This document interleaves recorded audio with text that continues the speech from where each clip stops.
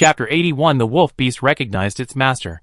When Siyu and Zhou Yuchu hunted a few wild game, and were about to carry the prey home, but they saw the traces of the mutant beast. When Siyu hesitated for a moment, nodded to Zhou Yuchu, dropped the prey and chased after it. When the wolf beast saw the two chasing after it, it ran faster. It had deliberately avoided them. So how could it meet them? A thin vine came over and circled its neck. The wolf beast roared in anger, stopped, and bared its teeth at the two. Why did they bully the wolves like this? I didn't do anything. And I didn't hurt them. So can't we live in peace? When Siyu was a little surprised to see that it didn't use its superpowers. But he didn't relax the vine in his hand. The wolf beast rolled on the ground twice. Knowing that he couldn't beat them, stood up, bowed his head to the two, and crawled on the ground again, indicating that he recognized his master. As for which one to recognize, it doesn't matter. Anyway, it can't escape the fate of being enslaved by humans. When Siyu didn't expect the wolf beast to admit defeat like this. They didn't even start the fight. This guy is too cowardly. Zhou Yuchu stared at the wolf beast lying on the ground. Are you really a level 6 wolf beast? The wolf beast howled. It is level 6. But it doesn't have much practical experience. It depends on luck to upgrade. When Siyu retracted the vine and looked at the dark green eyes. What kind of superpower do you have? The wolf beast raised its black claws and waved them. A gust of wind blew, and the green grass on the roadside was cut off in half. It's a wind superpower. Zhou Yuchu smiled and turned to look at Wen Siyu. Shall we take it back? Wen Siyu hummed, but felt uneasy again. He summoned the superpower elf and asked it to test the strength of the wolf beast again. Little Lightning squinted and glanced at the wolf beast. In an instant, it transformed into lightning and vines, and attacked it in the surprised and puzzled eyes of the wolf beast. The wolf beast dodged with a flash, and transformed into a wind blade to collide with lightning. Sparks flew in the air. The attack power of the wind blade was obviously not as strong as that of lightning. After several collisions, it was quickly defeated. At the same time, a vine wrapped around the neck of the wolf beast. The wolf beast had difficulty breathing, raised its claws to pull the vine, and stared at Wen Siyu with aggrieved eyes. It had already admitted defeat. Why was this person still bullying the wolf? Seeing this, Wen Siyu cast a look at the little lightning, and the little lightning understood, and immediately retracted the vine and stopped the supernatural attack. Zhou Yuchu chuckled and said, It seems that its attack power is not very strong. Wen Siyu nodded. Let it compete with Lin Zixia when we go back. If it can't even beat the 4th level wind system, there is no need to keep it. The wolf beast was shocked when he heard this. This man is too realistic. Can't he treat himself as a pet? The wolf beast smiled at Wen Siyu ingratiatingly, then walked closer to him, rubbed his arm with his head, and motioned him to sit on him. Wen Siyu glanced at the black wolf. Do you want to live? The wolf beast howled. Isn't this nonsense? Wen Siyu stared at the black wolf eyes and warned it in a deep voice. If you want to live, you have to be obedient. If you dare to run away or hide, you should know what the end will be. Resentment flashed in the wolf beast's eyes, and then it seemed to accept its fate, lowered its head again, and crawled on the ground. As the only intelligent wolf beast on the island, it has never had many companions. Other beasts are so scared that they turn around and run away when they see it. The wolf tribe is no exception and even runs faster. Yesterday, the wolf beast accidentally met these humans. He was very excited. He wanted to get close to them, but he was afraid. Finally, he chose to run away. Who knew that he would meet them again today?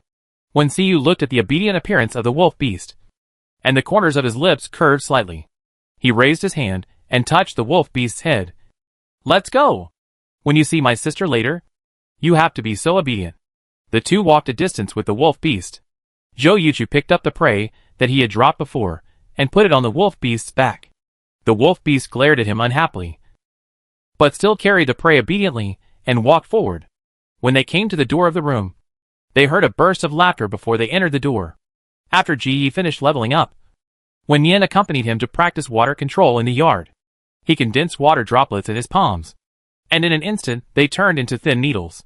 The thin needles fell on the ground, and immediately stirred up a cloud of dust. Wen Yin cast an approving look at him. Very powerful. The lethality of the water system is no worse than that of other powers. If you practice more, you will be more powerful. Ji pursed his lips and smiled, his eyes full of gratitude. If Wen Yen hadn't upgraded his crystal core and guided him to control the water system, he wouldn't have improved so fast. Thank you for helping me. Wen Yen smiled at him. You're welcome. You are an indispensable water system in our team. We will use water in many places in the future. And I will ask you for help. Ji Ye's lips rose. And he thought of something. And pursed his lips again. If I don't have superpowers, will you still be friends with me? Wen Yen raised his eyebrows slightly. This kind of hypothetical question, how to say, is meaningless. But since he asked, Wen Yen had to say what he wanted to hear. Of course. You are tall, handsome, and have a good personality. Who wouldn't want to make friends with you? Hearing this, Ji Ye's eyes suddenly lit up. And then he smiled with 2 shallow dimples on his face. Really? Do you think I have a good personality?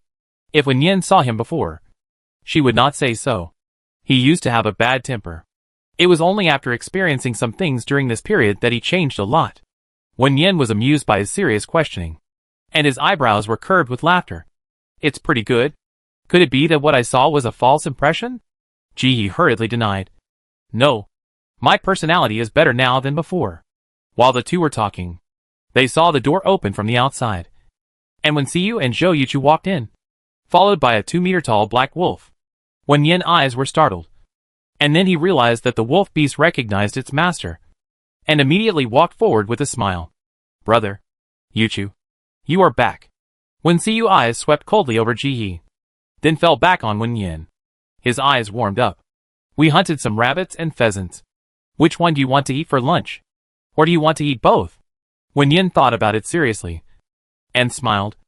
I want to eat spicy rabbit meat, pheasant stewed with mushrooms, and a bowl of fragrant rice. It will be even more perfect. When Siyu touched her head, his eyes full of doting smile. Okay. I prepare it later.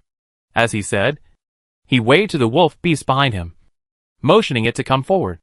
This wolf beast is quite cowardly, not very good at fighting. Let it be your pet. The wolf beast snorted in dissatisfaction, bent down and threw the prey to the ground, then crawled on the ground, rubbing Wen Yen's arm with his head to show friendliness. Wen Yen's eyes flashed with surprise, and then looked at Zhou Yuchu. The little guy recognized him as his master in his previous life, and now after going around in circles, he has become his pet. Zhou Yuchu looked at the way Black Wolf tried to please Wen Yen, and chuckled. This guy is really spineless. He gave up when he couldn't beat him. Do you think it's necessary to stay? Wen Yen was bending over to touch Black Wolf's head. It felt very soft. When she heard Zhou Yuchu's words, she couldn't help but think of the ending of this wolf beast in her previous life. In order to save Zhou Yuchu, it rushed into the zombie group without hesitation, and then had its neck twisted by a high-level mutant zombie. How can you say it's spineless? It's just that they are not familiar with each other now, and they haven't cultivated feelings. Wolf beasts are the most loyal species. Once they identify their master, they will go through fire and water for him without hesitation. Wen Yen looked up at Zhou Yuchu and smiled softly. I want to stay. Thank you, brother Yuchu. Thank you for giving me such a good wolf beast. Zhou Yuchu was slightly stunned. He didn't seem to have done anything to thank him. Black Wolf was brought back by Wen Siyu, and he didn't help much. He smiled back. Then I go prepare the ingredients. Wen Yen turned to Wen Siyu again, and said, Thank you, brother, for giving me such a good pet. You are the best. Wen Siyu's eyebrows relaxed and nodded slightly. You play with it first. I go cook. After a pause, he turned his eyes to Ji Ye. You come and help too. Ji Ye was still staring at the wolf beast in a daze. Yesterday, he only had a startled glimpse, and didn't have time to take a closer look. Now he was really enlightened. It was 2 meters tall, and its body was pitch black, like black jade, emitting a unique luster. What was more eye-catching was the pair of dark green eyes, with a rounded arc, like glass beads inlaid in them. It was very beautiful. Ji Ye retracted his gaze, slowly responded with a yes, and then followed Wen Siyu's footsteps. Chapter 82 Beauty and the Beast. Jiang Xinyue leaned against the door, watching the interaction between the few people and the wolf beast, and cast an angry glance at Zhou Yuchu. The wolf beast should have recognized him as its master, but now it has become Wen Yen. I don't know what he is thinking. He has no ambition at all, and is willing to be inferior to others. Jiang Xinyue secretly felt that she must have a mission to cross over, such as to capture the male protagonist, or to assist him in building the strongest base and ending the apocalypse. There may be rewards for completing the mission. But the male protagonist avoids her like a scorpion and looks disgusted. How should she capture him? Jiang Xinhua thought about it and felt that it might be because she was too proactive before and scared him. It would be better to start with being friends and take it slowly. During this period, she can also tease other men. She doesn't believe that she can't handle any of them. Judging from Wen Yan's appearance, he is probably not enlightened. So don't blame her for taking the initiative. Smelling the fragrance of food in the yard, the two people who were catching up on sleep upstairs woke up one after another. Lin Zixi opened the window and took a look. He saw the sunlight pouring through the gaps in the leaves, outlining mottled light and shadows, and wisps of smoke rising from the stove. Like a painting. The people in the painting were either busy at the stove or preparing ingredients. The picture was warm and lively. Lin Zixia's heart warmed, as if he felt the breath of home. Pushing the door and walking out, Lin Fei also came out of the room. The two smiled at each other and went downstairs together. When he came to the yard, Lin Zixia noticed Wen Yan and the mutant beast. His heart tightened, and he immediately wanted to condense his superpowers. Then he realized that the mutant beast should recognize its master, and Wen Yan was not in danger. Wen Yan smiled at the two. Don't worry. This mutant beast is very well behaved. Lin Fei walked over curiously to take a look, and then touched it, and found that it was very well behaved and could understand human words. Wen Xiyu said to Lin Zixia, it also has wind-related abilities. Do you want to compete? Lin Zixia's eyebrows drooped. It's level 6. How can I beat it?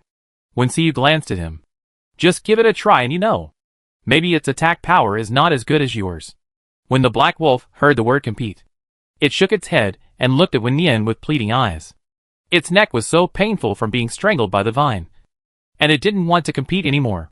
Wen Yan couldn't help laughing at its appearance, and touched its head and said, You are really timid. Are you afraid now? Lin Zixia looked over when he heard the voice, and saw that the black wolf was more afraid of the competition than him. And he also smiled. Wen Xiyu shook his head. He had hoped that this guy could protect his sister, but it seemed that it was not going to work. Forget it. It would be better to be her pet. Lin Zixia walked to the stove, looked at the steaming pot noodles, and his eyes lit up immediately, and then swallowed his saliva. The dishes made by Wen Xiyu looked very appetizing and tasted even more delicious. Zhou Yuchu was helping Wen Xiyu on the side, and at the same time, he was learning very seriously, not missing any of Wen Xiyu's movements. Even when he lowered his head to taste a bite of food, he would remember it with his eyes. Ji was also learning, but he had no interest in cooking, and his eyes would glance at Wen Yan and the wild wolf from time to time. The two stood together, with a sense of déjà vu of Beauty and the Beast, and looked particularly beautiful. Wen Yan was chatting with the black wolf, and it listened very attentively, its dark green eyes staring straight at her, full of curiosity. It rubbed the girl's arm with its head, and then stretched out its tongue to lick it. It tasted very clean, and it liked it very much. Wen Yan saw that it was actively approaching her, and raised her hand to its head, and gently stroked it like Duke's fur before. Let's give it a name. Wen Yan looked at the men not far away and said with a smile, Each of us will think of a name, and then let Black Wolf decide for himself. After hearing this, the men began to think seriously. Lin Zixia spoke first. How about calling it Black Wolf? It sounds fun. Lin Fei laughed. Black Wolf. Uh-huh. You are really talented. Wen Xiyu glanced at the two of them, and his mouth twitched slightly. It's better to just call it Black Wolf. Ji touched his chin. It has wind-related abilities. How about calling it Gale? Zhou Yuchu looked at the Black Wolf and had a flash of inspiration. Or call it Xiao Xian. Xian means black, and it sounds better. Wen Yan was slightly startled. He said the name he gave to the wolf beast in his previous life, and the wolf beast heard the name and howled immediately, giving a cheerful response. It seems that it likes this name. Wen Yan rubbed the black wolf head and smiled with narrowed eyes. Then I call you Xiao Xian. The black wolf howled again, and its tail swayed happily behind it. Lunch was ready, and a group of people went to the living room to eat. Lin Zixia tasted the familiar spicy rabbit meat, his eyes full of happiness. Compared with the previous dark cuisine, this lunch seemed particularly precious. In the yard, the black wolf was also eating a wild rabbit, but it was eating raw meat. It looked up at the people in the living room, and its eyes fell on its little master, and its eyebrows curved immediately. Among these people, its little master was the most beautiful. White, clean, fragrant and soft. Hee. It is also a spirit beast with an owner. And a name. Xiao Xian. It sounds very friendly. Suddenly, footsteps sounded in the yard, followed by the roar of the black wolf and the man's wild grass. Wenxiu got up and walked to the door, shouting to the black wolf. He is one of us. Don't bite him. Hearing this, the black wolf loosened its grip on the man's trouser leg, sniffed his smell again, and then walked back to his original position and lay down. Luli looked at the 2-meter-tall black wolf with green eyes, and breathed a sigh of relief as if he had survived a disaster. Wenxiu explained, this is a level 6 mutant beast, with an IQ similar to that of a child. And now it's Wenyan pet. Luli's mouth twitched. Really? This thing can also be a pet? As soon as he finished speaking, he saw Black Wolf turned his head and glared at him, and then snorted in dissatisfaction. Realizing that Black Wolf could understand what he said, Luli quickly made up for himself. I mean, such a powerful mutant beast actually became a pet? You're great. We be a family from now on. Luli walked and talked, and came to the living room. Several people who were eating looked at him with smiles on their faces. Brother Lu is back. Brother Lu. Luli looked at the familiar and friendly faces, and his heart was warm, with a sense of security, as if he was back home. He curved his lips and smiled casually.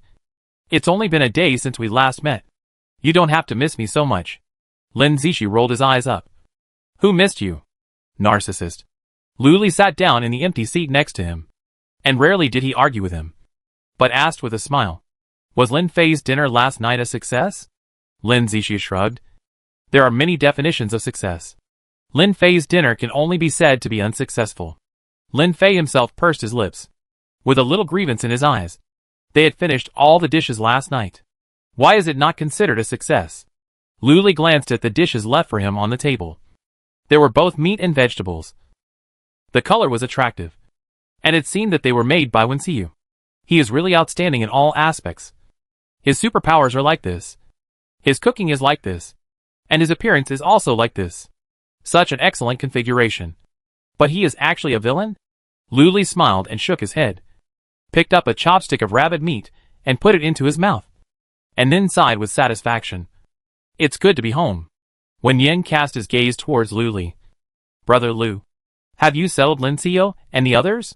Luli paused holding the chopsticks, lowered his eyes and said, I have settled them.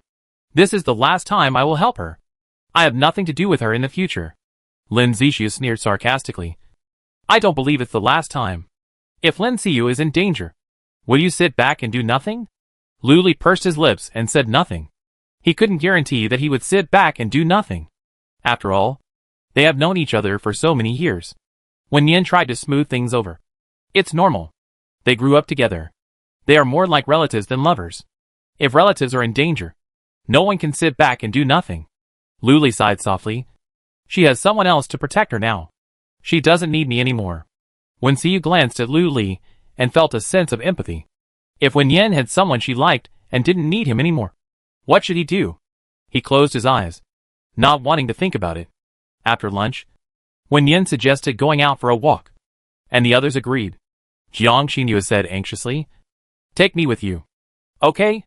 I promise not to cause trouble or talk nonsense to others. Wen Yen glanced at her and nodded lightly. Okay. You'd better be obedient. Otherwise I will tie you up, and you can't even leave the room every day. Don't even think about running away. With Luli here, we can find you wherever you go. Jiang Xinyu was shocked and nodded repeatedly in agreement. I will be obedient, and will never run away. The other people watched this scene, and didn't think Wen Yen was overdoing it at all. Instead, they felt that she spoke too gently, and should be more fierce when threatening people. How could she be so soft and cute? Jiang Xinyu was a little scared. Compared with these cold-faced men, she was more afraid of Wen Yen, who smiled and said harsh words, as if there was a knife hidden in her smile, and she would stab herself in the next second. But Jiang Xinyu also knew her own value.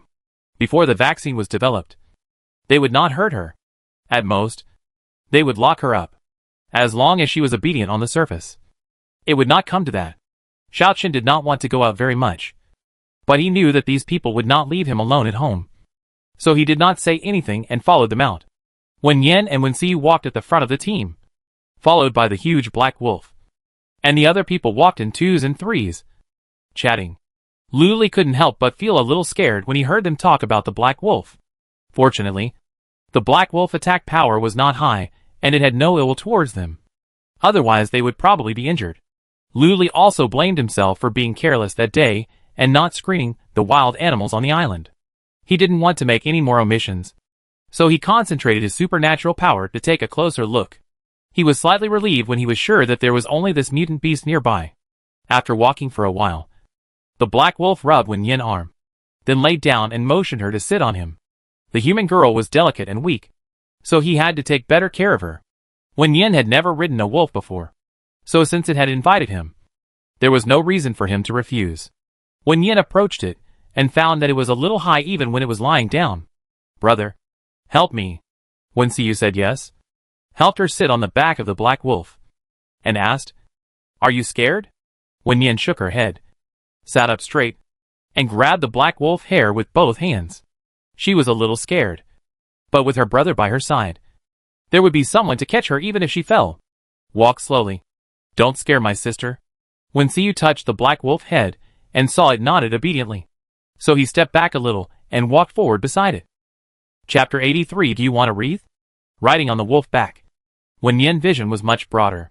She could see wild flowers all over the mountains and the blue coastline in the distance. This island is very beautiful and suitable for living. Wen Yin thought that if the end of the world could not end, it would be nice to spend her old age here. Jiang Xinhua looked at the girl riding the wolf with envy, turned her head and glanced at Xiao Chen, and tried to chat with him again. "How did you sleep last night? There seemed to be mosquitoes in the room, buzzing all the time, giving me a headache." Xiao Chen glanced at her indifferently, and did not respond. Jiang Xinhua was not discouraged when she saw her, and said, "Is the injury on your forehead? I heard that you were rescued by a woman on the way to Beicheng. She wanted you to make a promise. You are not very happy." When Jiang Xinhua saw that he reacted, the corner of her mouth suddenly smiled. She wanted to say something, but saw Lu Jiao, who came over and looked at her with a smile. "Jiang Xinhua, let's talk about it." Jiang Xinhua's mouth was leaning down. What did this guy make him bad? Walking to the hillside that was a little far from the team, Lu Jiao stopped and looked at the woman in front of him.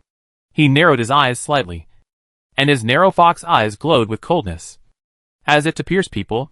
"I remind you again, don't tell anyone any secrets about this world, including Xiao Chen. You'd better be obedient. Otherwise." Jiang Xinhua was frightened and trembled. She didn't dare to look him in the eye. She just lowered her head and whispered, "I didn't plan to tell Xiao Chen. I just chatted with him casually." Lu Li smiled, but the smile didn't reach his eyes. He stared at her calmly and indifferently. "You know what you are planning, but I warn you, don't treat this world as a game. I am different from Wen Yin and the others. They are kind and may not really hurt you, but I will really kill you." The last few words, Lu Li said word by word. His voice was extremely cold. Jiang Xinhua was shocked and nodded timidly. "I know. I will be obedient." Lu Li looked at her useless appearance, sneered with disdain, and turned around to chase Wen Xiu and the others. Jiang Xinhua also followed, but did not dare to get too close to Lu Li, for fear that he would cast a threatening look again. When they arrived at the Sea of Flowers, Wen Yin gently patted the black wolf's neck. "I want to go down and take a look. Please put me down." The black wolf slowly bent its knees and crawled on the ground after hearing this. It stood up again after Wen Yin was helped down. Wen Yin smiled and touched its head. "Xiao Xian, you should go and play for a while. Catch some prey or something." The black wolf howled and ran away happily. Wen Xiu looked at the direction where the black wolf disappeared, and narrowed his eyes slightly. It had better come back obediently. Otherwise, he would tie a dog chain around its neck next time he caught it. Wen Yin walked into the Sea of Flowers, and saw flowers of various colors blooming. The pink one was the most popular, followed by purple and light yellow. The fragrance of the flowers spread with the breeze, which was particularly refreshing and pleasant. I still remember when she was a child. There were many flowers in the yard. She begged her brother to make a wreath for her. Her brother said he couldn't do it. Wen Yin didn't believe it. Her mouth sank, and she hugged his thigh and started crying. Later, Her brother compromised and studied in the yard for an afternoon and made a super beautiful wreath for her. At that time, her parents were busy with work. Most of the time, there were only Wen Yin and her brother at home. Wen Yin was young and always liked to stick to her brother. Later, when she grew up, she knew that there was a difference between men and women, and it was time to avoid suspicion. She cried aggrievedly, "Do you want a wreath?" The familiar voice came into her ears. Wen Yin was slightly stunned. She couldn't tell the difference between memory and reality. She looked up at the cold and elegant face. Her eyebrows and eyes gradually overlapped with the brother in her memory. He was still so handsome. Wen Yin hummed softly, and the corners of her mouth rose a little. Even after living 2 lives, she is still the little girl who never grows up in her brother's eyes. Wen Siu Palm conjured a vine of moderate length, picked a few bunches of flowers and wrapped them around it, and a simple wreath was formed. The other people watched from the side, either raising their eyebrows or exclaiming, "How can Wen Siu even weave a wreath? Is there anything he can't do?" Wen Yin took the wreath and put it on her head, still as happy as when she was a child. Her eyes curved into a crescent shape, and asked with a smile, "How is it? Does it look good?" Several people looked at her and nodded in unison. And Xiaochen, who was as dull as he was, also nodded slightly to show his approval. Although he hated women, he had to admit that Wen Yin was indeed very beautiful, with skin as white as snow, small and delicate facial features, like a work carefully carved by the creator. The wreath on her head made her look more charming and lively, and her ink-like hair danced gently in the wind. From a distance, she looked like a flower fairy who had strayed into the human world. Seeing that the men were silent, Jiang Xinhua had to speak for them. "It looks good. Especially good. You are fair-skinned and beautiful. Wearing this wreath, you look like a fairy." Wen Yin's face flushed slightly, and she lowered her head shyly, took off the wreath and said, "Let's go to the beach and take a look. Maybe we can catch some fish to eat." The group walked forward for a few kilometers, and their vision suddenly became much wider. What they saw was the endless blue sky, and the waves hitting the coast, bringing bursts of refreshing coolness. At this moment, they felt the long-lost tranquility and relaxation. Chapter 84, Can't Swim. Wen Yin took off her shoes, rolled up her trouser legs, and walked towards the beach. She could swim and used to go to the beach for vacation, chasing the waves or picking up some beautiful shells. Wen Siu looked at the girl who was integrated with the sea view not far away, and couldn't help but think of the days when he went to the beach for vacation. At that time, his parents were always busy with work, and even on vacation, they had endless phone calls, and he had to take on the task of taking care of Wen Yin, accompanying her to pick up shells, pile sand, and answer 10,000 whys. At first, he would feel annoyed, but when the little girl sweetly called him brother and hugged him and acted coquettishly, he felt it was very cute. He almost watched her grow up, from infancy to adolescence. Apart from school and work, there were only her and his parents in his life. Now that his parents were gone, she was the only one. "What are you thinking about?" Luli walked to Wen Siu's side and looked in the direction of his sight. He saw the girl in a white short-sleeved shirt bending down to pick up shells. The sea breeze blew her long hair on her temples, revealing a very beautiful profile. Wen Siu blinked, and the past memories faded from his eyes. He raised his lips slightly. "You said, I am set as a villain. Am I destined to be evil?" Luli raised his eyebrows slightly and teased. "Why? You want to kill the male protagonist and replace him?" Wen Siu pursed his lips and smiled. "Not yet." Luli thought, "If he is with your sister, you will most likely be evil. As for the degree of evil, it is hard to say." Wen Yin saw a fish jumping out of the sea, turned to Lin Zixia and said, "There are fish here. Come and catch them." Lin Zixia was closest to her, and used his supernatural power to transform into a sharp knife. In just a moment, the lively fish jumped out of the water and landed on the beach. Wen Yin was overjoyed. He took out an empty bucket and threw the fish in. "Brother Zixia, there are more here." The two of them were standing in the seawater, less than half a meter away. Wen Yin suddenly lost his balance and raised his hand to grab Lin Zixia's arm. But he didn't stand firmly. The pull caused them to fall down at the same time. Zhou Yuchu and Ji Yi were also using their supernatural powers to catch fish. When they noticed the movements of the two, they immediately threw the fish and rushed to rescue them. Plop! With a sound, Wen Yin just drank a mouthful of sea water and was lifted out of the water. Facing Zhou Yuchu worried eyes, Wen Yin smiled with curved lips. I'm fine. I can swim. Lin Zixia, who couldn't swim, struggled in the water for a few times, and was finally remembered. Ji Yi picked him up and helped him stand steadily. At the same time, Wen Xiyu also came over. He knew Wen Yin could swim, but he was still worried when she fell into the water. Wen Yin was wearing a white short-sleeved shirt, which was completely wet, revealing her curves. Wen Xiyu asked her to change her clothes, and she nodded and then entered the space. Wen Xiyu looked at Lin Zixia, frowning slightly. Can't you swim? Lin Zixia shook his head. He had just been pulled out of the water by Ji Yi, and his whole body was wet. He raised his hand to wipe his face, and his eyes became clearer. We live on an island now, and swimming is a compulsory course. Wen Xiyu turned his eyes to the other people. What about you? Can you swim? Zhou Yuchu and Ji Yi said yes, and the other three shook their heads. Jiang Xinyu can swim, but Wen Xiyu didn't ask her, so she didn't respond. Wen Xiyu thought about it and said to the others, you will practice swimming from tomorrow. Zhou Yuchu and Ji Yi will be the coaches, and master this skill as soon as possible. The others nodded in unison, and Xiaochun's eyes flashed slightly, and he also nodded. Lu Li looked at the surging sea and thought of something. Boss, do you think we should find some boats? If the helicopter breaks down, we can also take a boat to leave the island. Wen Xiyu agreed. Well, there must be abandoned ships on the island. We can look for them. As for the helicopter, Ji Hung is busy transferring people from the base, and helicopters are useful. It is estimated that he will have to wait until next week to fulfill his promise. Wen Yin changed his clothes and came out, and apologized to Lin Zixia first. I'm sorry, Brother Zixia. I didn't stand firmly just now, and caused you to fall into the sea. It's okay. It's my fault that I didn't stand firmly. Lin Zixia thought of what happened just now, and the tip of his ears turned pink slightly. She just held his arm. Although it was unintentional, he was still very happy. He was still wearing a wet white shirt, and the tight muscles inside were faintly visible. Wen Yin raised his eyebrows and couldn't help but take a second look, and his eyes turned to Zhou Yuchu. He was wearing a black shirt, and the clothes were wet and stuck to his body, outlining a clear sense of lines.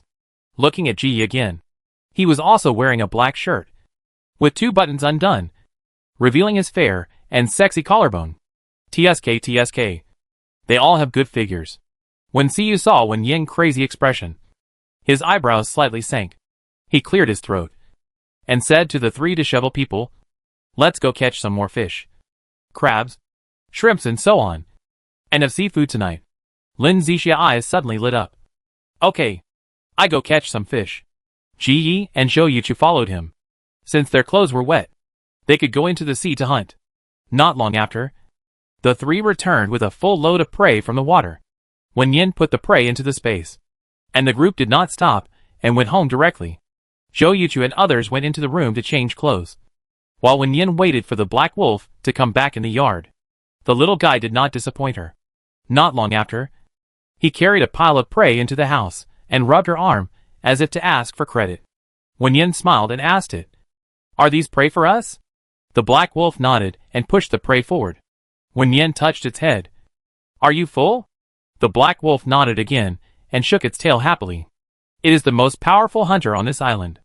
With it, they will not be hungry. Wen Yin put the prey into the space, and then remembered something, and told it, many people will move to the island recently. You'd better hide when you go out and don't deal with them. Seeing that the black wolf looked at her with a confused look, Wen Yin explained, you are a level 6 mutant beast. Some people will be scared, and some people will want to kill you. In short, you'd better not go out during the day. If you want to go out, it's best to follow us. The black wolf understood and howled a little aggrieved. It didn't like being locked up at home. But when the little master said so, it felt reasonable. Wen Yin chatted with the little guy for a while, and it was time to cook. She took out a bunch of seafood and cooking tools, put them neatly, and stepped aside. It was Lu Li's turn to cook in the evening, but he didn't know how to cook seafood, so he had to let Wen Xiyu guide him throughout the process. Fortunately, he learned quickly and understood Wen Xiu's words about a little salt and a proper amount of soy sauce. So the finished product was very delicious, with the dipping sauce prepared by Wen Xiu. This seafood feast was perfect. Everyone was very satisfied with the meal. After dinner, Wen Yin took out a pair of scissors and apron from the space and decided to start her haircut plan. Chapter 85 Haircut. The tables and chairs were arranged properly. Wen Yin held the scissors and looked at the people with a smile. Who will go first? Just now at the dinner table, Wen Yin offered to help trim the hair of several people. Their hair was a little long. If they didn't trim it, it would cover their eyes. Wen Yin often trimmed the hair of the dog at home before. He felt that he was quite experienced. So he took the initiative to take this task. Wen Xiyu pursed his lips and didn't speak. Lin Zishu walked over first. I go first. Just trim it a little bit. Don't cut it too short. Understood. Wen Yin pressed the person to sit on the chair, put on the cloth, picked up the scissors, and began to trim the hair in a proper manner. Lu Li looked at Wen Yin suspiciously, then turned to Wen Xiyu. Does your sister really know how to cut hair?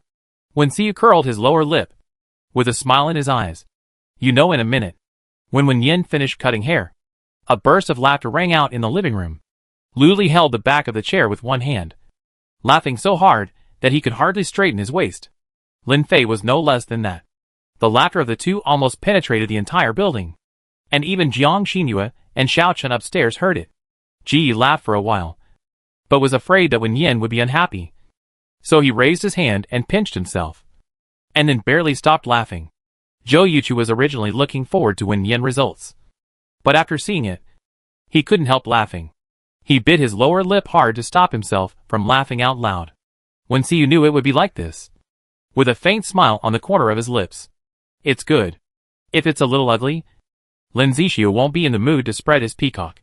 After Lin Zishu had his hair cut, he looked at his uneven bangs in the mirror and felt like crying.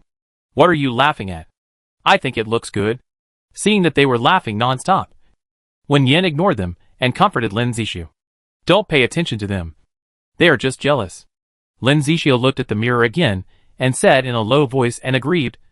I seem to have become ugly. Wen Yin took the mirror from him and turned it upside down on the table.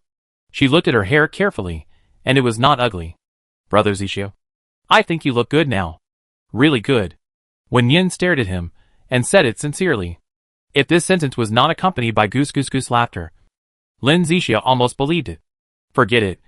The hair will grow back, and he just needs to not look in the mirror for the next 2 days.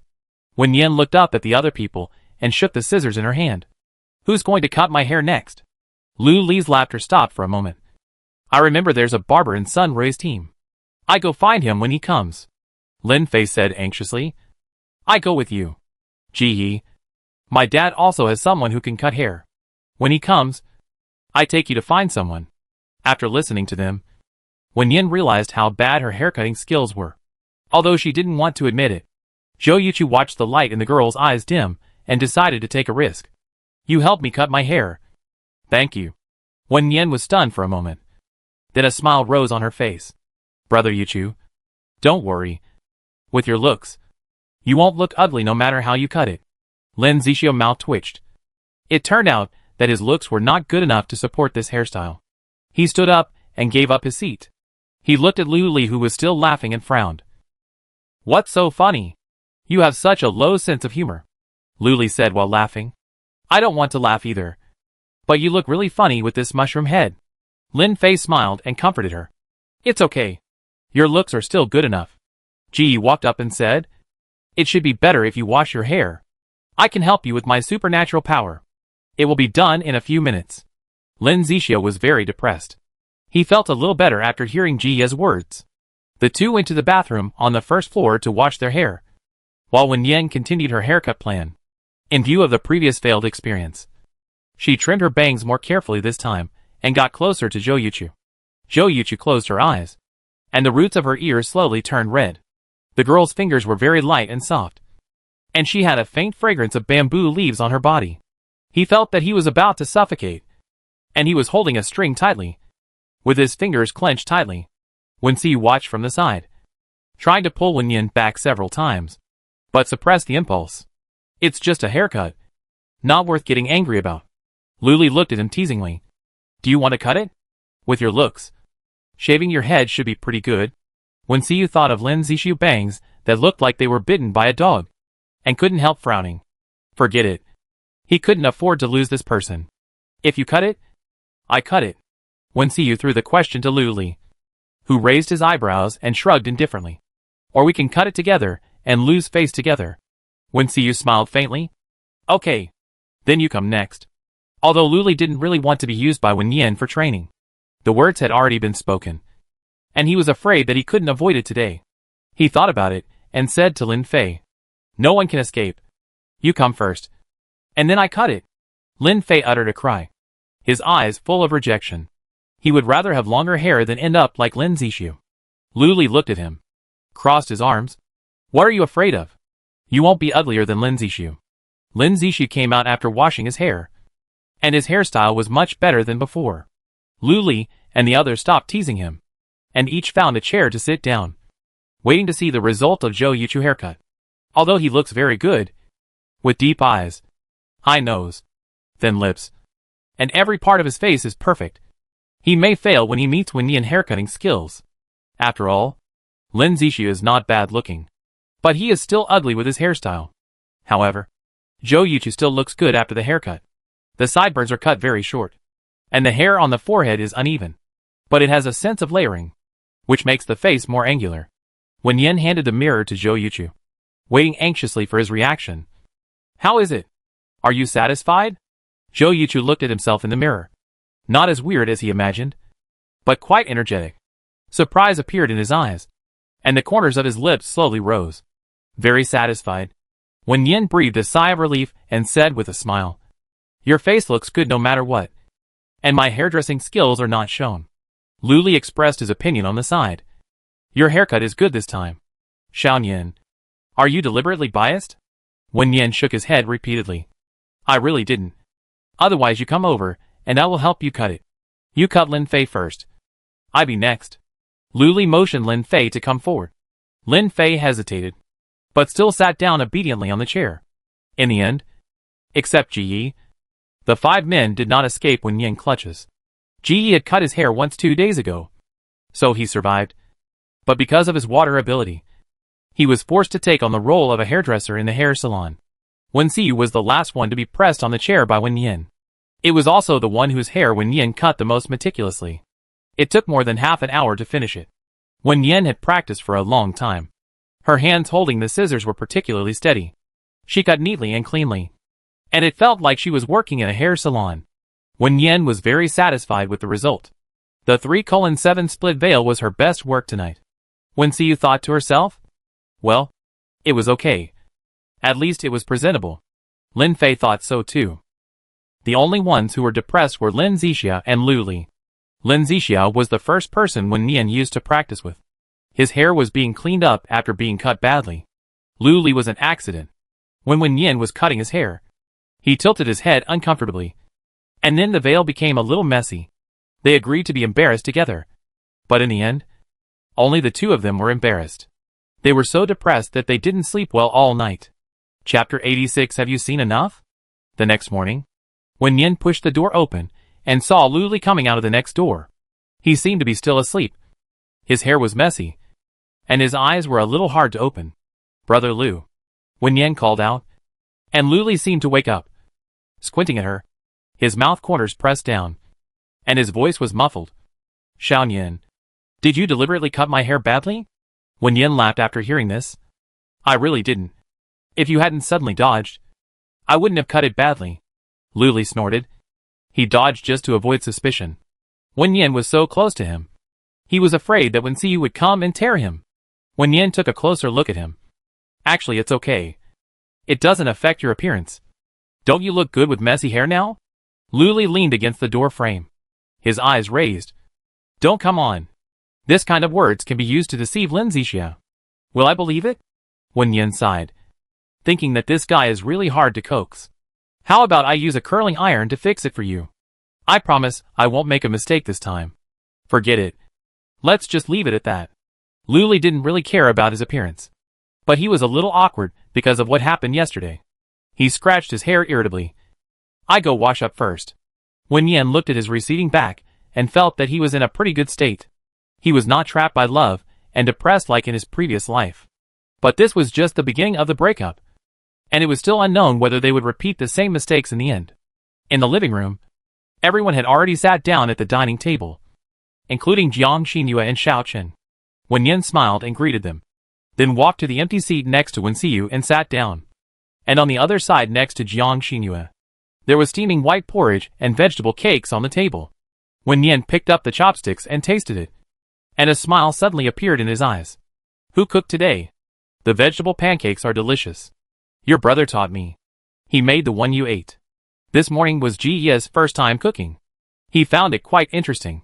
It was simple to cook porridge, but the vegetable pancakes needed attention to the heat. He learned from Wen Xiyu for a while, and the result was not bad. Wen Yin nodded, glanced at the rolls on other plates, and said with a smile, Yours looks pretty good. I try it next time. Ji Yi hummed, his cheeks slightly hot. Every time Wen Yin talked to him, his heartbeat would speed up uncontrollably. Lu Li finished washing up and came to the dining table. Lin Zixu sat opposite him. He raised his eyes inadvertently and just glanced at him. The porridge in his mouth almost spit out. He quickly covered his mouth and looked away.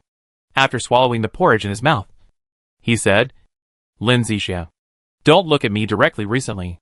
I really have a low laugh point. After saying that, he couldn't help laughing out loud. Lin Zixu glanced at him. Your hairstyle is also ugly. Okay. Do you want me to get you a mirror? Lu Li pursed her lips to suppress her smile. No. Let's not hurt each other. Let's let each other go. This hair will take another month to grow. Wen Yin cast a look at the two of them and said seriously, It's not ugly. I think it looks good. You may just not be used to the new hairstyle. After dinner, I will help you style it with a curling iron. Super handsome. Okay. Lin Zixu and Lu Li looked at each other, and they saw distrust in each other's eyes. They believed Wen Yin once, but ended up being sad all night. Jiang Xinhua was curious about the laughter downstairs last night. This morning, when she saw their new hairstyles, she finally understood that it was hard not to laugh at Lin Zixu and Lu Li's hairstyles. Two good handsome guys, half ruined by their hair. Especially the broken hair on Lin Zixu's forehead, which looked like it had been chewed by a dog. Although Wen Xiyu and Zhou Yuchu also had their hair cut, it didn't have much impact, but they looked better. Lin Fei is also okay. That face is still pure and lovely. Ji Yi has not changed much. Only Lin Zixu and Lu Li. Tut tut. Jiang Xinhua looked away and secretly glanced at Zhou Yuchu a few times. He wore a moon-white shirt today, with his collar tied to the top, which made him look like an abstinent male god. Jiang Xinhua bought the comic book because she was attracted by the looks of the hero and the villain on the cover. As a result, after reading the book all night, she found that the ending was that everyone died tragically. She was so angry that she threw the book into the trash can. Then she came back that night. Jiang Xinhua recalled the previous things and suddenly felt that perhaps her mission was to save the protagonist group and rewrite their ending. Although she was not such a helpful person, she could only give it a try since she was here. As for the matter of conquering the hero, she had already given up halfway. After observing for a few days, she found that Zhou Yuchu liked Wen Yin more than usual. It seems that there is no chance for her. Forget it. Let it go. After breakfast, Wen Yin took out the curling iron and restyled the hair of two dissatisfied customers to make up for the damage done to them last night. They were going to practice swimming and find some boats to use. When Wen Yin finished the haircut, the group of people went out directly. Wen Yin did not take the black wolf with him this time, but left it in the yard. There were already some people on the island. The size of the black wolf was easy to scare people. They did not want to attract too much attention for the time being, so they could only let the little guy go out quietly at night. As for its food, Wen Yin helped it preserve it yesterday. He gave it 2 wild game in the morning and left 2 more when he left. Lu Li looked at the location of the boat and walked to the front of the team to lead the way. He subconsciously touched his pocket and wanted to smoke, but he touched a small box of candy. This was the smoking cessation candy given by Wen Yin, asking him to eat one when he wanted to smoke. He took out a candy and threw it into his mouth. The sweet taste spread, and the desire to smoke suddenly disappeared. Passing a slightly dilapidated house, he paused and continued to walk forward. The past was over, and there was nothing worth remembering. Everyone followed him and walked for about half an hour, and finally stopped on an empty beach. There were 2 small yachts docked there, about 8 meters long, which could accommodate about 12 people. Wen Xiu and his men checked the equipment on the yacht, confirmed that it could be used, and asked Wen Yin to put it into the space. This island should have been abandoned not long ago, and there are houses and boats, which is convenient for them to use. It was still early, so Wen Xiu asked others to practice swimming at the beach, and he took the two women home first. Wen Yin wanted to stay and play in the water, but was rejected by Wen Xiu, and finally had to follow him back. Jiang Xinyue looked at the man who was about to take off his shirt reluctantly, and followed him, at Wen Yin urging. Wen Xiu's control over Wen Yin was too strong. It was just swimming. What was there to be seen? It was not like taking off all the clothes. Jiang Xinyue secretly complained, and at the same time felt a little regretful. She almost saw the abdominal muscles and mermaid line. Turning her head again, she saw that everyone except Zhou Yuchu had entered the sea, and he stood there, looking in their direction, probably looking at Wen Yin. Jiang Xinyue retracted her gaze, and once again felt that she had no chance. Forget it. Just let it go. Back home, Wen Yin stayed with Hailang in the yard, while Wen Xiu sat on a chair, flipping through the book he had read before. Jiang Xinyue leaned against the door and observed the two of them, secretly thinking that although only their parents knew that they were not siblings. With Wen Xiu's keenness, it should not be difficult to see the clues. They don't look alike at all. Wen Xiu's appearance is cold, with narrow and sharp eyebrows and eyes, while Wen Yin has a soft, harmless and pure face with small and delicate features. Wen Xiu would find that Wen Yin doesn't look like his parents if he looks a few more times. Or, as an insider, he has never discovered this blind spot? Jiang Xinyue wanted to remind him, but was afraid that she would do it in vain and be hated by Wen Xiu. In the comic book, the author described it very obscurely. Wen Xiu's feelings for Wen Yin seemed like family affection, but also seemed to be mixed with other things. Jiang Xinyue was only focused on looking at the handsome man at the time, and didn't pay much attention to the psychological description. Just as she was thinking, she saw Wen Xiu looking at her with a cold look in his eyes. Have you seen enough? Jiang Xinyue smiled awkwardly. I've seen enough. I go back upstairs now. Chapter 87. I'm really not angry. Wen Xiu remembered something and stopped her, saying, Wait a minute. I have something to ask you. Jiang Xinyue stopped obediently, turned around, and smiled flatteringly. You say. Wen Yin looked at the two of them, and heard Wen Xiu say, What was the final outcome of the Zombie King? Jiang Xinyue recalled seriously. I don't think I saw its ending. But you all died? It should have lived well. Maybe unified the world. Wen Xiu frowned slightly. What was the last page of the story you saw? Jiang Xinyue sighed. I get angry when I mention the last page. I was reading a book well, but the protagonists all died. The last page is that you and Zhou Yuchu died together. After you died, you saw your sister, and your soul followed her. Wen Yin's nose was sour when he heard it. Did he see her in the end? In fact, she was always with him. It's just that he couldn't see it. Wen Xiu closed his eyes. His heart trembled slightly. He tapped the pages of the book with his fingers, and asked again, What is your world like? Jiang Xinyue smiled. It's similar to your world, but there is no zombie virus. Then how did you get here? I don't know. I just read a book and fell asleep. And when I woke up, I became another woman. So, you didn't look like this before? Jiang Xinyue shook her head. I have the same name as her, but she is much prettier than me, and has a better figure. I thought I was the heroine when I came here. After all, that's how it's played on TV. This book has no heroine. She came into the book, and became a beautiful passerby in it. She also has the ability to predict the plot.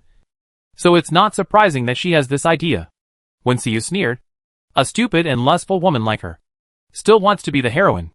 But if Zhou Yuchu is the hero, there's nothing wrong with it.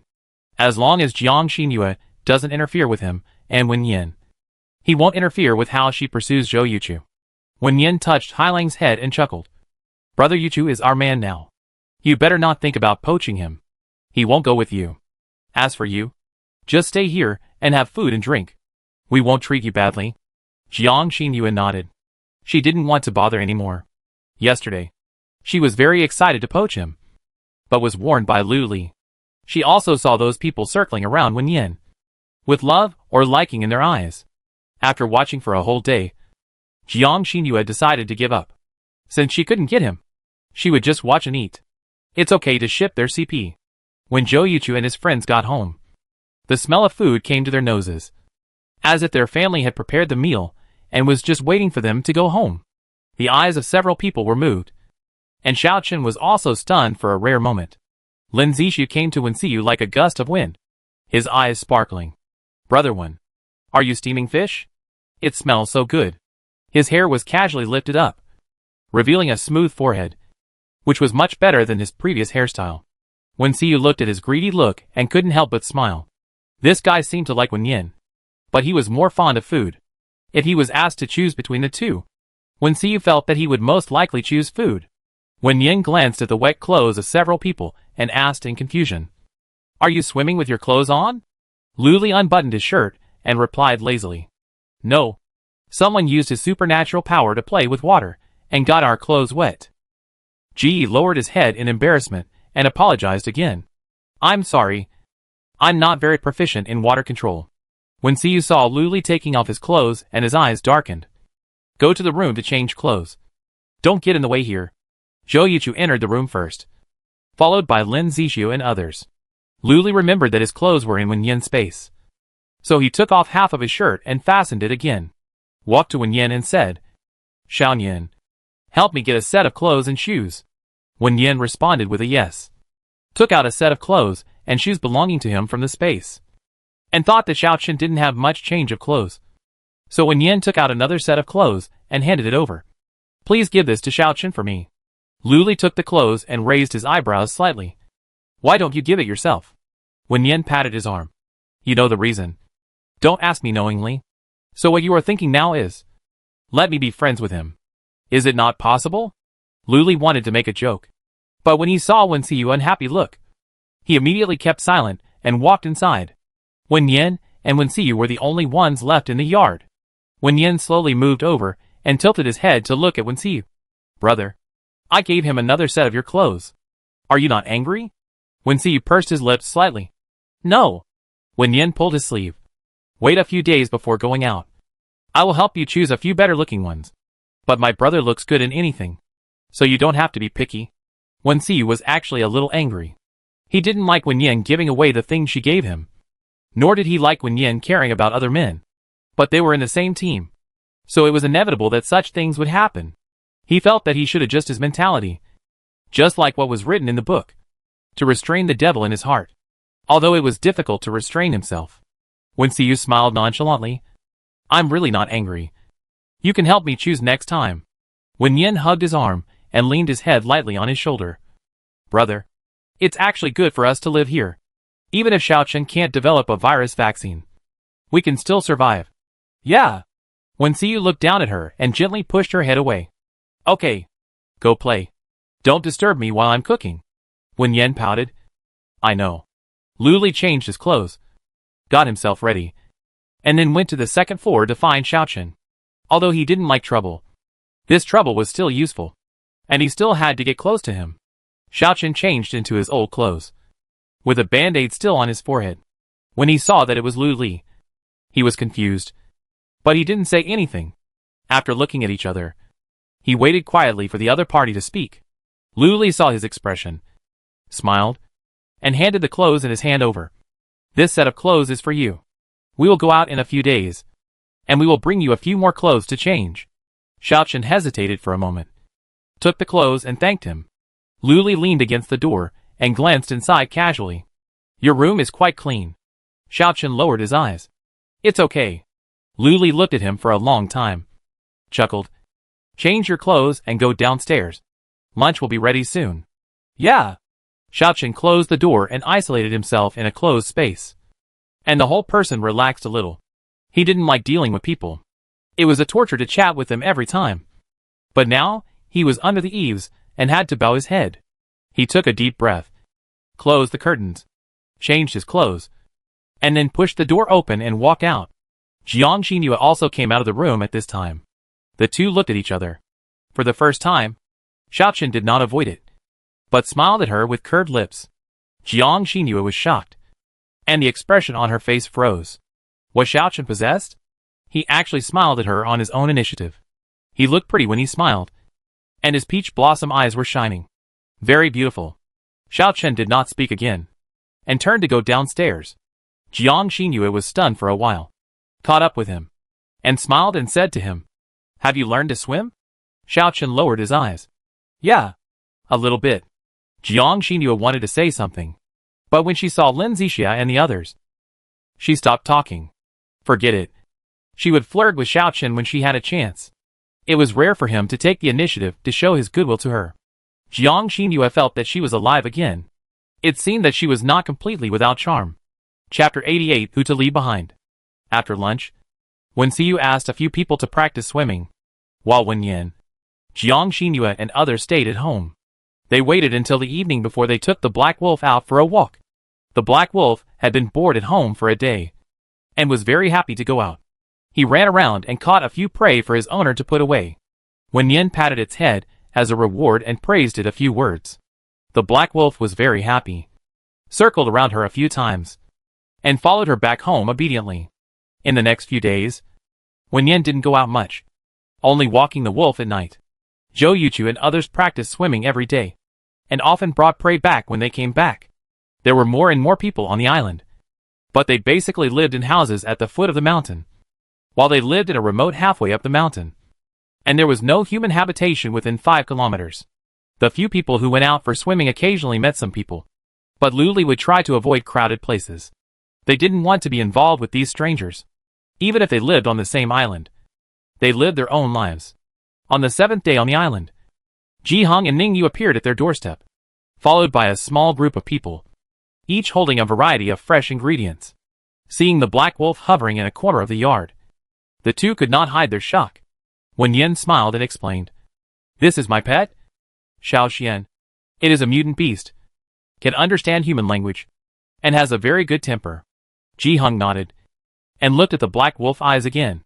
"Is it level 6? "Yes, but it is not the same species as us. The crystal core cannot help us upgrade, and it is not aggressive and will not hurt people. The fact that there are mutant beasts on the island will sooner or later spread. Wen Yin does not want to hide it from them, and Ji Hong is now the manager of this island. They will have to explain this matter sooner or later." Ji Hong looked at the little girl in front of him. She was not very old, but she was quite brave, and actually raised a mutant beast as a pet. Ning Yu said bluntly, "Xiao Yin, are you sure it can be a pet? Will it be dangerous?" Wen Yin touched the Black Wolf head and smiled. "It's not dangerous. Don't be afraid. It won't bite." Wen Xiyu glanced at Wen Yin and said to the two guests, "Commander Ji, Commander Ning, come in and talk first." The group entered the living room, and Luli found an excuse to let Xiao Chun and Jiang Xinyue go back to the room upstairs. This kind of private conversation naturally cannot be heard by two outsiders. After the greetings, Ji Hong talked to his son for a while, and then talked to Wen Xiyu about cooperation. The group of high-level mutant zombies, as Wen Xiyu and others expected, arrived in North City this morning. Ji Hong and others saw through the drone that the mutant zombie leading the group had green eyes, which means that it has risen from level 5 to level 6. And there is a level 5 zombie next to it, 6 level 4 zombies, 15 level 3 zombies, and about 100 level 1 and 2 zombies.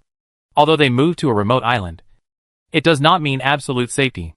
They still have to find a way to deal with this group of zombies. Wen Xiyu and Wen Yan looked at each other and felt that cooperation was not a bad idea. They could not let this zombie king grow stronger and stronger. It would be better to deal with it as soon as possible. But there are only 5 people in their team who are really capable of fighting. The strength of the enemy and us is very different. They must act cautiously. It is best to gather all the superpowers and select the most combat-capable people for training in case of emergency. These things can be done by Ji Hong and others. On the other hand, Wen Xiyu needs to help his team members upgrade as soon as possible, and also expand the team. They may take the initiative to find the gold and fire superpowers that Wen Yin mentioned before. There are also healing superpowers. They are likely to be injured later, so it is best to have such a person in the team. When it was dinner time, Ning Yu and Ji Hong stayed to eat. Seeing his son staring at Wen Yin in a daze from time to time, Ji Hong understood his thoughts. No wonder he insisted on joining this team. But there were too many choices around Wen Yin. Although his son was excellent, he was not outstanding in this team, and his personality was not good. The little girl would probably not choose him.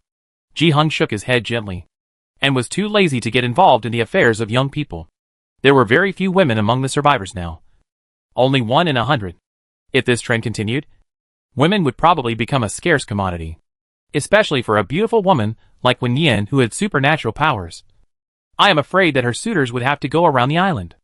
After Ji Hung and his group left, Wen Xiu gathered the people in the team and held a small meeting. We go to Yanqing tomorrow. It's a little way from North City, but not too far. So it's safe. Let's go find some supplies and see if there are any lone mutant zombies. Preferably level 4 or 5. So we can help you level up. After Wen Xiu finished speaking, everyone nodded. They all knew that if they didn't deal with the zombie king, they would most likely die. Even if they develop a virus vaccine, they have to kill all the zombies before they can start over. Lin Zixia was worried. That zombie king is already level 6. We don't have any chance of winning against him. Lin Fei sighed. Also in low spirits. I am now level 3 mental power. And I can control you for a short time. It's hard to imagine how terrifying level 6 mental power is. Zhou Yuchu glanced at the two of them and comforted them. Don't think too much. Our current task is to upgrade. Lu Li thought of a problem. If we go out, it will be a burden to take Xiao Chun and Jiang Xinyue with us. It's best to leave them behind. But they have to be watched by someone. And one person has to stay behind. Among them, Wen Yin is responsible for collecting supplies. Lu Li is responsible for exploring the way. And the other 4 are the main force against high-level zombies. It's not good to leave anyone behind. Ji Yi, on the other hand, may be able to stay. His ability level is not high. And he can't help much if he goes with him. Besides, it's so dangerous outside. If something happens to the young master of the Ji family, how can they explain it to Ji Hung? In front of Ji Yi, Lu Li couldn't say this directly, so he could only mention it to Wen Xiu later. Wen Yin thought about it and said to Wen Xiu, Brother, why don't you tell Ningyu to send 2 people to live here? I will leave enough supplies and water, and ask them to take care of Xiao Chen, Jiang Xinyue, and Xiao Xian. Wen Xiu thought so too, but this mutant beast might be taken with him. It is at least a level 6 mutant beast, and it can also help deal with zombies. Well, I find Ningyu tomorrow. You all should rest early tonight and set off tomorrow morning.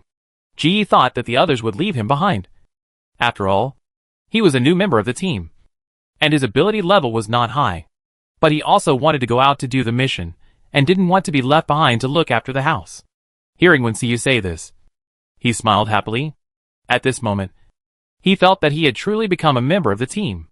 Lu Li waited for the crowd to disperse, and asked Wen Xiu bluntly, why don't you keep Ji Yi?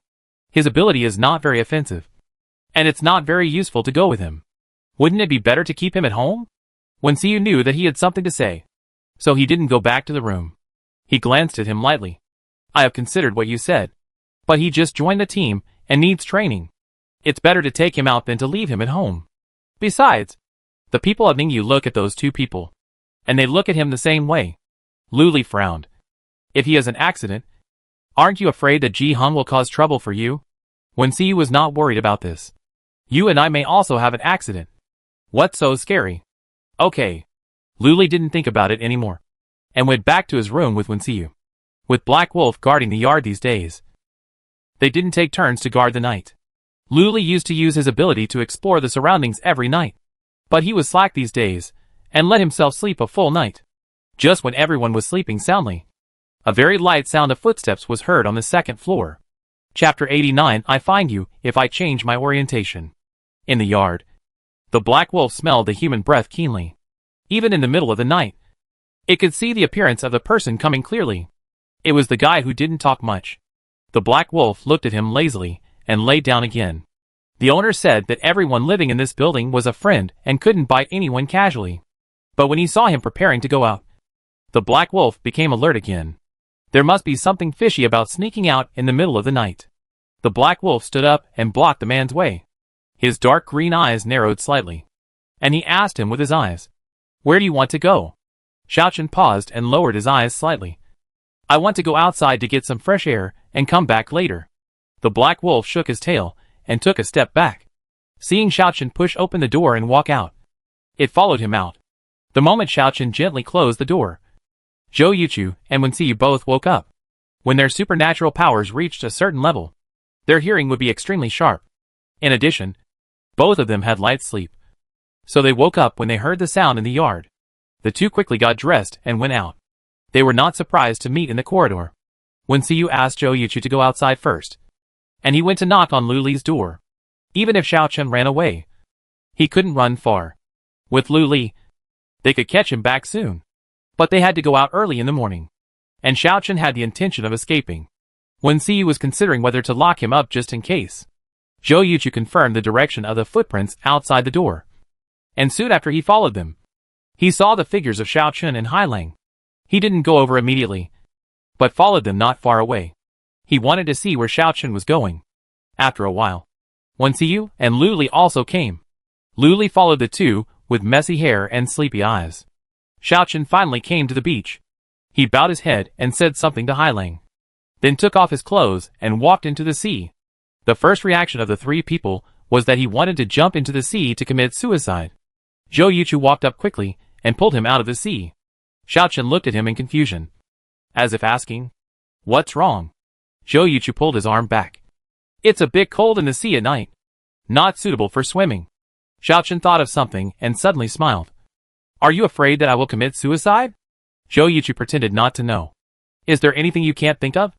Wensiyu and Lu Li came over at this time. Wensiyu looked at Xiao Chen and was slightly relieved to see that he was fine.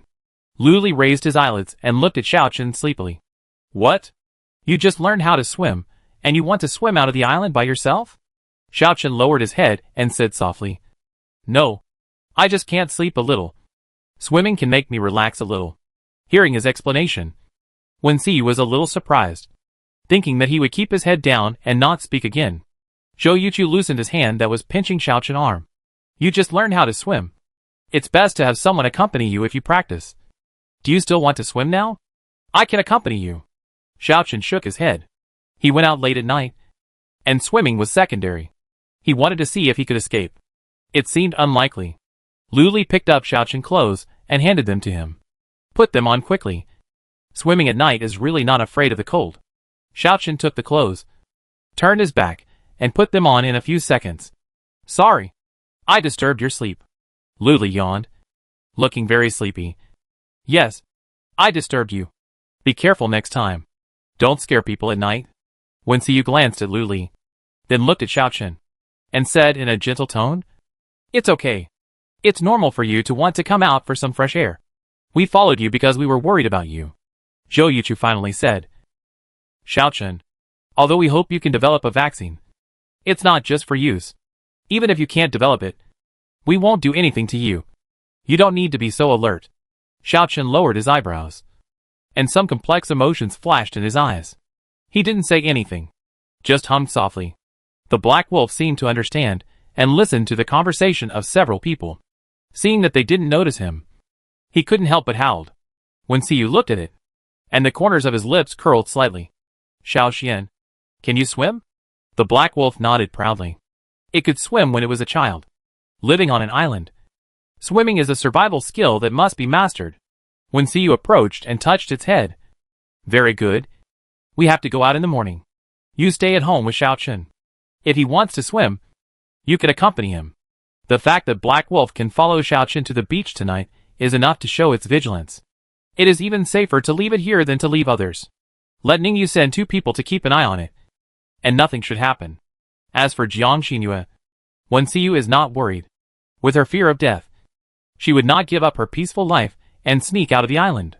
After returning home, Wensiyu asked a few people to go back to their rooms first, and he stayed in the yard, explained some things to Black Wolf, and then went back to his room to rest. The next morning, the group gathered at the dining table again, talking and laughing while eating breakfast, as if nothing had happened last night. Wensiyu glanced at Xiao Chen, who was still as depressed as before, with his eyes downcast, and not participating in the conversation. They had only known each other for a short time, so some things were not urgent. Brother Zixia just said that if you were a woman, he would chase you for this delicious food." Wen Yin saw that Wensiyu was not listening to them, so she moved closer to him and repeated it again. She smiled with curved eyebrows and a layer of soft light in her eyes. Wensiyu was slightly distracted, and frowned again after hearing her words, and turned his eyes to Lin Zixia. "If you talk nonsense again, Do you believe I will break your arm? Lin Zixu was just joking. And when he saw Wen Xiu's cold eyes sweeping over him, he immediately became honest. I know. Boss. Lu Li was still laughing at this time, with a pair of fox eyes slightly curved, hooking a bit of cunning. Actually, gender is not a problem. You don't have to worry about how we look at you. Everyone is very open-minded. As long as you can handle the boss, nothing else will be a problem. Lin Zixu glared at him coldly. Shut up. Do you want me to die? Lu Li clicked his tongue as if watching a play, and glanced at Wen Xiu. It's just a joke. Don't take it seriously. There are more men than women now, and we are all likely to be single. It's not impossible for Lin Zixu to change his orientation. Lin Zixu gritted his teeth in anger. This guy is endless. He rolled his eyes, and put his arm on Lu Li's shoulder. You are right. If I want to change my orientation, I will find you. Lu Li really couldn't laugh this time. He pushed Lin Zixu's arm away with disgust, and patted his clothes again. I don't have that habit. Wen Ying couldn't help laughing when he saw this. Lin Fei shook his head, and felt that these two people were really enemies. They quarreled every day. Ji Yi ate porridge, and watched the show with relish. It was really lively to be with them. Not boring at all. Zhou Yuchu looked at Wen Ying quietly. She smiled very vividly, and her eyes seemed to be filled with stars, shining brightly, making people unable to look away. Jiang Xinyu glanced at the movements of the few people and thought, when will Wen Ying come to her senses? They were not in a hurry, but I was a little anxious watching. After breakfast, Wen Xiu asked a few people to pack up, and then took Lu Li out. They were going to find Xian Ningyu, in addition to asking him to send someone to look after the house. They also wanted to borrow a pilot from him. Lu Li looked at Ningyu's location, raised his eyebrows, and smiled as he shared with Wen Xiu. Ningyu is quite fast, and he lives with that beautiful woman. Wen Xiu was not very interested. Don't peek into other people's privacy. Lu Li wanted to lock the location and watch the show, but after hearing what Wen Xiu said, he stopped thinking. I just want to see if he is at home, so I am not interested in seeing any privacy. The two came to the foot of the mountain and walked along a winding path for 10 minutes. They saw a low house. Lu Li went forward and knocked on the door. Soon, the door opened from the inside. Ningyu was a little surprised to see the two. He didn't seem to tell them where he lived, but thinking of Lu Li's ability of the Sky Eye, he didn't think it was strange. Have you had breakfast? Do you want to come in and eat something? Ningyu greeted the two politely, and Su Yan also smiled politely at them. We cooked some porridge. Come in and eat something. Wen Xiu smiled back. No. We have something to talk to you about. So we can talk outside. Chapter 90 Invincible in the World. Ningyu saw that they seemed to have something important to say, so he turned around and explained it to Su Yan, and then followed the two out the door. Lu Li looked at Ningyu teasingly. Captain Ning, are you about to have good news? Ningyu was stunned for a moment, then realized what he was saying, and coughed uncomfortably. No. I just don't feel at ease about the child. So I came to see him. Lu Li gave him a look that said I understand. Ningyu smiled helplessly, and let him think about it. When Xiu talked about business, we will go out later, but two people in the team will stay. They have no ability to protect themselves. I need you to send 2 or 3 people to protect their safety. It is best to live with us, and take turns to keep watch at night. I will leave enough supplies for them. Ningyu raised his eyebrows, and asked with a smile. Are they too important? When Xiu nodded. Thank you for your help. In addition, we need a pilot. Preferably one with superpowers. Ningyu thought about it, and found that Su Yanzhou was a good choice for a pilot with superpowers. He was a healing superpower, and could help them when they went out. Then Su Yanzhou. I will take you to find him. There is also a helicopter. You can choose anyone. Ningyu still hoped that they could deal with a 6th level zombie. These small favors were nothing. He took the two to find Su Yanzhou, arranged the helicopter, and went to do it himself. It took them 7 days to transfer most of the people in the base to the island, and the other part of the people did not have time to transfer, and were arranged to another shelter first. Ningyu was arranging for someone to pick them up here. Once they got here, they had to arrange a place to live, and gather the superpowers for training. He was very busy every day. Even so, he would still take time to visit Su Yan and the others. He got along well with the baby. Perhaps because he was the one who delivered the baby, and he felt a sense of closeness. As for Su Yan, although he had some feelings for her, He felt that there was a 10-year age difference between them, and he should not delay the girl. Just as Ji Hung said, the ratio of men to women among those who survived now was extremely unbalanced. A woman like Su Yin, who had good conditions in all aspects, would have many choices in the future. Wen Xiyu and his group boarded the plane and headed for Yanqing. Wen Yin stared out the window for a while. Seeing that Wen Xiyu was still reading the book, she curiously leaned over and put her head against his head. Brother, is this book so interesting? Wen Xiyu curved his lips, sat up straight, and handed the book in his hand to her. You will know if you read it yourself.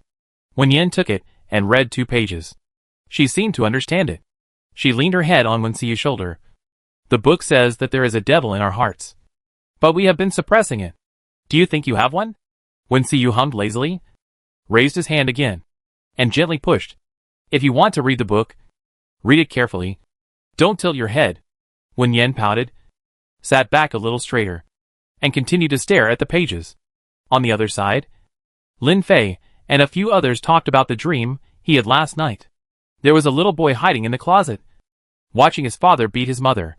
The woman kept crying for mercy and screaming, but the man's fists still fell on her again and again. The little boy finally couldn't bear it anymore. He walked out of the closet, holding a stone in his hand, and smashed the man's head hard. His face was splattered with blood, and he watched the man fall down with numb eyes, while the woman suddenly pushed him away like crazy, hugged the man's body and cried bitterly. After Lin Fei finished talking about the content of the dream, he sighed softly. Do you think this dream really happened? Ji Yi looked at him. So, Xiaochen killed his father. Lin Fei nodded. Although it was a dream, it should have really happened. After a moment of silence, Zhou Yuchu said, I don't think he did anything wrong. If he hadn't taken action, his mother would probably have died.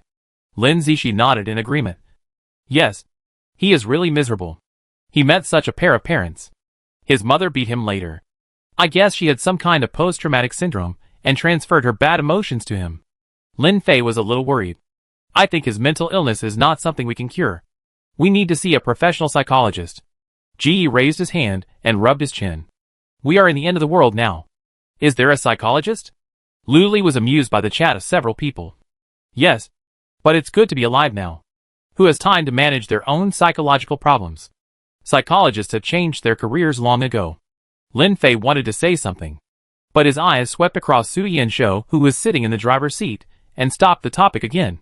They hoped that Xiaochen would develop a vaccine, but Lin Fei felt that this was probably impossible. It would be better to cherish every day of life now. Who knows how long you can live? 4 hours later, the helicopter landed on the rooftop of a skyscraper in Yanqing.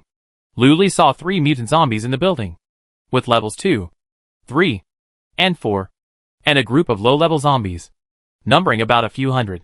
Wen Yin put the helicopter into the space, then took out 3 guns, handed one to Lu Li and Su Yanzhou respectively, and kept one for himself. The group went out from the rooftop and walked slowly down the stairs. Lu Li used his supernatural power to lock the position of the zombies, and said as he walked, the level 4 zombie is on the 18th floor. He is sitting alone in that office, wearing a suit and tie. If you don't look carefully, you might think he is the president of a company at work. Lin Zixia couldn't help but wonder, are these mutant zombies really conscious? I haven't seen the car racing zombie you mentioned last time. Lu Li looked back at him with a serious expression. Conscious zombies are also zombies, and they kill without blinking an eye. You better not be soft-hearted. Lin Zixi curled his lips and said half-jokingly, I won't be soft-hearted, unless it's a beautiful zombie. Lin Fei patted his shoulder. You are quite principled. As they talked, they had already arrived at the 19th floor. Wen Xiyu made a gesture to silence, and everyone stopped talking and walked forward with light steps. Wen Xiyu and Zhou Yuchu walked in front. Lin Zixia and Lin Fei were behind, and the others were in the middle.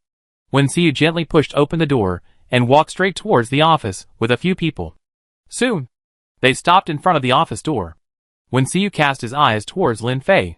In a few seconds, when he used his mental power to control the zombies, he pushed open the door and directly used his wood power to dig out the crystal core quickly and accurately. The zombie in a suit was full of confusion. He was just in a daze. How could he be killed?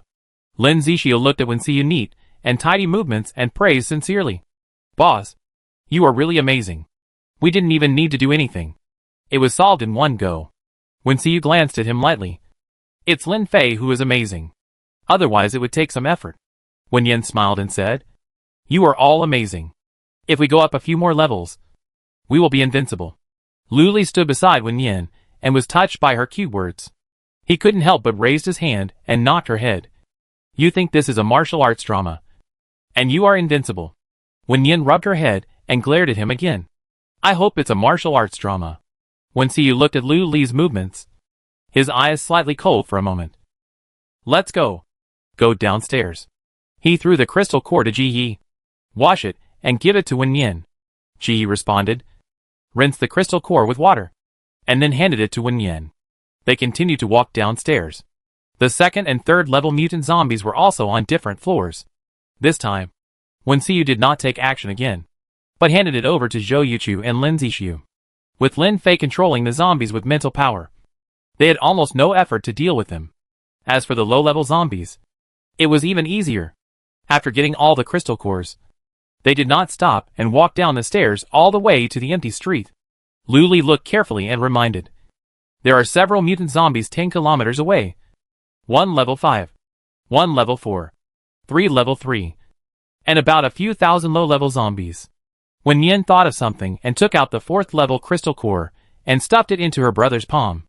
Wen Siyu understood her intention and threw the crystal core to Lin Fei. Upgrade as soon as possible. I will need you later. Lin Fei nodded seriously. Boss, don't worry. I will give you the 5th level later. Chapter 91. Space Healing. Considering that Lin Fei would need an hour to upgrade, they were not in a hurry to leave, but found a residential building nearby to have lunch. A group of men were busy in the kitchen. Wen Yen saw that she could not help much, so she did not interfere, but entered her own space. These days, she would go into the space to check every once in a while, and no matter when she went in, it was as bright as day. There were lights in the building, but there were no lights installed in the yard. It was surrounded by guardrails, and there seemed to be a transparent wall above, with a light white top. Wen Yen, as usual, walked around the yard, touched here and looked there, and noticed the lawn under her feet. She was slightly moved, ran into the room to get a small shovel, and then dug up a small piece of lawn. There was just ordinary black soil inside. Nothing special. And she would find some seeds to sow in, and see if she could grow anything. Hearing Wen Siyu calling her, Wen Yen immediately threw away the small shovel and teleported to the apartment. Wen Siyu looked at her clothes and frowned slightly. Why are your clothes stained with dirt? Wen Yen followed his line of sight and looked at her clothes. There was some dirt on them. I was playing in the yard just now. I came out when you called me. Go change your clothes. We're going to eat soon. Okay. Wen Yen smiled and responded, and went back into the space. She turned on the faucet to wash her hands. She found that her little finger had accidentally scratched the skin. The blood had dried up, and there was some dirt on it. After washing it with water, the scratched skin was magically healed. Wen Yen suspected that she had seen it wrong, so she raised her little finger and took a closer look. It was really intact. Could it be that the running water here has a healing effect? Wen Yen wanted to verify it again, so she bit herself hard and turned on the faucet again. The bite marks disappeared in an instant, but this wound was too light, so she had to try something else. Even if it didn't work, there was Su Yanzhou, a healing psychic who could heal herself. Wen Yen gritted her teeth, took out a knife, pointed it at her arm, and slashed it with a sizzling sound. It didn't hurt much, but she was almost fainted. She quickly threw away the knife and pointed her arm at the water flow. In just a moment, the bleeding wound healed miraculously. So, the water in the space really has a healing function. Wen Yen was overjoyed, quickly changed her clothes, put the knife back in place, and then returned to the apartment. Lunch was ready at this time. Lin Fei had also finished upgrading, and a group of people were sitting at the dining table, but they didn't move their chopsticks, as if they were waiting for her. Wen Siyu nodded at her. Come and eat quickly. Wen Yen smiled and walked over like a gust of wind. She was so fast that she almost fell on Lu Li, who was sitting on the other side. Wen Siyu quickly picked her up and glanced at Lu Li coldly. Lu Li's eyes froze slightly. Did he do anything? He didn't do anything. Even if Wen Yen threw herself into his arms, he was forced to do it. Wen Siyu helped Wen Yen sit on the chair and told her, Don't be so anxious when walking. Pay attention to the road. Wen Yin smiled innocently. She was just too happy just now, thinking about the space ability, and didn't notice Luli sitting there. Okay, let's eat. After Wen Xiyu finished speaking, the people at the table started to eat. Wen Yin was in a good mood and ate the dishes. She didn't share her happy news for the time being. This matter was only beneficial to her at present, and it was useless to others. She would tell her brother later. After lunch, Ji Yi and Lin Fei went to the kitchen to wash the dishes. The others took a short rest, and then left the apartment together. Wen Xiyu started the car and drove forward according to Lu Li's navigation. He was used to driving by himself, so that he could take the lead in an emergency. The vehicle drove for a distance, and Lu Li reminded, "There are still 2 kilometers to go." Wen Xiu's expression changed slightly, staring at the girl in the rearview mirror, and said, "If there is danger later, remember to enter the space. Don't worry about others." Wen Yin hummed obediently, turned his head, and looked at Lu Li. "Brother Lu, you have to be careful later. If you are scared, remember to hide behind me." Lu Li was stunned for a moment, heard that she was joking, and said in cooperation, "Okay, then you have to protect me." Wen Xiu's eyebrows sank, and he glanced at Lu Li coldly. "You just stay away when the time comes. You still want his sister to protect you. So shameless." Lu Li's mouth corners turned down. Just a joke. Wen Xiu really has no sense of humor. Getting closer and closer to the target, Wen Yin and Lu Li both picked up guns. For people like them, who have no offensive abilities, guns are indispensable. Fortunately, they have sufficient guns and ammunition. After getting off the car, Wen Yin quickly took out several crystal cores and handed them to several people to help them replenish their energy. Wen Xiu reminded Wen Yin again, "Be obedient and don't let me worry." Wen Yin curved her lips at him. "Got it. I promise I won't be impulsive." Zhou Yuchu looked at the level 4 and said to Wen Xiu, "That level 4 is also mental power, and seems to be a little stronger than Lin Fei. I deal with it first." Wen Xiu nodded, and the vines in his hand spread out and waved at the level 5 zombie. It roared disdainfully, and threw a few fireballs from the palm of his hand, burning the vines in an instant. "It's the fire system again."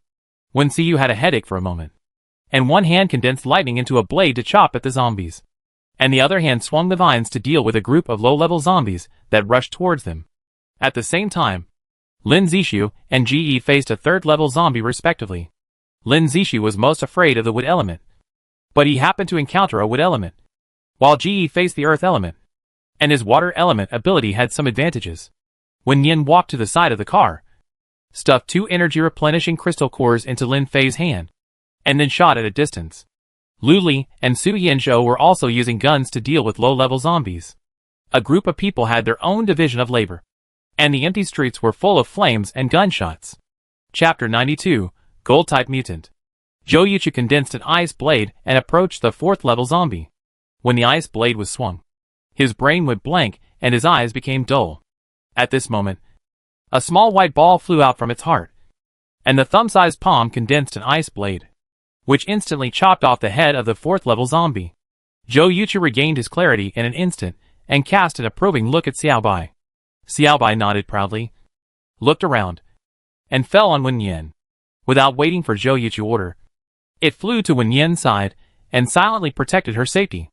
Lin Zishu fought the wood-type zombie alone and barely tied. Although it was a 3rd-level wood-type, its attack power was obviously stronger than his. After Zhou Yuchu came over, the situation changed all of a sudden.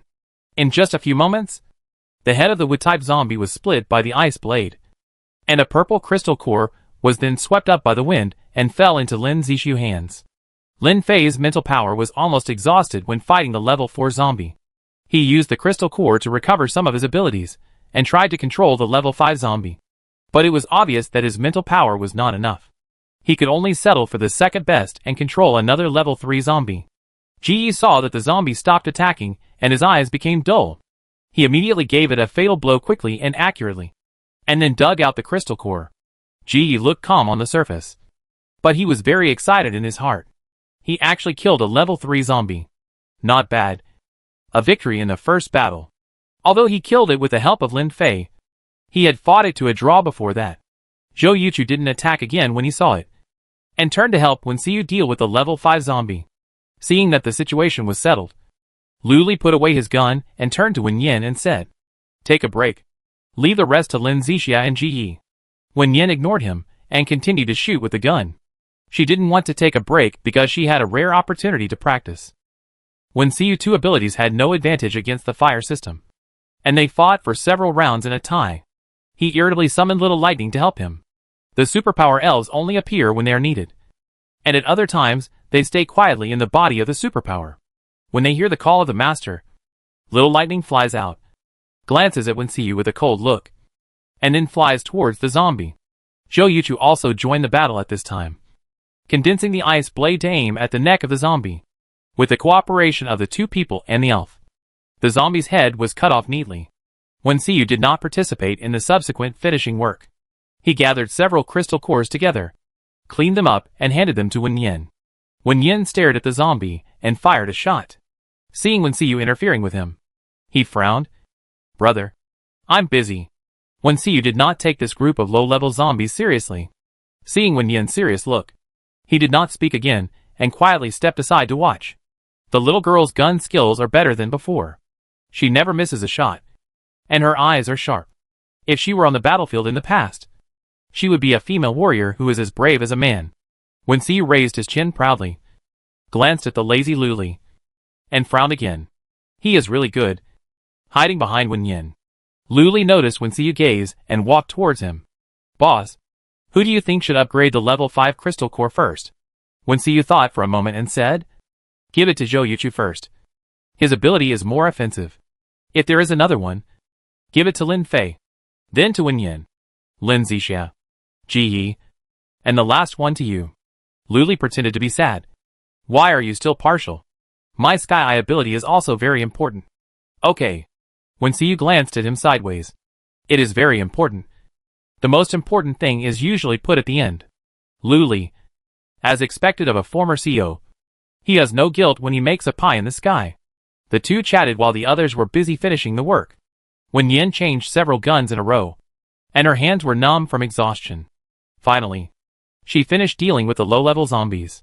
During her break, she noticed that Xiaobai had been with her all the time. It looked at her with a silly look on its face, and its narrow dark brown eyes flickered as if glowing.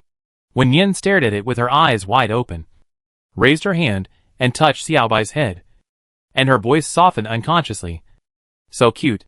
Xiaobai shyly shook his head and blinked, and felt that his master was urging him to go back. He rubbed Wen Yin's arm reluctantly, looked at her again, and then flew away. Wen Yin looked at Zhou Yuchu, who was also looking at her. Their eyes met, and they both smiled at the same time. Wen Yin knew that Zhou Yuchu was asking Xiaobai to protect her, and she was very grateful for this. But Zhou Yuchu felt that Xiaobai did nothing, just accompanied her. Everyone gathered together and handed the clean crystal core to Wen Yin for safekeeping. Regarding the ownership of the crystal core, Wen Xiu believed that they needed to upgrade in order according to the principle of maximizing the interests of the team. Zhou Yuchu and Lin Fei's abilities were second only to Wen Xiu in practicality, so they should be upgraded first. Wen Yin's space ability could store supplies and enter space, so his upgrade requirements were second only to those two. As for the order of upgrading for other people, it was also arranged according to the attributes of supernatural powers and the needs of the team, without any distinction between close and distant relatives. This time, the 5th level crystal core was given to Zhou Yuchu first. The 4th level crystal core was given to Lu Li, and then the 5th level crystal cores were given to Lin Fei, Wen Yin, Lin Zixia, Ji Yi, and Lu Li in turn. Everyone thought that this arrangement was reasonable and did not raise any objections. Wen Xiu did not forget Su Yanzhou, and turned to him and said, "When you have a 4th level crystal core, we will also upgrade you. If you are lucky, you may have a 5th level crystal core." Su Yanzhou was a little flattered. He just came to help and did not expect to get a reward. After all, Wen Xiu had helped them a lot before. But Wen Xiu said this, and he couldn't help but be moved. It would be best if he could upgrade. "Thank you, Brother Wen." Su Yanzhou smiled heartily and felt that this team really suited his temperament. If he hadn't joined the army, he would definitely team up with them. "Okay, let's get in the car. Go find some supplies first, and then go to the nearby cities to see if there are any mutant zombies." Lu Li had seen before that there were no other mutant zombies within 50 kilometers. But there were some supplies. They could go find the supplies first. And when Luli upgraded in the car and broadened his vision, he could then locate the mutant zombies and supplies. A group of people got in the car quickly, and Luli and Wensiu described the location of the supplies in detail, and then went to upgrade. Wensiu was driving the car, thinking about the direction Luli said, but suddenly saw a figure on the side of the road. It was a young man wearing dirty and ragged clothes, who looked only about 16 or 17 years old, with a gray face, as if he had escaped.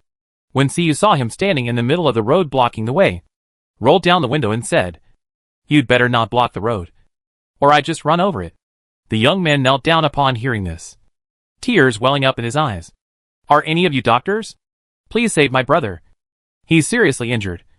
We have supplies. I give them to you if you're willing to save him." When Yin saw his face clearly, his eyes lit up immediately. Isn't this the gold-type superpower who used to accompany his brother? It's really fate that we met here. Chapter 93: An Accident and an Oversight. Wensiu looked at the young man kneeling down to beg him, and his heart suddenly became heavy. If the same situation happened to him, and when Yen was seriously injured and needed treatment, would he also be so desperate, stopping passing cars regardless of his own safety, begging others without dignity, just hoping for a chance to save her? No, he would not let Wen Yin get hurt.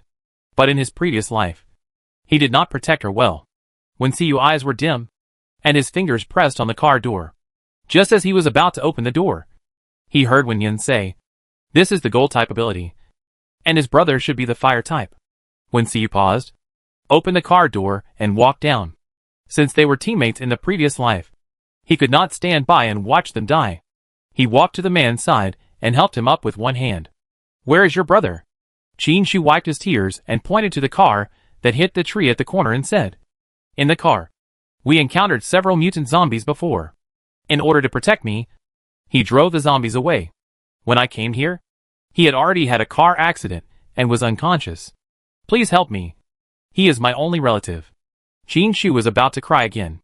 He chased all the way here and ran for an unknown amount of time before finding his brother. But he had a car accident. The car could no longer be driven, and he didn't know where to go for help. He could only squat beside the car to watch over his brother. He knew that his brother would hope that he could be more independent and live on his own. But he couldn't do it. It was too painful for a person to live in the end times. Just when he was desperate, a roar of a car came into his ears. He thought, maybe this was a chance given to him by God. Maybe there were doctors among them. Maybe they could help him. He decided to take a gamble. So he ran over and stopped the car. Wensiu glanced at him indifferently, and inexplicably thought of the crying Wen Yin in the past. When the virus first broke out, she cried almost every day. At first, she cried in his arms. Then she cried in the quilt. And then her tears seemed to dry up. And she didn't cry much. His eyes were slightly dazed. And then he lowered his eyes, and his voice was cold. "Don't cry. I will help you." Su Yanzhou saw that Wensiu wanted to help, and got out of another car. "Do you need help?" Wensiu tilted his head to look at him, and nodded slightly. "You try first. If it doesn't work, I will do surgical emergency treatment." The two followed Qin Shu to the car. Wensiu remained alert and looked around, seeing that there was only Qin Shu and the damaged car around. He let Su Yanzhou go to save people. Su Yanzhou opened the driver's door and helped the unconscious man up. He seemed to have hit his head, and his forehead was bloody. But there was no injury on his body. Su Yanzhou sniffed his breath. He was still alive, so he could be saved. A light yellow spot of light gathered in the palm of his hand and slowly moved towards the wound. After a while, the blood disappeared. Qin Shu was shocked. "Is this a healing ability? Great. His brother is saved." After a while, Su Yanzhou said to Wensiu, "I need 2 crystal cores to replenish energy." Wensiu nodded and was about to find Wen Yin, but she came over with a trace of concern on her fair cheeks. Hearing Su Yanzhou's words, she immediately took out 2 first-level crystal cores and handed them over. Qin Shu was shocked again. "Is this a space ability?" "Thank you." Qin Shu looked at the 3 people with gratitude, and tears were brewing in his eyes. They saved his brother and him. He will definitely repay them in the future. Wen Yin smiled at him and handed him a bottle of water. "Don't worry. Your brother is fine. He will wake up soon." Qin Shu hummed, took the water, and drank a big sip. He had not eaten anything since morning, and he was really thirsty and hungry. When Yin saw his embarrassment and handed him another bread, he whispered thank you, tore open the package and ate it. He was already wearing tattered clothes, and with the way he ate, he looked like a poor little beggar. When Siyu looked at him and raised his eyebrows slightly. Didn't you say that you have supplies? And if you save your brother, you will give all the supplies to us? Qin Shu's movements froze, and his cheeks were stained with a thin layer of red because of embarrassment. He said those words just to let them save his brother. He originally had some supplies, but he met a group of people on the road. They not only robbed his bag, but also beat him up. He was a loser, and he couldn't even take care of the supplies his brother left for him. When Yin nudged Wen Siyu with his elbow, you are obviously saving people with good intentions, but you talk as if you care about those supplies. Wen Siyu's lips curled slightly, and his cold eyes cast towards Qin Shu. I save them, so they have to pay a price. Qin Shu was about to kneel down to him, but Wen Siyu grabbed his arm. Don't kneel. I don't want to shorten my life. Qin Shu bit his lip. Tears welled up in his eyes again. I'm sorry. I have nothing to give you. You saved my brother. I will never forget this kindness. I can do anything you need me to do. Wen Siyu looked at him with disdain. How can a man cry at every turn? What a loser. When Yin took out a pack of tissues and handed it to him, saying softly, What's your name? Qin Shu took the tissue and wiped his tears. My name is Qin Shu. Qin of Qin State. Shu of closeness. My brother's name is Qin Yi. Yi of accident. When Yin didn't expect him to introduce the two of them like this, she held back her laughter and pursed her lips. So, your brother is an accident? Qin Shu lowered his head, looking very well behaved. The dust on his face had been washed away by his tears, revealing a fair and beautiful young face, with narrow eyebrows and eyes, and a straight nose. That's what my mother said. She said my brother was an accident, and I was negligent. When Yin laughed out loud, one brother was an accident, the other was negligent. It was really amazing. Did Qin Shu introduce him like this in his previous life? When Yin couldn't remember it clearly, but in his impression, he seemed to be the youngest and the most obedient. When Siyu pursed his lips tightly and barely held back his laughter.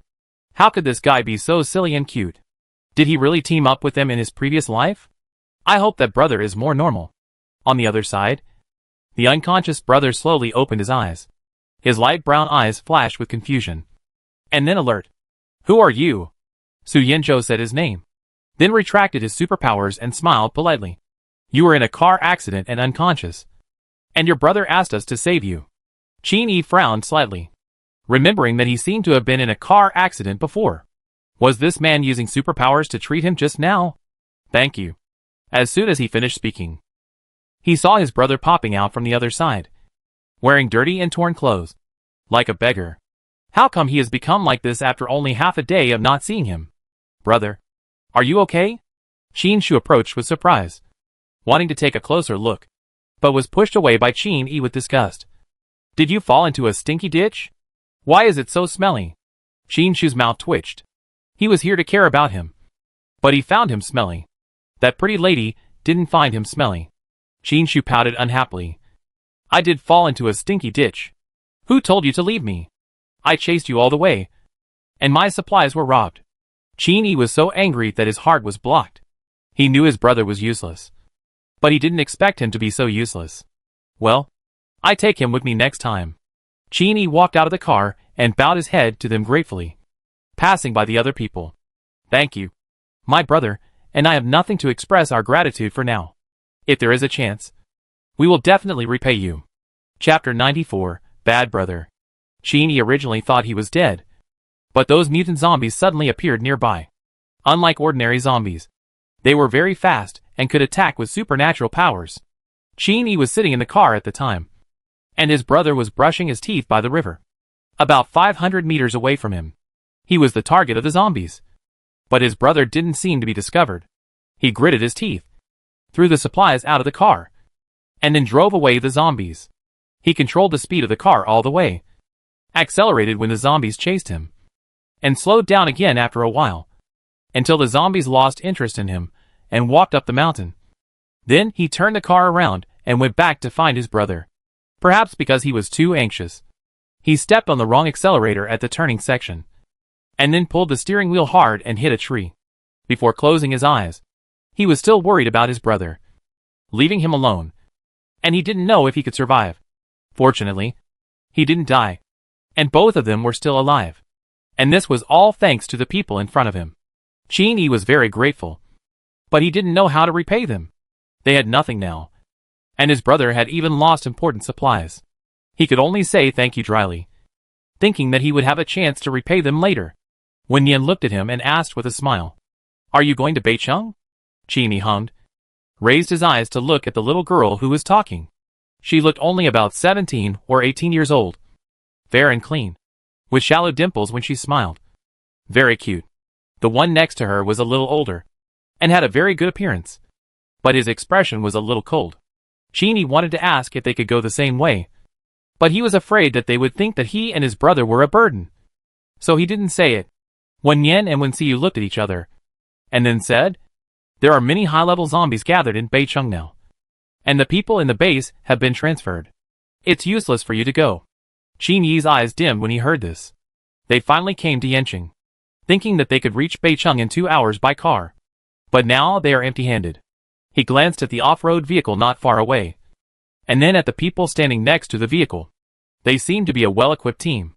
If he could join them, the chances of him and his brother surviving would be higher. Although he felt ashamed that he wanted to follow them for shelter after being rescued. But thinking of his brother, he still said it shamelessly. "Can we go with you? I can take care of all the housework, including washing and cooking. My brother can also work. We won't hold you back." Qin became less and less confident as he spoke. They didn't seem to have any conditions to show, and they shouldn't force others to take them with them. They already owed him a favor, so how could they make requests? Wen Yan looked at his expression, and asked after he finished speaking, "Do you have superpowers?" Qin Shu answered first. "Yes, my brother is a fire type, and I am a gold type. My superpowers are useless. I can only control a small piece of metal." Wen Yan turned to Wen Xiu and winked at him. Qin Shu glanced at him. "This is my brother. He is the leader of our team. If you want to join the team, you must listen to him in the future." Qin was delighted. What she said meant that she agreed. Qin smiled and said okay, and looked at Wen Xiu again. "Thank you for saving me just now. Don't worry. We will listen to you in the future, and will never have second thoughts." Qin Shu then said, "I will also listen to you and the beautiful sister, as well as my brother." Wen Xiu frowned slightly and asked him, "How old are you?" Qin Shu whispered, 17, and my birthday hasn't passed yet. In this case, she is younger than Wen Yan, and it's okay to call her sister. What about you? Wen Xiu turned to Qin. "My name is Qin, and I'm 21. Qin answered and asked, "What about you?" Wen Yan introduced the names and ages of the three people, and said with a smile, "It seems that my brother is currently the oldest, and you all have to call him brother." Wen Xiu's eyes darkened slightly when he heard Wen Yan's words, but he pursed his lips and said nothing, seeing that the conversation was almost over. Su Yanzhou interrupted, "Brother Wen, should we go back to the car to talk? Since they were going to take these two people with them, they might as well continue the conversation in the car. After all, there were still a few people waiting for them there. Let's go." Wen Xiu nodded slightly to the two of them and walked forward first. Wen Yan looked at Qin Shu's clothes, which were dirty and torn, and had a strange smell. She had been holding back and didn't say anything just now. But Luli was not so good-tempered and would definitely dislike it later. After thinking for a while, Wen Yan took out a set of her brother's clothes and handed it over. "You go change your clothes. We wait for you in the car." Qin Shu's face was embarrassed for a moment, and he lowered his head and said, "I'm sorry, sister. I usually pay attention to hygiene. Today I fell into a stinky ditch and didn't have time to deal with it." Wen Yan smiled at him. "It's okay. You go change. Qin, I go with him. Please wait a moment."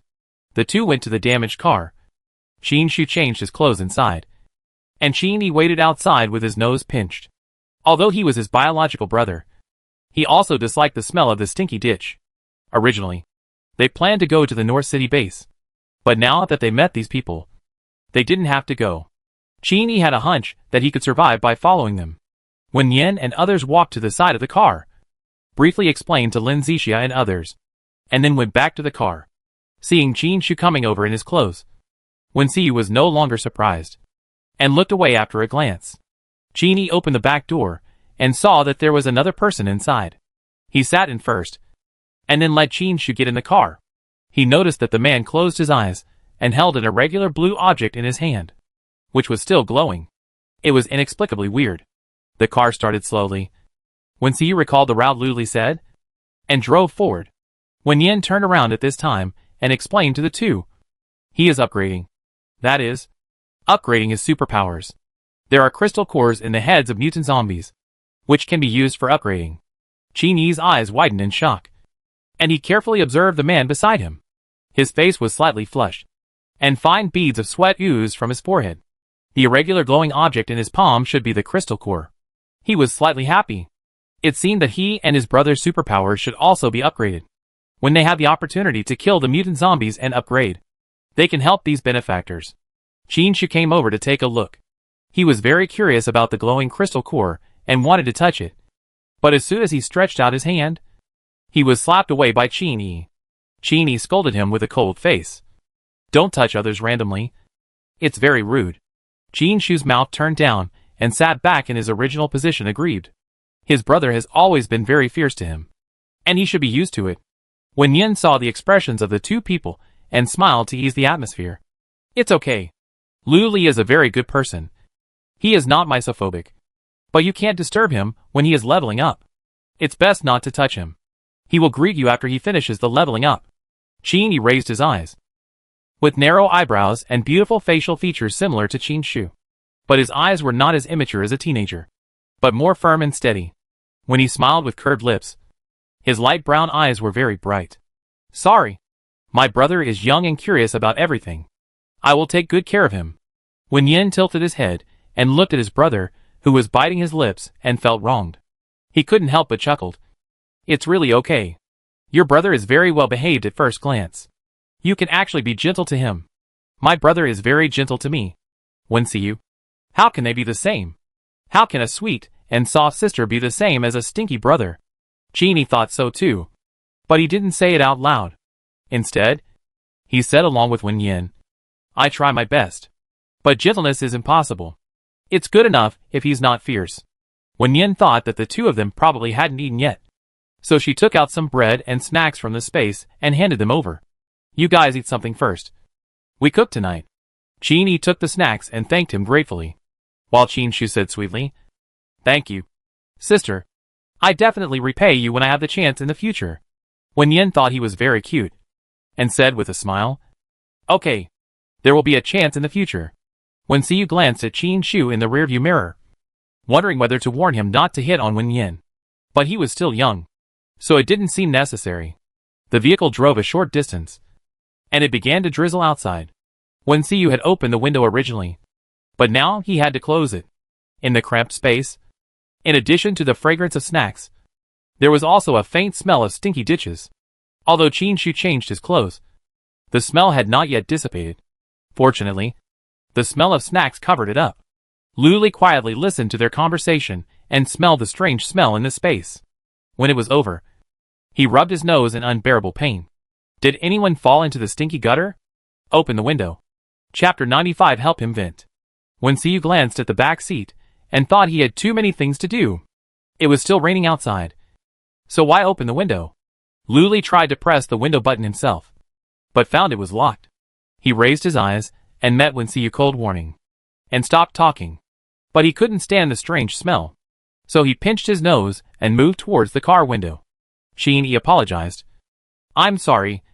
My brother fell into the ditch before, and there is still a little smell after changing clothes. Lu Li just heard what they said and guessed that these two people were new team members. Perhaps the fire and gold ability users mentioned by Wen Yin. He should be more friendly. But he was given a headache by the smell. He forced a smile, still rubbing his nose. It's okay. I'm very sensitive to this smell. Don't mind it. Qin Yi lowered his head slightly. Sorry. I will find a way to let him take a bath tonight. On their way here, the water was cut off everywhere they went, so they could only find clean rivers to bathe and wash. As for the water to drink, it was the drinking water they had stored before. Wen Yin turned around and glared at Lu Li. When he smoked, He also had an unpleasant smell of cigarettes. And he had the nerve to despise others. Lu Li saw Wen Yan's displeasure, slowly put down his hand, and cleared his throat pretending to be nothing. There are water-related abilities in our team, and we can help him get water for a bath. You don't have to worry. Qin lowered his head and said thank you, and said nothing more. The despised Qin Shu clasped his fingers, looking helpless. He knew he was in a mess, but he was still very sad to be despised so bluntly. Don't think too much. His cigarettes used to stink, too. I hate them. Yours is temporary. You be fine after taking a shower. Wen Yan saw Qin Shu was in a low mood, smiled and comforted him, and took out a bottle of yogurt and handed it over. This is my exclusive drink. No one else has it. Here. It's for you. Qin Shu looked at the beautiful girl in front of him. His nose was sore, and he wanted to cry. Except for his mother. Few people would speak to him in such a gentle voice. Father and brother have always been very strict with him, although they would care about him. Their tone of voice was always hard, and they rarely smiled at him. Qin Shu took the yogurt and said softly, "Thank you, sister." Lu Li looked over and raised his eyebrows in disdain. Why is this guy like a little green tea? TSK. There will be a good show to watch later. The vehicle went for a while, and through the car window, Wen Xiu saw that the road ahead was blocked by more than a dozen people. They held guns in their hands, and seemed to want to rob. A few minutes ago, Lu Li saw a convoy of about a dozen people. One of the jeeps had a problem, and 2 people were repairing it on the roadside. Wen Xiu didn't care. It was just a convoy. Even if the group of people had malicious intentions, he didn't take it seriously. Qin Shu looked out the window, and grabbed Qin Yi's arm fiercely. Brother. It was this group of people who robbed my supplies and beat me. Wen Xiu raised his eyebrows.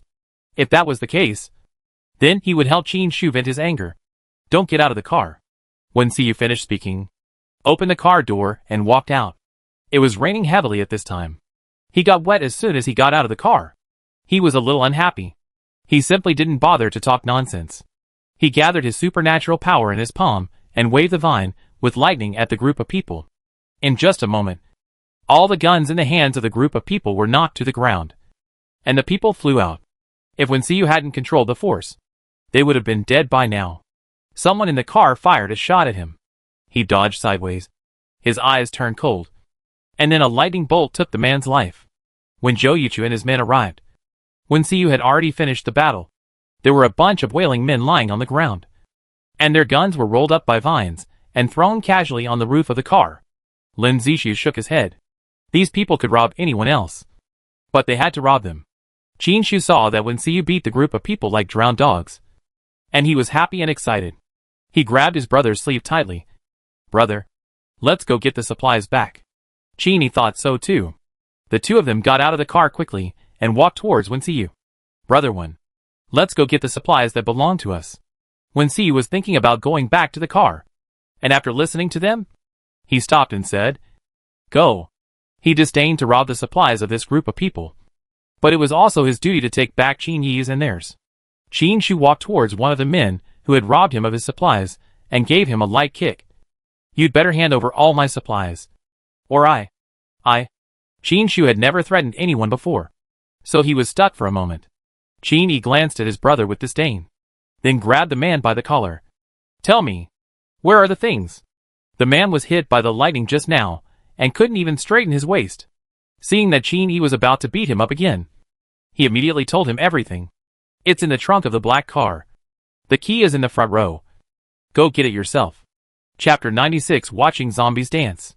Qin Yi loosened the man's collar, took the car keys, and then took out 2 black backpacks from the trunk. He opened it and took a look. There were few fast food and drinking water left. There were other supplies in the trunk. Qin Yi did not hesitate to fill the 2 backpacks with supplies, and then walked back with the bags. Wen Xiu and his friends did not stay, nor did they talk to those people. They got into the car and drove away. The dozen people lying on the ground slowly got up and looked at the dead boss in the car. There was not much sadness in their eyes. He insisted that they robbed, and this time they got stuck. It was also deserved. They looked at each other and decided to hurry to the North City to avoid other dangers on the road. In the car ahead, Lu Li sat in the driver's seat, and the 3 wet people lined up neatly in the back seat. Wen Yin took out a towel and handed it to them, and handed each of them a bottle of water. Brother Wen was so powerful just now that Kane beat those people to pieces in one go. It was so powerful. Qin Shu now admired Wen Xiyu very much. He felt that besides his brother, he was the most powerful person in the world. Wen Xiyu wiped his hair, and the corners of his lips curved slightly. You will be so powerful when you level up in the future. Qin Shu came over excitedly. Really? Can my gold ability also beat more than a dozen people at once? Qin pushed his face away. Don't come over. You still smell. Qin Shu's mouth shrank, and he sat up straight again. His brother was really a spoiler. Wen Xiyu pursed his lips and smiled. It's true. The gold and fire attacks are also very strong. Wen Yin listened to the conversation of several people, and couldn't help but think of their last battle in the previous life. The two teams fought to a draw. Wen Xiyu was determined to die and asked Qin Yi to take Qin Shu away.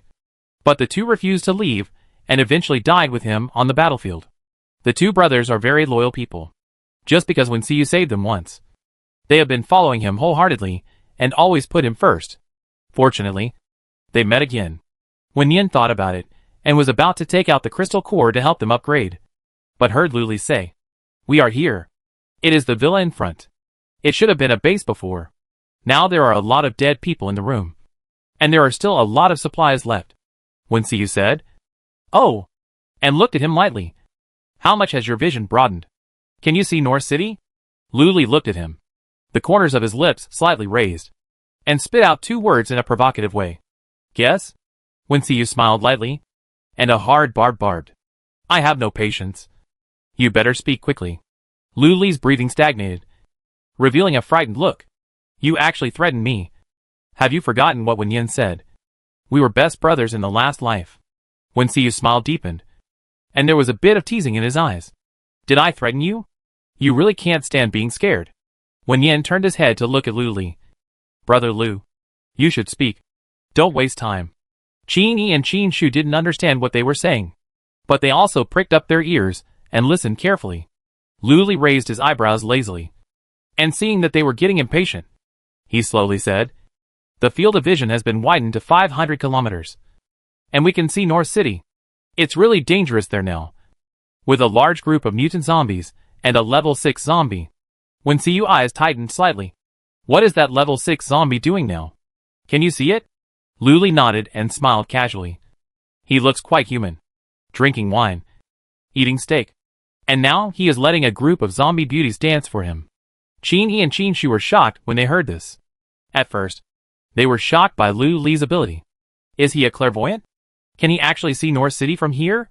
Then came the scene he described, with zombies drinking wine, eating beef, and watching beauties dancing. This is too weird. Wen Yin turned around and explained. Lu Li has the ability of the sky eye. Just like a camera, he can see people and things at a certain distance. Qin Yi closed his surprised mouth and hummed lightly. Qin Shu asked curiously, "What do zombies dance like? Are they the same as humans?" Lu Li glanced at him and said, "Two of them dance okay, but the others dance very stiffly, with uncoordinated limbs. In short, they are not human, no matter how similar they are. Don't be soft-hearted if you meet them." Qin Shu nodded obediently. "Got it. I won't be soft-hearted towards zombies." As he spoke, Lu Li had already driven the car into the yard of the villa. It was still raining outside. He parked the car and turned to look at Wen Yin. "Do you have an umbrella?" He remembered that there were several umbrellas in the previous supplies, and Wen Yin might not have had time to sort them out. Wait a minute. Wen Yin searched and took out 5 umbrellas from the truck on the second floor, handed them to several people, and then got out of the car holding an umbrella. The 3 people in the back seat were still soaked, so it didn't matter whether they held an umbrella or not. But since Wen Yin gave them, they used them. Lin Zixio and his companions then got out of the car, also wet, and walked into the room in the rain. As far as the eye could see were corpses lying in all directions. About a dozen people, all shot to death, and it looked like they had been dead for some time. The corpses were somewhat rotten, and still exuded a foul smell. Lin Zixio used his supernatural power to move the people out, and then blew up a gust of wind to blow away the smell in the room. Seeing that everyone was soaked, Wen Yin walked over and handed them a towel. Her eyes fell on Zhou Yuchu, remembering that he had just been promoted to level 5. and asked with a smile. Brother Yuchu, did you get a surprise after the level up? Zhou Yuchu looked down at her, his brown pupils slightly bright. Yes, there is a surprise. I awakened the fire ability. Wen Yin blinked, with joy in her eyes. Congratulations. I will look for fire crystal cores later. There should be level 2 and level 3. When you are promoted, you will be as powerful as my brother. After a pause, Wen Yin half-jokingly said, You are the male protagonist in the book, and your chance is better than that of ordinary people. Zhou Yuchu was slightly stunned, thinking of something, and said to her seriously, Don't worry. I like this team very much, and I have absolutely no second thoughts. Wen Yin raised her head slightly when she heard it. Zhou Yuchu was more than a head taller than her. At this moment, he lowered his head slightly, with long eyelashes and round eyes. His dark brown eyes were clear and bright, reflecting her figure. Wen Yin was a little dazed. What did he say just now? How could his eyes be so beautiful? As if they were inlaid with diamonds? He was worthy of being the hero in the book. Zhou Yuchu saw her staring at him in a daze, and the corners of his lips curved up, and a smile spread in his eyes. Wen Yin slowly came back to his senses, curved his lips, and smiled at him. We are friends. Lu Li and the others chatted for a while, then walked over and said, Okay, it's time to collect supplies. Let's talk later. Chapter 97. I want to hear him play the piano. Wen Yin took out the clean clothes of several people for them to change, and then followed Lu Li to the basement. There were plenty of supplies inside. At a glance, they were all drinking water, rice, noodles, vegetables and other items. Wen Yin waved his hand, put all the things in, and arranged them neatly according to categories. Lu Li's eyes swept across the empty basement, and he couldn't help but think of the scene when he and Wen Yin were in another basement. At that time, he only had Lin Xiao in his heart, and he was indifferent to other people and things. He didn't think about what Wen Yin would face when he kidnapped her. His heart suddenly stagnated, and his fingertips felt cold. What did he do? Lu Li was wrapped in belated guilt and regret, and his throat seemed to be blocked by a stone, unable to go up or down. He clenched his palms, took a few deep breaths, and then looked at Wen Yin, lowered his eyes and whispered, I'm sorry, Wen Yin. I shouldn't have kidnapped you. At this moment, he felt terrible. Wen Yin shouldn't have treated him as a friend. Wen Yin saw what Lu Li was thinking and smiled indifferently. It's all over now. It's okay. I also wanted to use you at the beginning. We are even. Lu Li shook his head, feeling extremely guilty. You are using me, but you are also helping me. You did nothing wrong. I did something wrong. I'm sorry. I'm really sorry. Wen Yin looked at his remorseful expression and was a little surprised. It's been so long. How come he suddenly found his conscience? It's really not like him.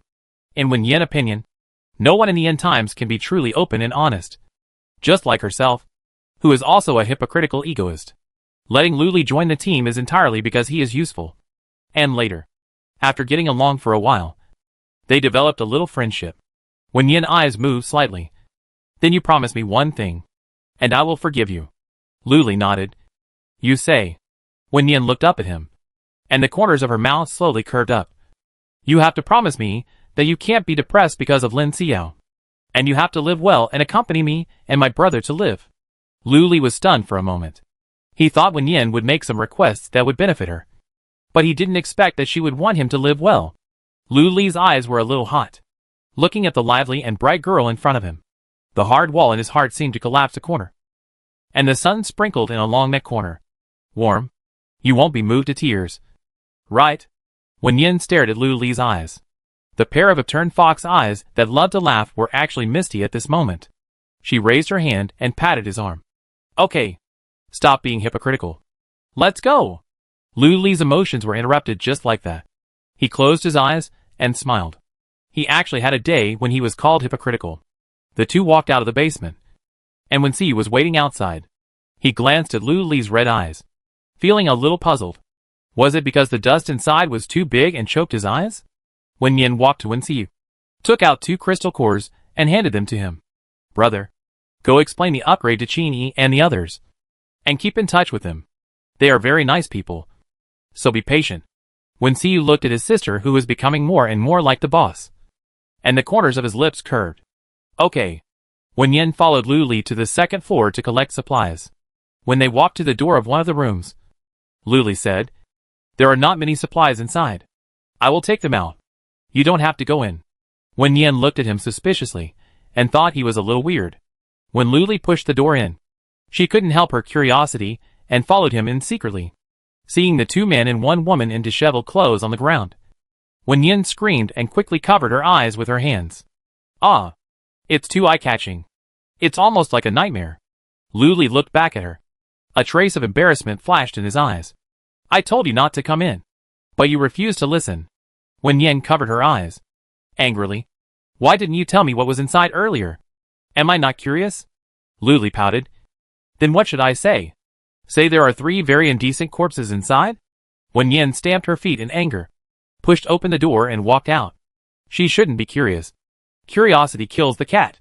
When Lu Li came out with a cardboard box, Wen Yen glared at him, then waved and put the things in. "Are you angry?" Seeing her bad face, Lu Li chased after her and said, "I tell you next time. If you insist on watching, I can't help it." Wen Yen paused, her pretty face showing a little anger. "I'm not interested in watching. I didn't see it clearly just now. You are not allowed to tell my brother about this. Do you hear me?" Looking at her angry look, Lu Li didn't dare to joke anymore, and nodded obediently. "I heard it." He would not tell Wensiyu. If he knew, he would inevitably be scolded again. After collecting all the supplies, the two went downstairs.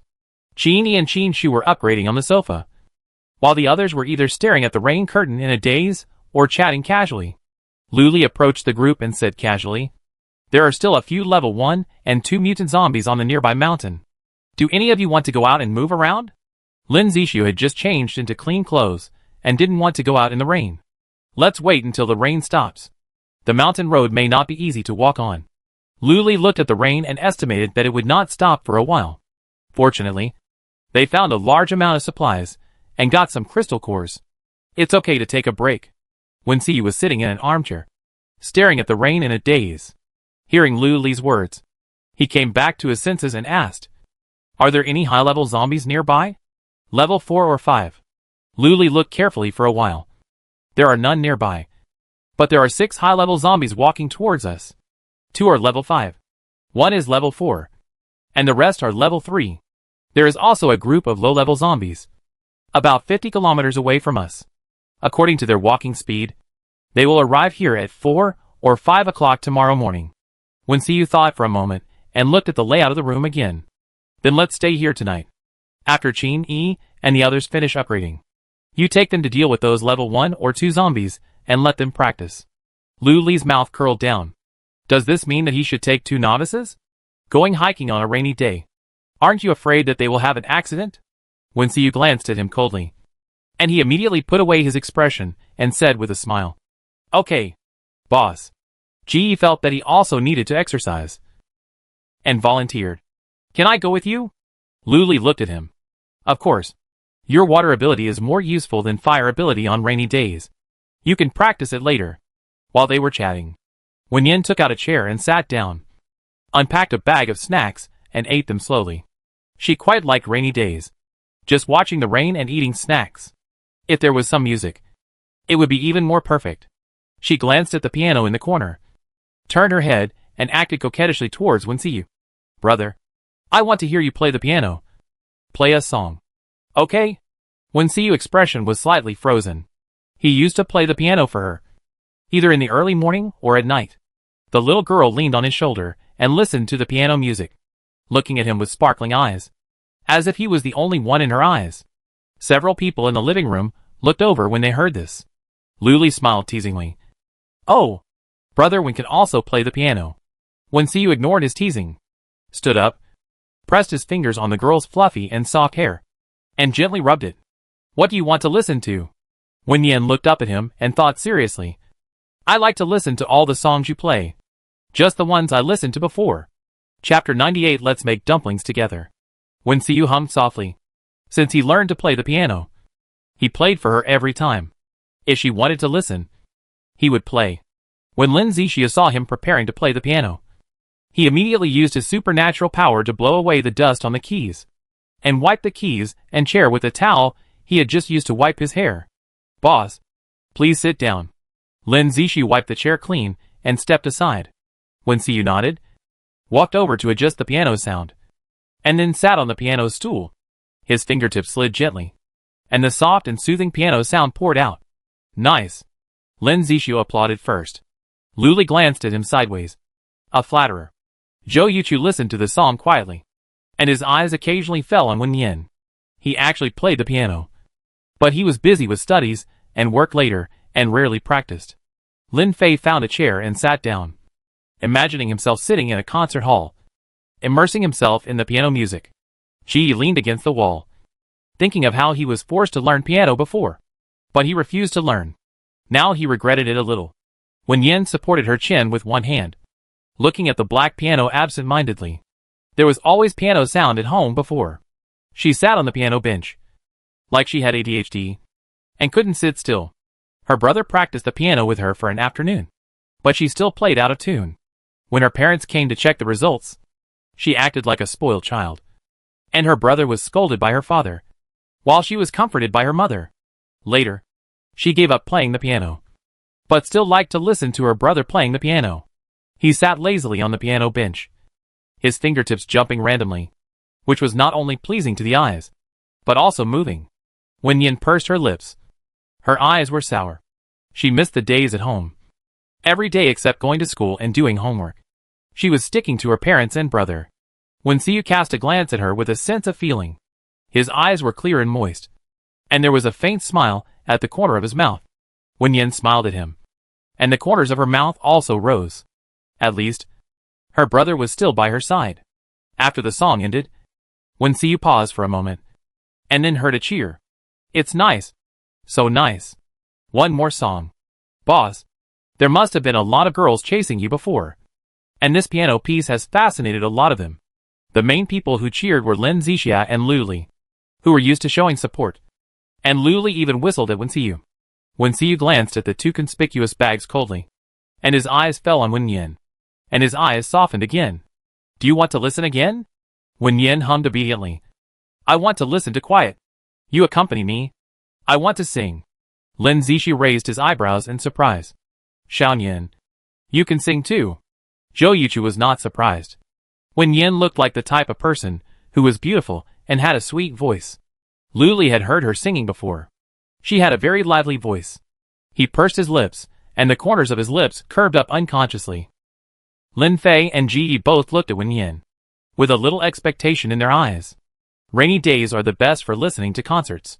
Wen Yin used to sing on stage frequently, and was used to the attention of the crowd. But being stared at by these people made her feel a little uncomfortable.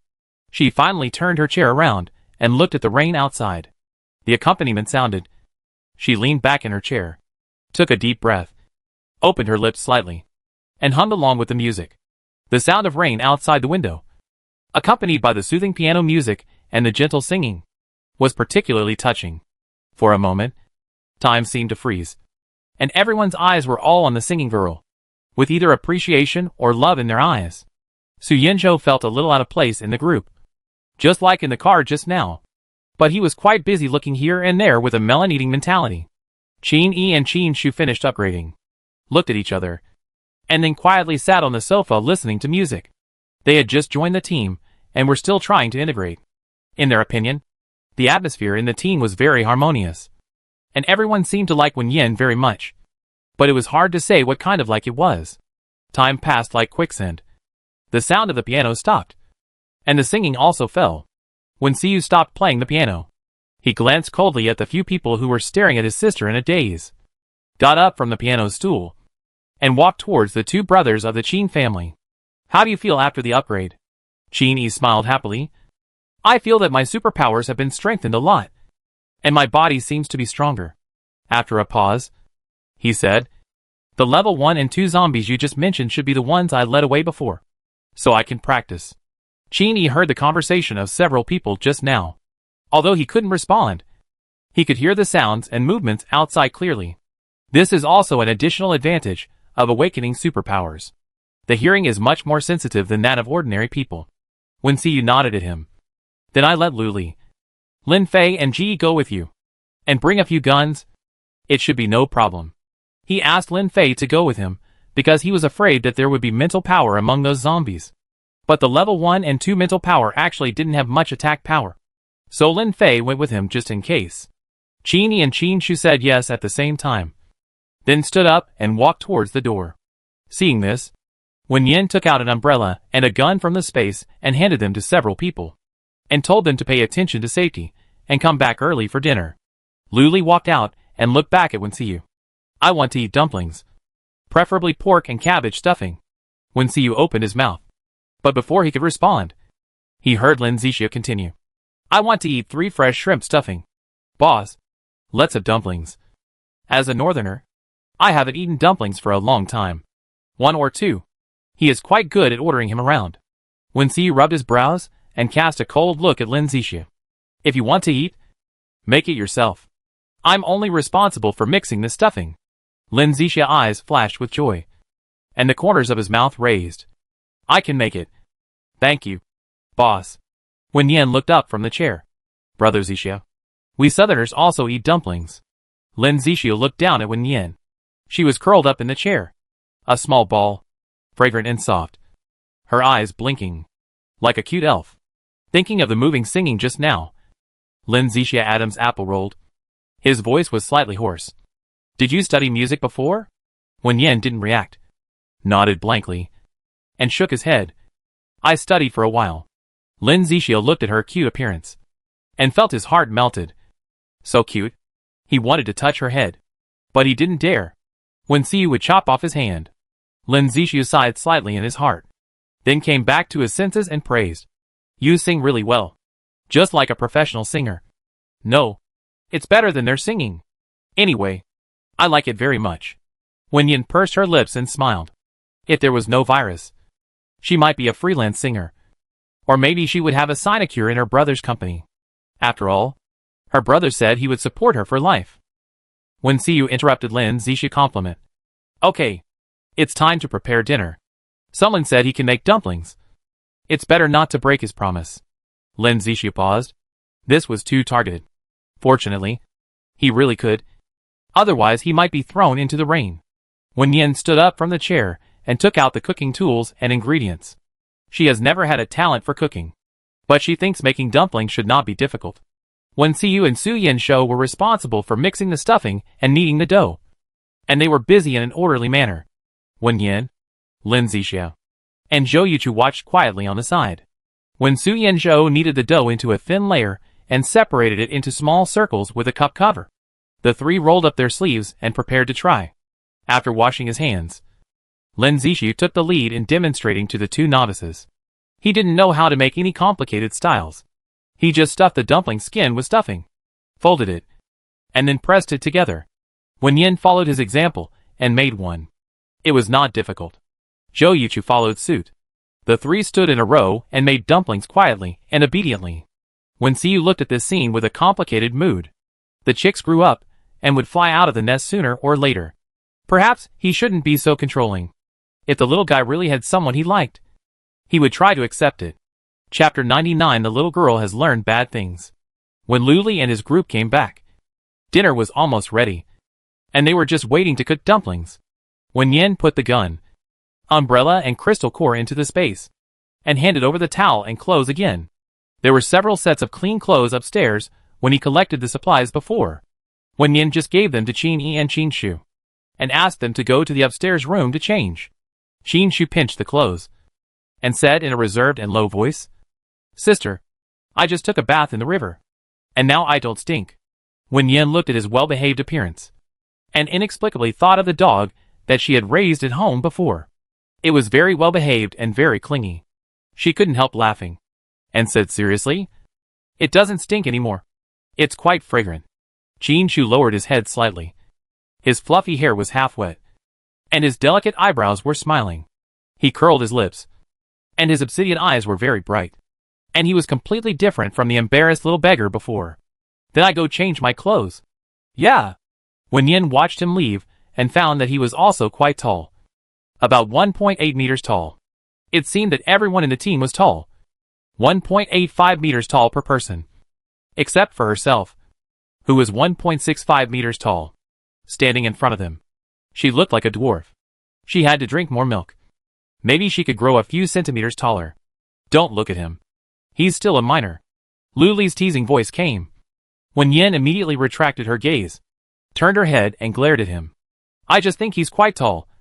I'm a little envious, Luli said, raised her hand and pressed it on her head, then moved it horizontally to her chest, mocking mercilessly.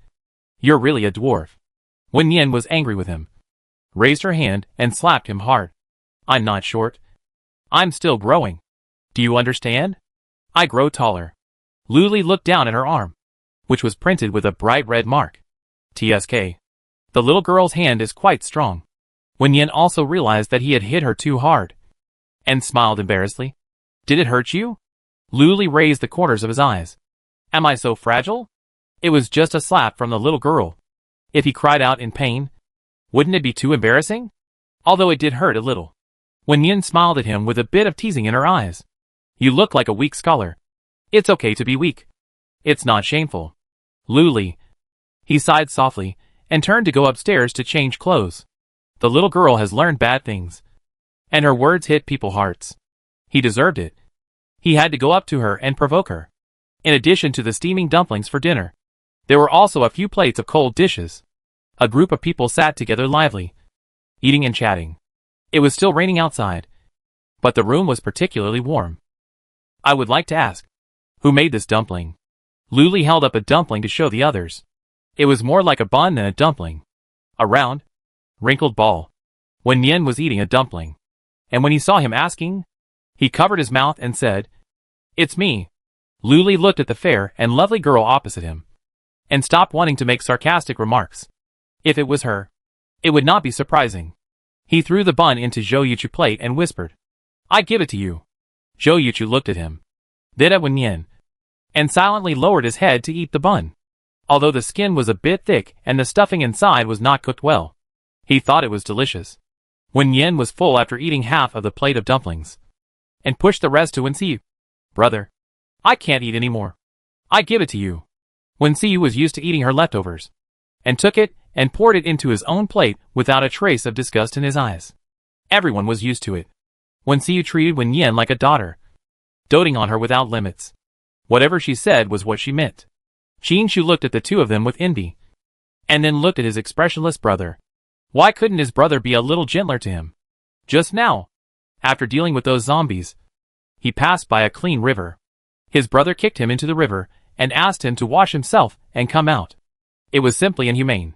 After dinner, Luli took a group of people upstairs to clean up the room. He roughly assigned them and asked them to go about their business. Lin Zixia pushed open the door and looked at the three extremely indecent corpses on the ground. He was startled at first. Then he said in disgust, and covered the three people with sofa cushions and moved them out of the room. After cleaning up the bodies, he went to the next room and questioned Luli. Did you do this on purpose? You didn't even remind me that there was a body. Luli raised his eyes. A smile flashed in his eyes, and then he looked ignorant. What are you talking about? Lin Zixia rolled his eyes. Why are you pretending? Can't your clairvoyance see the situation in the room? Luli coughed lightly, and then said, Go back and clean up quickly. You will stay there tonight. Lin Zixia uttered a cry, his eyes full of rejection. I don't want to live there. 3 people died there. Who knows if there will be ghosts at night? Luli looked at him speechlessly. How old are you? Are you still afraid of ghosts? Does fear of ghosts have anything to do with age? Lin Zixia leaned against the door frame and refused to leave. If you are not afraid, you can live in that room, and I will live in your room. Luli rolled his eyes slightly and walked out. When he passed by him, he pressed his finger on his shoulder lightly. Then don't regret it. There is also a corpse in this room. Lin Zixia didn't believe it. He looked inside. There was no corpse. Luli was a liar. Lin Zixia simply cleaned the room, opened the window to breathe, and finally walked to the bathroom door. He pushed the door open and almost had a cardiac arrest. A naked woman was lying in the bathtub.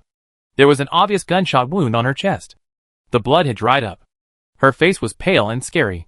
She looked at the door with her eyes open, as if she was dying with her eyes open. Lin Zixia covered his chest and calmed down. He felt that he was probably going to have a nightmare tonight. He didn't stay any longer, turned around and left the room. went downstairs to complain to Wensiyu. Boss, you take care of Luli. There are corpses in the room. He didn't remind me, and deliberately let me see those corpses. I feel like I'm going to vomit my dinner. Wensiyu glanced at him lightly.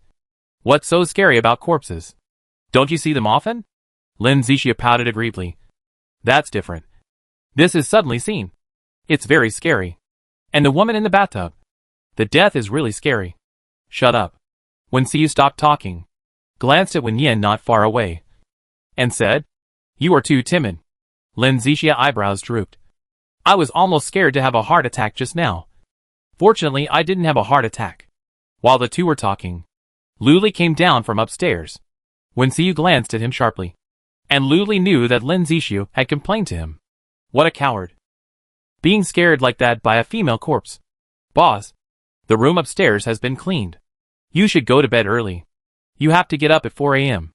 I will be on guard downstairs tonight. I will notify you in time if there is any situation. Wensiyu eyebrows relaxed slightly when he heard this. Although Luli likes to stir up trouble, he has always been reliable in doing things. Well, thank you for your hard work. Wensiyu looked at him and said calmly, Lin Zixia was scared just now. I guess he doesn't dare to sleep. You two can keep guard together. Lin Zixia. Luli. The two looked at each other with disgust in their eyes. But Wensiyu had spoken, so they could only do it. Chapter 100 There's a Ghost. Wen Yin waited downstairs for the others to finish their work and was ready to go to bed. She handed 2 fire crystal cores to Zhou Yuchu, and then gave Qin Yi and Qin Shu a 3rd-level crystal core respectively. Tomorrow morning, they will have to deal with high-level zombies, and Wen Yin thinks it's better to let them upgrade as soon as possible. Although Qin Yi and Qin Shu don't have much practical experience, the lethality of the fire and gold systems is very strong, and they can master the skills with a little practice. Wen Yin told the 2 of them some precautions about superpowers, and explained the transfer of the base. The 2 were shocked, but didn't ask more. After chatting, the few people went to wash up separately, while Luli and Lin Zixia kept watch downstairs. The 2 were very far away from each other, one at the door and the other on the sofa, looking like they would never get along with each other. Wen Yin took a shower and changed her clothes in the space, then went to the next room and knocked on the door. Wensiyu seemed to have fallen asleep. He opened the door in his pajamas and looked at her sleepily. I want to tell you something. Seeing that he was a little dazed, Wen Yin simply crawled under his arm, then walked to the bed, took off his shoes and climbed onto the bed, rolling happily twice on it. Wensiyu closed the door, walked over and picked up the little girl from his bed. You are not a child anymore. Don't climb onto a boy's bed casually. Wen Yin was held by the collar by him, and blinked in confusion. I didn't climb onto it casually. Isn't this your bed? Wensiyu smiled helplessly, loosened his collar, and sat on the chair beside the bed. Don't you want to tell me something? Wen Yin nodded at him, and hooked her finger, motioning him to come closer, just like whispering to him when he was a child. Wensiyu hesitated for a moment, but still lowered his head and came closer. Wen Yin put his hand on his mouth, and kept his voice very low. I'm telling you, my space has a healing function. Wensiyu's eyes were filled with surprise. Really? Wen Yin lay on the bed, holding her chin with both hands, staring at him with round and clear eyes. Really? The water inside has a healing effect. I've tested it. The wound heals immediately when it touches water. Wensiyu's eyes stagnated slightly, and his raised lips slowly fell. Did you cut your finger yourself? Wen Yin shook his head. Well, it doesn't hurt, but it's a little scary. As he spoke, he stretched out his left arm and tapped his arm with his finger. It's here. Look. You can't tell that you've been injured at all. Wensiyu stared at her slender arm, vaguely remembering that when her fingers scratched the skin or hit the corner of the table, she would run to him crying and said that she was in great pain and wanted him to comfort her. Such a delicate little girl actually dared to scratch her arm.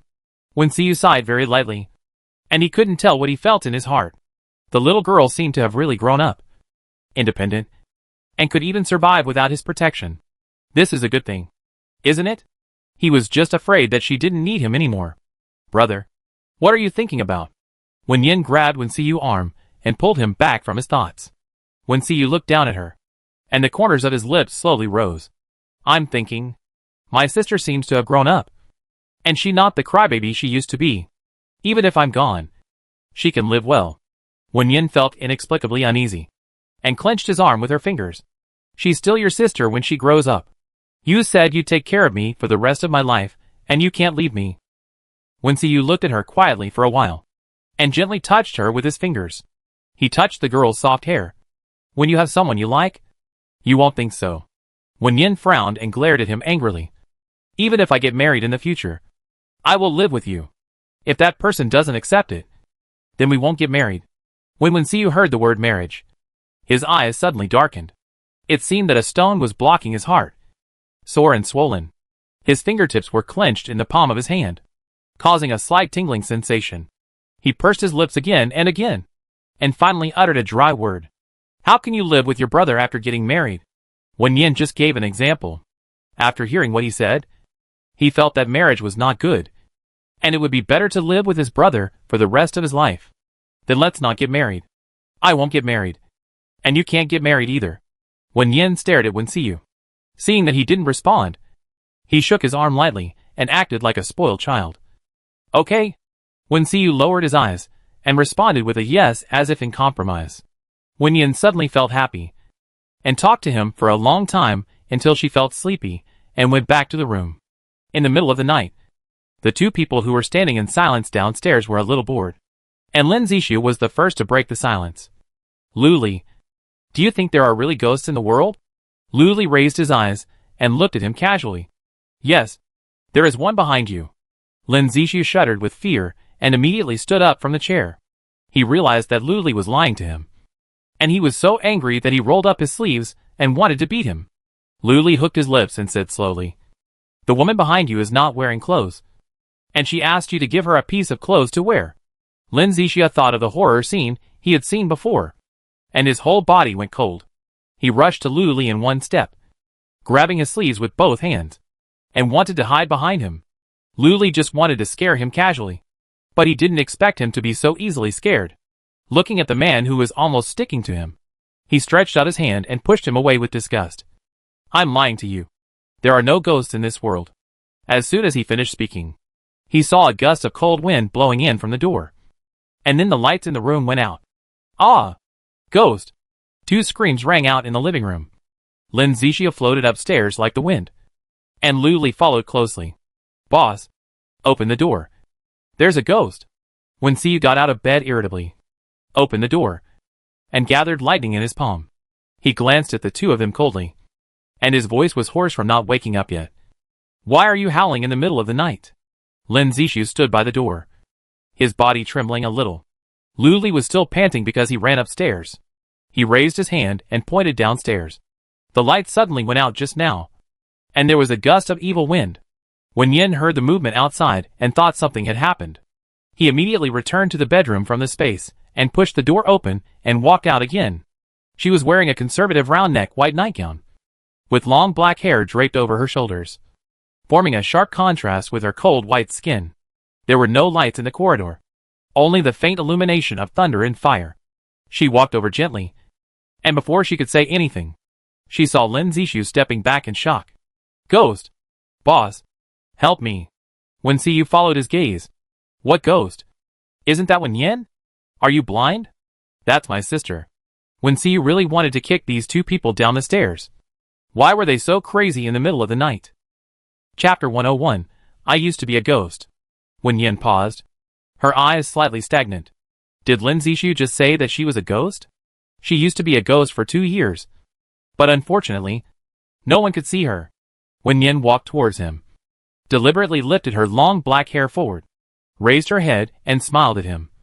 "Brother Zixu, do you think I look like a ghost?" Lin Zixu just saw a white shadow floating over, and instantly thought of the pale and terrifying face in the bathroom, and then shouted in a stressful manner that there was a ghost. But Wen Yin was right in front of him. How could he make a mistake? He smiled embarrassedly. "I'm sorry, Xiao Yin. I was just scared by a female corpse. You don't look like a ghost at all. How can there be a female ghost as beautiful as you?" Wen Yin tilted her head, curled her lips slightly, and showed him a sinister smile. Her voice light. "Why not? I've been a ghost before." As soon as the voice fell, the lightning in Wen Xiu's hand went out at this time. Lin Zixu screamed again, and then tightened someone's arm. Let go! Let go! Luli twisted Lin Zixia fingers, disgusted to death. He also convinced himself that he really thought there was a ghost.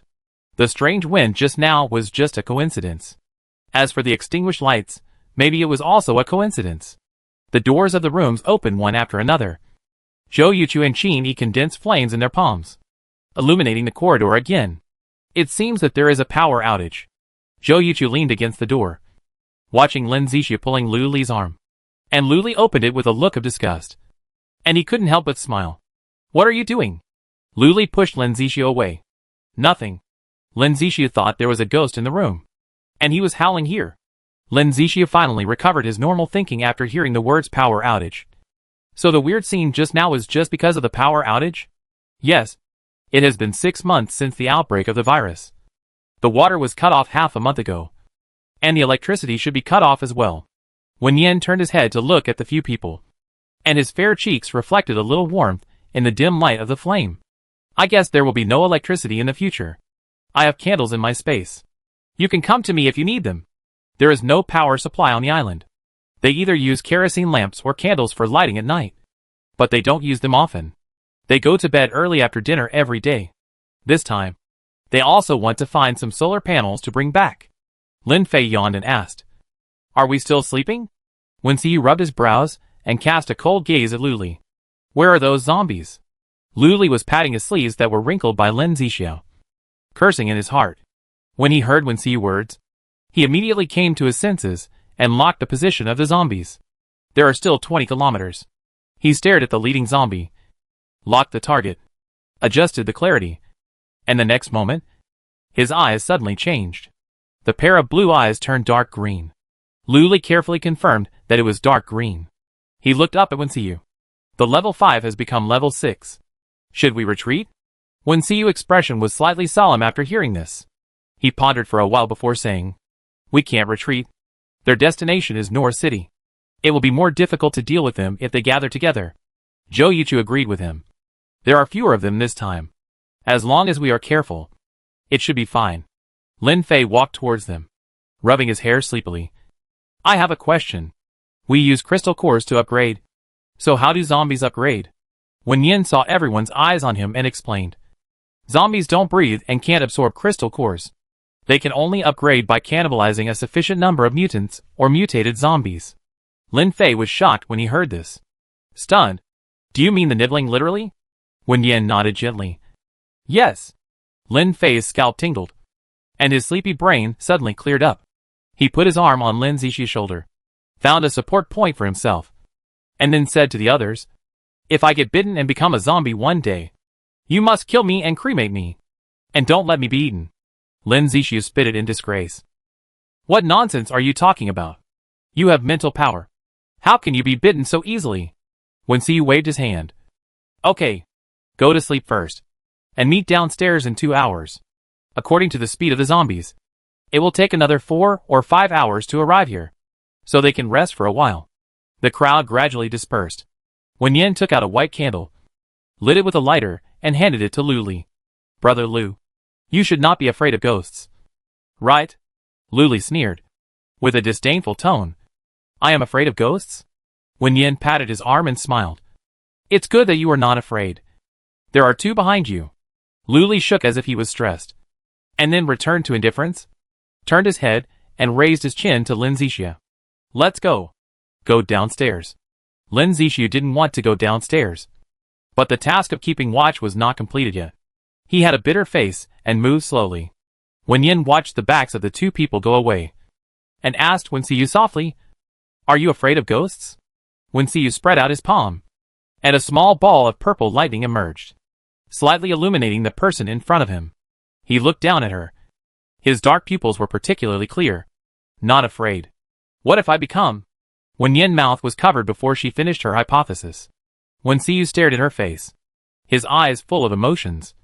No, not in this life, he said softly, his dark pupils trembling again and again.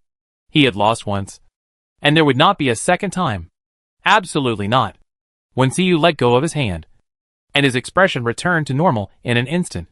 He touched the girl's fluffy hair and told her, If you encounter danger, You must enter the space and don't care about other people. Do you hear me? Seeing his serious face, Wen Yin nodded obediently. She was not the kind of person who liked adventure. Unless her brother was in danger, she would not be impulsive. Chapter 102 Help her bury her. Downstairs. Another gust of wind blew past, blowing out the faint light from the candle. Lin Zixia thought of the person he had lost before, and he remained still, just sitting quietly on the sofa. Lu Li looked at him in the dark, but didn't move in a hurry, just took out the lighter from his pocket and held it in his palm. Lin Zixia suddenly felt a chill on his neck, as if someone was blowing cold air on his neck. A sense of fear arose spontaneously. He gathered his supernatural power, moved to Lu Li's side like a gust of wind, and before his hand touched his arm, he heard him say, "Don't touch me. I have mysophobia." Lin Zixia ignored what he said, and grabbed his arm tightly. "I know you have a lighter. Turn on the light quickly." Lu Li was annoyed by him, slid the lighter to light the candle, and the next moment, the candle went out again. The door was closed. Where did the wind come from? Lu Li didn't believe in evil, lit the candle again, and extinguished it again. After repeating it for more than 10 times, he gave up. Lin Zixia, frightened by this weird situation, turned pale, and grabbed Lu Li's arm tightly, almost trying to get into his arms. The two had already gone upstairs to make trouble once before. If they did it again, they would probably be kicked downstairs by Wen Xiu. Lu Li held the lighter with his fingers. He was not afraid, but just felt weird. He remembered when Yin said that she had been a ghost. It seemed that there was nothing to be afraid of. There were so many wronged souls in the end times. Lu Li looked at the man who was almost sticking to his shoulder. His mouth twitched slightly, and he sighed helplessly and asked him, "Did you deal with the female corpse upstairs?" Lin Zixia was startled and clenched his arm more tightly, his voice trembling slightly. "No." Lu Li tooted in disdain, turned his head and said to the air, "Are you the woman upstairs?" As soon as he finished speaking, a cold wind blew over. Lu Li verified his guess, turned on the lighter again, and chuckled. "Don't be so angry. We didn't kill you. We will deal with your body now and bury you in the yard. Okay?" This time, the flame of the lighter did not go out. Lu Li relit the candle, then stood up, and dragged Lin Zixia with him. "Let's go. If you weren't lazy, we wouldn't be haunted by ghosts." Lin Zixia still didn't dare to let go. He looked around and didn't see any ghosts. "Is it really that woman? Why can't I see it?" Lu Li rolled his eyes at him. "You don't have a third eye. How can you see ghosts?" Lin Zixia's teeth trembled slightly. "Then can you see it?" "No." Lu Li tried to pry open his hand that was holding his arm, but failed. He had a strong hand, but a small courage. The two walked upstairs hand in hand, and walked slowly under the dim candlelight, and finally came to the room at the end of the corridor. Pushing open the door, a piercing chill hit. Lu Li protected the candle wick with his hands, and waited for the cool breeze to pass. He bent his fingers and tapped the black head hanging on his body. "Don't be hypocritical. Go to the closet and find a clean piece of clothing to help her dress." Lin Zixia froze in place, his eyes trembling slightly. "You want me to dress her?" Lu Li leaned against the door, his slightly raised fox eyes smiling. "You caused the trouble. Of course you have to be responsible. Hurry up. Put on your clothes. We still have to bury her outside." Lin Zixia pursed his lips in embarrassment, but still let go and walked to the closet, taking out a short-sleeved shirt and long pants from it in the dim light. The dead are the greatest. There is nothing to avoid. He took a deep breath, clenched his clothes with his fingers, and was about to push open the bathroom door when the girl's anxious voice suddenly came from behind him. "Don't go in. I do it." Lin Zixia was so scared that his heart stopped, thinking he heard a ghost talking. But when he turned around, the person who came was Wen Yin. He was so frightened tonight that he didn't even recognize Wen Yin's voice. Wen Yin walked into the room, took the candle from Lu Li, and then took the clothes from Lin Zixia. Under the surprised eyes of the two, she walked into the bathroom calmly. She couldn't sleep just now, and was about to go downstairs to chat with Lu Li and the others. But she saw two people holding candles and entering a room at the end of the corridor. She followed quietly and heard that the two people were going to change the clothes of the female corpse. And she refused in her heart. If she died and was still naked, she didn't want to be seen by strange men or have them touch her body. Walking into the bathroom, Wen Yin's eyes fell on the woman in the bathtub. There was no fear in his eyes. Only calm pity. In the end times, anyone could die suddenly. Just like her. She died in a very undignified way in her previous life. With her head cut off and her head and body separated. It looked quite scary. As a ghost, no one dared to look at her again. But her brother was not afraid at all. He held her body and cried for a long time. Later, he went to the room to find needle and thread, knelt on the ground to sew her head, changed her into clean clothes, and buried her under a willow tree. Wen Yin's thoughts returned, and she took out a bucket and a towel from the space, gently and carefully wiped the woman's body, put on clean clothes, and finally closed her eyes. I hope you will be born into a good family in your next life, Wen Yin whispered, and saw a cool breeze blowing in the bathroom, as if a ghost was responding to her words. Wen Yin smiled with curved lips, waved her hand to put the body into the space, pushed the door and went out, and the two people in the room looked at her with concern. Xiaoyan, aren't you afraid? She was a little girl, and she dared to stay alone with a corpse, and helped her wipe her body and change clothes. Lin Zixu really felt ashamed of himself. Wen Yin approached him with a candle. Her long black hair draped softly on her shoulders. Her skin was cold and white, and the dim light made her face more charming. But inexplicably, he felt like he was seeing a female ghost. Lin Zixu shook his head and felt that he was really crazy. Wen Yin smiled slightly. Brother Zixu, ghosts are nothing to be afraid of, as long as you haven't done anything wrong. You don't have to be afraid of ghosts knocking on your door in the middle of the night. Well, I'm not that afraid either. Lin Zixu raised his eyes calmly. He hadn't done anything wrong. So what was there to be afraid of? Let's go. Let's go find a place outside to bury him. Wen Yin saw Lu Li in a daze, raised his hand and patted his arm. Brother Lu, if you're scared, follow me closely. Lu Li came back to his senses and smiled casually. I'm a little scared. You have to protect me. Lin Zixu glanced at him reluctantly. Why pretend to be a green tea? He wasn't afraid at all just now. And he was even talking to a ghost. Wen Yin chuckled, holding a candle and walked forward first. The two men followed behind her, and their steps were deliberately lighter. If they woke up Wen Xiu and let him know what they did tonight, they would not be able to escape a scolding. Arriving at the yard, Lu Li found a suitable spot for burying a person, and asked Lin Zixu to dig a pit and bury the person. Lin Zixu had wind-related abilities, so he thought it was reasonable to give him the job of digging the pit. Except that the two people next to him affected his work a little. It would have been fine if he had just eaten melon seeds, but he also told ghost stories.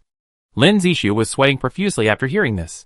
After burying the body, he immediately came to the side of the two people. Let's go back. It's a bit cold outside. Lu Li smiled and looked at him. There's a ghost lying behind you. How can you not be cold? Lin Zixu screamed, turned his head in horror to look behind him, and patted his shoulder with his hand, saying in a trembling voice, Don't follow me. I've already buried you. Wen Yin saw that he was really scared, reached out and grabbed his wrist, and gently comforted him. He lied to you. There is no ghost. Lin Zixu held Wen Yin's hand in return, lowered his eyes, and looked at her pitifully and aggrievedly. Really? Wen Yin shook her head seriously, realizing that their hands were held together. She pulled her hand back uncomfortably. Let's go back quickly. It's a bit cold outside. Chapter 103 Can't tell the difference between love and family affection. Wen Yin held a candle and entered the room first. Lin Zixu felt the warmth left in his palm and realized what he had just done. His cheeks suddenly became hot. He really didn't mean it. He was just a little scared. Lu Li raised his eyebrows and looked at him, teasing. You were so scared just now, but you are not afraid after shaking hands? Lin Zixu didn't listen to what he said, nor did he respond. His heartbeat had been abnormal tonight, and it was beating very fast at this moment. He raised his hand and pressed his chest, muttering to himself, Will Wen Yin think I am useless and afraid of ghosts? Lu Li laughed softly and wanted to ridicule him, but stopped talking. Forget it. Unrequited love is pitiful enough. In the living room, Wen Yin put the candle on the coffee table, took out some snacks and drinks from the space, and greeted the two people who came in. These snacks are about to expire. We have to eat them quickly. Wen Yin couldn't sleep at that time, so he went to the first floor of the space to organize the snack rack. put the things that were about to expire in one place, and thought about eating them as soon as possible. Luli took the potato chips she handed over, looked at the production date and shelf life, and then stuffed them into Linzisha. Eat. They are all yours. Linzisha, glancing at Luli. He tore open a bag of potato chips and started eating. Wen Yin was also finishing a box of biscuits. Seeing that Luli was not eating, she handed over a bag of spicy strips that were about to expire. Eat some? Luli was not hungry at all, and didn't want to eat snacks that were about to expire. But when Yin stuffed them into his palm, what could he say? He could only tear open the packaging bag and mechanically stuff the spicy strips into his mouth. Upstairs, Wen Xiyu was sleeping soundly, but he heard a slight creaking sound, like a hamster eating. He suddenly opened his eyes and carefully identified that it was the sound coming from the living room downstairs. He shouldn't have let Lin Zixio and Luli keep watch together, making so much noise. Wen Xiyu closed his eyes again, intending to sleep for a while, but he heard a very light laugh again. It was the girl's laugh. His eyes darkened slightly, and he lifted the quilt and got out of bed. In the living room, Wen Yin and a few others were chatting casually, and they saw Wen Xiyu coming from the stairs. He was wearing a black jacket with a white round-neck short-sleeved shirt inside, and his face was cold and elegant. Very beautiful, brother. Wen Yin smiled sweetly at him, and the coldness on his face instantly dissipated a lot, and the corners of his lips also rose a little. Why don't you go to bed? He walked to the side of the sofa. His eyes passed over the two men coldly, and then sat down next to Wen Yin, raising his hand to wipe the cookie crumbs on her face. Wen Yin pursed her lips and threw the snacks in her hand on the table. I can't sleep. What about you? Why did you wake up? Wen Xiyu glanced at the snacks on the table and raised his eyebrows slightly. I thought there was a little hamster downstairs, so I came down to check it out. Little hamster? Wen Yin blinked blankly, then laughed. Can you hear us eating upstairs? Wen Xiyu hummed softly. Since he was promoted to level 5, his hearing has become more acute, and he can hear very subtle movements. This also caused his sleep quality to decline rapidly, and he would be awakened by various sounds every night. During the week on the island, he had been training himself to distinguish various sounds, filter out those that were not important, such as footsteps in the corridor, the sound of talking and sleep in the middle of the night, and be alert to abnormal sounds, such as the movement in the yard. He had automatically filtered out the sounds in the corridor just now, but the creaking sound downstairs woke him up instantly. Luli cast a teasing look at him. With such sharp hearing, wouldn't it be very convenient to pry into other people's privacy? Wen Xiyu lips curled slightly. Isn't your clairvoyance more convenient? Lin Zixi said. Luli doesn't know how many things he shouldn't have seen. Luli turned to him. Excuse me. What are the things you shouldn't have seen? That's those. Lin Zixi realized that Wen Yin was there, and braked urgently. You know? Luli wiped his hands slowly, and said casually, I may not see as much as you do. Many. After all, I haven't seen that kind of movie. You should have seen a lot. Right? Lin Zixi almost choked while eating potato chips. He glanced at Wen Yin and explained in a low voice. Not many. Just a few. Wen Xiyu coughed lightly and stopped the topic. Okay. Shut up. Wen Yin understood what they were talking about this time. That kind of movie. Isn't it an adult movie? Although she had never seen it. When she was surfing the internet before, there were often very exposed pictures on the web page, and clicking to close would jump to a strange web page. Once, when she was looking up information on her brother's computer, her hands were shaking and she clicked the wrong button, and then the web page jumped to somewhere unknown, and began to automatically play strange pictures. For a while, the whole room was filled with ambiguous low gasps. She was startled at the time, and she didn't think about closing the web page. So she ran away like that. Because of this incident, she was embarrassed for a whole week and almost couldn't raise her head in front of her family. Wen Yin glanced at Wen Xiyu, then looked at the two men with slightly embarrassed expressions, smiled and changed the topic. Brother Lu, why don't you tell us your love story? Luli. He pulled the corner of his mouth lightly and laughed very lightly. Are you serious? He broke up. What love story is there to tell? Wen Yin propped up her chin and looked at him, nodded obediently. Tell it. Anyway, we don't have a chance to talk. It's good to listen to your negative example. Luli sighed, thinking that it was nothing to talk about it. Anyway, It was all in the past. He picked up the coconut water on the table that was about to expire and took a sip, leaning on the sofa chair and telling it. In fact, it was not a love story, but just childhood sweethearts who grew up together, accompanied each other in each other's darkest time, and habitually relied on each other. In college, a boy pursued Lin Xiu with great fanfare. Lu Li was afraid that he would snatch her away, so he confessed his feelings and kept him by his side as his girlfriend. For two people who are not related by blood, the boundary between family affection and love is originally very vague. Compared with family affection, love seems to be more reasonable. After listening, Lin Zixia took the lead in expressing his opinion. How can anyone not distinguish between family affection and love? These two things are completely different. Okay. Lu Li sneered and turned to look at him. Then after your parents got married, was it love or family affection? Lin Zixia was slightly stunned, and then explained, that kind of love and family affection. But they must have had love before they got married. Lu Li lazily said oh, and didn't say anything more. He actually could tell the difference, but he just didn't want to tell it apart. Wen Yin was sleepy after listening, and yawned on Wen Xiu's shoulder. Lu Li's emotional experience did not sound like love, but more like friends who supported and relied on each other. She looked sideways and saw Wen Xiu with his eyes downcast, wondering what he was thinking.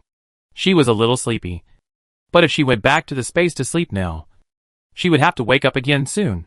She simply curled up on the sofa and rested her head on Wen Xiu's legs. Just sleep for a while. Wen Xiu looked down, with some helplessness in his eyes. He took off his coat and covered the girl with it, and then took a pillow to replace his legs, and gently adjusted the girl's sleeping position. Lin Zixia and Lu Li looked at his meticulous movements and were secretly amazed in their hearts. He was simply taking care of his daughter. The few people didn't talk anymore, nor did they eat. They just sat quietly on the sofa, either closing their eyes to rest or being in a daze. Half an hour later, Lu Li whispered to remind them that the time was up. Lin Zixia went upstairs to wake everyone up, and then the downstairs became lively again. Wen Yin also woke up at this time. After washing up in the space, he discussed the battle strategy with everyone. They could first ambush the zombies on the road, let Lin Fei control the level 5 zombie, and then kill it with one blow. As for the level 6 zombie, Wen Xiu and Zhou Yuchu should have no problem working together. The only worry is that there might be a mental power among them. If so, Lin Fei can try to contain it, and the others can deal with the high-level zombies according to their levels. Everyone ate some snacks and set off. It was still early, gray outside, and it was raining. Wen Yin distributed the umbrellas, and they shared one. Just right. Zhou Yuchu and Wen Xiu were under the same umbrella, very silent. Both of them were the type of people who didn't talk much. In addition, Wen Xiu had some estrangement with him recently, so they rarely chatted. Zhou Yuchu held an umbrella with the umbrella tilted to the other side. He tried to bring up the topic. Brother Wen, is Xiaoyan birthday coming soon? Wen Xiu glanced at him slightly, his eyes cold for a moment. Wen Yin 18th birthday was coming soon. After her birthday, these guys who coveted her would probably become more and more blatant. I felt annoyed just thinking about it. He curled his lips slightly. Well, there are still 2 weeks. Zhou Yuchu was silent for a while, and then asked, then do you know what she likes? While the two were talking, they had already arrived at the position that Lu Li said was suitable for ambush. Others came forward to set up traps one after another.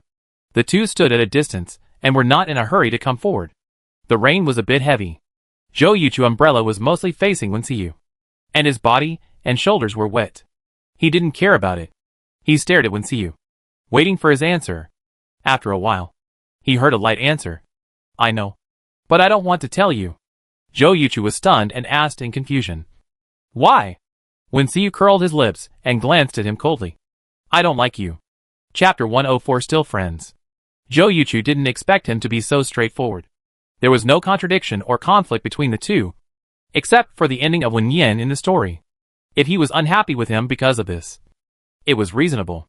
Zhou Yuchu lowered his eyes and said, I know you are a little dissatisfied with me because of the original ending in the book, but that thing didn't happen. I can't hurt Wen Yin. Wen Xiu paused, turned sideways to meet his gaze, with a hint of coldness in his eyes. What if I tell you that it happened once? Zhou Yuchu's expression froze, shook his head in disbelief, and muttered to himself. No. It's impossible. Why is it impossible? Wen Xiu stared at him, his voice heavy and cold. That story is what Wen Yin really experienced. Although she was not killed by you, you did hurt her. Zhou Yuchu was in a trance. His palms lost strength, and the black umbrella he was holding was then blown away by a gust of wind. But the two did not move, just staring at each other quietly, with different emotions in their eyes. Both of them are 1.9 meters tall, slender, and outstanding in appearance. Standing together, they have a visual impact of red and white roses. One is a dazzling and bright red rose, and the other is a white rose that is not stained by dust. Wen Yin watched the confrontation between the two from a distance, feeling inexplicably uneasy. My brother would not have told Zhou Yuchu about that matter. If I had known earlier, I would not have confessed to my brother, which made him feel unhappy. It is normal for Zhou Yuchu to kill her in his previous life. She has become a zombie. If he doesn't kill her, is he waiting to be bitten? Only my brother would be angry about this. I really don't think Zhou Yuchu did anything wrong. Wen Yin and Ji Yi were originally under the same umbrella. Ji Yi was busy now, so she held the umbrella alone. Seeing the two people being drenched in the rain, Wen Yin walked over quickly, held the black umbrella over their heads, and gently pulled Wen Xiu's arm with her fingers, signaling him to calm down. What are you talking about? Wen Yin pretended not to know and looked up at Zhou Yuchu. He was also looking at him, with complex emotions flashing in his eyes, including sadness and loss. Wen Yin's heart skipped a beat, and he was almost certain that his brother had told him about that matter. Xiao Yin. I'm sorry. Zhou Yuchu's voice was a little hoarse, and his eyes were wet from the rain, looking pitiful and helpless. Wen Yin turned around and glared at Wen Xiu, then said to Zhou Yuchu, you didn't do anything wrong. Really? I don't blame you at all. And nothing has happened now. You don't have to feel guilty. Zhou Yuchu pursed his lips, still a little depressed. His Adam's apple rolled, and asked softly, did you really experience it once? Wen Yin looked at him and nodded, and chuckled again. Actually, it's nothing. Just like a dream. I saw you in the dream that you are a very good person. So I want to make friends with you. Although there is a little purpose for teaming up. I really treat you as a friend. I swear, Wen Yin said, raised two fingers to swear. Wen Xiu held her hand, and said dissatisfiedly, what oath? He can believe it or not. I believe it. When Zhou Yuchu heard Wen Yin say this, he felt even more guilty and uneasy. It was obviously him who owed her, but she didn't care about it at all, but chose to team up with him. Even if there was a little purpose, wouldn't he be the one who benefited? Zhou Yuchu lowered his eyes, and bumped into the girl's soft and clear eyes. The corners of his lips couldn't help but rise. You don't need to swear. I believe everything you say. Wen Yin was relieved. It's good to believe it, but don't make a fuss about separation. Zhou Yuchu paused. His voice was a little hoarse. You are a very important friend to me, and this will not change. Wen Xiu was a little annoyed. Okay. You go, and do your work. Wen Yin and I have something to say. Zhou Yuchu nodded, and turned to walk into the rain. Wen Yin wanted to give him an umbrella, but realized that there was only one umbrella left in her hand. She had to take care of herself and her brother first. Have you seen enough? Everyone has gone far away. Wen Xiu's voice sounded above his head, and the tail tone was a little long. Obviously not very happy. Wen Yin turned his head to look at him, and saw that he frowned and looked unhappy. So he immediately went to coax him. Brother, I know you don't like him because of that incident, but he really didn't do anything wrong. Think about it.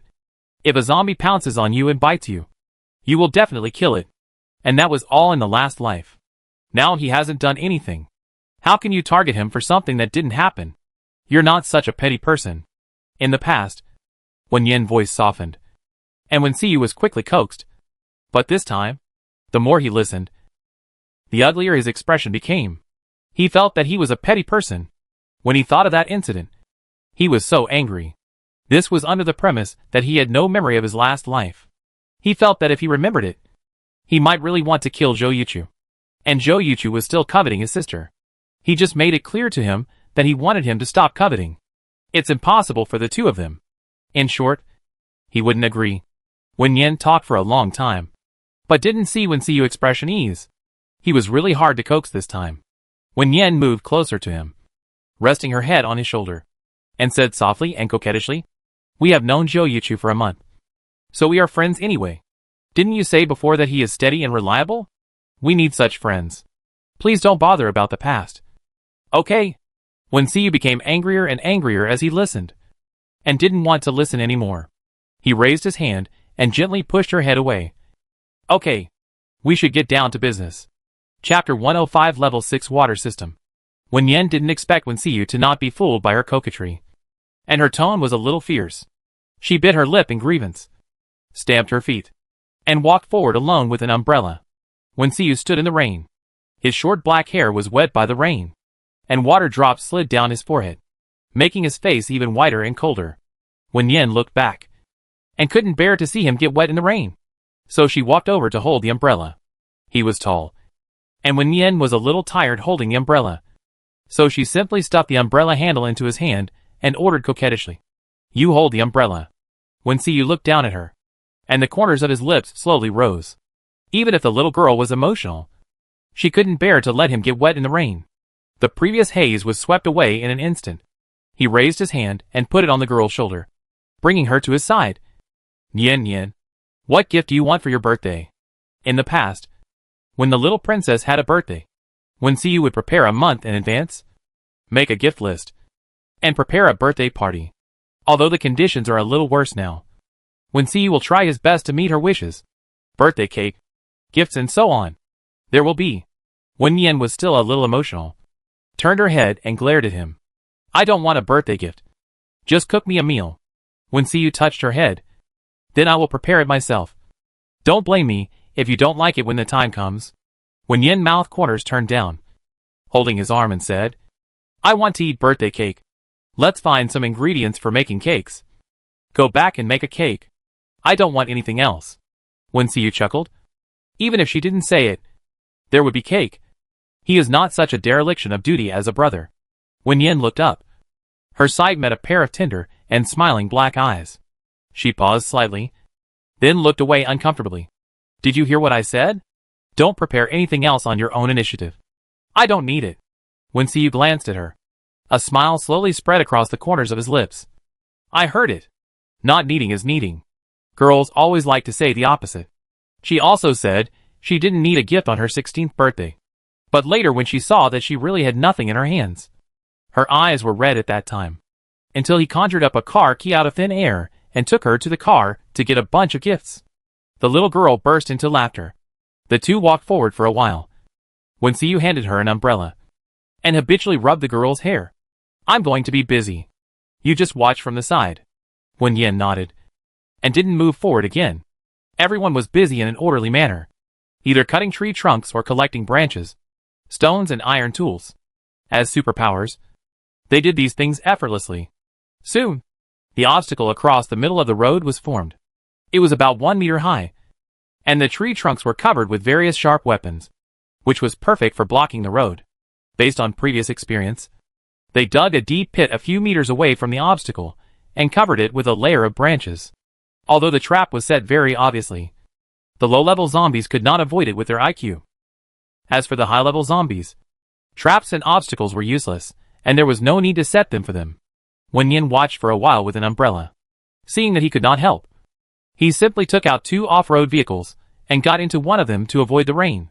After the arrangements were completed, everyone got into the car one after another. Luli checked with his sky eye and said to Wen Xiyu, "It will arrive in about an hour." Wen Xiyu nodded slightly. "Let's take a break first." Everyone stayed in the car for half an hour and got off when the group of zombies was still 2 kilometers away from them. Wen Yan took out some crystal cores and distributed them to several people, asking them to replenish their energy later. He, Luli, and Su Yanzhou held their guns, ready to pull the trigger at any time. The rain was getting heavier, and everyone waited and waited, and finally saw several mutant zombies at the end of the road. The zombie in the lead held a transparent umbrella with the umbrella raised. The dark green eyes cast a casual glance, and then the corners of the lips curved slightly, as if smiling.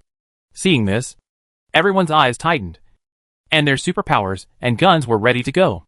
Seeing that the distance was almost right, Lin Fei used his superpowers to control the level 5 zombies. Wen Xiyu lightning in the palm of his hand then swung out. But just as he was about to approach the zombies, a transparent water curtain appeared out of thin air and blocked the lightning. Zhou Yuchu then swung out the ice blade, which was also blocked outside by the water curtain.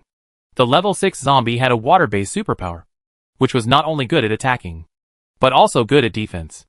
It was like a fish in water when it rained. The transparent umbrella in his hand was also condensed from water mist.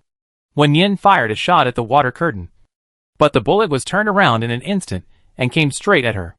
Lu Li's pupils tightened, and he immediately grabbed her and squatted down. The bullet was caught by a vine before it went far, and was thrown heavily into the distance. When Siyu and Zhou Yuchu looked at each other and attacked the level 6 zombie at the same time, while Lin Zixu and others faced other zombies respectively. When Yin stood up and took a look at the battle situation, he couldn't help but feel a little worried. This level 6 zombie's water control technique was very strong, and it had the advantage of rainy days. It might be difficult for them to kill it. Lin Zixu had a hard time dealing with the level 5 wind zombie. Seeing its confused eyes, he immediately used the wind blade to kill it, and then went to help Ji deal with the level 4 zombie. Lin Fei held the crystal core in his palm to replenish energy. He found that he couldn't control the level 4, so he turned his target to the level 3 zombie. Qin Yi and Qin Shu, who were both level 3, were dealing with a level 3 zombie respectively. They had just upgraded not long ago, and were not very proficient in controlling their abilities. Qin Yi's fire ability didn't have much advantage in the rain, but fortunately he was also facing a fire zombie, and the two of them barely tied. Qin Shu, on the other hand, had the upper hand. He controlled the iron to attack again and again, suppressing the earth zombie on the opposite side. After Lin Fei controlled 2 level 3 zombies, Qin Shu seized the opportunity and quickly and accurately cut the zombie's head with an iron tool to take out the crystal core, and then helped Qin Yi deal with another one. At the same time, Lin Zixia and Ji Yi were injured to varying degrees. One had a vine piercing his shoulder, and the other was tied up by vines and swung in the air. When Yin and his men fired several shots at the level 4 zombie, but they were easily swatted away by it with branches. Qin Yi and Qin Shu saw this and immediately rushed over to join the battle. The attack power of this level 4 wood element was stronger than theirs, but if they attacked together, they would not be at a disadvantage. When Yin no longer worried about the others, but turned his attention to Wen Siyu and Zhou Yuchu, the two summoned the supernatural spirits, indicating that they were already at a disadvantage. The expression on the face of the level 6 zombie was very leisurely. The rainy day meant that it had inexhaustible energy. It only needed to exhaust the opponent's supernatural power to easily deal with them. Gunshots rang out, and when Yin realized that the low-level zombies were coming towards them, so he didn't look anymore, picked up the gun, aimed at the target, and fired. Lin Zixu and his companions exhausted their superpowers, and finally killed this 4th level wood zombie together. Lin Zixu stared at his bloody arm, and he was completely traumatized by the wood superpowers. He felt that he had dodged fast enough, so how could he still be injured? Ji Yi was also in shock. He thought he was going to die during the few seconds when he was trapped by the vines. Fortunately, it was a false alarm. Su Yanzhou stepped forward to treat the two injured. He is now at level 3, and this level of injury can be healed quickly. Qin Yi and Qin Shu were not injured, but at this moment, their superpowers were exhausted, and they could not help Wen Siyu and the others, so they had to pick up guns to deal with the low-level zombies. Chapter 106. Call it a day and eat. Wen Siyu tried several ways, but couldn't break through the water curtain. Thunder, wood, and even the supernatural elves were helpless against the water system, which was soft and strong. Zhou Yuchu was the same. His fire supernatural power was useless in a rainstorm, so he could only attack with ice. And the level 6 zombie was slightly better than them in defense, and he hadn't attacked yet. After a few minutes of stalemate, Wen Siyu cast a look at Zhou Yuchu, and the two of them withdrew their supernatural powers at the same time, stepped back a few steps, and gathered supernatural powers in their palms to make a defensive posture. The level 6 zombie didn't expect them to retreat, and his dark green eyes froze for a moment, not knowing whether to attack or flee. He made a decision after thinking for a few seconds and turned around and ran towards the mountain. Although he felt that he had nothing to be afraid of, it was the first time he encountered such a high-level supernatural person, and he didn't have much combat experience, so it was better to hide. Don't chase him yet. Wen Siyu called Zhou Yuchu and walked towards the other people. He cast his eyes on Lu Li. You are responsible for keeping an eye on his position. We will look for him in another hour and a half. After that, He turned to Lin Fei. You upgrade now. We will need you to control the level 6 later. After hearing this, Wen Yen immediately took out the level 5 crystal core and handed it to Lin Fei. Lin Fei nodded, took the crystal core, and went into the car to upgrade. Just now, they also harvested a level 4 crystal core. According to the order, Ji should be upgraded. Wen Yen took out the level 4 crystal core and handed it to him. You should upgrade too. Ji nodded happily, and then got into the car. After seeing the power of water-based abilities, he had more confidence in himself. Maybe when he reached level 6, he would also have such a powerful water control technique. Luli monitored the zombies' whereabouts and said to the others, "It's still 50 to 60 kilometers from the North City. In an hour and a half. It can only run a dozen kilometers at most. We can follow it by car and take action directly later." Wen Xiu thought so too. Even if it took a detour from the mountain, they could track it along the winding mountain road. With Luli here, they would not have to worry about not finding it. Let's go. Get in the car. Wen Xiu did not drive himself this time, but let Luli sit in the driver's seat. They needed to change their position at any time according to the location of the zombies. So it was most appropriate for Luli to drive. As for those low-level zombies, they had already eliminated half of them, and the rest could be left to the traps. Wen Yen had been worried that his brother would get hurt impulsively, and wanted to persuade him to retreat, but he did not expect this roundabout way. If the situation just now continued to stalemate, the two people abilities would be exhausted, and the level 6 zombies could easily deal with them, and then deal with others. But the zombie did not expect the two to withdraw their attacks, and just stared at it, and did not move. It was probably the first time for it to encounter so many high-level psychics, and it was a little confused, so it fled when it had the upper hand. Wen Yen thought about what happened just now, and took out some crystal cores from the space, and handed them to the three people in the back seat to replenish their energy. When the superpowers are exhausted, the psychics are no different from ordinary people, and can be easily killed. The recovery time of superpowers varies slightly according to the level. It takes more than 10 minutes for those above level 5, and at least 2 hours for those below level 5. During this time, they undoubtedly need crystal cores to survive. The vehicle drove slowly for an hour and a half, and Luli locked the location of the level 6 zombie again. It seemed to be lost in the bushes 2 kilometers away from them. It walked forward for a while, and then circled back to the original place. Luli parked the car on the side of the road, roughly explained the situation, and led a group of people into the bushes. They should help this lost zombie, and send it off. Sensing the approach of several people, the level 6 zombie was shocked. They actually followed it? It had run for 20 kilometers. How could it be found by this group of superpowers? Damn it.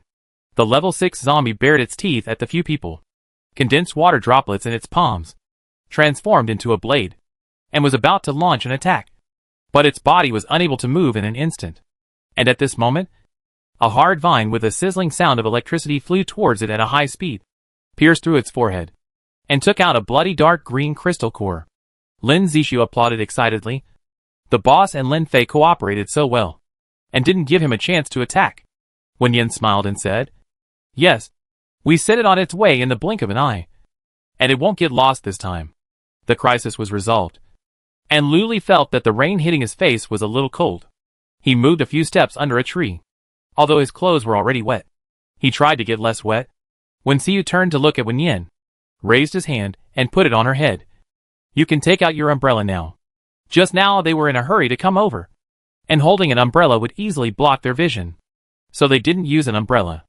Wen Xiu asked Wen Yen to hold her own umbrella, but she didn't listen and insisted on getting wet with them. Wen Yen smiled with her lips curved. Her pretty cheeks were washed pink by the rain. She took out the umbrella and shared it with several people, and she and Wen Xiu held an umbrella together. "Call it a day. Go back and eat." After Wen Xiu spoke, the crowd started to walk back, their steps much more cheerful than before. Luli located a 2-story building, which was clean and tidy inside, with complete kitchen tools.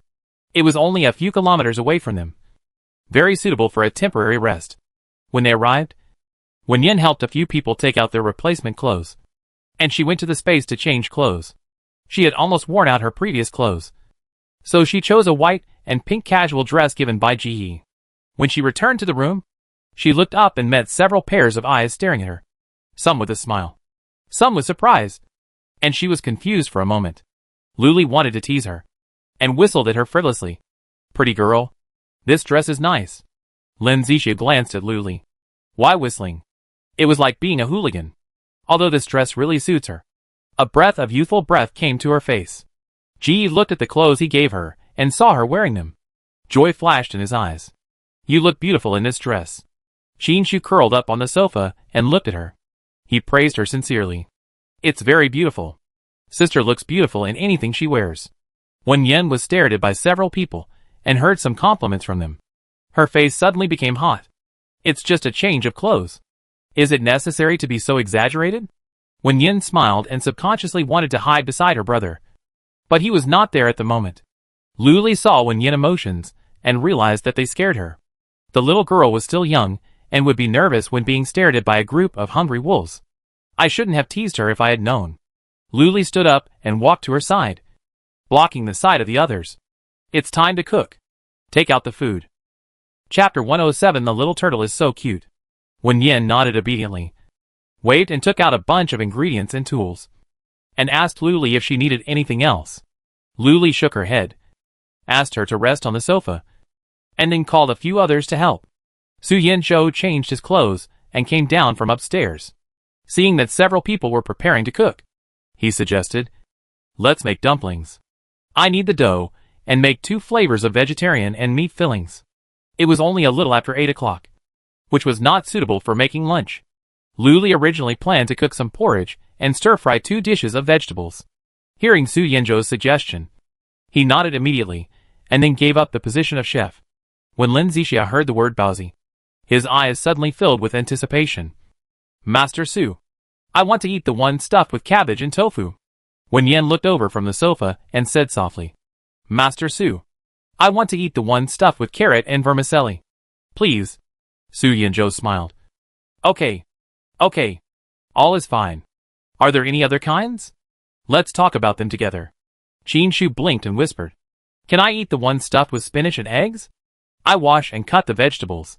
Su Yanzhou nodded at him, then turned to the 3 silent men. What about you?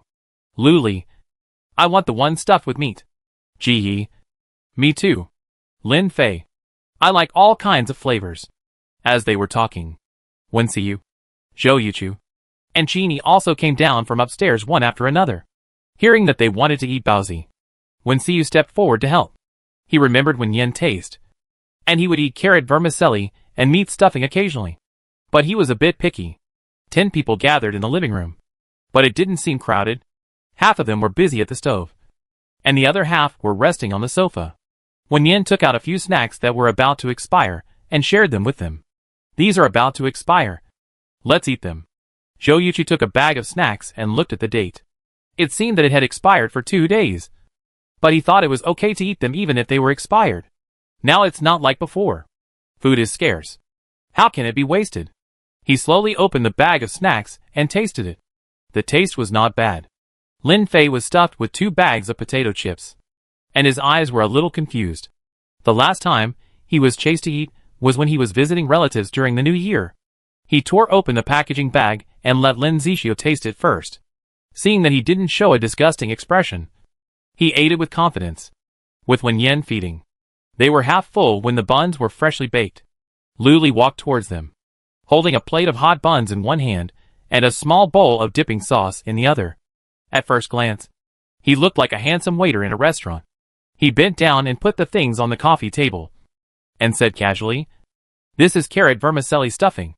The boss said that Wen Yan should eat it first, and you can taste it after she finishes. Wen Yan was a little greedy because of the smell of the buns. She took out chopsticks and distributed them to several people. You can eat it too. I will eat 2 at most. I will try other flavors later. She said so, but several people still did not move, waiting for her to eat first.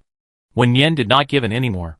She picked up a fresh and hot bun with chopsticks, dipped it in some dipping sauce, and handed it to her mouth and ate it in small bites. Even though she had been wandering outside for a few months, she was still a little squeamish and reserved in her bones. If there was enough time, she would usually chew slowly. Luli looked at it for a while, then turned back to help. She was really polite when eating, like a little turtle.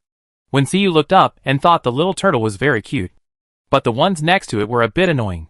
Wen Yin finished eating slowly, then put down her chopsticks and let the people next to her taste it.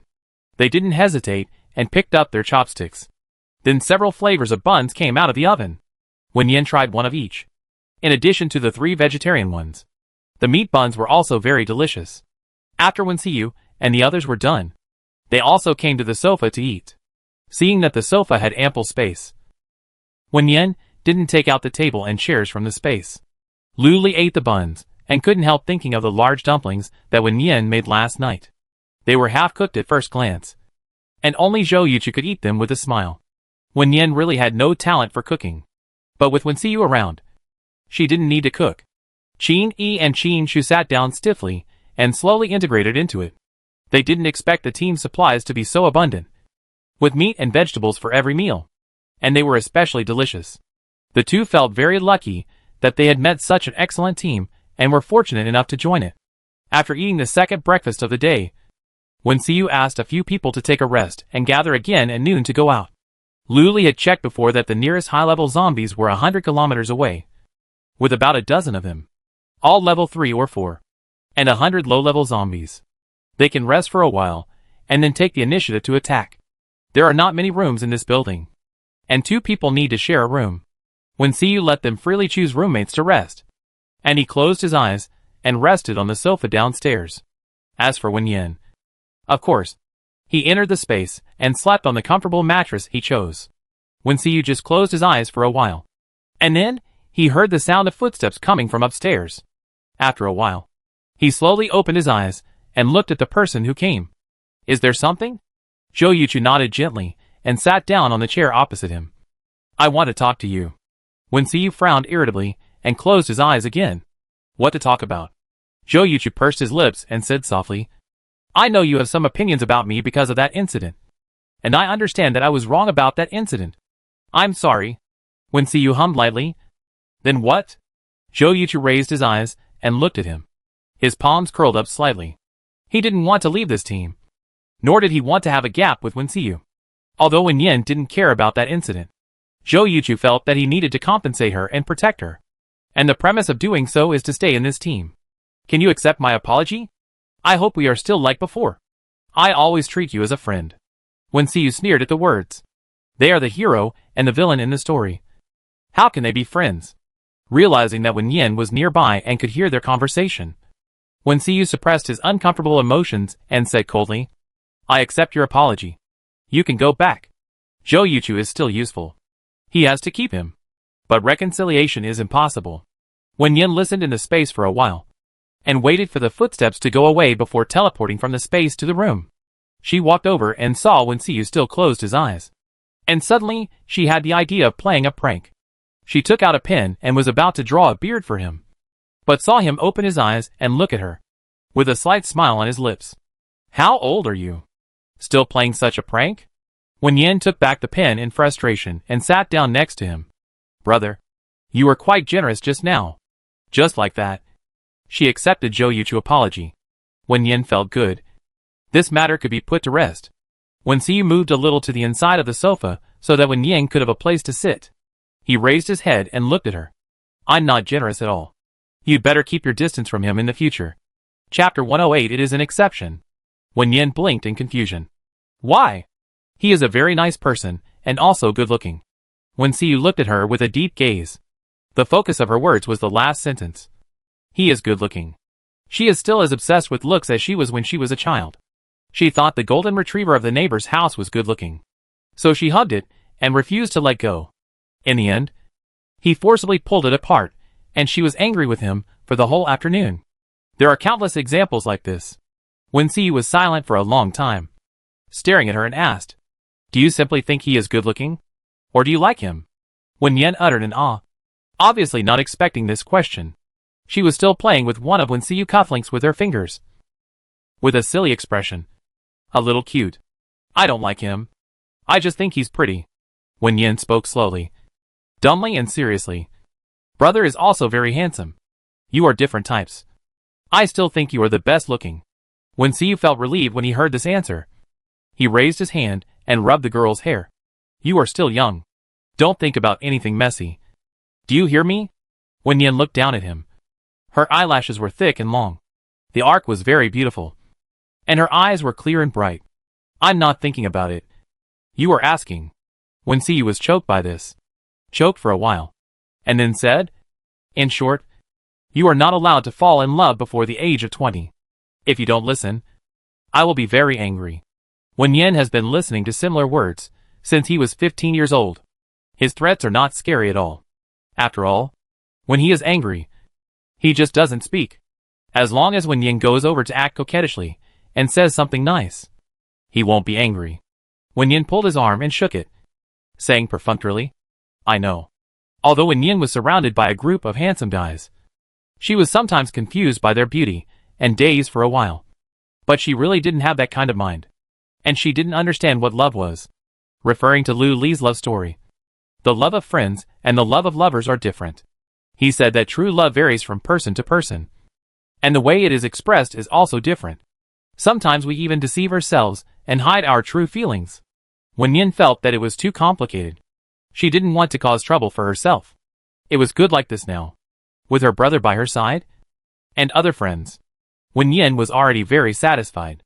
Brother, I'm going back to the space to sleep. You should sleep for a while too. Wen Yin stood up, smiled at Wen Xiyu, and moved to the space. Lying on the comfortable big bed, Wen Yin couldn't help thinking. If she could bring people in when she reached level 5, she would let her brother sleep in the next room, so that she would feel more secure. On the sofa, Wen Xiyu was in a daze for a while, and shouted to the place where Wen Yin disappeared. Yin Yin, are you asleep? Give me the crystal core. He originally planned to sleep for a while, and upgrade in the car later. But now, he was no longer sleepy.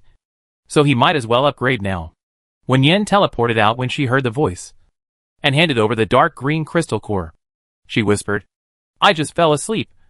You are so annoying. Wen Xiyu chuckled and raised his hand to pinch her sleepy face. Go to sleep quickly. I promise not to disturb you. Wen Yin entered the space again and lay down. This time she finally fell asleep peacefully. After an unknown period of time, she vaguely heard the sound of Lu Li and Lin Zixi bickering. Then came Wen Xiu's low rebuke. Shut up. Don't disturb Wen Yin's sleep. Wen Yin lips curled up.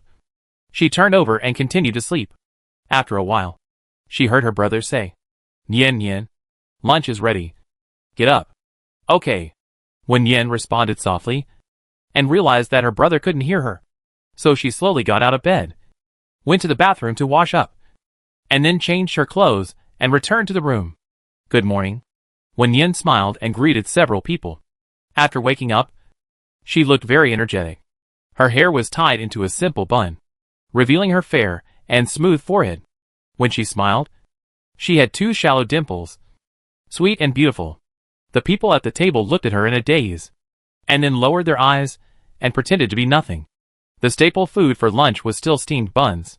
The ingredients left over from the morning were used to stir-fry 3 hot dishes: braised pork, mapo tofu, and hand-shredded cabbage, which were divided into 6 plates.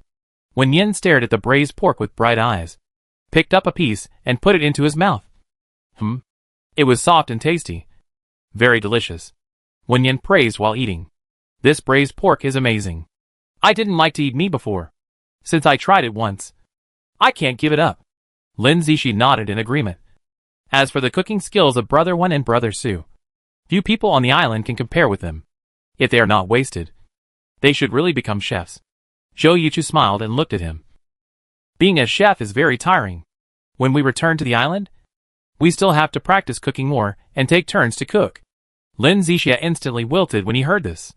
After tasting these delicacies, who would want to eat the food made by a novice? Wen Xiyu didn't want to eat it either. But he couldn't always be the chef in the team. The rotation of cooking had to continue when he returned to the island. After lunch, the group got ready to set off. In the car, Lu Li used his sky eye to observe the movements of the zombie king, and his eyebrows and eyes slightly frowned. Damn! How can zombies go the erotic route? He almost vomited the food he had at noon. Wen Yin saw his expression in the rearview mirror and asked with a smile, What's wrong? What did you see? Lu Li closed his eyes, and his ears felt a little hot for some reason. No, I didn't see anything. Wen Yin noticed his red ears and couldn't help but teasing. Did you see something inappropriate for children? Your ears are red. Lu Li's ears turned even redder after she said that. He turned to the side of the car window and whispered, "Yes. I saw that level 6 zombie kissing someone passionately." After a pause, he deliberately emphasized, "It was a woman, not a female zombie." He felt it was very strange. Even if high-level zombies had self-awareness, they shouldn't have any emotions towards humans. Isn't killing all they see? Qin Yi and Qin Shu were shocked. And Wen Yan's eyes widened as well. "What did you say? Are you sure?" Wen Yan thought Lu Li must have seen it wrong. It shouldn't be possible. How could that zombie king have a love line? I never heard of this in my previous life. Lu Li took another look. The two of them were about to fall onto the bed. His scalp was numb, and he released the position lock. Sure, and definitely. Wen Xiu cast a faint glance from the rearview mirror. Maybe that was his lover before he became a zombie. If he has memories, there is nothing abnormal. Wen Yan opened his mouth, his eyes full of doubt. But after becoming a zombie, it will lose its human memories and only have bloodlust and killing. Wen Xiu shrugged slightly. Maybe it is an exception, Qin Shu whispered. If it really has human memories, can we make peace with it? No. Wen Yan and Lu Li said in unison that there was no point in talking to zombies. Even if it was a zombie with memories. It had killed many people, and its hands were covered with blood. They were destined to be in opposition, and there was no coexistence. Qin Yi looked at Qin Shu speechlessly. This guy must have read too many comic books. He is stupid. Chapter 109. Spiritual Power Illusion. Lu Li didn't look at the zombie king anymore, and turned his attention to their target. The group of level 3 and 4 zombies are now moving in their direction. In another hour, they will meet. Now that Lin Fei has reached level 5. Wen Xiu and Zhou Yuchu have high-level dual system abilities, so it is not difficult to deal with them. Lu Li then searched for the traces of other mutant zombies, and acted as a navigator at the same time. Turn left at the intersection ahead, and keep going. Wen Xiu drove according to the navigation. After turning the corner, the road was very flat. He slowly stepped on the accelerator, and increased the speed. Wen Yan held the seat belt, and turned to ask Lu Li, "Are there any traces of level 5 zombies?" "I'm looking for them." Lu Li locked onto the two green eyes, and the corners of his lips curved slightly. "Yes. 200 kilometers away. 2 level 5 zombies, 1 male and 1 female, are driving towards the North City." Qin Shu looked at him in surprise. "Zombies can drive?" Lu Li nodded slightly and smiled again. "You've learned a lot. They can not only drive this kind of car, but also another kind of car." Qin Shu didn't quite understand. "What kind of car is the other kind?" Qin Yi coughed, raised his hand, and turned Qin Shu's curious face to the other side. "You don't need to understand this." Wen Yan felt like he understood, but he didn't. Wen Xiu glanced at Lu Li coldly from the rearview mirror, indicating that he could shut up. He's been a mess all day, and he knows how to lead minors astray. Lu Li pouted. Did he say something beyond the scope? Wen Xiu insisted on imagining it. The car was quiet for a while, and Wen Yan said, "Should we find some winter clothes? It seems a bit cold. The island is like spring all year round, so there is no need for winter clothes. But they need them when they go out. It is already November now, and they should store some winter clothes. It will probably snow next time they go out." Wen Xiu looked at the rearview mirror and hummed. In addition to finding clothes, he also had to find some ingredients for making cakes. When he returns to the island, he has to learn how to make cakes. Lu Li looked up at Wen Yan, also thinking about her birthday. The jewelry he gave before was not thoughtful, so it doesn't count. He should think again. What gift to give? I am studying design, and I should design a little gadget for her. She should like it. I don't know what Zhou Yuchu plans to give. Will Wen Yan confess his love after his 18th birthday? I really want to see the Shira field. Lu Li curved his lips, and focused on checking the location of the zombies. When he was 5 kilometers away from the zombies, he reminded them. Wen Xiu slowed down the car, flashed his hazard lights to signal the car behind him, drove for a few more minutes, and parked the car on the side of the road. 500 meters away from them, a group of mutant zombies were leading the low-level zombies forward. When they saw the human appear, their eyes suddenly showed bloodthirsty light. The mutant zombies rushed towards the human first, but in an instant, they seemed to be cast into a fixed body spell, and they stopped in place in different postures. Their eyes were confused. A burst of lightning fell from their heads, and then, One round head after another rolled to the ground. Wen Xiu withdrew his hand in the amazed eyes of several people, and swung out the vine to dig out the crystal cores respectively. After controlling the mutant zombies, Lin Fei concentrated his mental power to deal with the low-level zombies. Although he had just consumed a lot of superpowers, it was more than enough to control the low-level zombies. After reaching level 5, he found that his control ability was stronger. Not only could he make them stand still, but he could also make them act according to his instructions. For example, now, he used his mind to make the zombies squat down, and they did it obediently. Wen Yin and Su Yanzhou were using guns to kill the zombies. After a few shots, Wen Yin simply stopped and turned to Lin Fei, who was practicing mental control. Why don't you try to make them take off their heads? Lin Fei raised his eyebrows and immediately issued this command with his mind. But the zombies didn't seem to understand this command. They stared at the front with a distracted look and still kept squatting. Lin Fei ordered them to die again. But the zombies obviously didn't understand. After all, they were already dead. Therefore, mental control is at most soul-stealing, and it can't make them commit suicide. Lin Fei tried it several times and got it verified. So he let Zhou Yuchu and others kill the zombies. He humbly asked Wen Yin, "Can that 6th-level mental zombie control the superpower to kill himself?" Hearing this, several people looked at Wen Yin, waiting for her answer. Wen Yin thought back and frowned slightly. Level 6 or above mental power can capture the other person's desires while capturing their souls, and weave an illusion for them. If they are trapped in the illusion and can't wake up, they will really die. Wen Xiu stared at her and asked, "Will this illusion be difficult to detect?" "I don't know. It should be difficult." Wen Yin had never experienced this kind of illusion, and she didn't know what it was like. She only remembered that Lin Fei had woven an illusion for her brother, which made him sleep for 7 days, and almost couldn't wake up. Luli cast a casual glance at the few people. If a dream comes true, some people will definitely be reluctant to wake up. Lin Zixia nodded thoughtfully.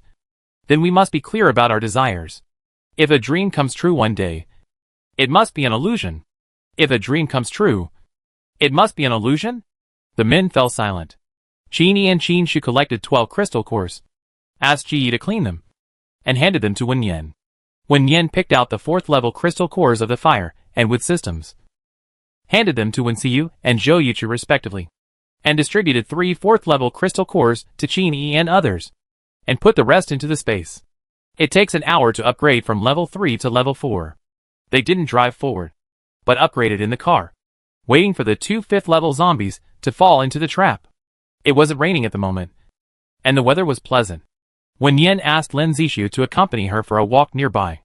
Luli, Lin Fei, and Ji Yi leaned against the car and chatted casually, occasionally glancing at the 2 people not far away. In terms of appearance and height, the 2 were quite compatible. They also got along well. Luli had initially been attracted to this couple, and now it seemed that the 2 were more suitable to be friends. Lin Zixu's mind was very open. He liked them but didn't covet them, so he was quite simple. Ji Yi looked at the 2 people talking and laughing. A little disappointed flashed in his eyes, and then quickly returned to calm. He could see that Wen Yin didn't like them that much. She just treated them as friends. It was also good. At least everyone was in the same situation. Seeing that the 2 people next to him were absent-minded, Lin Fei also glanced at Lin Zixu, and said, "Look at his worthless appearance."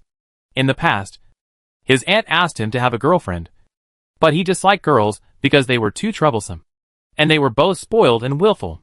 Now he did think about it, but unfortunately the competition was a bit fierce. Chapter 110, Bringing People into the Space. After Wen Xiu and his companions upgraded, they got off the car and moved around.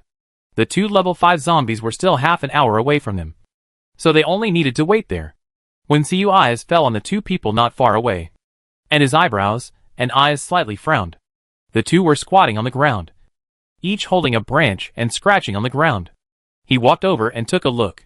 There were 2 small animals drawn on the ground, a very cute lop-eared rabbit, and a wolfhound with a silly smile. It looked very similar to the 2 of them. Wen Yin and Lin Zixu each drew their own zodiac signs. Wen Yin added a stroke to Lin Zixu's painting from time to time, and he also messed up her. In the end, the rabbit was still a rabbit, but the dog was not a dog.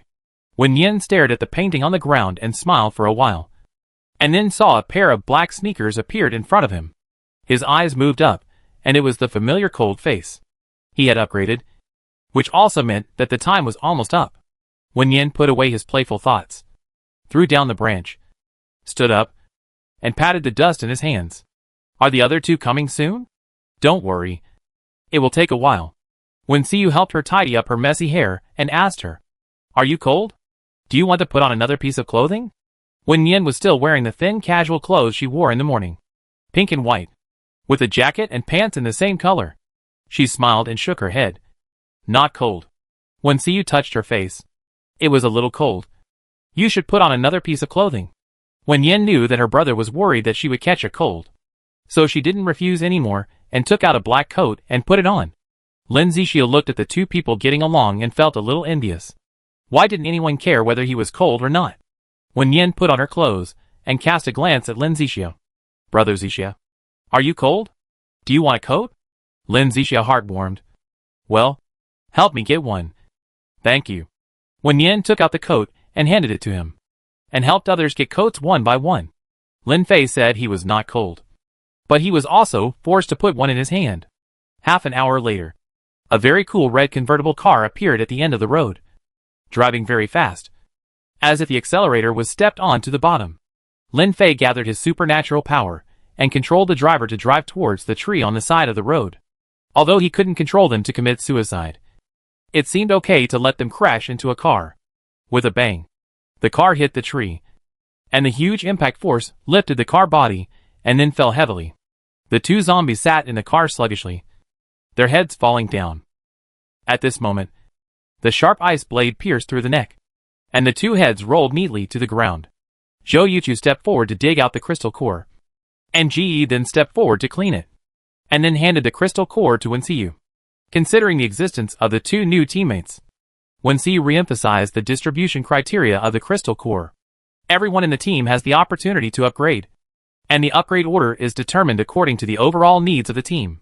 The two level 5 crystal cores should be given to Lin Zixia and Wen Yin in order, followed by Ji Yi, Lu Li, Su Yanzhou, Qin Yi, Qin Shu, and so on. They are all above level 4 now, and the next goal is to upgrade the whole team to level 5. Everyone nodded in unison without any objection. Qin Yi and Qin Shu were promoted to level 4 just 2 days after joining the team. It felt like a windfall, and they were happy and grateful. After Wen Xiu finished speaking, he gave the 2 crystal cores to Wen Yin and Lin Zixia respectively. It takes 1.5 hours for the two to reach level 5, and they can go to collect supplies during this time. Lu Li checked and found that there was a cornfield within 5 kilometers, and they could pick some. When the vehicle drove to the side of the road, Wen Xiu asked everyone to get off the car to pick corn, and he watched the 2 people who were upgrading in the car. Zhou Yuchu and Ji Yi used their supernatural powers to cut off a whole piece of corn stalks, and then bent down to pick corn like everyone else. It felt like going back to the time when I was digging vegetables in the field. I was very tired, but also very fulfilled. They now have a lot of food stored, and they can also plant on the island, so they will never go hungry. After Wen Yin upgraded, she opened her eyes and appeared in the lawn of the space. She found that the space was much larger than before, and it seemed that she could not see the end of the lawn in a glance. But after walking forward for more than 10 minutes, there was still an end, and the previous black fence was still there. Back in the building, Wen Yin looked around and found that the supplies were all in place, and there was no change. But the wall seemed to have changed color, from pink and white to pink and blue, and the stairs were also painted. The 3rd floor is still the same, about 200 square meters, with 4 spacious and bright bedrooms, an open kitchen, and each bedroom has a separate bathroom. Wen Yin didn't stay any longer, and returned to the car and stretched out her hand to Wen Xiu. I try to take you in again. Wen Xiu put his hand on her wrist, and in just a moment, the scene in front of her suddenly changed. No longer in the narrow car, but in an empty and boundless lawn. Sure. Wen Yin grabbed Wen Xiu's arm, and the joy in his eyes spread little by little. If the space can bring people in, they have an extra layer of security. However, the space cannot be moved, so they can only hide in it for a while before going out. Wen Xiu looked at the surrounding environment, and for a moment, he couldn't tell the difference between reality and virtuality. Does this place really exist? Wen Yin saw him in a daze, and shook his finger in front of him. Let's go. I take you to see the room. Wen Yin dragged him in, first showing him the food area on the first floor, the gun and ammunition area on the second floor, and finally to the residential area on the third floor. The furniture inside was fully purchased by Wen Yin, including sofas, armchairs, carpets, etc. Each bedroom has a mattress and bed sheets. And there are all kinds of clothes and toiletries in the closet. Wen Xiu had an illusion that he was following Wen Yin to see her newly bought house. And he should bring a gift. Brother, this is your room. Do you like it? Wen Yin showed him her bedroom, and then came to the next room. The sheets and quilts were all ready. They could move in tonight. Wen Xiu walked into the room and looked around for a while. There was a private bathroom, a balcony and a window. He was quite satisfied. The little guy was really sensible. He knew to prepare a room for him in advance. I like it very much. Wen Xiu smiled and raised his hand to pinch her face. Let's go back first and try to bring a few people in.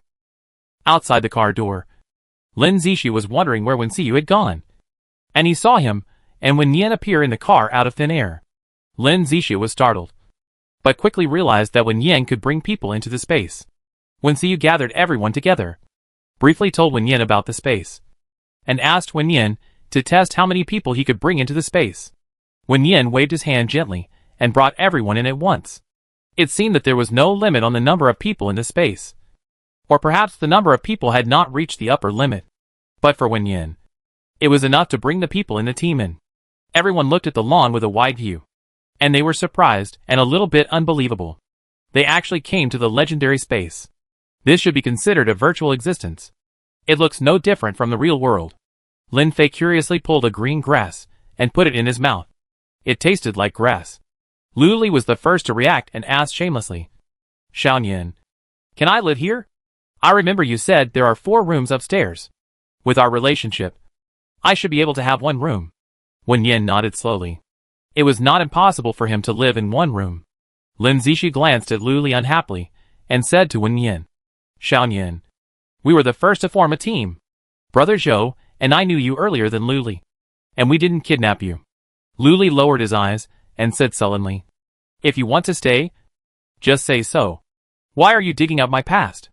Lin Zixi felt that he was pretending to be pitiful and couldn't help but sneered. If you want to dig up the past, just dig up the past. Wen Yin saw that the atmosphere was a bit strange and tried to smooth things over. It's okay. You can all stay. But there are not enough rooms. So you have to squeeze in. Wen Xiu glanced at the 2 chattering people coldly. Okay. Let's go back. Wen Yin was originally thinking about whether to take them to visit the room. But after hearing what his brother said, he didn't mention it again and returned to the cornfield with a group of people. Chapter 111. Going out for a trip. Everyone went into the cornfield again to work. Wen Yin collected the corn piled into a small mountain and joined the picking team. It was dinner time when they finished. Considering the problem of accommodation at night, they first found a suitable house to live in, and then started to prepare dinner. First, they steamed a pot of corn, then fried a few dishes, and made soup noodles as the staple food. Wen Yin was a little full after eating the corn. When the soup noodles were served, she only ate half and pushed them in front of Wen Xiu. I can't eat any more. The girl's voice was soft and coquettish. Wen Xiu guessed that she would be full easily as long as she ate something else before the meal. Wen Xiu finished his noodles and continued to eat the rest of hers. Looking at the interaction between the two, Lu Li couldn't help but think of the time when he was in love with Lin Xiu. Lin Xiu couldn't finish the noodles once, so she pushed them to him. But his first reaction at that time was that he didn't want to eat her saliva. He finally chose to lie and said that he couldn't eat any more. Wen Xiu really didn't dislike Wen Yin at all, and he could eat the leftover noodles. But they are siblings, so it doesn't matter. While Lu Li was staring at the 2 of them in a trance, Lin Zixi's voice suddenly rang in his ears. Let's go to the city later and find something. Lu Li glanced at him coldly. I have to sleep later, so I don't have time. Lin Zixiao leaned towards him and tilted his head to look at him. Isn't it just a matter of your old account? Don't be so stingy. I won't bring it up next time. Okay. Lu Li snorted coldly and moved to the other side to eat noodles. Lin Zixia pulled his sleeve. I really have something important to do. Can you help me? What important thing could it be? Lu Li frowned in disdain. Just talk. Don't push me. Lin Zixia knew that he agreed, and smiled and let go. Then we will leave later, Brother Joe and Lin Fei will go too. After hearing what he said, Luli guessed what they wanted to do. Wasn't it just picking gifts? What jewelry store? Luxury store? Just going to anyone. Pick any gift. And don't care about the price. Not long after dinner, several people went out together. They reported to Wensiu before leaving. They drove to the city, walked around the largest mall, picked a bunch of gifts, and then drove back. They killed several waves of level 2 and 3 zombies on the way. Their current goal is the level 5 crystal core. Level 2 and 3 are not very useful, just to replenish energy. But Luli searched around and didn't find any traces of level 5 zombies. They planned to walk a distance to the south tomorrow to see if they could get something. Back to the single-family villa where they were staying temporarily. The living room was empty and dark.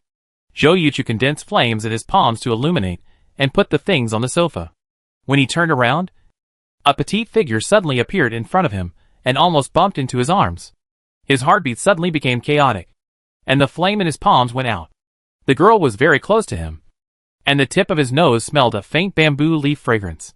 He listened to his messy heartbeat in the dark, with a secret joy. Sorry, I didn't mean to scare you. Wen Yin smiled apologetically, took out a candle and a lighter, lit the candle, and then placed it on the coffee table. Zhou Yuchu looked at her quietly. His heartbeat gradually returned to normal. He chuckled. It's okay. You didn't scare me. Wen Yin looked back at him, still a little apologetic in his eyes. I can't control the location of the teleportation. Where I entered the space, I will still be in the same position when I come out. Lin Zixia came over with a bunch of shopping bags. Xiaoyan, help me put it into the space. Thank you. Wen Yin nodded and waved his hand to put it in. Lin Fei had already put the things on the sofa. He picked them up and handed them to Wen Yin. And mine. Thank you. Luli and Zhou Yuchu also carried handbags. Wen Yin helped them put them all in, and also collected 10 second and third level crystal cores. They went out and returned with a full load. Do you want to take a shower? There is a shower in the space. In every room. Ji Yi and the others have already taken a shower and are resting. Lin Zixia's eyes lit up, and he quickly said yes. Since the water supply was cut off, they haven't taken a good shower. They either took a cold shower or simply scrubbed. Some time ago on the island, they all went to the sea to take a shower. But they always felt uncomfortable. When Yin turned his eyes to the other people, and seeing that they all nodded, he took the 4 of them into the space. Wensiu leaned against the door and looked at the others lazily. He was ready to sleep now. But when he heard the noise outside, he walked out of the room again. Luli came over and patted his arm. Are you going to stay here tonight? Wensiu nodded sleepily. Hurry up and finish your shower. Don't disturb my sleep. Luli glanced at his room, which was spacious and bright, with a balcony and a separate bathroom. TSK. He was so envious. Xiaoyan, I want to sleep here too. Luli stretched out the last syllable, raised his voice slightly, and brought out a bit of coquettish meaning. Wensiu's eyes darkened, and a sharp glare swept over. Do you want to die? Luli's expression immediately straightened. Not for now. Wen Yin looked at Luli and laughed out loud. Is Wensiu so scary? One sentence made him serious from being casual. Wen Yin laughed enough, and said to the few people, you can live here if you want. 2 people to a big bedroom. Luli heard 2 people to a room, and he immediately lost interest. To make up for the sleep this morning, at least there is a double camp bed or a sofa. He doesn't like to share a bed with others, whether men or women. Lin Zixia hooked Lin Fei's shoulder and said to the other 2, Xiao Fei and I will share a room. And you 2 can share a room. Luli glanced at Zhou Yuchu. He didn't object, but Luli thought about it and gave up. I'd better go back to sleep. You sleep here. Zhou Yuchu nodded gently. He wanted to live here, closer to Wen Yin. Wensiu was so sleepy that he didn't bother to listen to their nonsense. So he turned around and went back to his room. Wen Yin pointed the direction of the room to several people, handed them the bed covers, and went back to his room to rest. Just as he felt a little sleepy, there was a knock at the door. Wen Yin turned on the desk lamp, squinted his eyes, got out of bed and walked to the door, opened the door, and the person who came was Luli. I can't seem to get out of the space. Luli had just taken a shower. His hair was half wet, and his upturned fox eyes were filled with mist. He looked particularly well behaved without his usual casualness. Wen Yen didn't expect that the word well-behaved could still appear on Lu Li. Maybe he was confused in his sleep. Wen Yen rubbed his eyes, took him out of the space, handed him a lit candle, and returned to the bedroom. Lu Li stood in the living room, watching Wen Yen disappear, then picked up the candle and walked upstairs. He also wanted to live in the space. But unfortunately, there were not enough rooms. On second thought, the room in the space can be expanded, or the supplies on the second floor can be moved to the lawn, and the second floor can be lived in. Just add some mattresses and furniture. Lu Li planned to look for it tomorrow and then move in. It was too convenient to wash in the space, so he didn't want to live outside. Wen Yen slept well all night. After waking up, he took a shower, changed into a comfortable sports suit, and then pushed the door and walked out. In the living room, breakfast was ready, with porridge and vegetables.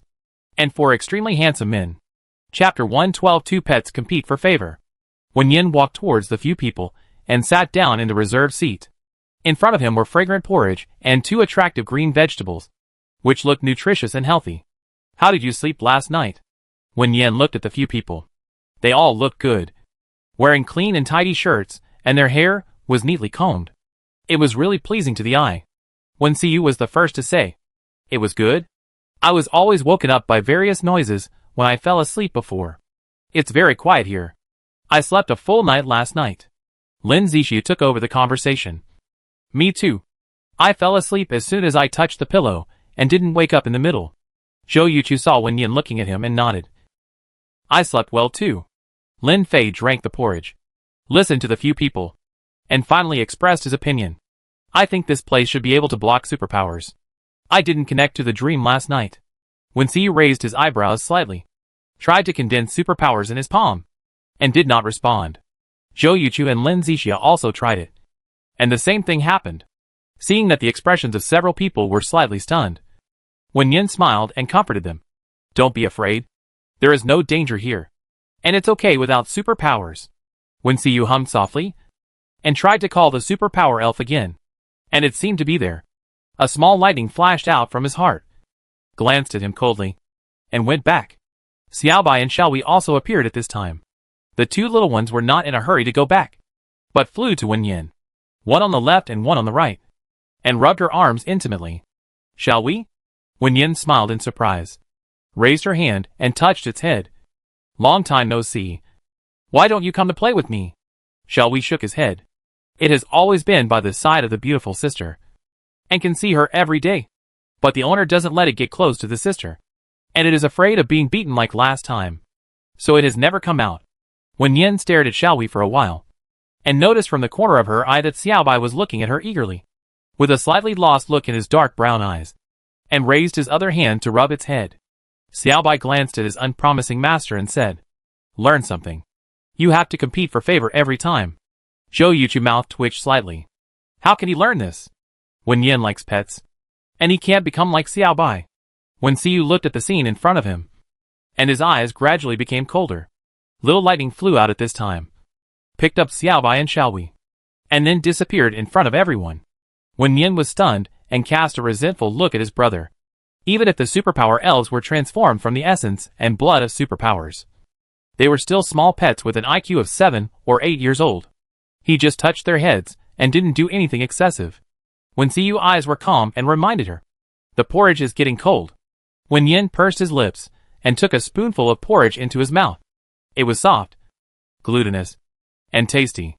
On the other side, Zhou Yuchu and Lin Zixu expressions changed. Lin Zixu was beaten for the second time, but he felt okay. At least, he was not beaten by himself and could bear it. Zhou Yuchu was startled by the sudden pain, and realized that it was Xiaobai who was being beaten. He calmed down and continued to drink porridge calmly. A few minutes later, Xiaobai returned to his body crying and complained aggrievedly. "It warned me to stay away from Wen Yen, and beat me. Woo woo woo. Master, you have to vent my anger." Zhou Yuchu replied to it with his heart. "Then you should be obedient, and don't come out recently." Xiaobai was even more aggrieved. It was fighting for his favor, but he didn't appreciate it. Xiaowei was also complaining, and the reply he got was, "It's okay. I think the beating was lighter than last time. You should be able to bear it." Xiaowei rolled his eyes silently. The useless master only knew how to let himself be beaten. Can't he be tougher? When Yin drank the porridge and remembered that Lu Li and the others were still outside, she stopped immediately. She left cooking ingredients in the kitchen last night, and the stove could also be used. At this time, the meal was probably ready outside. Just then, she heard Lu Li's casual voice. Wen Yin, are you awake? Breakfast is ready. Hurry up and wash up, and take those people out. Wen Yin turned her head to look at the people next to her. They were eating politely, and didn't seem to notice any sound. This is their own space, so it's normal that they can't hear the noise outside. Lu Li called us to go out for dinner. After Wen Yin finished speaking, they all stopped moving. Wen Xiu thought that the people outside would prepare breakfast this morning, so she didn't plan to do it. But they got up much earlier than Wen Yin. After exercising in the yard, they all shouted that they were hungry, but they couldn't get out of the space. Wen Xiu had to cook some porridge and stir-fry 2 side dishes casually, which was just enough for the 5 of them. Wen Yin glanced at the table and realized the problem. Then let's eat before going out. I can still eat more. If Lu Li knew that they were eating alone, he would definitely say that they had no conscience and only cared about themselves and didn't care about them. Wen Xiu nodded indifferently. It didn't matter. It was just a breakfast. They wouldn't have any objection. Only Lu Li would complain.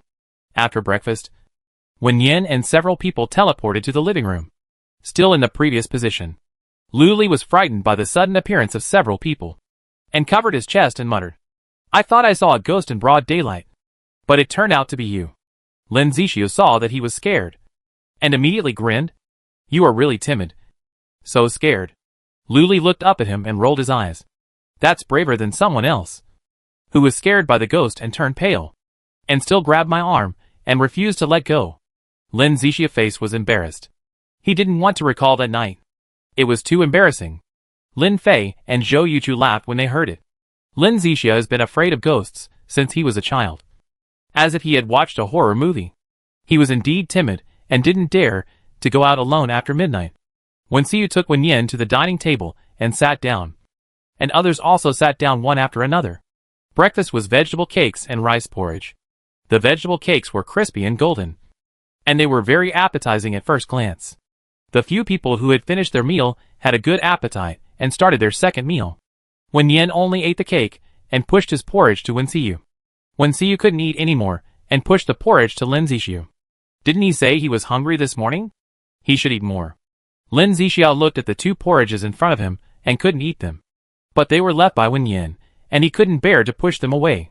In the end, he gave half to Zhou Yuchu and barely finished it. Lu Li put down his bowl and chopsticks and glanced at the few people. Did you eat secretly behind my back? The loss of appetite showed that he had eaten before. He got up early to prepare breakfast, but they ate secretly behind his back. It was too much. Wen Yin lowered his head guiltily and didn't dare to speak. Lin Zixiu was so full that he leaned back in his chair and rubbed his abdomen. He denied it flatly. No. I ate 2 bowls of porridge. Lu Li stared at his wandering eyes. You usually eat 2 bowls of porridge easily. Why are you full today? Lin Zixiu choked for a moment. Wen Xiu wiped the corner of his mouth and said slowly, We ate a little in the space. What's wrong? Lin Fei explained. We entered the space and couldn't get out by ourselves. Lin Zixiu was hungry, so I cooked some porridge. Lu Li looked at the few people. His eyes seemed to be looking at a heartless man, aggrieved and angry. I want to live in this space tonight too. Ji Yi saw the interaction between the few people and spoke at the right time. I want to live in this space too. Can I? Wen Yin raised his eyes and nodded at him. Sure. Wait for me to clean up the 2nd floor, and everyone can move in. Wen Xiu rubbed his eyebrows. He lived in the space to be quiet, but now, everyone has to live in the space. Wen Yin had already agreed.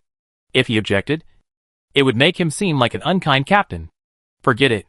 He just wanted to try planting on the lawn in the space. It would be fine to let them be free labor. Chapter 113, he said I was short. Qin Shu's eyes suddenly brightened when he heard Wen Yin's words. He also wanted to live in this space, and didn't want to be left behind. Qin Yi didn't have any idea about this. They had just joined the team not long ago. It was good enough to have a place to live. There was no need to be like others. And Wen Xiu was good enough to them. He not only saved them, but also helped them upgrade, provided food and shelter. They were too grateful to have any other ideas. After breakfast, Qin Yi and Qin Shu cleaned up the table and went to the kitchen to wash the dishes. Ji Yi had taken 2 buckets of water to the kitchen before, and used some of it to prepare breakfast. Now there was still half a bucket of water left, which was enough. The two washed the dishes and put everything away. Wen Yin happened to come in to collect things. "Thank you for your hard work." Wen Yin smiled at the two and waved to put the kitchen utensils into the space, including the usable stove. Qin Shu looked at her with admiration. "Sister, your ability is so powerful. The most powerful I have ever seen." Wen Yin turned to look at him with a smile in her eyes. "Your gold ability is also very powerful. When we get to the island, I will trouble you to help us reinforce the house." Qin Shu shook his head, as if flattered. "It's not a problem. It's all my responsibility. Sister, just tell me what you need me to do." Wen Yin looked at Qin Shu and thought of him in his previous life. When he first joined the team, he was also cautious. Later, when he got familiar with him, he would also show the appearance of a teenager, loving to laugh and make trouble. But he has always been very obedient and considerate. At that time, when Siyu didn't like to laugh or talk, he always had a gloomy face. Others were a little afraid of him. But Qin Shu would take a chess game to him from time to time. The two didn't talk, just played chess quietly. Wen Yin was very grateful that he accompanied his brother, so that he didn't have to be alone in the room every night. "Let's go!" Wen Yin was thinking about things, and her heart was slightly bitter. Many things in the past gradually blurred, but some details left a deep impression on her. After coming out of the kitchen, Wen Yin bumped into a solid embrace. She rubbed the tip of her nose, and then raised her head, and saw Lu Li's pupils tremble slightly. And then she took 2 steps back in shock. "Is it that serious? She is not a female ghost." Wen Yin glared at him and took the initiative. "You don't look at the road when you walk, and it hurts my head." Lu Li regained a little calm and coughed lightly to cover up. "You are so short. How can I see it?" Wen Yin was slightly stunned. This was a personal attack. She was so angry that she raised her foot and kicked Lu Li. "You are tall." "Okay." Lu Li hissed softly, watching the little girl walk over angrily, and the corners of her lips couldn't help but bend. How can someone be so beautiful when angry? Her eyes were as bright as grapes, and they were watery. Wen Yin walked to Wen Xiu, pulled his sleeve, and whispered aggrievedly. Lu Li said, "I'm short." "Am I really short?" Wen Xiu touched her head and comforted her softly. "No. You are tall among girls. Don't listen to his nonsense." "Will I grow taller?" "Yes. You are still young. You will grow taller."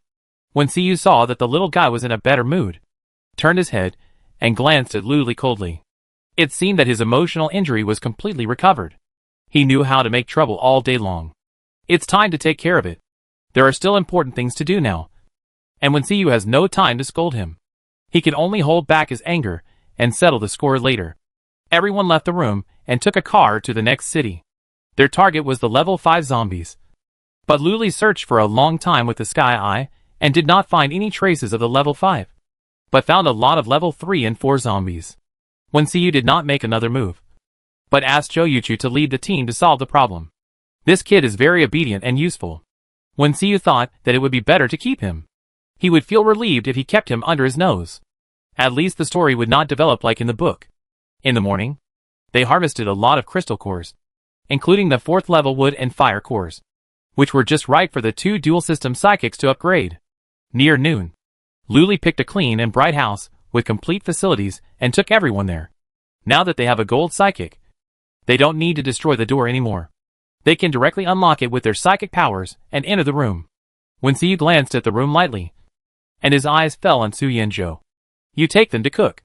Lu Li, Wen Yin, and I are going out for a while." Su Yanzhou heard the order and stood up straight as usual, nodded respectfully. "Got it." Lu Li looked at him and raised his eyebrows slightly. As expected of someone who came from the army, his posture and demeanor were very correct. "I'm afraid I never learned it in my lifetime." Wen Yin took out the ingredients and tools for cooking, and happily followed Wen Xiu out the door. They were going to find ingredients for making cakes, and she knew her brother was the best and hadn't forgotten about it. After getting in the car, Wen Xiu looked at the rearview mirror and said, "Go to a large supermarket with ingredients and bakeries. I need some ingredients." Lu Li understood that he was looking for ingredients to make a cake. Nodded. "Check carefully. and then said casually, "Drive? Lu's navigation is at your service." Wen Yin chuckled and turned to look at Lu Li. He was wearing a light white shirt today, with his collar casually open, revealing a white collarbone. His hair seemed to have been groomed, with some fine bangs on his forehead, and delicate three-dimensional facial features below. His eyes were especially beautiful, with a slightly upturned arc, and his eyeballs were black and bright. Lu Li felt a little uncomfortable when he saw Wen Yin staring at him. His hair had grown well now, so it wasn't strange. He looked away and looked out the window, cleared his throat again, and when he saw Wen Yin retract his gaze and sit down in the chair, he relaxed a little, and his curled fingers slowly stretched out. What was he nervous about just now? Inexplicable. Lu Li closed his eyes in annoyance, and then acted as a navigator as if nothing had happened. Turn left in front, then go straight for 500 meters, then turn right. Wen Xiyu glanced at Lu Li from the rearview mirror. Why did his ears suddenly turn red? Was it hot in the car? Wen Xiyu didn't think much about it and drove the car attentively. Half an hour later, they stopped at the door of a large supermarket. Wen Yin got out of the car and walked in with Wen Xiyu's arm. A whistling wind blew, and she shivered and shrank into Wen Xiyu's arms, as if she was afraid of the cold. Wen Xiyu paused for a moment, and a strange emotion flashed in his eyes, so fast that he could hardly catch it. He wanted to raise his hand and pull her into his arms like before, but realized that it was not right, and his arm hung stiffly. Lu Li walked beside the two of them, sighed in his heart that the relationship between brother and sister was really good, and walked in by himself. Chapter 114. It's snowing. After entering the supermarket and walking down the escalator, Wen Yin understood why there were so many supplies here. A vertical fence-like protective net was set up at the bottom of the escalator. It was almost impossible to enter without using tools to pry it open. Wen Xiyu tested it with a rattan stick. The steel bar material was not easy to break. He asked the other two to stay away, condensed lightning and rattan sticks at the same time, and smashed a hole in the wall as an entrance. Wen Yin waited for the dust to disperse for a while before walking over, passing through the hole, and walking along the corridor for more than 10 meters. It was the entrance of the supermarket. The bakery was just opposite the supermarket. Several people went to the bakery first, put all the available materials in it into the space, and then went to the supermarket. Lu Li reminded slowly. By the way, there are more than a dozen low-level zombies inside. He guessed that someone might have set up a protective net on purpose and took people to hide in it. But some of them had been bitten by zombies, and after turning into zombies inside, the others were not spared. Wen Xiyu said oh and didn't respond. Wen Yin, on the other hand, took out his gun with great interest. I take care of it. You don't have to intervene. Lu Li was happy to be free. He stood aside with his arms folded, watching the zombies coming and falling one after another. It was quite relaxing, just like playing a game to eliminate zombies. Just then, a hard vine brushed past his side, pierced a zombie's head, and then wiped the blood on his sleeve. Lu Li frowned in disdain. Can't you wipe it on the zombie's clothes? You have to disgust him. Wen Xiyu turned his cold eyes to him, as if to say, I did it on purpose. What can you do to me? Lu Li gritted his teeth in anger, but he could do nothing. He turned around and took a bag of snacks from the shelf, stuffed it into his mouth as if to vent his anger, ate 2 bites and found that the taste was not right. He looked down at the package and saw that it was a month expired. He spit it out into the package. Wen Xiyu was disgusted, and his stomach was churning. After Wen Yin finished dealing with the zombies, he found that both of them looked a little ugly, as if their stomachs were uncomfortable. Maybe they were disgusted by the bloody scene just now. Brains splattered out. It was quite disgusting. Wen Yin patted Wen Xiyu's arm. Let's go. Let's go collect supplies. Wen Xiyu nodded slowly, followed Wen Yin's steps and walked forward. First went to the food area, then the daily necessities area, and finally came to the supermarket warehouse under Lu Li's guidance, and harvested a lot along the way. Wen Yin looked at the full space and felt particularly happy. If the food was not expired, these supplies would be enough for them to eat for a long time. Of course, in addition to storing food, they can also plant. Just now, they took seeds of various vegetables and plants, as well as several nutrients and tools needed for planting. They will experiment in the space first, and then go to the island to plant. Coming out of the supermarket, it started snowing outside. The snow, as small as salt grains, fell in the sky, looking very beautiful. Wen Yin rarely sees snow, and at this moment, he was excited and happy. He turned his head and smiled at Wen Xiu. Brother, look, it's snowing. Wen Xiu nodded gently. It was snowing. His eyes fell on the girl's happy face, and the corners of his lips couldn't help but rise. Luli also looked at the girl. She was wearing a light brown coat with a white turtleneck sweater inside. She had a bright and charming smile on her face, which was more attractive than the snow scene. Realizing that he was absent-minded, Luli retracted his gaze and turned to look at the snow scene. It was white and clean. Very beautiful. Wen Yin took out the car and saw Luli in a daze, and shouted to him, Brother Lu, let's go. Luli came back to his senses in a second and followed the two into the car. Wen Xiu had a good memory and could remember the road after walking once, so he didn't need him to navigate again. He simply leaned back on the chair and closed his eyes to rest comfortably. But why did Wen Yin's face appear in front of him?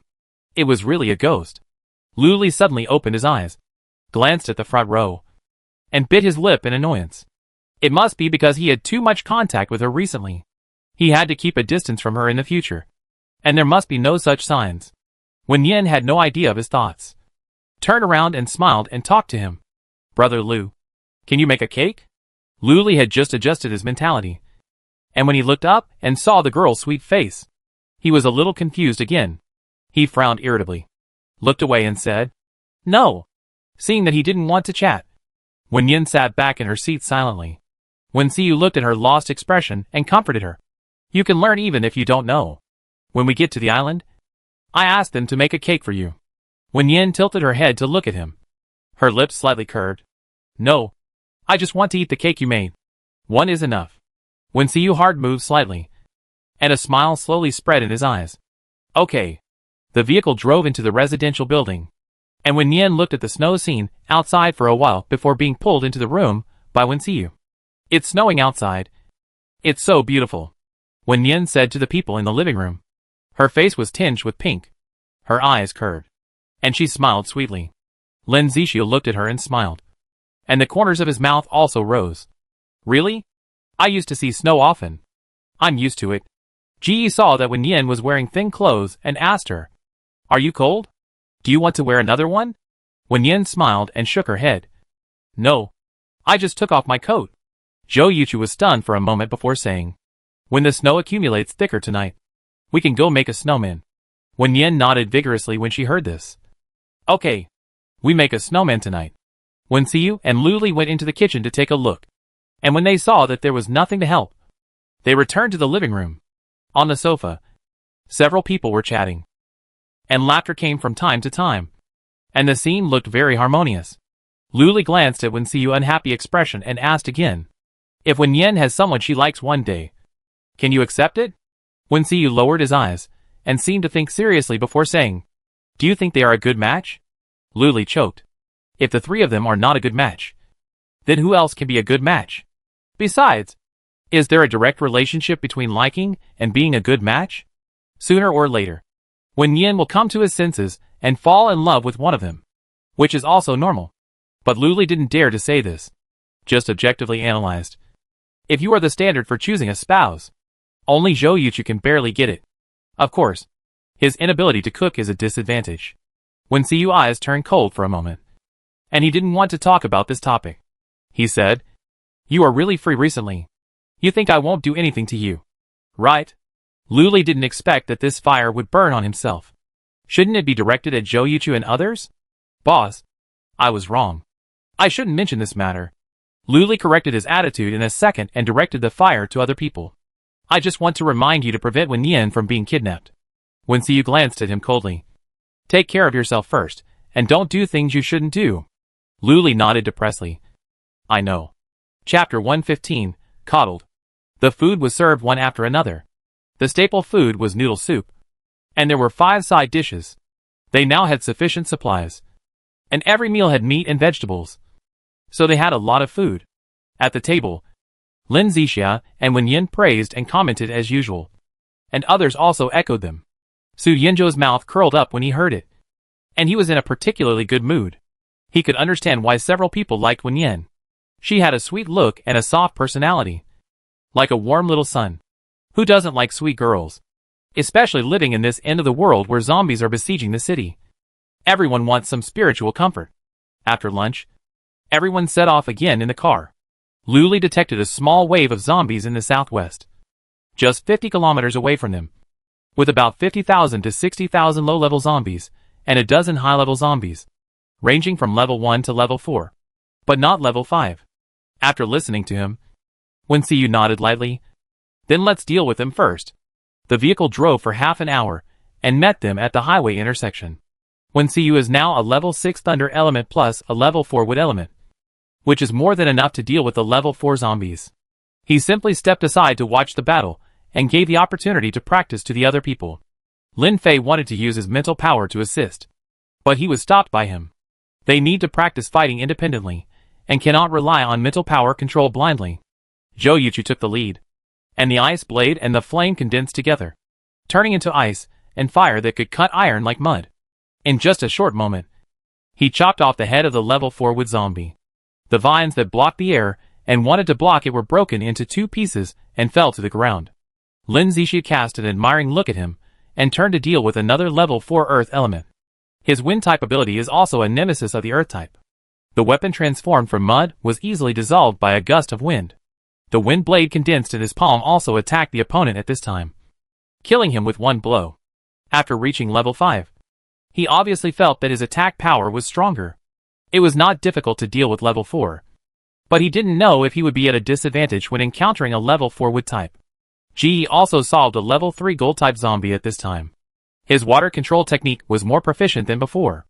At the same time, he understood some skills of using softness to overcome hardness, turning the opponent's attack into a weapon to protect himself. Qin Yi and Qin Shu also dealt with level 3 zombies, one of which was wood type, and the other of water type. They had just upgraded not long ago, and had not yet mastered their abilities.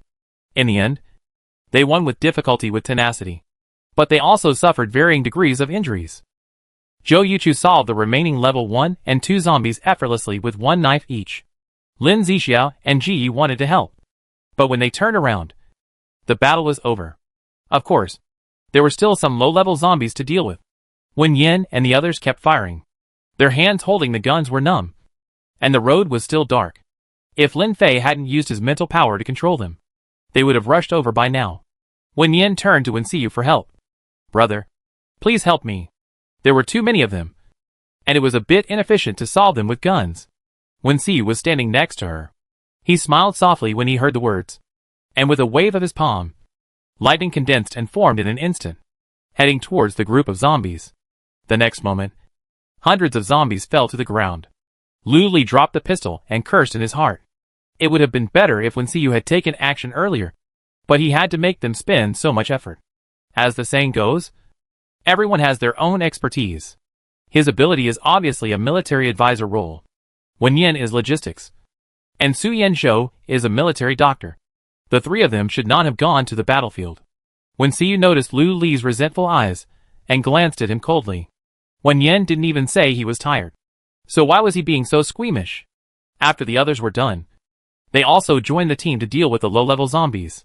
Various superpowers flashed in the air, and rows of zombies fell one after another, without any escape.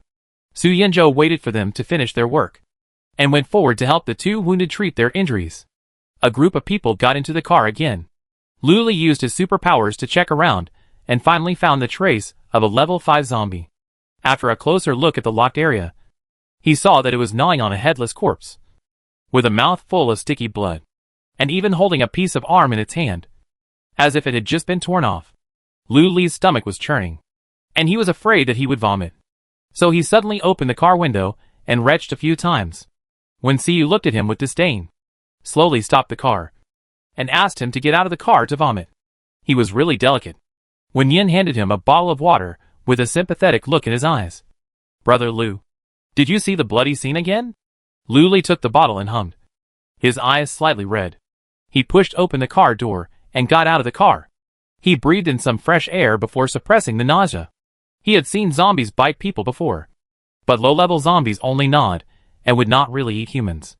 Humans would turn into zombies after being bitten. The mutant zombies today are like ferocious cannibals, not even letting go of corpses. Lu Li unscrewed the bottle cap and rinsed his mouth, and his face returned to a casual and uninhibited look. Back in the car, Wen Yin asked him if he was feeling better, and he nodded, indicating that Wen Xiu could drive. The level 5 zombie was about 200 kilometers away from them, and it was not very far to drive, and it would take 2 or 3 hours to get there. They drove straight along the highway, and when they met the level 5 zombie, it was still eating. Noticing the stopped vehicle, it was slightly sluggish, then dropped the half-bitten meat in its hand and stood up, its mouth still chewing. Wen Yin felt like vomiting, and quickly covered her mouth and looked away. Although she had seen mutant zombies eat people before, she still felt disgusted when she saw it again. Wen Xiu pushed open the car door and got out of the car, waving the vine in the palm of his hand at the zombie. It smiled crookedly, and summoned a water curtain to block the attack. Seeing this, Lin Fei wanted to help, but heard Wen Xiu say, "I can handle this one. I don't need your help." Lin Zishu patted Lin Fei on the shoulder. "The boss is already level 6. It's no big deal." Zhou Yuchu pushed open the car door and got out, standing not far away to watch the battle. Although he knew that Wen Xiu could handle it, he was also ready to help at any time. Wen Xiu had been thinking about how to crack the water defense before, and now that he encountered a water zombie, he could try it out. A few vines hit the water curtain, and as expected, they were blocked back. The electrified vines also had no effect. But why didn't it attack, but only defend? Is it because the defense will decrease when attacking? Wen Xiu thought quickly, condensed vines in his palm, and uprooted several trees next to him, but did not attack the zombie, but blocked its way. The zombie looked at him in confusion, not understanding what he was doing. Wen Xiu used vines to wrap several trees together, surrounded the zombie, and then slowly tightened the vines. The zombie panicked and used water mist to lift the branches, while waving small water needles to attack. Wen Xiu blocked it with a branch, and noticed that the water curtain was shaking slightly, and condensed lightning to take advantage of the opportunity and go straight to the head. The 5th level water system is much weaker than the 6th level, but it is good for training. Chapter 116. A bit sour. Wen Xiu turned his head and looked at Ji Yi. Ji Yi understood and walked forward to dig out the crystal core and then cleaned it. This crystal core should be upgraded according to the order. It is also a water system, and maybe it can pass on some water control skills. Wen Xiu patted his shoulder lightly, with some expectations in his eyes. The defense of the water system is very strong. You can study it more and help others at that time. Ji Yi nodded seriously. He used to think that the water system had weak attack power, but now he has completely changed his mind. If you master the skill of using softness to overcome hardness, the water system is definitely the best among several superpowers. Getting back in the car, Lu Li suggested going a little further southwest to see if there might be gains. But Wen Xiu turned around and returned the same way. "Let's talk about it tomorrow. Let's go back and build a snowman first." Lu Li raised his eyebrows slightly and looked at Wen Yin again. "Okay. There is still time to accompany her to build a snowman." Wen Yin was stunned for a while, then realized something and said quickly, "We don't have to go back for this. Actually, I don't really want to build a snowman. I just said it casually." Wen Xiu's lips curled slightly. "I want to build a snowman. Can you accompany me?" Wen Yin blinked, his eyes slightly dull. "Okay then." Lu Li rolled his eyes secretly. "Will you accompany me? Just talk." Why is the tone of coaxing a child? Sister control is really terrible. Jin Shu only felt envious when he heard it. Wen Xiu was too good to his sister, gentle and patient, unlike someone who always had a bad face to him. Qin Yi rolled his eyes at Qin Shu after noticing the resentment from him. Forget it. He would never be gentle to him in his life. I have been good to him recently. In another car, Lin Fei looked at the car turning around and couldn't help wondering. Why did we turn around? Zhou Yuchu chuckled and said, "We should go back to see the snow." Lin Fei didn't understand. What was so good about the snow? He went back to see it on purpose. Lin Zishu saw his confusion and answered, "Wen Yin and the others are from the south and have rarely seen snow." Lin Fei nodded as if he suddenly realized something. It seems that everyone in that car is from the south, including Brother Lu and Qin Yi. Su Yanzhou turned his head from the co-pilot seat. Our car is full of northerners. Are the parking spaces divided by area? Lin Fei laughed when he heard this. It seems so. The boss may think that we can talk together. Zhou Yuchu glanced at the innocent Lin Fei and thought it was a good idea to think so. He knew in his heart that Wensiu had not completely let down his guard against them because of the plot in the story. Separating into two cars was also due to the difference in closeness. Lu Li and the others were his teammates in the story, so it was reasonable for him to treat them more closely. At least, he was still very fair on the surface. Zhou Yuchu didn't mind it. After getting along for a long time, some of his guard would naturally be let down. Several people in the car chatted casually. The 2-hour journey ended quickly. They went to the community where they had stayed before. Some people prepared dinner, and some went outside to play in the snow. Wen Yin walked in front, wearing a down jacket, scarf and gloves, wrapped tightly, while the 4 men behind him only wore jackets or windbreakers, looking like they were not afraid of the cold. When they came to the yard, Wen Yin was in a playful mood. He bent down and picked up a handful of snow, attacking several people indiscriminately. Wensiu was hit in the chest by a snow block. He smiled helplessly, patted his clothes, and walked forward again. Wen Yin's eyes turned slightly and suggested, "Let's split into 2 teams and play snowball fights?" Lin Zixia agreed first. "Okay." Ji Yi looked at the number of people. "We have 5 people. How can we split into 2 teams? Just then, Lu Li came out from the door. He came to watch the fun, and when he heard that several people wanted to play snowball fights, he wanted to go back. But Wen Yin stopped him. "Lu Li, come here." He called his full name again. Lu Li pouted unhappily and approached the group. "You can have a snowball fight, but you can't use superpowers. Otherwise Wen Yin and I will suffer." Wensiu glanced at him coldly.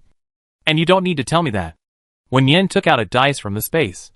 "This is used to decide our groups. I throw it first." Wen Yin threw the dice in the air, caught it with his hand, opened it, and saw the number 3. "Turn it clockwise like this." Wen Yin handed the dice to Wensiu, who threw it up, and the number on the dot was 5, and then threw it to Zhou Yuchu. They threw the dice one by one, thinking that there would be a group of odd numbers and a group of even numbers. But Wen Yin said, "The one you threw with your right hand just now is a group. Yuchu, Ji Yi and I are in one group, and the 3 of you are in one group." Lu Li couldn't help laughing. There was actually such a grouping. It was too casual. But when playing games, Wen Yin does whatever he likes. The few of them quickly split into 2 teams and started a snowball fight. The men were a little nervous at first, picking up snowballs and throwing them mechanically, avoiding Wen Yin's position every time. Wen Yin, however, showed no regard for the old friendship and threw snowballs at the people on the opposite side. Lu Li couldn't bear it anymore and wanted to fight back, but was stopped by Wensiu with a cold look. He should have thrown the dice with his right hand. Wen Yin saw that they all avoided him, and threw snowballs even more rudely. If they insisted on being humble, then don't blame him. Zhou Yuchu and Ji Yi stopped their actions and admired the embarrassed appearance of the 3 people on the opposite side. Wen Yin was quite fair, and the snowballs hit everyone accurately. Lu Li patted the snow on his collar and called for a stop. "I don't want to play anymore. I'm going back to cook." Wen Yin smiled at him. "You can't afford it?" Lu Li snorted. If Wensiu didn't stop him from doing it, he would have let her know what it means to be evil. Wensiu glanced at the half-wet clothes. "Let's make a snowman." "Okay." Lin Zixia didn't want to play anymore. This kind of game where you stand and get beaten and can't hide is not very interesting. Seeing that they were all afraid of him, Wen Yin nodded as if in compromise, and directed several people to help him make snowballs. In the end, he made a super big snowman, and simply decorated it, using branches as arms and ice cubes as eyes. Wen Yin was very satisfied with his masterpiece and wanted to take a photo to commemorate it. But unfortunately, he didn't have a mobile phone, so he could only look at it a few more times in the yard. Back to the apartment. Dinner was almost ready, and it was still delicious, with both meat and vegetables. After dinner, Wen Yin considered the problem of accommodation and moved the items on the second floor of the space to the lawn, turning his sight back to the second floor again. The originally empty room suddenly became the same layout as the third floor, with a living room, kitchen, and 4 bedrooms. Wen Yin was shocked. It seemed that the supplies he placed blocked the original layout. The second and third floors should have been living areas. The supplies should be placed on the first floor and outside. Wen Yin also put the mattresses, furniture, and other things on it. These were all selected by them in the supermarket today. Lu Li also carefully selected his own portion. There are only 4 rooms on the second floor, One for Qin and Qin Shu. And one for the others. Which is just right. If they live in there, they don't have to worry about sudden dangers. Nor do they have to keep watch. And everyone can sleep well. Wen Yin brought everyone into the space. Arranged accommodation. And like entertaining guests. Took some wine and snacks. And drank and chatted in the living room together. Wen Yin secretly poured herself a glass. Wanting to take a sip when Wen Xiyu wasn't paying attention. But turned around and Zhou Yuchu held her wrist. He sat next to her. Leaned in and said, "This doesn't taste good." Wen Yin's ears were slightly hot. His breath was so close to her. And there was a faint gardenia scent that came with it. Which smelled good. She didn't drink alcohol. But why did she feel a little dizzy? She hummed softly. Put down the wine glass obediently and sat back a little. Wen Xiyu was chatting with Qin Yi about their previous experiences and didn't pay attention to the movement here. Instead, Lu Li looked at the two of them. He had just drunk wine. And a sour taste surged in his stomach. He simply looked away and poured himself another full glass. Chapter 117, He was angry.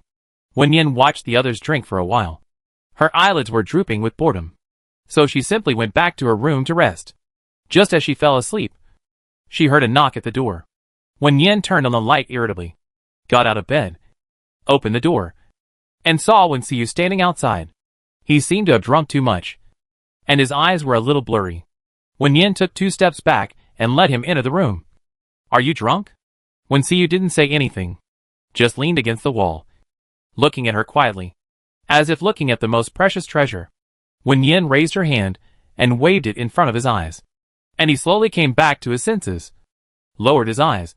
And said softly, I want to see you. Wen Yin was afraid that he could not stand steadily. So she held his arm with one hand and pulled him to the sofa chair. Sit down first. I go make you a cup of honey water. Wen Xiyu closed his eyes. As if he was trying to suppress some emotions. He suddenly broke free from her hand. His voice slightly hoarse. I should go. You should rest early. Then he turned and walked out the door. Wen Yin looked puzzled. Wen Xiyu was a little strange every time he got drunk. Fortunately, he didn't get drunk very often. Only 2 or 3 times a year. Wen Yin returned to bed and couldn't sleep again. She suddenly wanted to go outside to see the snow. The heavy snow at night was the most beautiful. After getting dressed and walking out of the room, Wen Yin went to knock on Zhou Yuchu's door. He shouldn't be drunk. It's okay to accompany her to see the snow. Zhou Yuchu had just finished taking a shower. When he heard the knock on the door, he didn't have time to put on his clothes. He wrapped himself in a bath towel and walked over to open the door. Seeing the girl outside the door, he was startled and his face suddenly turned red. I was taking a shower. I didn't know it was you. His explanation was a bit confusing. Wen Yin was not listening. She was dazzled by the clearly defined abdominal muscles in front of her. She counted with her eyes and found that there were really 8 muscle lines. Can they be so beautiful? Zhou Yuchu slowly calmed down. Seeing Wen Yin staring at him blankly, joy emerged a little bit in his heart. Wait for me for a while. I go change clothes. After Zhou Yuchu finished speaking, he didn't close the door. He turned around and took a set of clothes from the closet, and then went into the bathroom. Wen Yin watched the bathroom door close, and finally came back to her senses. She gently patted her face to calm herself down. It was just seeing abdominal muscles up close. No big deal. Zhou Yuchu came out after changing clothes. The two looked at each other. A little awkward. Wen Yin looked away and said, I want to go out to see the snow. Can you accompany me? My brother is drunk. So, yes. Zhou Yuchu responded quickly. He looked down at her. His dark brown eyes deep. I'm very happy that you can let me accompany you. Wen Yin pursed her lips and smiled softly. We are friends. Then let's go see the snow now. Yes. Wen Yin waved his hand. And the two teleported to the living room of the apartment. When they walked out of the door, it was still snowing outside. The fluttering snowflakes fell on their faces. It was a bit cold, but it was really beautiful. Wen Yin took out the scarf and put it on, and handed Zhou Yuchu a coat and scarf. He was wearing a little thin. Zhou Yuchu obediently took the coat and put it on, and tied the scarf. He looked at Wen Yin and asked hesitantly, Xiao Yin, why do you want me to accompany you to watch the snow? Wen Yin reached out to catch a snowflake, and a faint smile spread across the corners of his mouth. Because you are the most powerful psychic besides my brother. You can protect me. Zhou Yuchu's eyes dimmed slightly. He chuckled self-deprecatingly, and quickly hid his emotions. Do you remember the first time we met? Wen Yin nodded and looked at him. Of course I remember. You didn't say much at that time. And your expression was quite cold. Zhou Yuchu pursed his lips. I'm slow to warm up. Wen Yin tilted his head and smiled teasingly. Do you feel hot now? Zhou Yuchu was stunned for a moment. Then he chuckled again when he realized it. He is now too enthusiastic. It's really pitiful. The two stood in the snow, looking at the snow scene together, and occasionally chatting about some light topics. Wen Yin used to think that Zhou Yuchu was a bit aloof and not easy to get close to. But after knowing each other for a long time, she found that his aloofness was just on the surface. And he was actually a person who liked to laugh and enjoy the fun. It was late at night when the two returned to the space. Wen Yin waved to him and went into the room to rest. She slept soundly until someone knocked on the door, and she got up from the bed. At the dining table, Lin Zishi glanced at Lu Li and smiled mockingly. Did you go to steal last night? Why do you look like you haven't woken up yet? Lu Li squinted sleepily and said lazily. Yes, I went to steal your vegetable garden last night. Lin Zishi rolled his eyes at him, and then glanced at Zhou Yuchu, who also didn't sleep well. You also went to steal my vegetable garden? Zhou Yuchu drank the porridge and nodded slowly. Yeah. Wen Yin was stunned. Didn't Zhou Yuchu go to see the snow with her last night? They came back a little late, and it was her fault. Brother Yuchu, do you want to drink some of this sweet soup? It helps with sleep. You can sleep in the car later. Wen Yin pushed the soup in front of Zhou Yuchu. When he looked up, he saw several pairs of eyes staring at him. Wen Xiyu was so angry that he laughed. This was the sweet soup he cooked specially for Wen Yin. There was only one bowl. She just gave it away. Lu Li lowered his mouth. Xiaoyan, you are too obviously biased. Right? What about mine? Wen Yin realized that he was not thoughtful enough, and he couldn't take back the things he gave away. Next time. You look pretty good. It doesn't look like you didn't sleep well. Lu Li curled his lips, and the tip of his tongue lightly stroked his jaw. There was some ruffian in his smile. Okay. Then next time. Wen Xiyu had no appetite to eat, so he put down his chopsticks and stood up. I go back to the room first and leave after you finish eating. Wen Yin didn't understand. Isn't it just a bowl of soup? Why are they all angry? Qin Shu was watching Wen Xiyu making soup, and he couldn't help but feel sorry for him. Sister, your bowl of sweet soup was made by brother when alone. We can't use electrical appliances here. That bowl of soup has to be cooked on a gas stove for 2 hours. And he has to keep watching the fire. Cooking is a trivial and hard work. Only when you do it yourself will you understand. Wen Xiyu made the soup specifically for her. How could she just give it to someone else? Wen Yin was stunned when she heard it. She didn't know that this bowl of soup was so troublesome. Staring at the fire for 2 hours. If it was her, she probably wouldn't have the patience. Zhou Yuchu pushed the bowl of soup back in front of her. I actually sleep well. So you drink it. Wen Yin turned her head to look at him. It was already given away, so there was no reason to take it back. She pushed it to him again. You drink it. It's okay. At worst, she will go and apologize to her brother later and promise not to send soup again next time. The two of them pushed and shoved for a while, but the bowl of soup was still untouched. Lu Li was annoyed, so he stood up and walked over, picked up the bowl of soup and took a sip. You don't want to drink it, right? Then I drink it. Lin Zixiu looked at Lu Li speechlessly. He was really everywhere. If he hadn't been making trouble just now, Wen Xiyu wouldn't have left in anger. Ji Yi looked at the interaction between the three people and didn't understand when Lu Li joined the unrequited love team. Didn't he just break up not long ago? Lin Fei felt like he was watching a love triangle drama, and he tapped his toes awkwardly. But he couldn't help but want to watch it. Qin Yi and Su Yanzhou did the same, watching the drama while eating. Just like following a TV series. It's just that the heroine has been decided. Who is the hero? They were confused. Chapter 118 let him be the bad guy. When Yen saw that Lu Li had drunk the soup, and didn't know what to say for a moment, just watching his movements, Lu Li finished the soup and put down the bowl. It's too sweet. I don't like it very much. When Yen's mouth twitched slightly. Really good. He drank his own soup and said he didn't like it. Zhou Yuchu. The words speechless were written in his eyes. He finished drinking it, and he still had the nerve to say he didn't like it. When Yen gently patted Lu Li's arm. You have a good appetite. Luli glanced at her and returned to the seat opposite to sit down. He felt that he was really sick. Why did he grab a bowl of soup for no reason?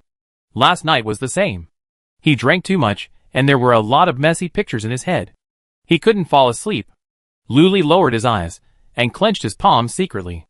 This strange emotion made him a little uneasy. He must control himself and keep a distance. Yes, keep a distance from her. Wen Yin glanced at the untouched porridge and burritos on her brother's seat, and she lost her appetite. She simply took out an iron tray, put 2 breakfasts in it, and carried the tray upstairs. She knocked on the door, but no one answered.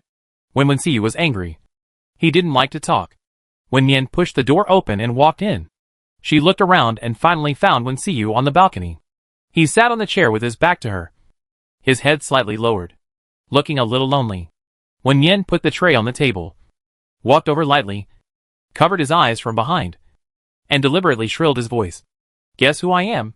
Wen Siyu didn't say anything, but the corners of his lips were very lightly bent upwards. He leaned back on the chair, quietly feeling the girl's breath, and the depression in his heart slowly dissipated. I'm sorry. I didn't know you were tired after cooking the soup for 2 hours.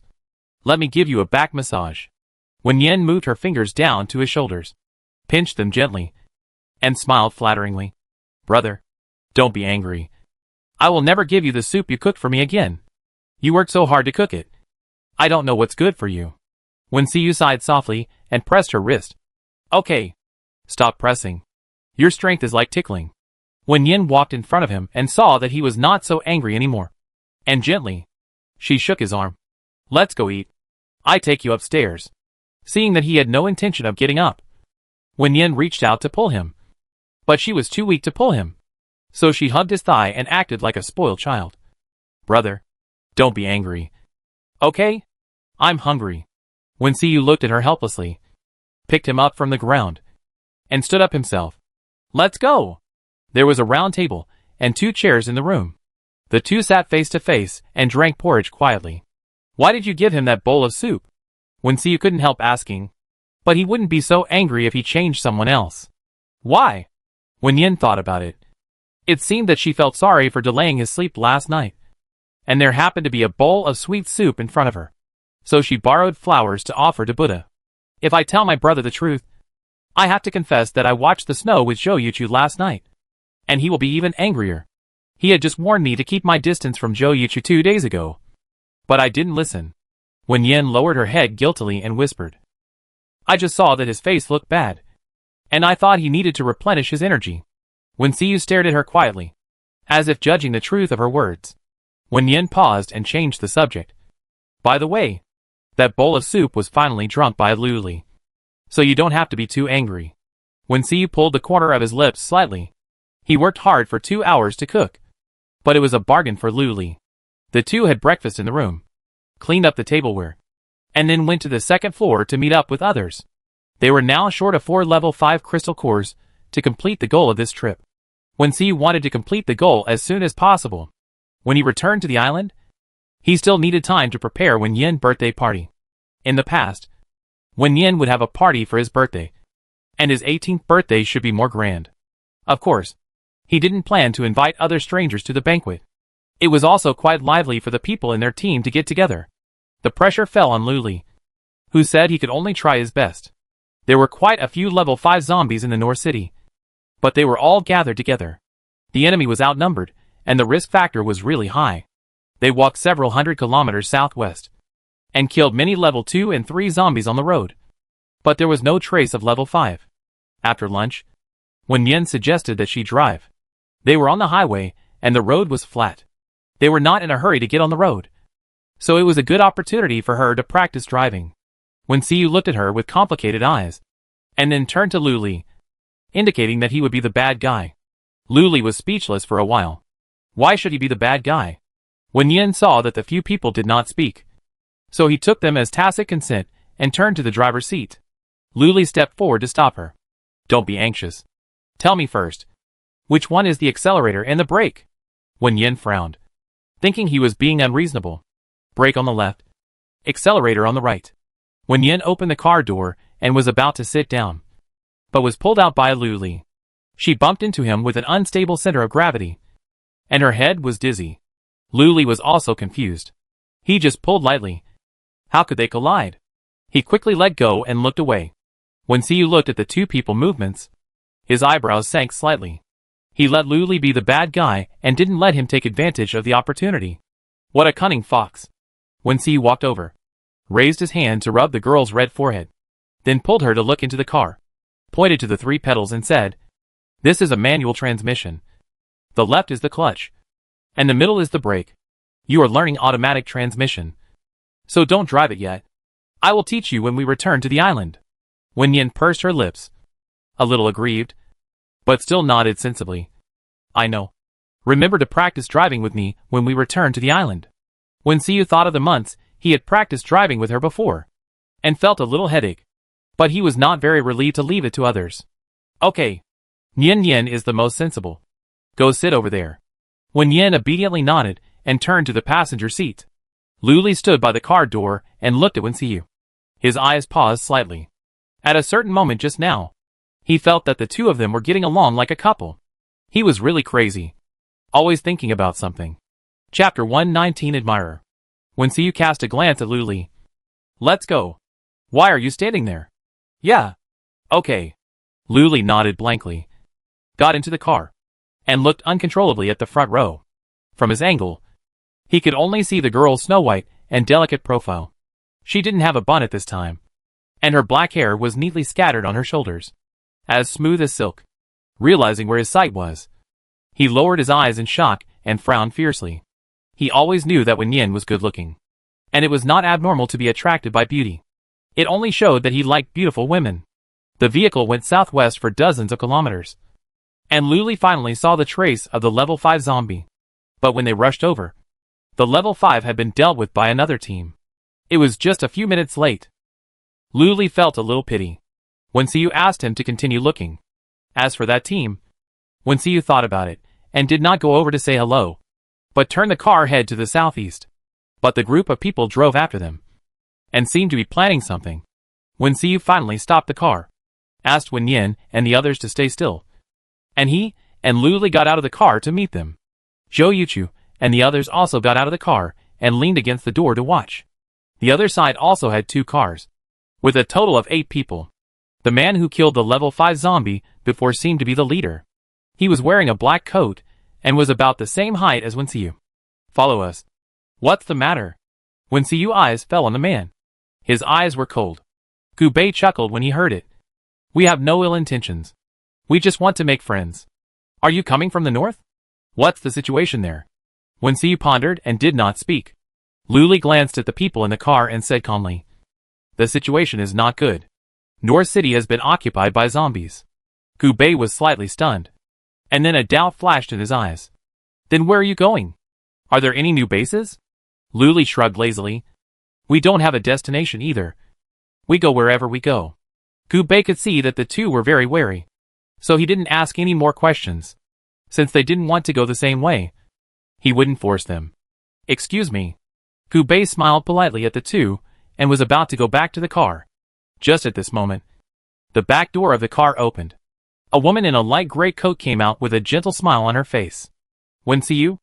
Luli raised his eyebrows. "Oh, there's something exciting to watch." Wen Siyu glanced at him calmly. The person who came was his high school classmate Zheng Lin.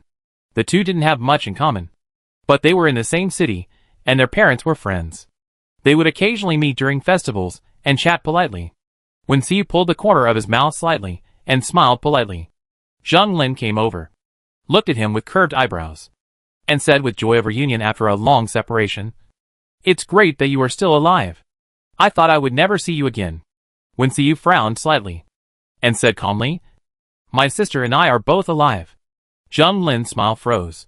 "Is Wen Yin, that squeamish girl, also alive? What good luck." But it is true that Wen Siyu cherishes his sister very much. As long as he is alive, his sister will not be in trouble. Zheng Lin thought of the past and felt a lot in her heart. But the current occasion was not suitable for reminiscing. She could only suppress her emotions and get back to the point. "Can we team up? I have healing abilities. It will be safer for everyone to walk together." Zheng Lin has experienced many thrilling moments along the way. If he had not awakened the healing ability, he would probably not be alive until now. Wen Xiyu and his group must also be superpowers. Now that the mutant zombies are rampant, they can't survive without superpowers. If they can cooperate, it would be the best. Zheng Lin took the initiative to extend an olive branch, expecting Wen Xiyu to nod in agreement. But his expression did not change, and his voice was still cold. No. We have something else to do. So we're leaving first.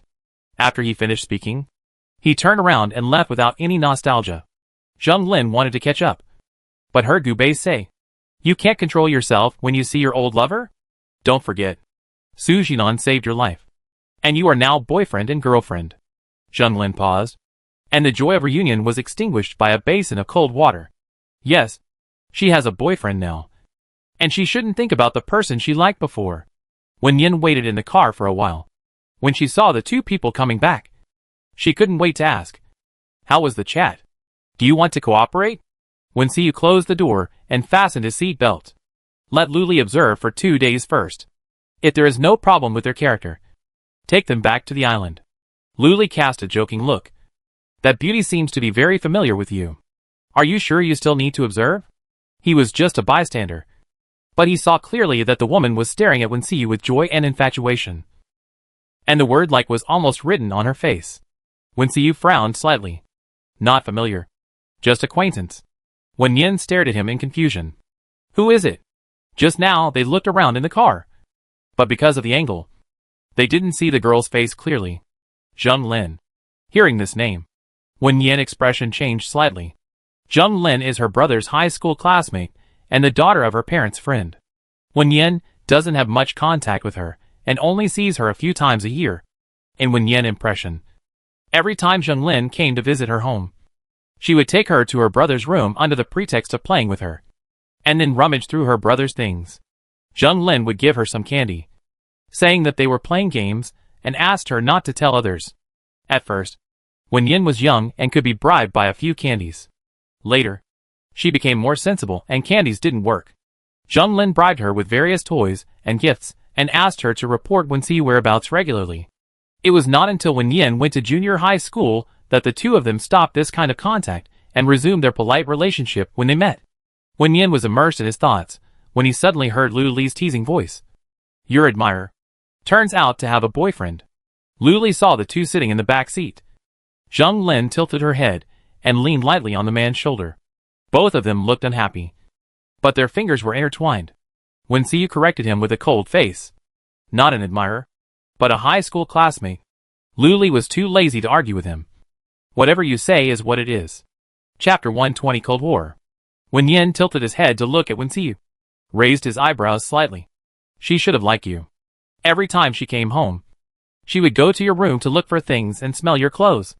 Wen Xiyu was furious when he heard this. He didn't have this memory. He thought it was when he was not at home. He bit his back teeth and asked, "Why didn't you tell me?" Wen Yin didn't know what he was angry about, and looked away and said, "I didn't know it was love before. You missed it, and you can't blame me. I'm talking about entering my room. Why didn't you say it?" Wen Xiyu didn't care about whether he liked it or not. Wen Yin buckled his seat belt, and his voice weakened. She bribed me with gifts to let me not tell you. Little ungrateful wolf. Actually helping outsiders. Wen Xiyu laughed in anger, staring at the rearview mirror and said, "You are so nice. You betrayed me for that little gift?" Wen Yin lowered his head and defended himself weakly. "I was just in elementary school at that time. How could I know what I was doing? Besides, you wash those clothes every day. What's wrong with smelling them?" Lu Li glanced at the front row and said lazily, "Yeah, it's not underwear. What's wrong with smelling it?" Wen Yin's eyes widened, looking at Lu Li in disbelief. "Your idea is very perverted. You wouldn't do such a thing, right?" Qin Yi couldn't help laughing when he heard this. "It's very perverted. Normal people can't do it." Qin Shu pursed his lips and tilted his head to look at Lu Li's reaction. He didn't seem to be angry at all when he was called a pervert. He smiled lazily at the corner of his lips. "I haven't done it yet. I hope there will be a chance in the future." Wen Yin curled his lips and looked at him with disdain. He turned his head to look at Wen Xiyu and smiled obediently. "Brother, don't be angry. Okay, that thing happened a long time ago. If you hadn't mentioned this name, I would have forgotten it." Wen Xiyu snorted and turned his face away angrily. When he thought of another woman entering his room and smelling his clothes, he felt sick in his stomach. Wen Yin, this stupid guy, actually helped others to pit himself like this, and kept it a secret from him for so long. Wen Xiyu drove the car sullenly until Lu Li found the trace of the level 5 zombie again. And then he put away his emotions. This time, the level 5 zombie led a team, with level 2, 3 and 4 zombies, about a dozen, and tens of thousands of low-level zombies. Wen Xiyu was responsible for dealing with the level 5 zombies, while Lin Fei used his mental power to control the low-level zombies. The others performed their duties according to the previous arrangements. And the battle ended in less than half an hour. It was already dark, and Wen Yin brought everyone into the space. A group of people went to the kitchen to work, while the others chatted in the living room. Except for Wen Yin. They would take turns to go to the kitchen every day. Even if they didn't cook, they would help cut vegetables and handle raw meat. Zhou Yuchu has been learning to cook very seriously, but there has been no opportunity to practice recently, so he can only wait until he returns to the island. Lin Zixio is not very interested in cooking. When he thinks of returning to the island and taking turns to cook, he has a headache. He really doesn't want to eat dark cuisine again. Lin Fei and Ji Yi also don't like cooking, but when they help, they will pay attention to the details of cooking. When it's their turn to cook, they think it's edible. Xini can cook, although his cooking skills are not as good as Wen Xiyu and Su Yanzhou. His cooking is delicious. He cooked a dish for several people to taste. Seeing that they were satisfied, he was relieved. When he joined the team before, he proposed that he could take on the housework of washing and cooking. But Wen Xiyu did not let him do so.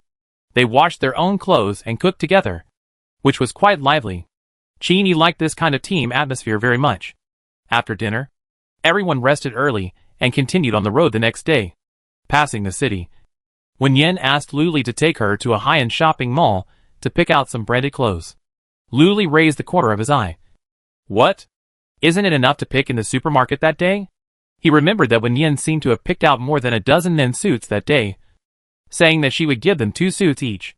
She also picked out some clothes for herself, all of which were sport style and simple in style. Wen Yin shook her head gently. Her tone was very soft. Just take me there, Brother Lu. Please. Wen Yin had given some of Wen Xiyu clothes to others before, and wanted to pick a few better clothes to compensate him, not counting those in the supermarket. The cities they had passed before were all small cities, with not many choices. But this place looked prosperous, with tall buildings everywhere, and there must be many high-end clothing stores. Lu Li didn't like women to act like a spoiled child, and thought it was hypocritical. But when Yin spoke to him in such a soft voice, and he didn't hate it at all, and even liked it a little, he nodded proudly. Okay, I navigate. Wen Xiyu was silent in the front row, but still turned around according to Lu Li's navigation. Wen Yin sat down in her seat and stared at Wen Xiyu for a while. After a night, he was still angry with her. Wen Yin knocked on his door last night, but no one answered. She pushed the door, and it was locked from the inside. Is it necessary for him to be so angry? It's not me who smells the clothes. Wen Yin also has a temper. She ignored him this morning, and has been in a cold war until now. The car stopped downstairs of the mall. Wen Yin got out of the car. She didn't stick to Wen Xiyu like before, but followed Lu Li. Lu Li glanced at her and silently kept a distance from her. Wen Yin saw that Lu Li was deliberately avoiding her, so she didn't get close to her anymore. Instead, she walked side by side with Zhou Yuchu. Seeing that the girl lowered her eyes and seemed to be in a bad mood, Zhou Yuchu took the initiative to say, "The clothes you picked for me before are very suitable. Thank you." Hearing this, Wen Yin looked at him and smiled slightly. "You're welcome. You look good in anything. The clothes in the supermarket are of average quality and style. But fortunately, several people are hangers and don't pick clothes." Zhou Yuchu chuckled. "You too." Wen Yin's mood suddenly improved, and he talked more. "When we get to the mall, you can pick a few more. I think you look good in black, sky blue, and white. Then can you help me choose later?" "Of course." After entering the mall, several people walked up the escalator and went directly to the clothing area on the 3rd floor. Wen Yin first helped Wen Xiyu choose a few pieces, roughly tried them on him, and put them away if they were suitable, and then went to help Zhou Yuchu choose clothes. Those exquisite suits were not suitable for wearing now, but Wen Yin still helped them choose one set each. and paired with a very textured white shirt. They must look good when worn. Luli tried on a set of clothes and came out. Seeing Wen Xiu staring at the two people who were talking and laughing a few meters away with a bad look, he couldn't help but gloat. You have to be angry with Wen Yin. Now it's good. She ran to stick to the male lead. Are you happy?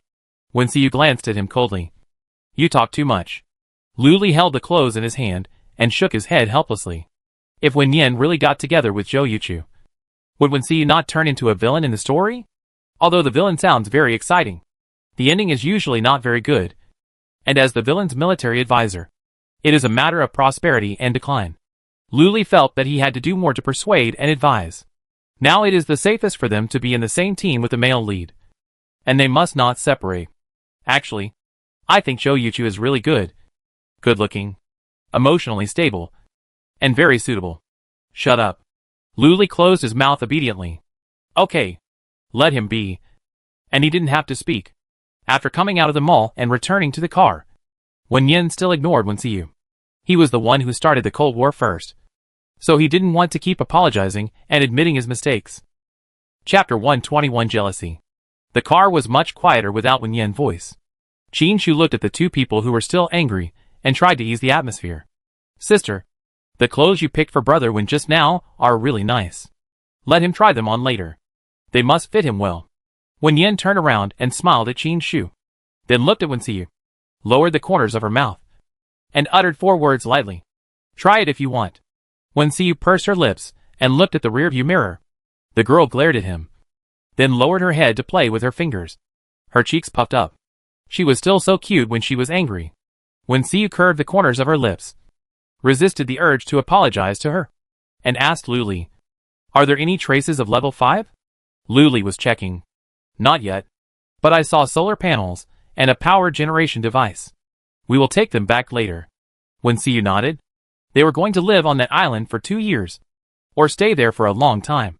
So they had to solve the electricity demand. The vehicle drove for half an hour, and Wen Xiu led a few people to dismantle the solar panels. After they were packed up, Wen Yin was allowed to put them into the space. Another day passed, and they harvested a lot of crystal cores. But they still needed 3 level 5 crystal cores. Wen Xiu was considering whether to go back to the island first. He had asked Ningyu to help him find a cake maker before, and now he should have found one. He had to go back to practice for a few days. If the cake he made was not good looking, the little girl would be disappointed. After dinner, Wen Xiu discussed with everyone and decided to look for another day. Regardless of whether there was any harvest, they would go back to the island the next day. Everyone stayed in the living room for a while, and then went back to their rooms to wash up. The water source here was unknown, and there was no electric heater installed inside. But it was very humane, and the water temperature was just right, and it was very comfortable to use for washing face and bathing. Wen Yin was taking a bath in the bathtub. When she heard the knock on the door, she did not rush to open the door. She slowly packed herself up and put on her clothes before walking to the door. Opening the door, Luli lazily leaned against the door, her fox eyes full of resentment. What are you doing in there? I've been waiting for 10 minutes.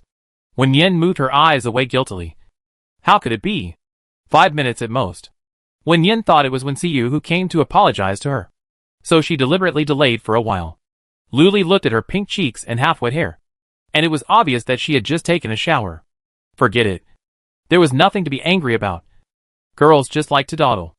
Luli didn't bother about it anymore, and turned to the business. I came here to ask you where you put the bag of seeds. Tomorrow morning, I will ask them to turn over a piece of land and sow some seeds in it. Wen Yin's expression was a little dull. Her eyes were misty, as if she hadn't woken up yet. She reacted for a while before saying, It's on the first floor. Luli looked at her face and felt that she was so cute for some reason. He wanted to pinch her face, and thought about it. So he did it. When he came back to his senses, his fingers had already landed on the girl's face. The girl looked up at him with confusion in her eyes, as if she was thinking, why did he suddenly pinch my face? Luli panicked for a moment, and quickly let go of his hand. He looked at the girl with an apologetic look in his eyes. I'm sorry. I didn't mean it. I just think you're cute. Wen Yin rubbed his face, and felt that he was a little strange. Sometimes he seemed to be deliberately avoiding him, and sometimes he took the initiative to come over to provoke him. Just like the cat master at home. with an unstable temper. Seeing that the girl didn't speak, but just stared at him, Lu Li's face suddenly became a little hot. He didn't know what happened to him just now. His hand was one step faster than his brain, and he just pinched her face. It was really frivolous. The two were silent for a while, and Lu Li spoke again. He seemed very uncomfortable. His eyes looked elsewhere, and his voice was erratic. I know the seeds are on the first floor, but there are too many things on the first floor. I can't even step. Just bring them up. Wen Yin listened to him, waved her hand, and several vegetable seeds appeared in her palm. Here you go. Lu Li took the things from her palm, said to go to bed early, turned around and left. Her steps were not as calm as before, but a little hurried. Wen Yin retracted her sight and was about to close the door, but saw the door of the next room opened. Wen Xiu walked towards her, as if he wanted to say something. Wen Yin didn't wait for him, closed the door and walked in. The door was not locked. Wen Xiu knocked on the door, and then pushed it open directly. After a day of Cold War, he really couldn't stand it. Although it was Wen Yin's fault at first, it became his fault now. He locked the door last night not because he was angry, but because he was busy preparing a gift. But in Wen Yin's eyes, he deliberately provoked a Cold War. Wen Xiu walked to the bedside, just pulled out a chair and sat down, and saw that the light in the room went out. The little girl pulled the quilt over and turned over, with her back to him, obviously still angry. Yin Yin, it's my fault. I'm sorry, Wen Xiu said softly, and sighed again. How could he be angry with a little girl? She was still young at that time. How could she understand what privacy was? And she didn't mean to bring others into her room. Wen Yin covered herself in the quilt and said in a muffled voice, What did you do wrong? Wen Xiu thought for a moment. I shouldn't have locked the door last night, and I shouldn't have been in a Cold War with you. Wen Yin suddenly opened the quilt and turned on the desk lamp. Her face was a little red because she was nestled in the quilt, and there was a smile in her eyes. It's good that you know your mistakes. I am a generous person and will forgive you this time. Wen Xiu leaned back in the chair and looked at her, his eyes clear. So are we reconciled now? Wen Yin hummed, stretched out her hand to him, and shook her little finger lightly. This was the ritual after every quarrel between them. Hooking fingers. The matter was over.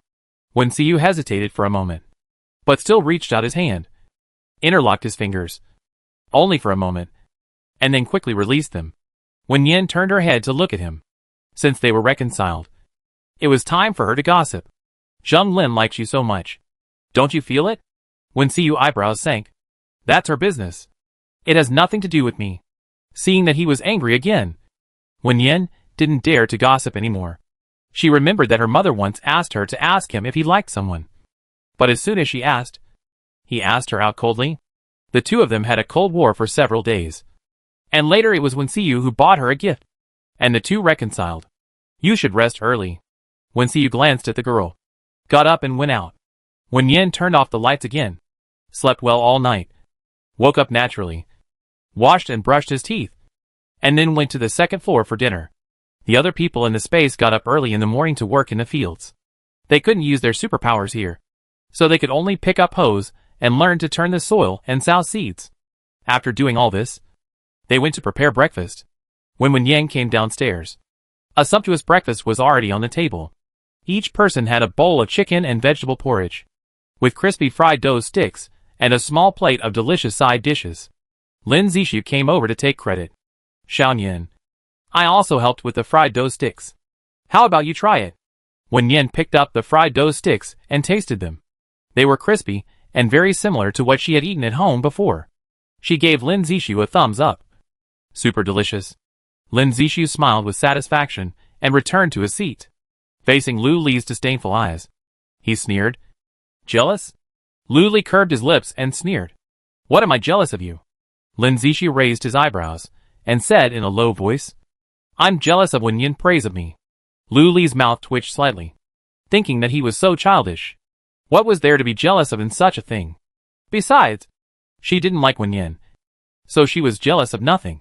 She was just unhappy with him just now. The dough for the fried dough sticks was made by Su Yanshou. He had prepared the dough last night. He just helped a little this morning. What credit can he take? I helped too. Okay? Lu Li glanced at Wen Yin, lowered his head, and drank the porridge silently. He was not jealous. Chapter 122. Back to the island. After breakfast, Wen Yin led everyone out of the space, took out 2 off-road vehicles, and set off again. In the car, Lu Li checked the movements of the team and found that they did not listen to the advice and were still heading towards North City. Boss, are we going to save that group of people? They are almost in North City, and they will be dead in a few hours. Wen Xiu listened quietly, with no expression on his face. He originally wanted to help Zheng Lin for the sake of being classmates. But now, he didn't want to help. Wen Yin turned his head and looked at Lu Li. After observing them, what do you think of their character? Can they cooperate? Lu Li shrugged slightly. Character is not so easy to see. After observing them for the past 2 days, he felt that their team atmosphere was not bad. The captain was quite powerful. He had a wood ability, and should be level 5. The others also had abilities. The team configuration was quite complete. Lu Li roughly described the situation, and then expressed his own opinion. Being able to survive until now shows that it is still quite strong. We'd better help it and provide more support. Wen Yin agreed. Yes. We will also need help when we deal with the Zombie King later. Qin Yi listened for a while and joined the conversation. The Zombie King you are talking about. Is it the level 6 zombie? Wen Yin looked at him and remembered that he had not explained something to the 2 of them. So he took this opportunity to say it. Qin Yi and Qin Shu were shocked. After a while, Qin Shu muttered to himself. I used to like reading comic books the most. I didn't expect that I would become a person in the book. Lu Li cast a lazy glance. You don't have to think too much. This place is real to us. There is no difference. Thinking of the woman on the island, Lu Li frowned slightly and reminded the 2. However, when you get to the island, you will meet a time traveler. She is pretty, but you better not be tempted. She is not a good person. Qin Yi was a little confused, but still nodded. Brother Lu, don't worry. I'm not the kind of person who can't walk when seeing a beautiful woman. I can't say for sure about my brother, but I will take good care of him. Qin Shu looked at his brother unhappily. Is he so weak? Even if he was before, he doesn't have that kind of mind now. While chatting, Wen Yin realized that they should go to rescue people. They are hundreds of kilometers away from those people. It's best to take a helicopter. Brother, stop the car. Let's go save people. Wen Xiu reluctantly stepped on the brakes. He really didn't want to see that woman again. Just thinking about it made him feel unlucky. Wen Yin saw what he was thinking and comforted him. The past is over. Doesn't Zheng Lin have a boyfriend? She definitely doesn't miss you now. So don't take it to heart. Wen Xiu mouth corners lowered. What he cared about was the invasion of privacy, not Zheng Lin's thoughts. What she did had nothing to do with him. Lu Li chuckled. Yeah. Don't be so stingy. Isn't it just smelling clothes? I didn't roll around in your bed for 2 rounds. Wen Xiu glanced over coldly, and Lu Li immediately fell silent. Wen Yin remembered that she used to go to Wen Xiu's room and roll around on his bed, and her cheeks blushed. But they are brother and sister, so it's okay to do this. Wen Yin felt that she should be more careful in the future. After getting off the car, Zhou Yuchu and the others listened to Lu Li's story about the team and expressed their understanding. The Zombie King had more than 100 mutant zombies, and their upgrade speed was faster than theirs. They needed some help. The helicopter flew for half an hour and landed a few kilometers away from the team. When they landed, the 2 cars happened to drive towards them. Gu Bei looked at the people who got off the helicopter, and his eyes froze slightly. They actually had a helicopter? Seeing several people watching them on the side of the road, Gu Bei slowly stopped the car, opened the door, and walked down. If he guessed correctly, these people were going to cooperate with him. Nowadays, there are more and more mutant zombies. Anyone who has experienced that kind of bloody fight can understand the importance of cooperation. Wen Xiu signaled Lu Li to go and negotiate, and let the others wait where they were. If these people didn't believe them, and insisted on going to Beicheng to find out, they wouldn't force it. Wen Xiu could clearly hear the other party's voice from a distance of several hundred meters. But he didn't bother to eavesdrop, so he deliberately blocked those voices. A few minutes later, Lu Li came back. That guy said he was willing to go to the island with us, and asked us to wait a moment while he went to explain to his team members. They waited for a while, and then saw the team put away the vehicle and walk towards them. It seemed that the team also had space ability users. Zheng Lin waved warmly at Wen Yin, who smiled back with a little embarrassment in his eyes. When Wen Xiu saw Zheng Lin again, He didn't even have a polite smile on his face. He glanced at her coldly, then turned to the leader of the team and chatted with her politely. Now that he has returned to North City, Wensiu can only temporarily give up the mission and take these people back to the island. Fortunately, this time he has gained a lot. After Wen Yin celebrates his birthday, he will rest for a few days before going out. Wen Yin saw Lu Li standing still and shouted, "Let's go, Brother Lu." Lu Li was monitoring the situation in North City. He didn't see it because he was far away the past 2 days. Now he was shocked again when he looked closely.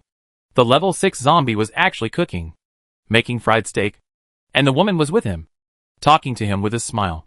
Perhaps because he was addicted to women. His level did not change. The level 5 wind zombie was upgraded to level 6. And the other level 4 zombies were also upgraded to level 5. With a love brain like him, can other zombies accept it? It's better to start an internal conflict and solve each other. Hearing Wen Yin urging, Lu Li quickly raised his feet to follow. Su Yanshou took a few apprentices to the cockpit. Wensiu and others sat in the front row, and Gu Bei's group sat behind them. The 4-hour journey was not too long or short. The two teams chatted and got to know each other. Lu Li learned from Gu Bei that their team originally had more than 20 people, and more than half of them died along the way. The survivors were all superpowered people. They knew that their team was too weak, so they wanted to seek shelter in the North City base. Lu Li thought he was quite humble. He was already a level 5 superpower, but he still felt weak. When they arrived at the island, Wensiu asked Lu Li to take this new team to report to Jiheng. Su Yanzhou said goodbye to the others and followed them. After a week of getting along, he was still reluctant to leave Wensiu and the others. If he was not under the jurisdiction of the army, he really wanted to stay in the team. When Wen Yin got home, the Black Wolf jumped on her as soon as she entered the door. She almost fell down. Wensiu held her waist and shouted. The Black Wolf retreated a little, but still remained enthusiastic and circled around its owner with its tail wagging. After not seeing it for a week, it missed its little master. Wen Yin rubbed its head and took it to the side. The man and the wolf chatted. Wensiu chuckled, raised his eyes, and saw Jiang Xinhua looking around on the second floor, and his smile stopped immediately. Chapter 123 Little Princess. I feed you. Jiang Xinhua didn't expect the protagonists to come back so soon. Shouldn't they be out for a month or two? She had just flirted with Xiao Chun, and it had some effect. She was still thinking about sleeping with him before they came back. What a pity. Seeing Wensiu gaze, Jiang Xinhua quickly moved her eyes away from the window, and stayed in her room obediently. Damn the protagonists. She had already confessed so many inside stories. But they were still wary of her, and sent people to monitor her when she went out. This week, Jiang Xinhua hardly went out. The two guys who monitored her were like wood. They didn't understand the style at all, and they didn't know how to adapt. One night, she wanted to go out for some fresh air, but the night watchman stopped her and said that it was the same to get some fresh air in the yard. And the Black Wolf guarding the yard, with dark green eyes always staring at the movements in the house. And when he saw her wanting to go out, he bared his teeth to warn her. Really can't afford to offend. Wensiu noticed the two people coming out of the room, and simply greeted them and asked them to stay for dinner. But the two had finished lunch, chatted for a few words, and then said goodbye. Since the host family is back, their mission is over, and they can go back to report. Wensiu sent the two people out, and asked about the situation at home in the past few days. The two said that everything was normal, and there was nothing special. Wensiu asked them to be more specific. After listening, he took out the 2 prepared crystal cores and handed them to the 2 people. This is your reward. If Captain Ning asks, just say that I gave it to you. Take it. Both of them showed joy on their faces, thanked them, and took the crystal cores. They knew that the crystal cores were hard to come by, and no one wanted to miss such an opportunity. In the yard, Wen Yan and Zhou Yuchu discussed in a low voice and took out the ingredients and tools needed for cooking. There were outsiders at home, so it was better to hide some things first. Zhou Yuchu glanced upstairs and asked Lin Zixu to pay proper attention to Xiao Chun. Lin Zixu pouted. Although he was lively, he didn't like dealing with Xiao Chun, who was a dull person. Wen Yan took out a few clothes from the space and handed them to him, asking him to give them to Xiao Chun so that they could have some topics to talk about. Lin Zixu went upstairs to deliver the clothes and went downstairs after a few words. Xiao Chun's face made him feel depressed. He spoke without any emotion. either or nodding. Zhou Yuchu felt that it was quite normal after listening to him. With Xiaochen temperament, it would be a problem if he responded enthusiastically. They still had to talk to him frequently. After getting along for a long time, there would definitely be changes. When Yin touched Hailang's head and asked softly, "Did Xiaochen go out?" Hailang nodded. And when Yin asked again, "Did he chat with Jiang Xingyue?" Hailang nodded again. When Yin chatted with Hailang for a while, and slowly figured out some ideas. Xiaochen hated women, but he often chatted with Jiang Xingyue. It was obvious that he was planning something. Maybe he wanted to escape. Or maybe he wanted to dig out Jiang Xinyue's secret. Jiang Xinyue. That guy. Wouldn't she still think that Xiaochen was interested in her? When Yin shook her head, and decided to go back and chat with her. When Siyu came back from outside, washed his hands first, then took over the stove, heated the oil in the pan, and skillfully poured the cut vegetables into it, and stir-fried them. After a while, Luli pushed the door and walked in, holding the thank you gift from Gu Bei, some fresh game and fruits. Gu Bei was still suspicious when he came with them at first. But when he saw the people on the island, that suspicion was dispelled, and only gratitude remained. Luli thought he was a good person, and after receiving the gift, he asked him to drink together another day. When Yin's eyes lit up when she saw the pomelo, "I want to try one now. Can I?" Luli handed the things over and said lazily, "Of course. These are all yours." When Yin put away the game and other fruits, took out a fruit knife, and ordered him, "Help me cut it." Luli glanced at her. "Tut! So delicate." Took the fruit knife and cut the pomelo according to the grain. Luli peeled a piece for her and handed it to her. "Come on, little princess. Do you want me to feed you?" When Yin was embarrassed by this title, and a layer of light red flushed on her cheeks, she raised her eyes and glared at Luli, took the fresh piece of pomelo and put it in her mouth. It was sour and sweet. So delicious. Luli peeled a few more pieces of pomelo for her. Seeing that she had eaten enough, he distributed the rest to others. Lin Zishu ate the pomelo and glanced at Luli in confusion. The way he looked at Wen Yin had obviously changed. When did it start? Why didn't I notice it before? But he has been very open-minded recently. With Wen Xiyu around, they probably have no chance. So it's better to just get along like this. After lunch, Wen Xiyu asked the others to stay at home and took Luli out. He needed to find Ningyu. In addition to discussing business, he also had to ask about the cake maker. Luli checked and found that Ningyu was at Su Yan's house again. This hypocritical man said that he was not interested in Su Yan, but he always ran to Su Yan's place. The two came to Su Yan's door and knocked. Ningyu opened the door. Seeing the two, Ningyu was slightly surprised, but smiled. "Two distinguished guests. Would you like to sit inside for a while?" Luli teased him. "Is this your home? You invited us in for a while?" Ningyu shrugged slightly. "It's half my home. Su Yan and I are dating." Luli's eyes widened, looking at him in disbelief. "You're too fast. How did you do it?" Ningyu closed the door and walked out, chuckling. "I didn't chase her. She took the initiative to confess." Thinking of what happened 2 days ago, Ningyu's cheeks were slightly hot. He didn't expect Su Yan to be so proactive. He wanted to refuse, but looking at the person he liked, he couldn't say no. He told Su Yan about the age difference between the two and the ratio of men to women on the island. Su Yan didn't accept it. She just asked him if he liked her. Ningyu finally nodded, and the two of them got together naturally. When Siyu cast his eyes towards Ningyu. "Congratulations." Ningyu could not hide his joy and nodded. "It's a happy event. I thought I would be single for the rest of my life." Luli also said congratulations and looked at him enviously. "So you moved here now?" Ningyu waved his hand. "No. I live nearby." "How can you live together just after you start dating?" He is not that kind of frivolous person. Besides, he always felt that Su Yan was impulsive and was with him out of gratitude. When Su Yan came to her senses, the two should break up. Ningyu did not want to take advantage of others. After talking about Ningyu's gossip, when Siyu got back to the point and asked about the superpower team, the zombie team in North City has been expanding. They need to form a superpower team as soon as possible.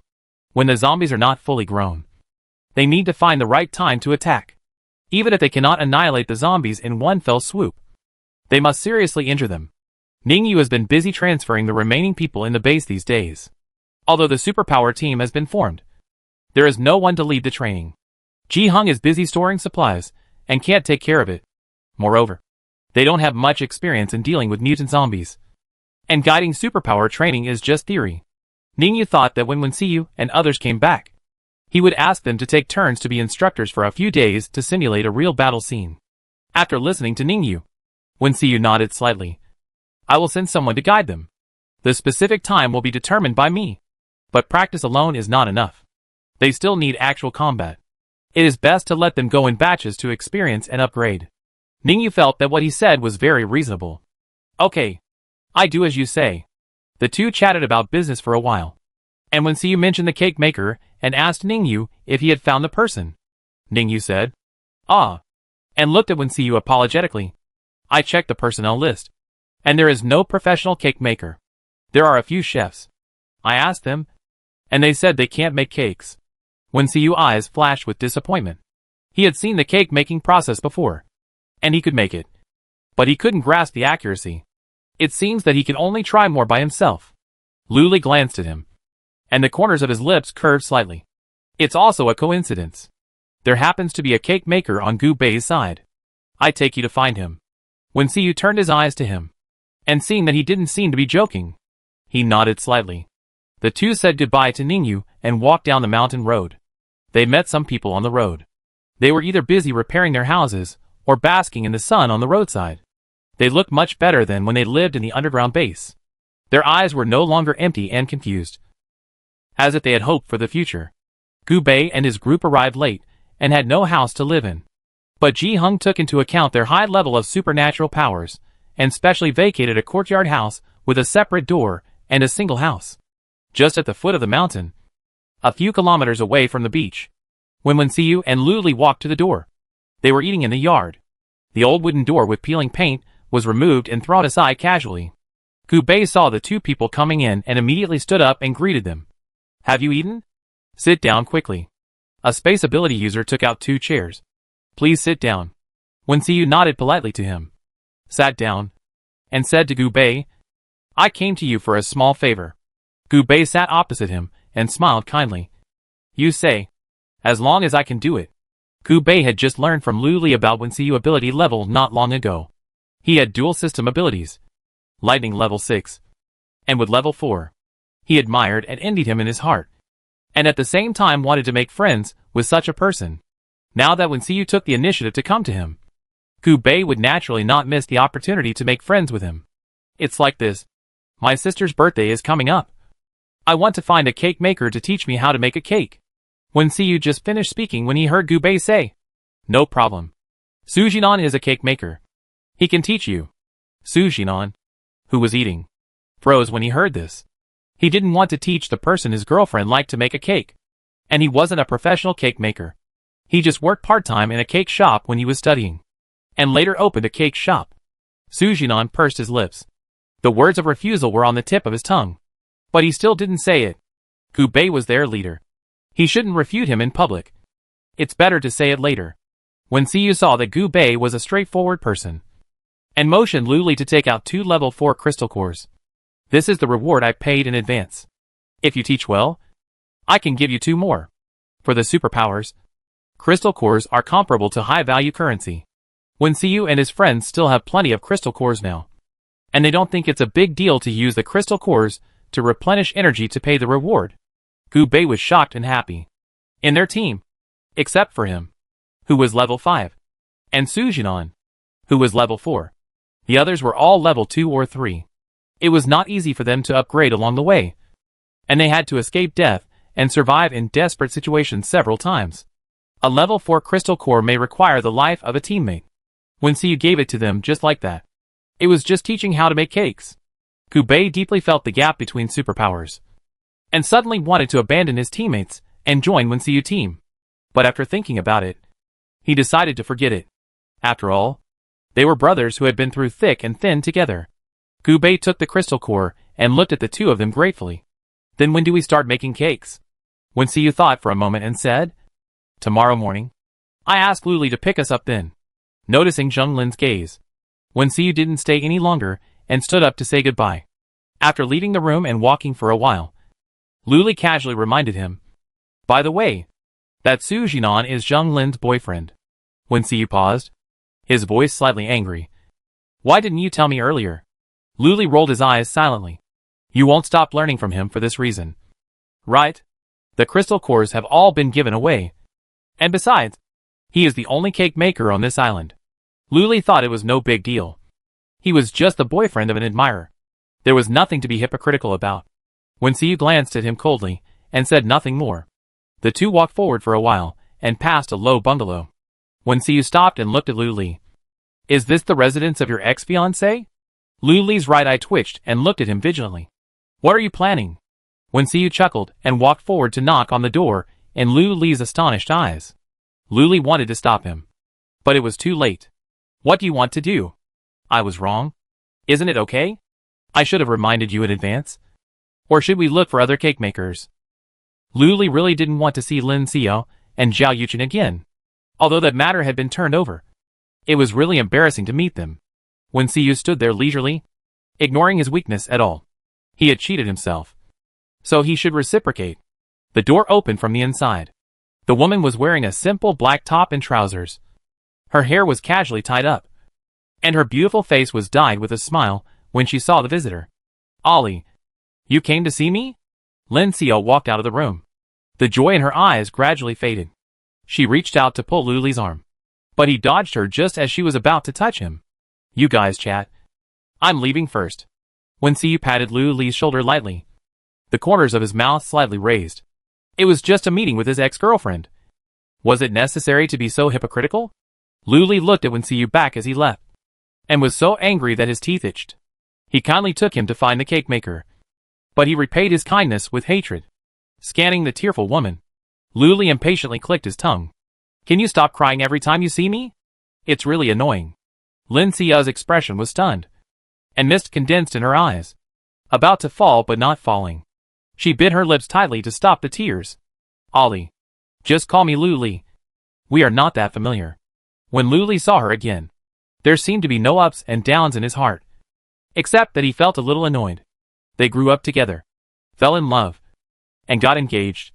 But these were just settings in the story. Even if she wasn't there, it would be someone else. Luli didn't like the arranged life, especially in the setting. He was betrayed by his lover and eventually died of depression. Luli sneered. And when he looked at Lin Xiyu again, his eyes were calm and distant.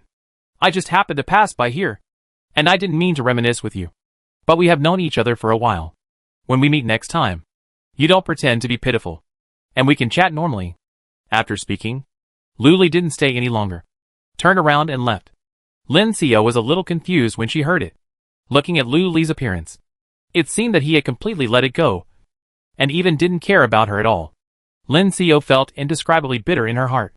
She didn't want to become a stranger with Luli, but she also understood that the moment she abandoned Luli and started over, their relationship was over. Chapter 124 touched. When Wen Xiyu returned home, he almost thought he had walked into the wrong place. The original antique wooden door was replaced by a square black iron door, and some sharp iron tools were added above the wall. When he pushed the door and walked in, the yard was also very different, as if the soil had just been turned. Seeds had been sown and watered. Brother, you are back. Wen Yin smiled and greeted him, asking for credit. Is the yard much cleaner? And did you see the iron door? Is it much stronger than the wooden door? Wen Xiyu's eyes swept around and finally fell on the girl's face. The girl's eyes were smiling. Her long black hair was scattered, and her face was small and fair, very pure. His eyes froze slightly, and a smile spread from the bottom of his eyes. It is much cleaner, and the iron gate is also seen, which is very good. When Yin got the praise he wanted, raised his eyebrows proudly, and did not forget to mention the people who actually worked.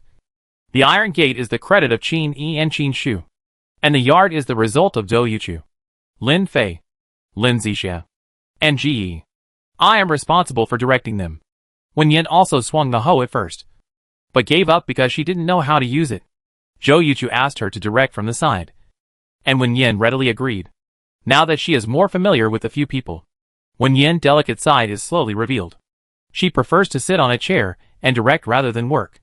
Wen Xiyu raised his hand and gently touched the girl's hair. with a smile in his voice. You direct very well. Lin Fei glanced at the two of them, and thought to himself that the sister he raised is different. And the filter is really thick.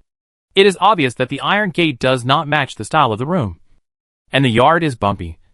But he can still praise it. Zhou Yuchu also said that the beauty of the yard is not important. But practicality is important. The iron gate is much safer than the shabby wooden door.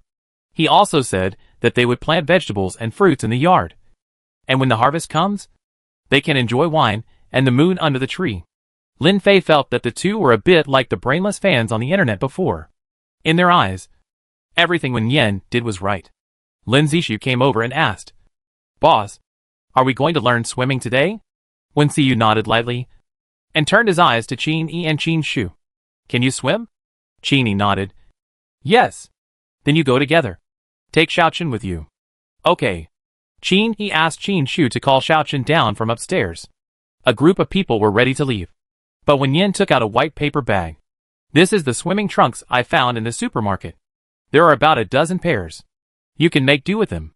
Wen Yan remembered that there was an empty cabin on the beach where they could change clothes. Lin Zishu had thought about finding some swimming trunks before going out. But he forgot. Wen Yan is still careful. Zhou Yuchu took the things from Wen Yan, said thank you, and led the team out. Lu Li just walked to the door of the house, saw a few people going swimming, and followed them. The yard was quiet for a while, and Wen Yan slowly moved to the side of Wen Xiyu. What are you thinking about? Wen Xiyu was thinking. Wen Yan helped them prepare clothes. But why did she need to prepare personal items, like swimming trunks? Hearing her words, Wen Xiyu snorted coldly. You are quite considerate. You prepare such things for them. Wen Yan noticed that he was angry, raised her hand to hold his wrist, and shook it gently. I just happened to see it, so I picked some at random. They are all a bit careless and can't remember things like swimming trunks. But if you go swimming, they are a necessity. Wen Xiyu didn't say anything, and his expression on his face was still very cold. Wen Yan felt that he was really angry recently, and got angry with her for no reason. It was just because she had a good temper that she didn't care about him. Brother. Wen Yan rubbed his shoulder like a spoiled child. You said you would teach me how to drive. Shall we go now? The topic was suddenly changed. Wen Xiyu was stunned for a moment. His eyebrows slightly relaxed. Okay. Wen Yan smiled brightly, thinking of something, squatted down and said to the Black Wolf, Xiao Xian, I will take you to a fun place, which is much more spacious than here. You stay inside first. I will come to you later. The Black Wolf nodded as if he understood. And in the blink of an eye, he found himself on a vast lawn, which was indeed much more spacious than the small yard. These days, he has been keeping his master's words in mind, staying at home during the day, going out hunting at night, and shouldering the responsibility of keeping an eye on the two people at home, which almost bored him. Fortunately, the master did not let him wait too long. Wen Yan touched the Black Wolf head, explained a few words, and took some game for it as food. Wen Yan knew that it was a bit bored staying at home, but there were many people living on the island now, and it was inconvenient to take it out, so he could only wrong it temporarily. Wen Xiyu was now used to Wen Yan coming and going, and was no longer anxious about her sudden disappearance. Waiting patiently in the same place, Wen Yan teleported out and was still in the same place as before, less than half a meter away from him. The two looked at each other, paused for a moment, and then looked away again. Wait a minute. I go upstairs to call Jiang Xinyue. Wen Yan naturally wouldn't leave Jiang Xinyue alone at home, so he took her to practice driving and chat. Jiang Xinyue was flipping through an old book on the bed. Bored. Logically, she could move freely here, but everyone else went swimming, and only the Wen brothers and sisters were left in the yard. She had nothing to do downstairs, and it would be a nuisance to Wen Xiyu, so it would be better to stay in the room. When she heard the knock on the door, she was slightly surprised, then got out of bed to open the door. When she raised her eyes, she just happened to see an extremely pure and beautiful face, with skin so tender that it seemed like you could squeeze water out of it, and a pair of bright and clear eyes. No wonder those people liked her, and she was a little moved when she saw it. The girl smiled at her, and with a slight shake of her slender fingers, she saw all kinds of shopping bags hanging on it. These are the clothes and toiletries I brought for you. I also bought you a few sets of underwear, which will be enough for you to use for a while. Jiang Xinyue took the shopping bag, her eyes slightly hot. She didn't expect Wen Yin to think about her when he went out and brought her a bunch of necessities. I still remember that when she came to join the protagonist group, she didn't bring anything with her. It was Wen Yin who gave her clothes and toiletries. She thought it was inconvenient to use water. And it was Wen Yin who asked those people to install a water tank in the bathroom. At this moment, Jiang Xinyu completely forgot that Wen Yin had threatened her, and forgot that she wanted to steal her girlfriend.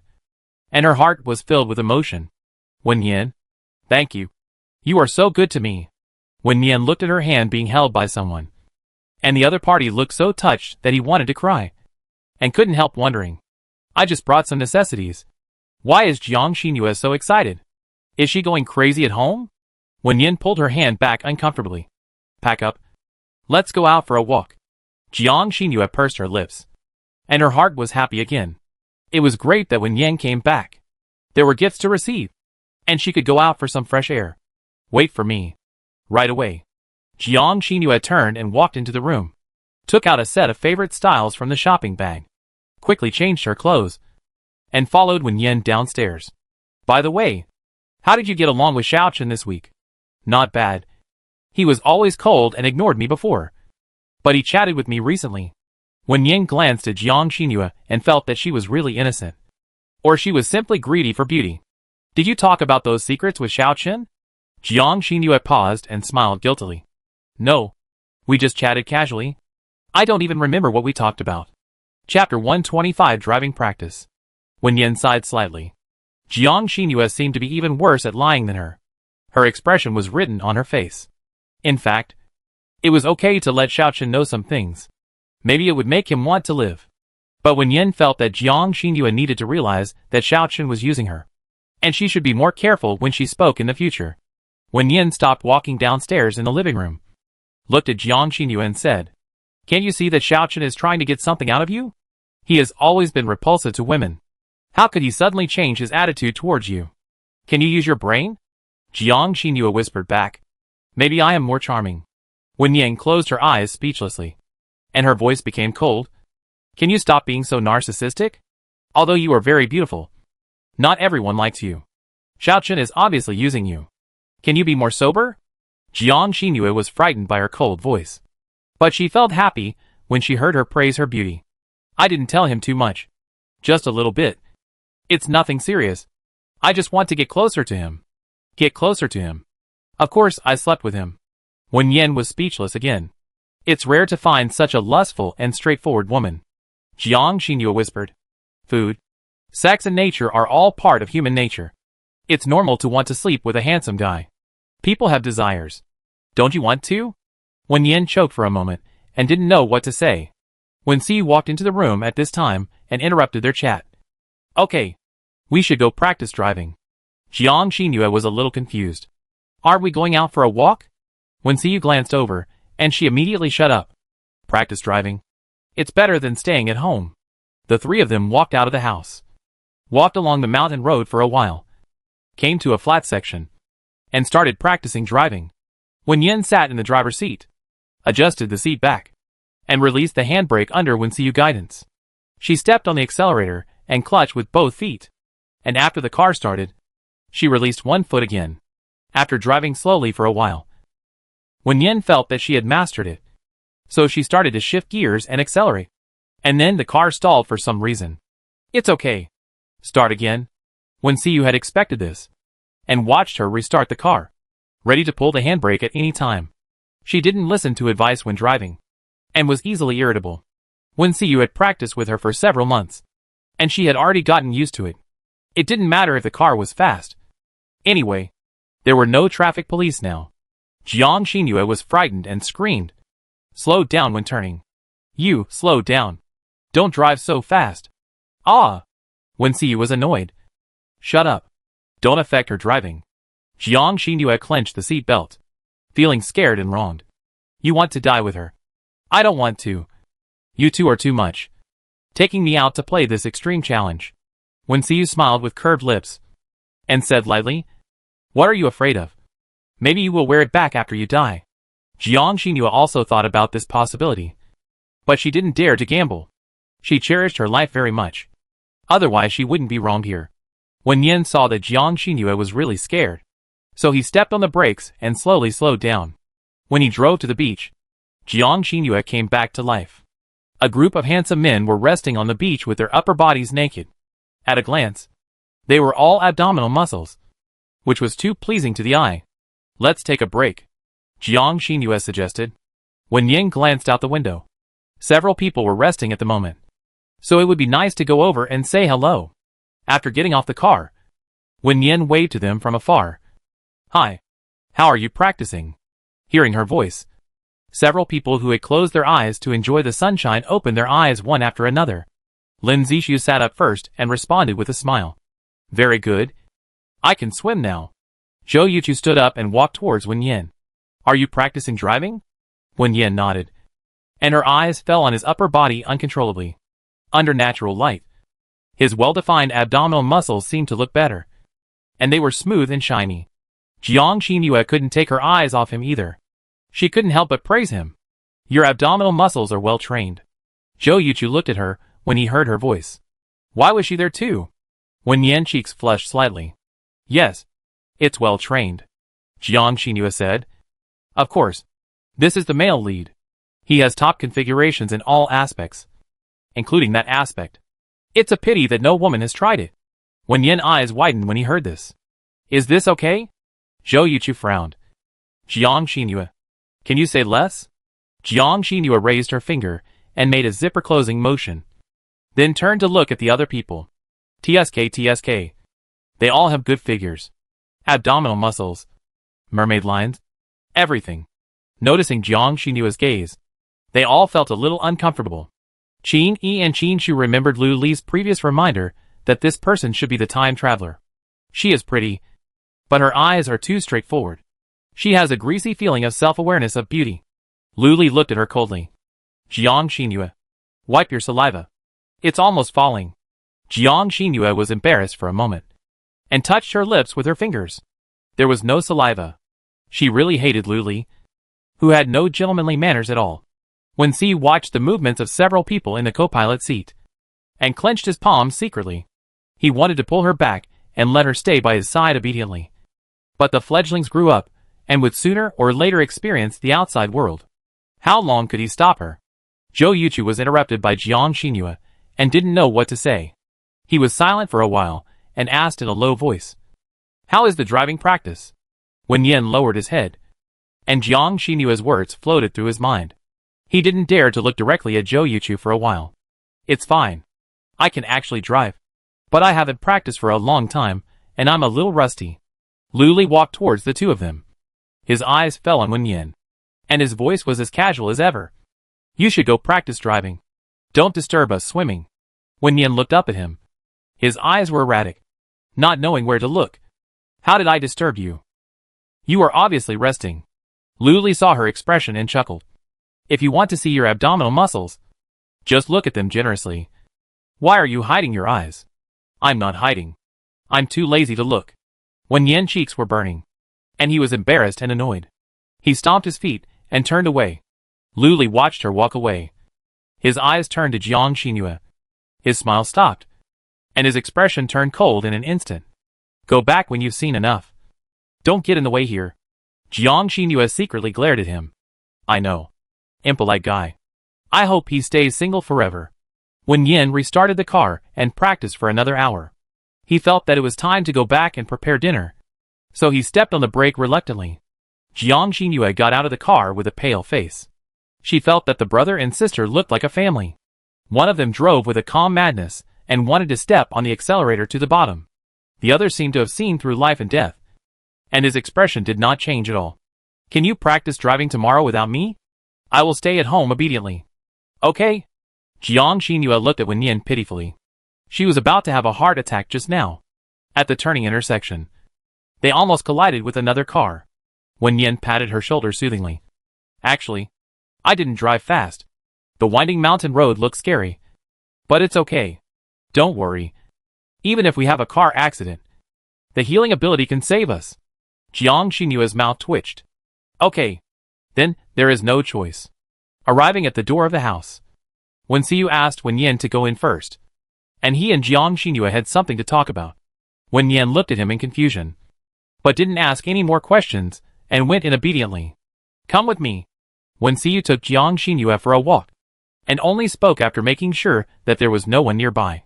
His eyes were cold, and his words were warning. Wen Yin is still young. Don't pollute her with your thoughts. If I hear similar words on the beach again, you will really lose your freedom. Jiang Xinyue was a little afraid of him, lowered her head, and didn't dare to look at him. I will pay attention in the future. Wen Xiyu looked at her with a heavy look.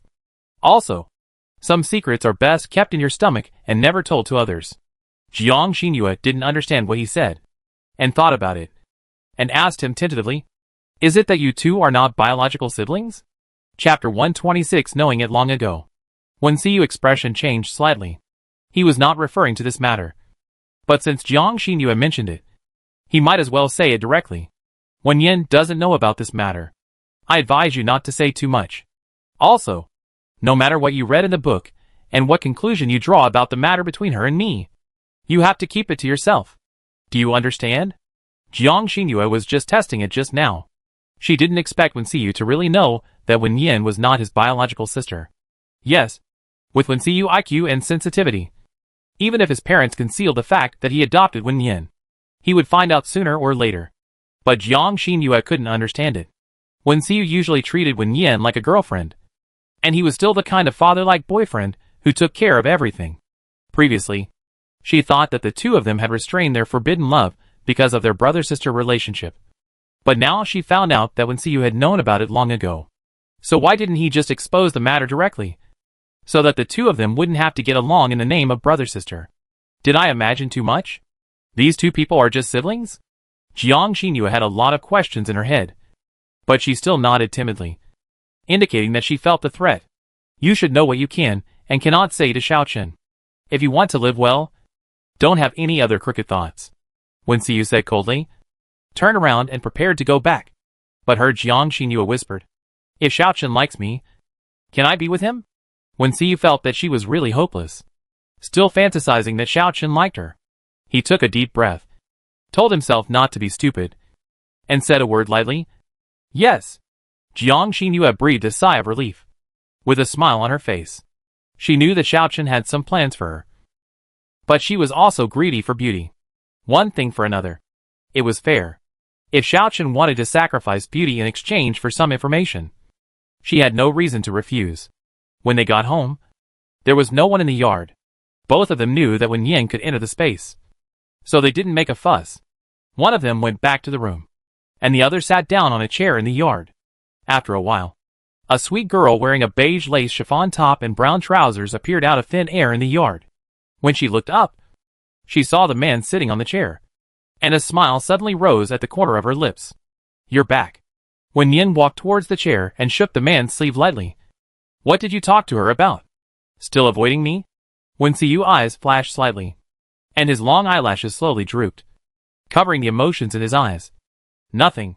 Just warning her not to talk nonsense." Wen Yin looked at him, with a little doubt in his eyes. "If it's just a warning, why can't I be by your side?" Wen Xiyu raised his eyes when he heard the words and looked straight into her eyes. "If you are here, it will affect my performance. This reason is reasonable. If she was here, Wen Xiyu would probably be embarrassed to threaten others." Wen Yin didn't think about it anymore and asked him, "Are we going to cook now?" Wen Xiyu nodded, watching Wen Yin take out things one by one. He suddenly remembered that they were back on the island. It was time to take turns to cook. Let's start with Luli. He didn't really want to eat dark food tonight. When Luli and the others came back, they were all dressed neatly. After finishing swimming practice, Ji used his water ability to help them take a shower, and Lin Zishu used his wind ability to help them blow dry their hair, so they didn't have to take a shower at night. Lin Zishu felt like he had become a hair salon worker, using his ability to help them blow their hair, and they also made various requests and wanted various hairstyles. If I had known earlier, I wouldn't have provided this kind of service. Ji was already accustomed to it. Because of the water outage, his water ability was very useful. Washing vegetables, cooking, washing hands and face, etc. all needed him. Before Wen Yin took them into the space, he still needed to use his ability to help several people wash their hair every day. Although it was not a wash in that sense, it was almost the same. Young Master G had never served anyone before. But now, he was used to it, and didn't think it was a big deal. At least he was a valuable existence. When Luli heard that he was going to cook, he wanted to change into dark clothes. Wen Yin took him into the space, and waited for him at the door. Not long after, Luli opened the door. But his upper body was not wearing any clothes. Wen Yin glanced at him, and hurriedly lowered his eyes. Why don't you put on your clothes? Luli leaned against the door frame, looking at the girl's slightly blushing face. His heart skipped a beat. His Adam's apple rolled. And he said softly, I was trying on the clothes you gave me just now. And it seemed that the size was too small. So I wanted to ask if you took the wrong one. Wen Yin frowned slightly after listening to him. How could it be too small? I chose the size according to my height. Are you 1.9 meters? Luli corrected her. It's 1.935 meters. It is said that boys are very obsessed with their height. And the measurement unit will be accurate to the decimal point. Wen Yin understood this deeply. She rolled her eyes silently, then raised her head to meet the slightly raised fox eyes. I know you are tall. No need to emphasize it. Show me your clothes. Luli turned around and walked back to the room without closing the door. Wen Yin looked inside curiously. The items were arranged in an orderly and tidy manner, and there were no smelly socks scattered on the floor. Luli came over, holding clothes in his hands, and his upper body was still naked. Wen Yin tried not to look around and looked at him without focus.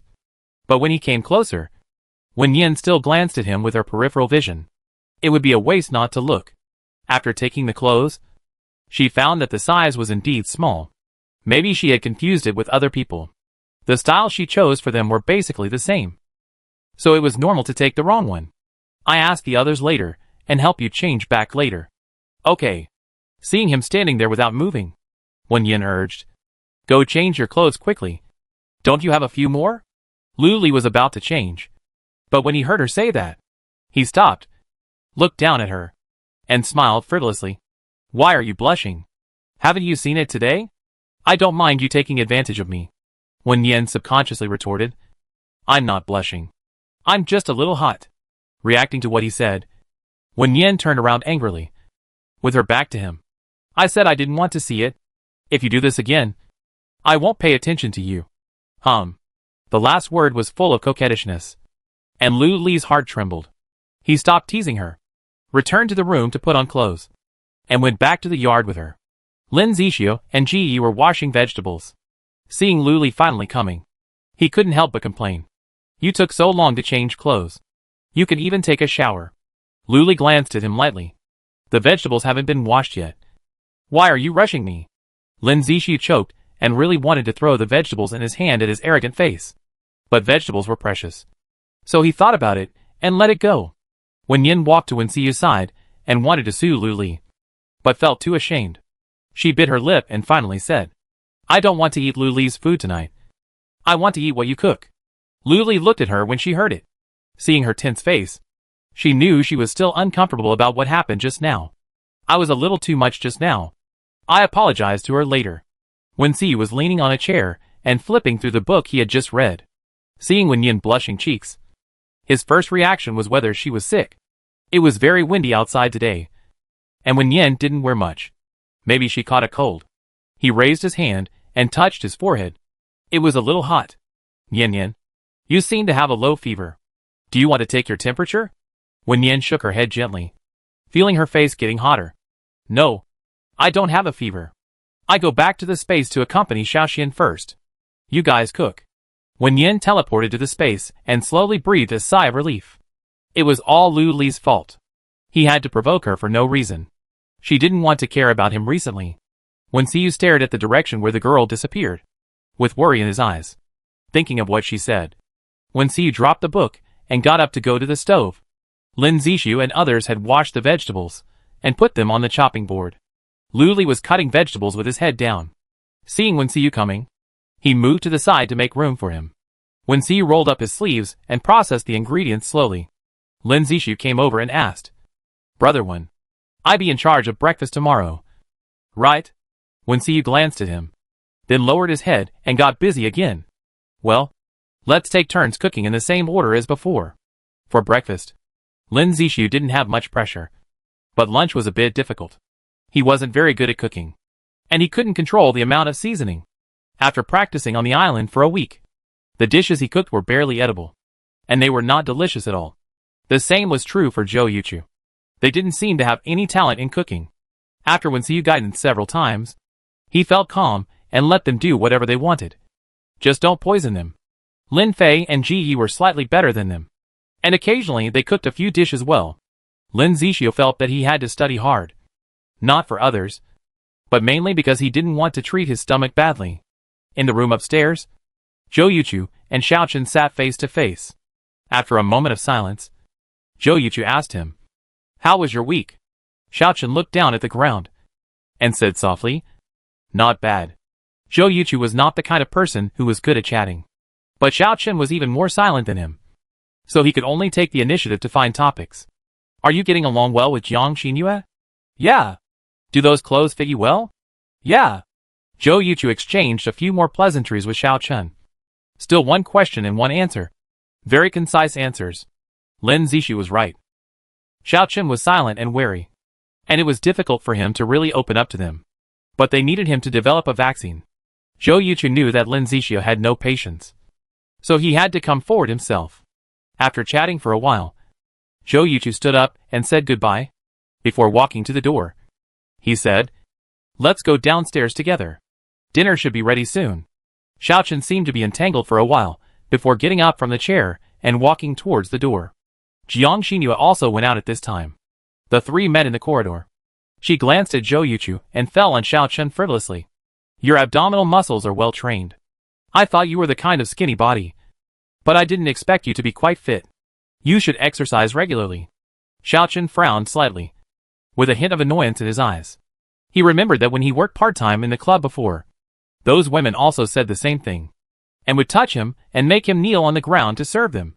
Seeing that he pursed his lips and didn't speak, Jiang Xinyue changed the subject. "I accompanied Wen Yin to practice driving today, and I was almost scared to death. She drove super fast, just like racing." Xiao Chen pulled the corner of his lips slightly. "Really?" Jiang Xinyue nodded with lingering fear. "Yes. I have to accompany her to practice driving tomorrow, and I feel a headache just thinking about it." Zhou Yuchu silently observed the interaction between the two. Seeing that they were more familiar with each other than before, he had a rough guess in his mind. Jiang Xinyue continued, "I don't understand. How can such a gentle and beautiful girl like racing? Isn't it good to sit in the front passenger seat? Do you have to be a road killer?" Zhou Yuchu couldn't help but defend Wen Yin. "What's wrong with liking racing? Who stipulates that girls should sit in the front passenger seat?" Jiang Xinyue looked at him. "You like Wen Yin. Of course you think she is good at everything she does." Zhou Yuchu did not deny that he really loved Wen Yin, and thought she was good at everything she did. The three of them went downstairs. Zhou Yuchu went to the yard, and the other two sat in the living room, chatting casually. Wenxiu cooked 2 dishes, and gave the stove to Lu Li. The ingredients were ready, so it was quick to cook. Lin Zixiu was learning to cook on the side, and helped pass the seasoning. Lu Li threw a spoonful of white crystalline object into the pot, and felt something was wrong. He took a closer look and found that it was sugar. "I asked you to pass me the salt. Can't you tell the difference between salt and sugar?" Lu Li was speechless. Is Lin Zixiu some kind of kitchen idiot? He still can't tell the difference between seasonings. Lin Zixiu blinked innocently. "Salt and sugar are both in this transparent box. How can I tell them apart?" Lu Li was furious, picked up the box, and put the label in front of him. "Did you see it clearly? There are words on it." Lin Zixiu lowered his head and argued. "Then I didn't see it just now. And besides, why didn't you take a look when you threw it in?" Wenxiu was annoyed, rubbed his eyebrows, and reminded lightly, "Lu Li, your dish is going to be burnt." Hearing this, Lu Li immediately dropped the box, picked up the spatula and turned it over. He glanced at Lin Zixiu from the corner of his eyes, and his tone was almost gritting his teeth. "Lin Zixiu, you eat this dish alone." Lin Zixiu snorted lightly. "Eat it if you want." Everyone has become accustomed to the two people bickering, and they are not surprised by it. If one day they don't quarrel, they will think it is abnormal. Wenxiu sat down on the chair, opened the book, read it for a while with uneasiness, closed the book again, and called in the direction where Wen Yin disappeared. "Yin Yin?" After a while, Wen Yin appeared in front of him and smiled at him with curved eyebrows and eyes. "Is dinner ready?" I'm hungry. Wen Xiu's lips curled up. It's almost ready. Wait a little longer. Wen Yin glanced at everyone. His eyes fell on Luli. His eyebrows slightly frowned. And quickly moved away. Brother, are we staying in the space tonight? Wen Yin asked quietly. Now that they are back on the island, they need to watch Jiang Xinyu and Xiao Chen. Either live here together, or take the two to live in the space. Wen Xiu shook his head. I asked them to keep the space secret. Here, it's the same as before. Wen Xiu also explained to Su Yanzhou that Wen Yin's space ability is really special. And the fewer people know about it, the better. So as not to attract the covetousness of those who are interested. Chapter 127, More Men Than Women. Dinner was ready. And the group came to the living room to eat. Wen Yin sat next to Wen Xiu as usual. And on the other side was Zhou Yuchu.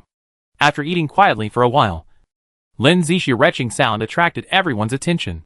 He covered his mouth and waved his hand embarrassedly. It's okay. I just feel a little nauseous. He just tasted the dish that Luli put in front of him and asked him to eat alone. The taste of various seasonings rushed straight to the top of his head. Sweet, numb and bitter. Luli clearly did it on purpose. Luli glanced at him lightly. Are you pregnant? Brother, when is the doctor? Let him take your pulse. Lin Zixia. Wen Xiu. Everyone laughed.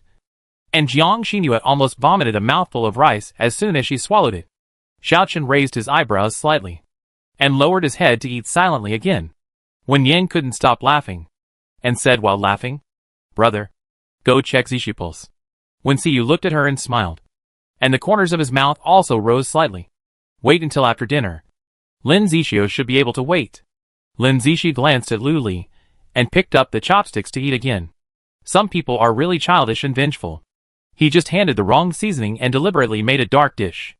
The smile faded, and Wen Yang continued to enjoy the food. Wen Xiu cooked 2 dishes for her separately. Braised chicken wings and stir-fried seasonal vegetables, both of which were her favorites. When she was full, she habitually pushed the remaining dishes in front of Wen Xiu. Jiang Xinyu saw it, and couldn't help wondering. Are these two really siblings? I also had a brother in the original world. And the two of them didn't get along like the Wen family brothers and sisters. Every day they either quarreled or insulted each other. And almost never gave each other a good face. Of course, the two are only 1 year apart in age. And both are childish. Wen Xiu is 8 years older than Wen Yin. And has watched her grow up since she was a child. So the way they get along will be different. Jiang Xinyu retracted her gaze, gathered her hair with one hand, and said to Xiao Chen next to her, Do you want to play chess tonight? These days, they occasionally play chess and chat in the living room or room. Even if the protagonists come back, they can move freely. Xiao Chen nodded slightly and responded weakly. Okay. Lin Fei glanced at the two of them. Tut-tut. Didn't Jiang Xinyu say before that Zhou Yuchu was her destiny? And she came here just for him. But she changed her target after a week. Ji wondered. Did Jiang Xinyu break up with that boyfriend? She is flirting with men here. There was a knock on the door. Qin Shu ran to open it, and saw that the visitor was a middle-aged uncle with elegant clothes and a decent temperament.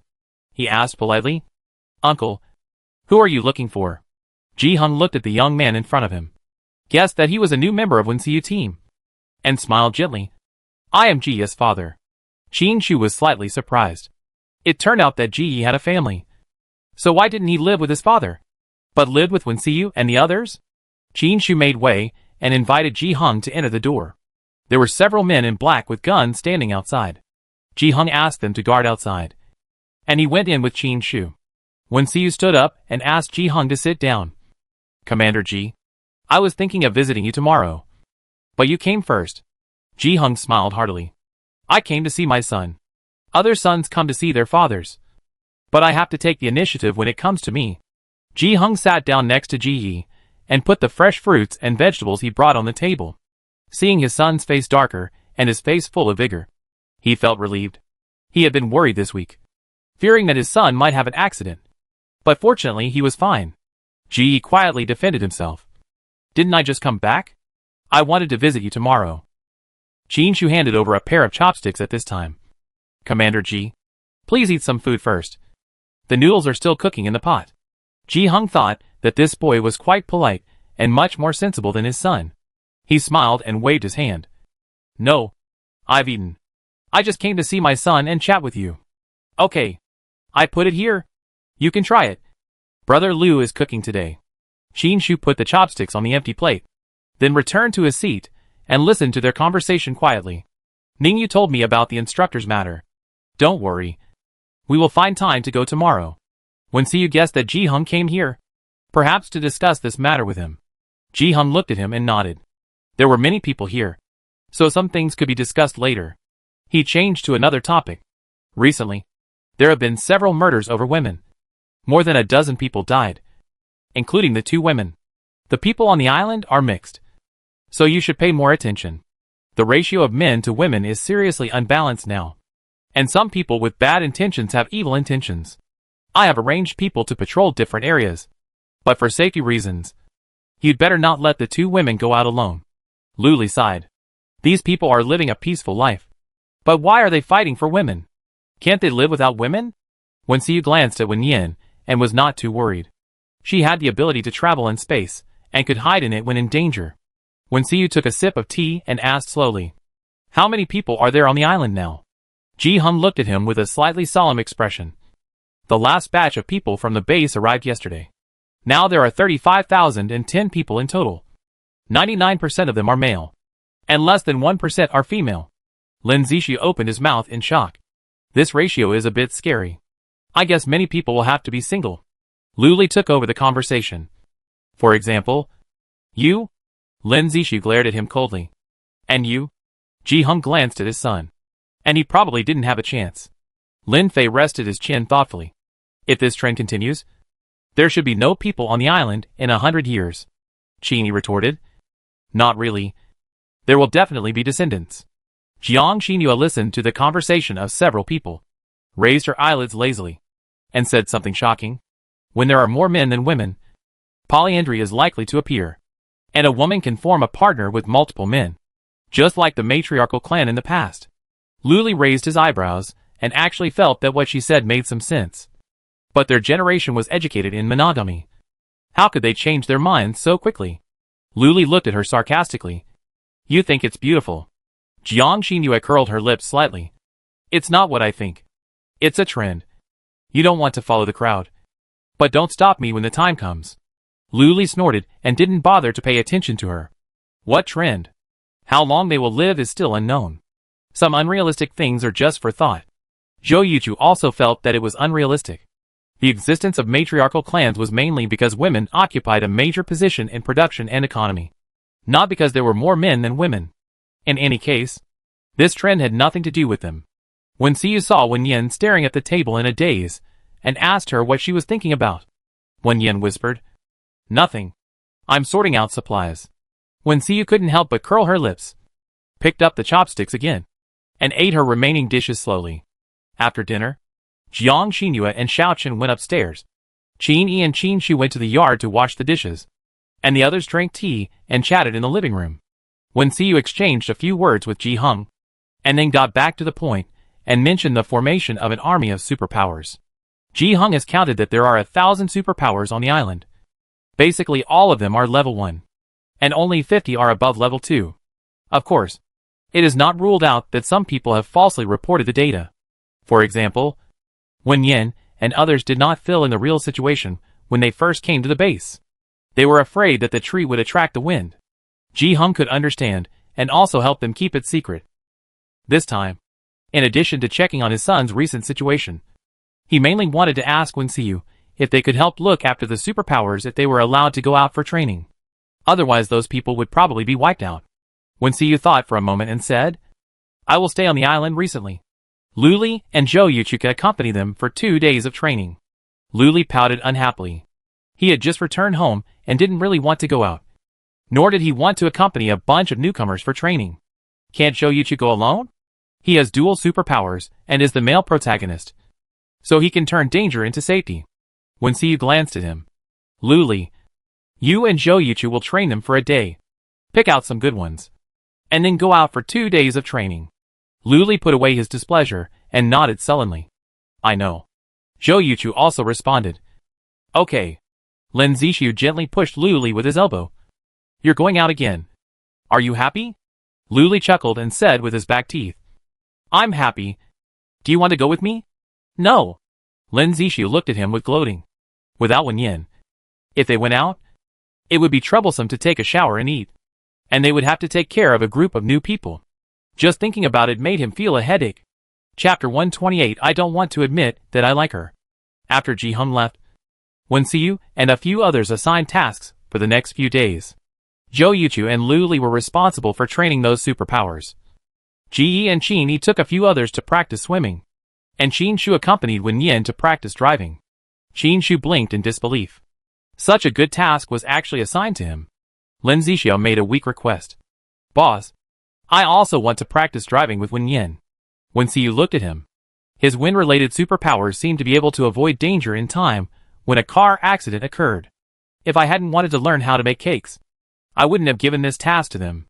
Then take turns. You and Qin Shu each for 1 day. Lin Zixu thought he would refuse and let him learn to swim first. Unexpectedly, he actually agreed like this. Lin Zixu smiled. Okay. I promise to complete the task. After talking about business, the group washed up and rested. Wen Xiu said that when they returned to the island, everything would be the same as before. Except for Wen Yin. They would all live in this house.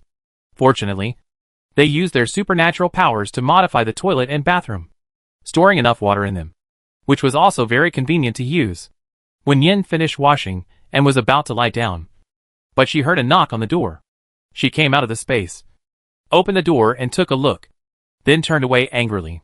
Lu Li leaned lazily against the door, holding a white candle in his palm.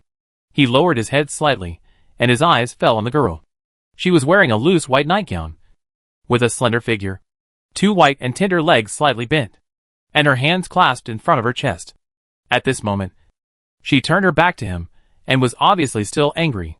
The little girl had ignored him all night, and he felt very uncomfortable. If he had known, he would not have teased her. I'm sorry. I didn't mean it. Wen Yin snorted. If it happens again, I tell my brother. Lu Li raised his eyebrows slightly, and said distressfully, what if your brother is very angry, and asks me to leave the team? Wen Yin turned around.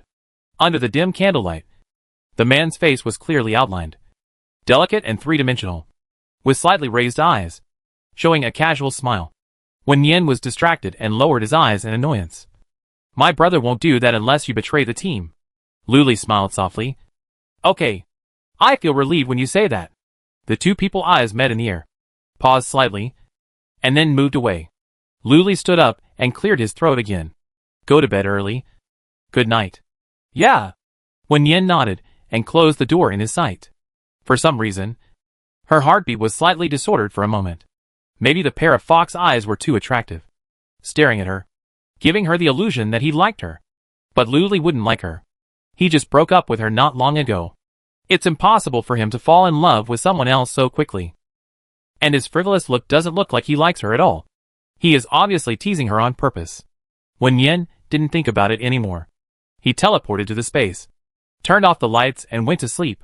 Lu Li stood outside the door for a while, until his pounding heart calmed down. Then turned around and walked towards his room. He seemed to realize something, but didn't want to admit it. The next morning after breakfast, everyone went to their own business.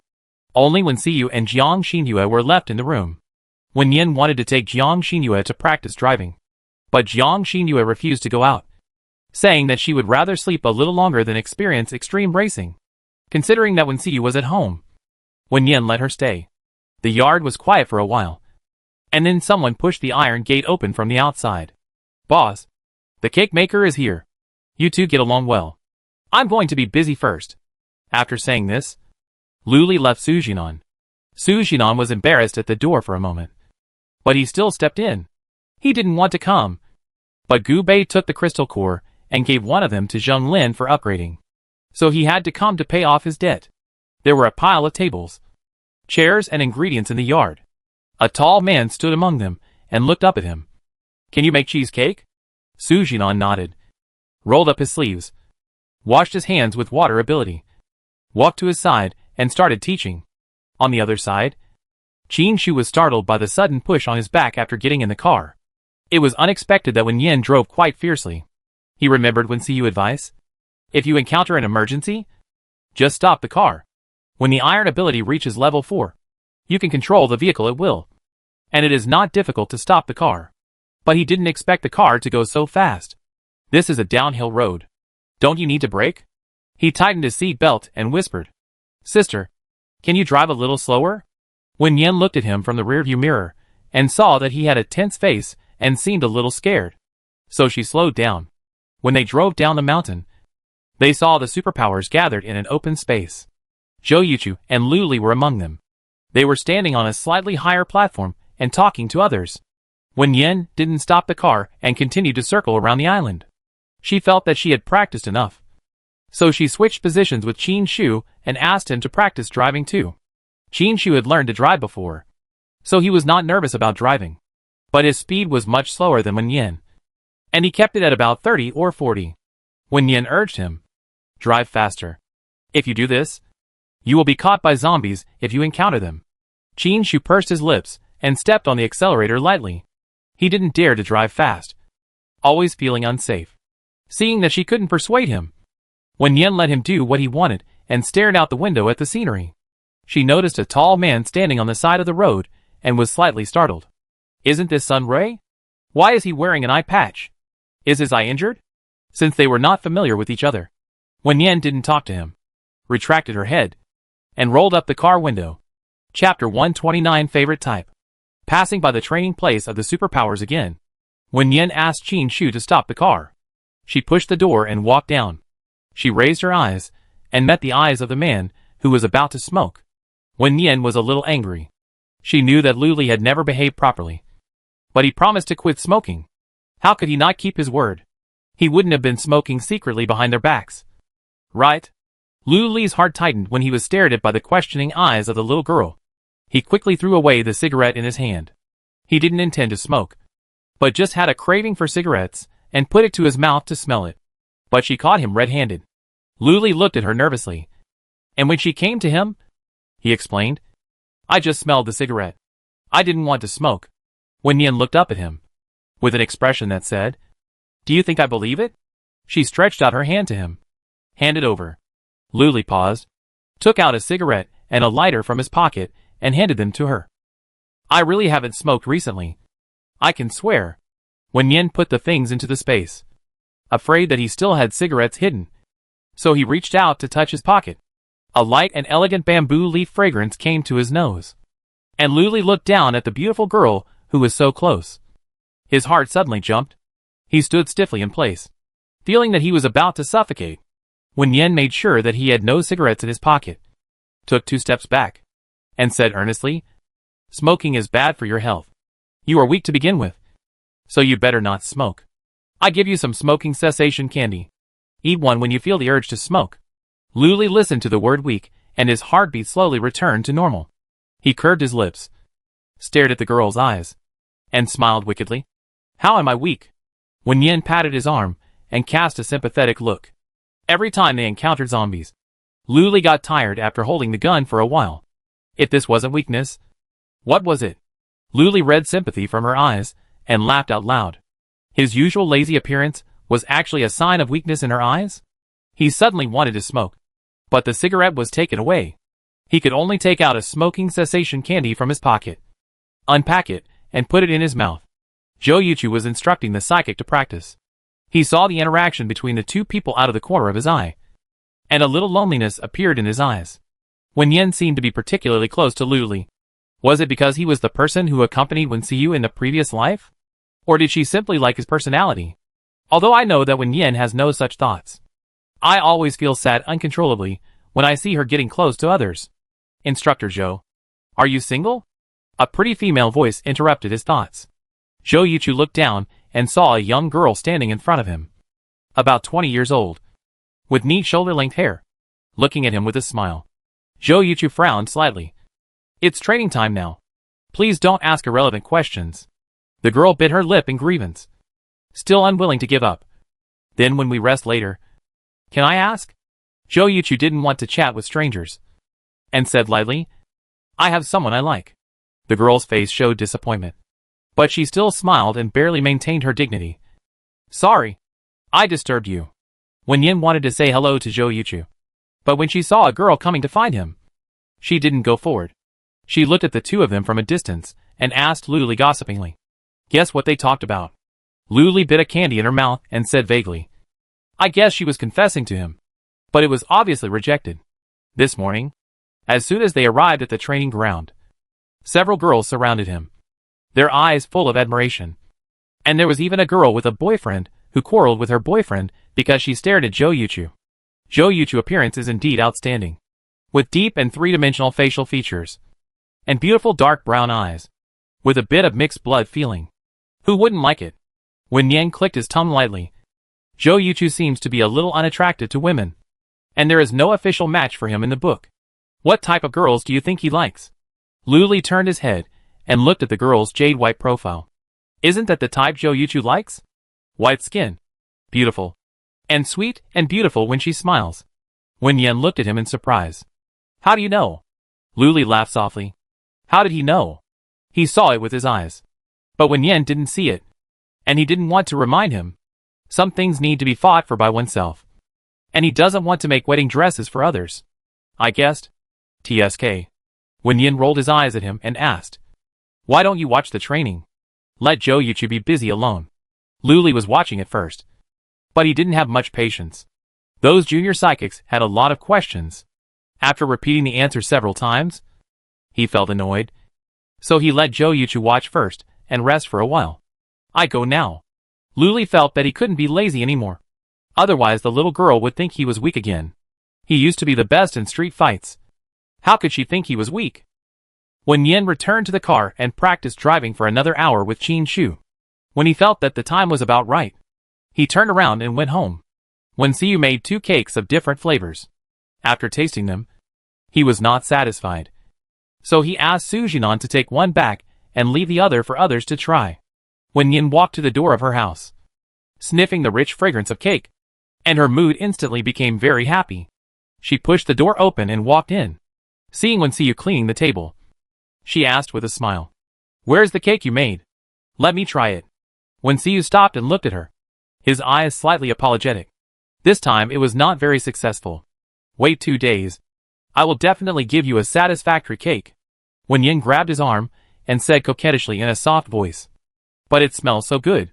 I want to eat it. Can you let me try it? Wen Siyu had long been accustomed to her coquettish appearance, but he still liked it very much. He compromised and said, Then wait until after dinner to taste it. Wen Yin smiled triumphantly and let go of his arm. I go to the space to play with Black Wolf for a while. Call me if you have anything. Black Wolf was lying on the lawn to rest. When he smelled the breath of his master, he immediately opened his eyes and pounced on her happily. When Yin rubbed Hailang's head, Xiao Xian is really good. Let's go see how the vegetables are growing. The man and the wolf walked towards the planting area. When she checked yesterday, they were still in the shape of tender buds, the size of a little finger. But today they have obviously grown taller, and the leaves are much more lush. It seems that the soil in the space is very suitable for planting. When the fruits are produced, if they are edible, they can be planted in large quantities. When Yin squatted on the ground to observe for a while, and played games with Hailang on the lawn for a while, and then returned to the yard. The few people who went out came back one after another. At noon, it was Zhou Yuchu's turn to cook. He washed his hands and went to prepare the dishes. Luli and Qin Shu helped him on the side. Wen Siyu leaned back in the chair and closed his eyes to rest. It was a rare quiet time. Sensing Wen Yin's breath, he opened his eyes and looked at her. The coldness in his eyes softened in an instant, and a smile slowly spread. Wen Yin took a chair and sat down next to him, leaning her head gently on his arm, without saying anything, just quietly leaning on him. It would be so nice to live peacefully like this. Chapter 130 Courage is needed. Luli looked up and saw the girl leaning on the man's shoulder. The man looked at her sideways, his eyes full of pampering. His stomach suddenly felt uncomfortable, as if he had drunk a bottle of very sour juice, and the sour taste kept rising. Luli chuckled self-deprecatingly, thinking that he might have gone crazy. How did he go from a spectator to an insider? The window upstairs was open, and the real spectator leaned against the window and looked at the few people, with a slight curl of the corners of his lips, revealing an ant-like smile. There was obviously no intimate scene, but I still felt it was very good. If there was a Shura field, I would like to watch it even more. Jiang Xinhua thought of a song that fit the current scene and couldn't help humming it softly. Love is like a gust of wind. It blows away after it blows. And no one can do anything about this rhythm. After you are gone, my soul is out of control. Jiang Xinhua felt that her voice was quite small. But the few people in the yard seemed to have heard it. They raised their heads and looked at her one after another. Their eyes were either confused or with warnings. Can't I even sing a song myself? Did I hit the nail on the head? Well, I can't afford to offend. Jiang Xinhua was about to close the window. But she saw Wen Yin take out a ukulele and gently pluck the strings with her fingers. The accompaniment sounded. It was the song she had just sung. Jiang Xinhua lowered her head and happened to bump into the girl's smiling eyes. The two looked at each other and spoke at the same time in tacit understanding. The black cloud is descending. I am dragged away by it. Quietly and silently leaving. Falling into the edge of danger. Baby. My world is already stormy. Wen Xiyu listened to the girl's low singing and felt as if a lark was jumping around in his heart. Itchy and itchy. Zhou Yuchu and Lu Li were slightly stunned, and then looked at the singing girl together. Her voice was so beautiful that people couldn't help but indulge in it. Qin Shu noticed the smoking pot noodles and whispered, Brother Zhou, the food seems to be burnt. Zhou Yuchu suddenly came back to his senses and moved his eyes to the pot. But his heart could not calm down. It seemed that a tornado had really blown in, and his heart was messy and unbearable. After the song ended, Jiang Xinhua blinked at Wen Yin. How about another song of love? Wen Yin raised his eyebrows. It seems that our tastes are quite similar. I like this song too. Jiang Xinhua raised her hand and threw a flying kiss to her. If I were a man, I would definitely chase you. It's a pity that your sister is a straight girl. Wen Yin laughed out loud, plucked the strings with her fingers, and the graceful sound of the piano sounded. The two sang again in the air. Lin Zixu walked into the house, listening to the music, and his eyes fell on the girl holding the ukulele and singing. She was wearing a light purple round-neck short-sleeved shirt. Her long black hair was draped softly on her shoulders, and she had a faint smile on her lips. She was so beautiful that he dared not look directly at her. He remembered the surprise he felt when they first met, and also remembered that after he was injured, the girl carefully bandaged him and took out the crystal core to heal his wounds. He might have fallen in love with her at that time. I'm afraid I will fall in love with you, so I dare not let myself get too close to you. Afraid that I have nothing to give you. Loving you also requires a lot of courage. The girl's voice hit his heart inch by inch. He stood at a distance that was not far away, and felt that this song was really appropriate. Ji Yi was also stunned in the same place, his eyes staring straight at her. The girl was lively and beautiful, and she was an existence that he could not reach. He should not covet her, but he could not help but be moved. Lin Fei and Qin Yi looked at a few people like watching a play, and each took a chair and sat down to listen to the song. Wen Yin was a little embarrassed by the stares of the crowd. After singing the song, she put away her instrument and leaned on Wen Xiyu's shoulder and asked, Did I sing well? Wen Xiyu lowered his head. His eyes were dark and unclear. He said softly, It's the best I've ever heard. Jiang Xinhua waved to Xiaochen upstairs. How did I sing? Xiaochen mouth twitched slightly. He didn't like listening to songs, especially such cheesy love songs. Not bad. Objectively speaking, Wen Yin sang much better than her. Jiang Xinhua smiled with satisfaction and leaned against the window to admire the handsome men downstairs. Zhou Yuchu looked really delicious. She liked his face and figure. But unfortunately, she had someone else in her heart. The other few people were the same. There was no room in their eyes and hearts, so it was unlikely that they would poach him. Lu Li and Lin Fei did not move. But one of them was mean, and the other was straight. They were born with handsome faces in vain. As for the two new teammates, they have good looks and figures, but they seemed to avoid her. Last night, she sat next to Qin Yi, thinking about getting to know him. But when Qin Yi saw her approaching, he moved his chair to the other side, preferring to squeeze together with Qin Shu rather than talk to her. What a man with no vision. Jiang Xinhua looked around, and finally her eyes fell on Xiaochen, the only one who had a chance.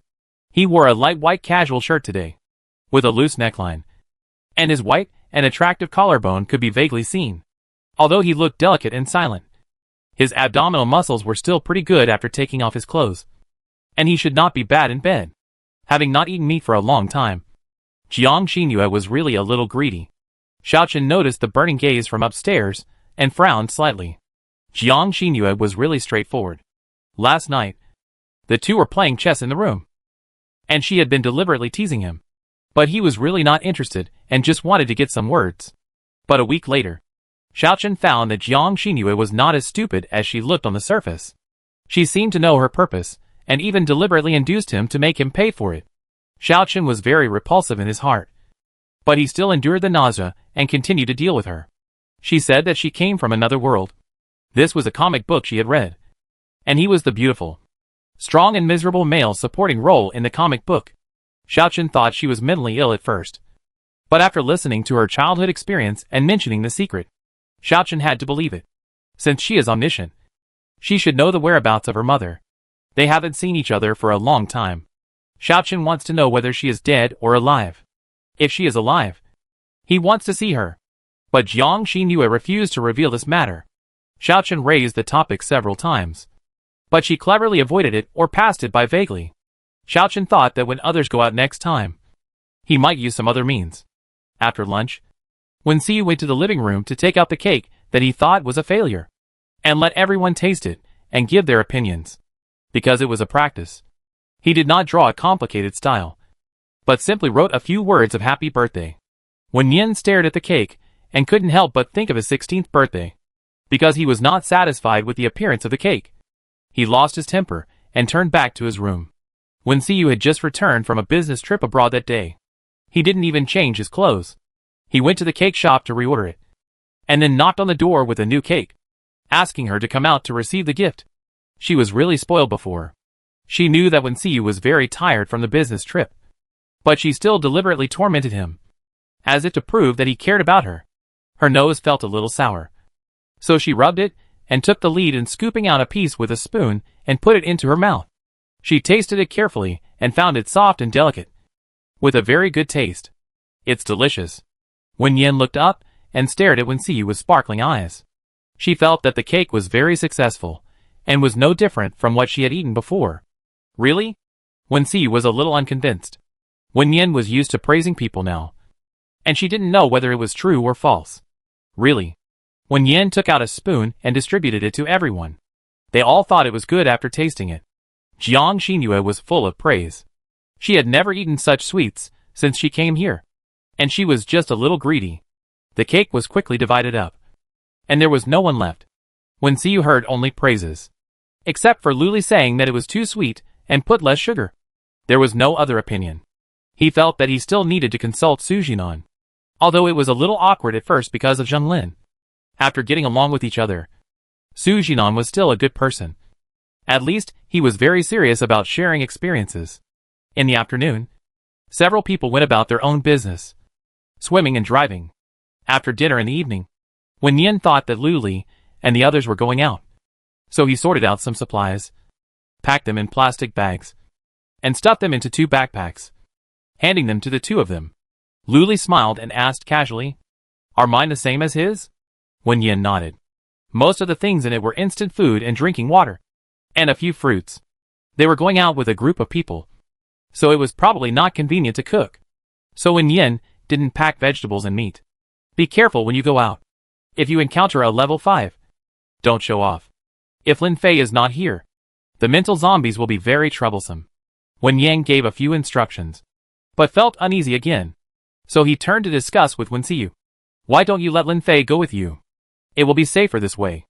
Wenxiu thought about it and nodded in agreement. The next morning, the 3 of them had breakfast and left the island. Ningyu still said Su Yanzhou to accompany them. He could be a driver and also heal their injuries, so it was most appropriate for him to go with them. Chapter 131 Invisibility. Wen Yin went to practice driving as usual. Today, Lin Zishu accompanied her. The 2 chatted and laughed all the way. When they got into the car, the smile on Lin Zishu's face froze. Wen Yin's speed was faster than his. He carefully advised her. Can we drive slower? I'm driving at a normal speed. Don't be afraid. It's okay. Lin Zishu remembered Wenxiu's instructions before leaving the house, and moved his fingers to the handbrake position, ready to stop the car at any time.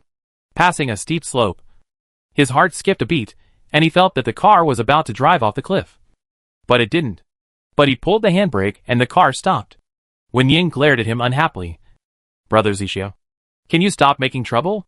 I know my limits. Wen Xiu said that Wen Yin didn't listen to advice when driving, so he asked him to be patient.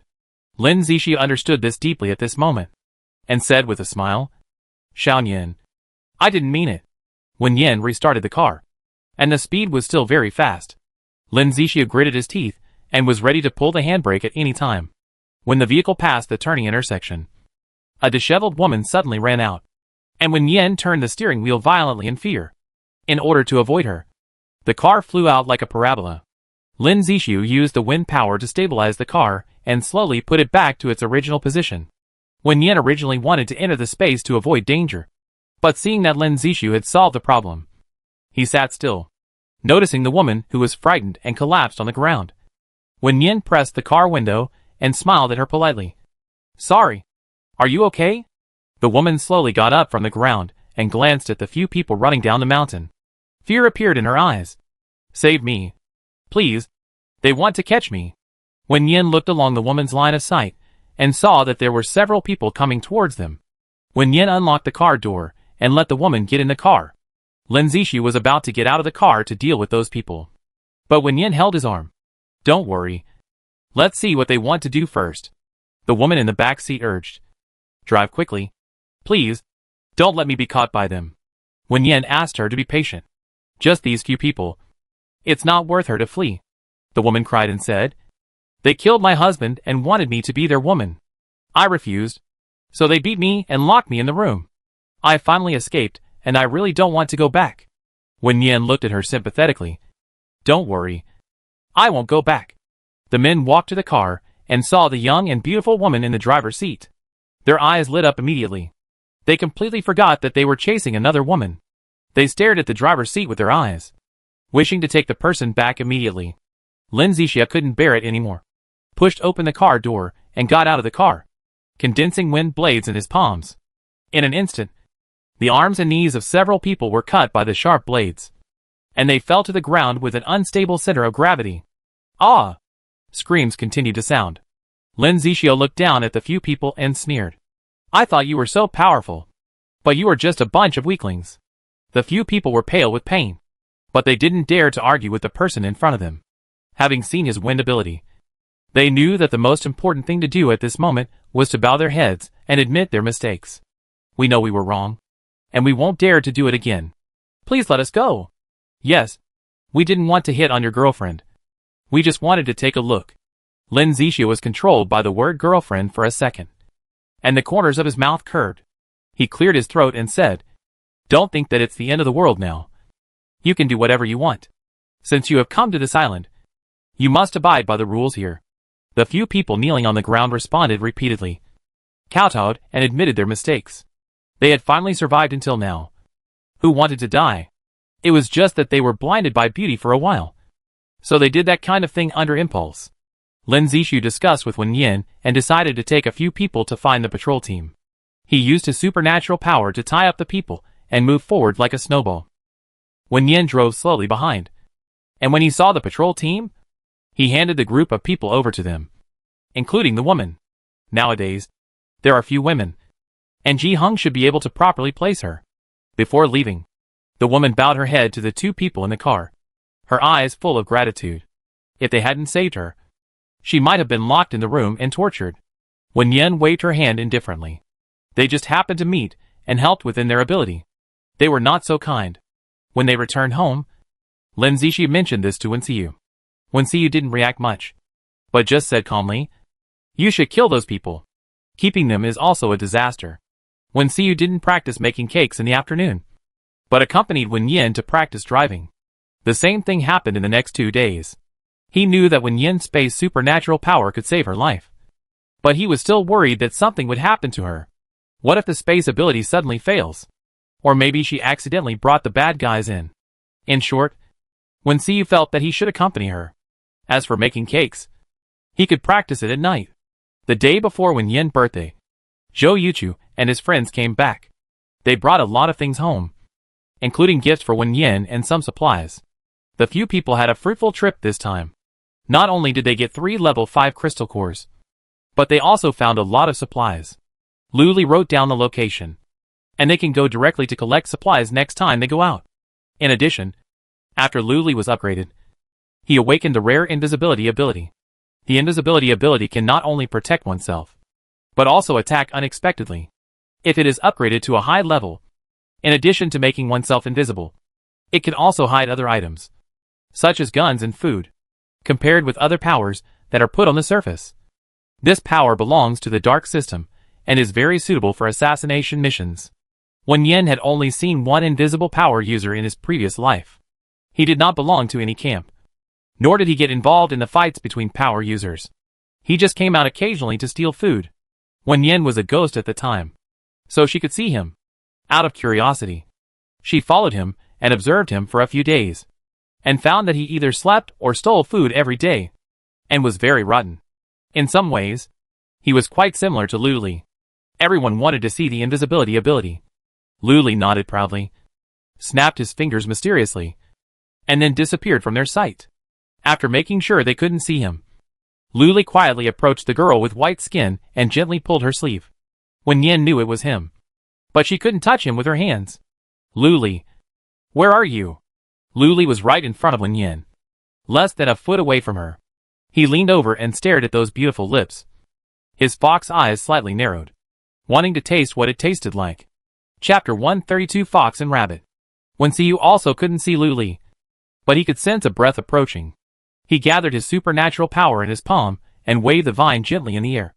Luli, if you don't come out, don't blame me for using family rules. Luli's charming thoughts were interrupted. He took a few steps back regretfully and appeared next to Zhou Yuchu. He glanced at everyone. Can you feel me approaching just now? Wen Xiu pursed his lips. Yeah. Zhou Yuchu. I can, too.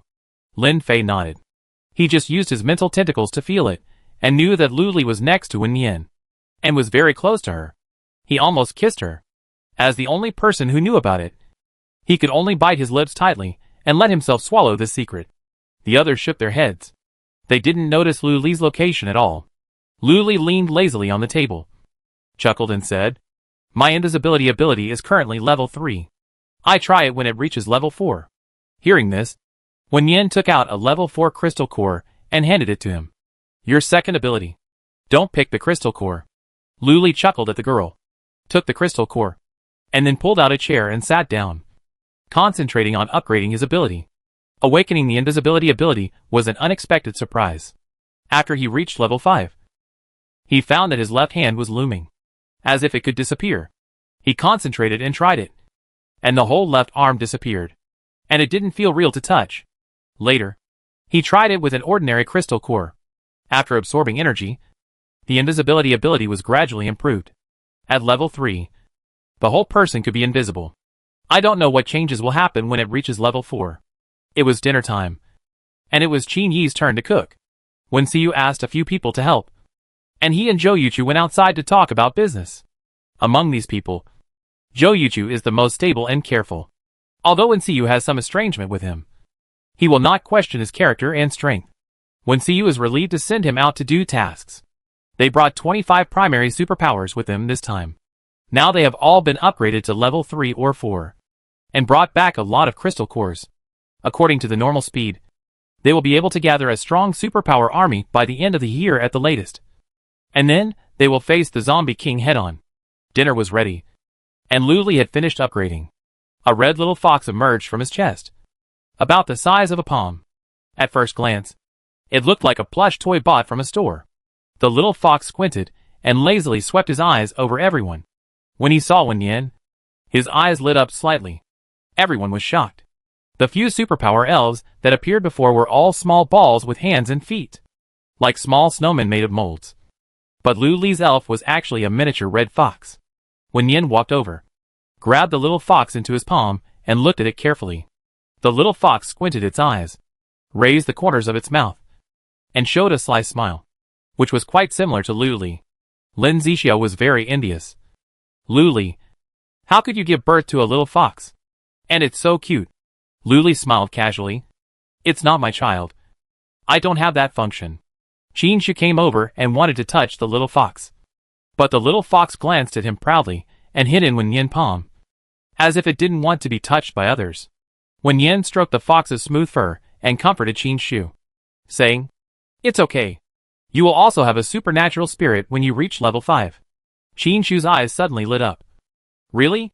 Wen Yan nodded and recalled carefully. "I remember Ji Yi and Qin Yi also had one. But Ji Yi has reached level 5.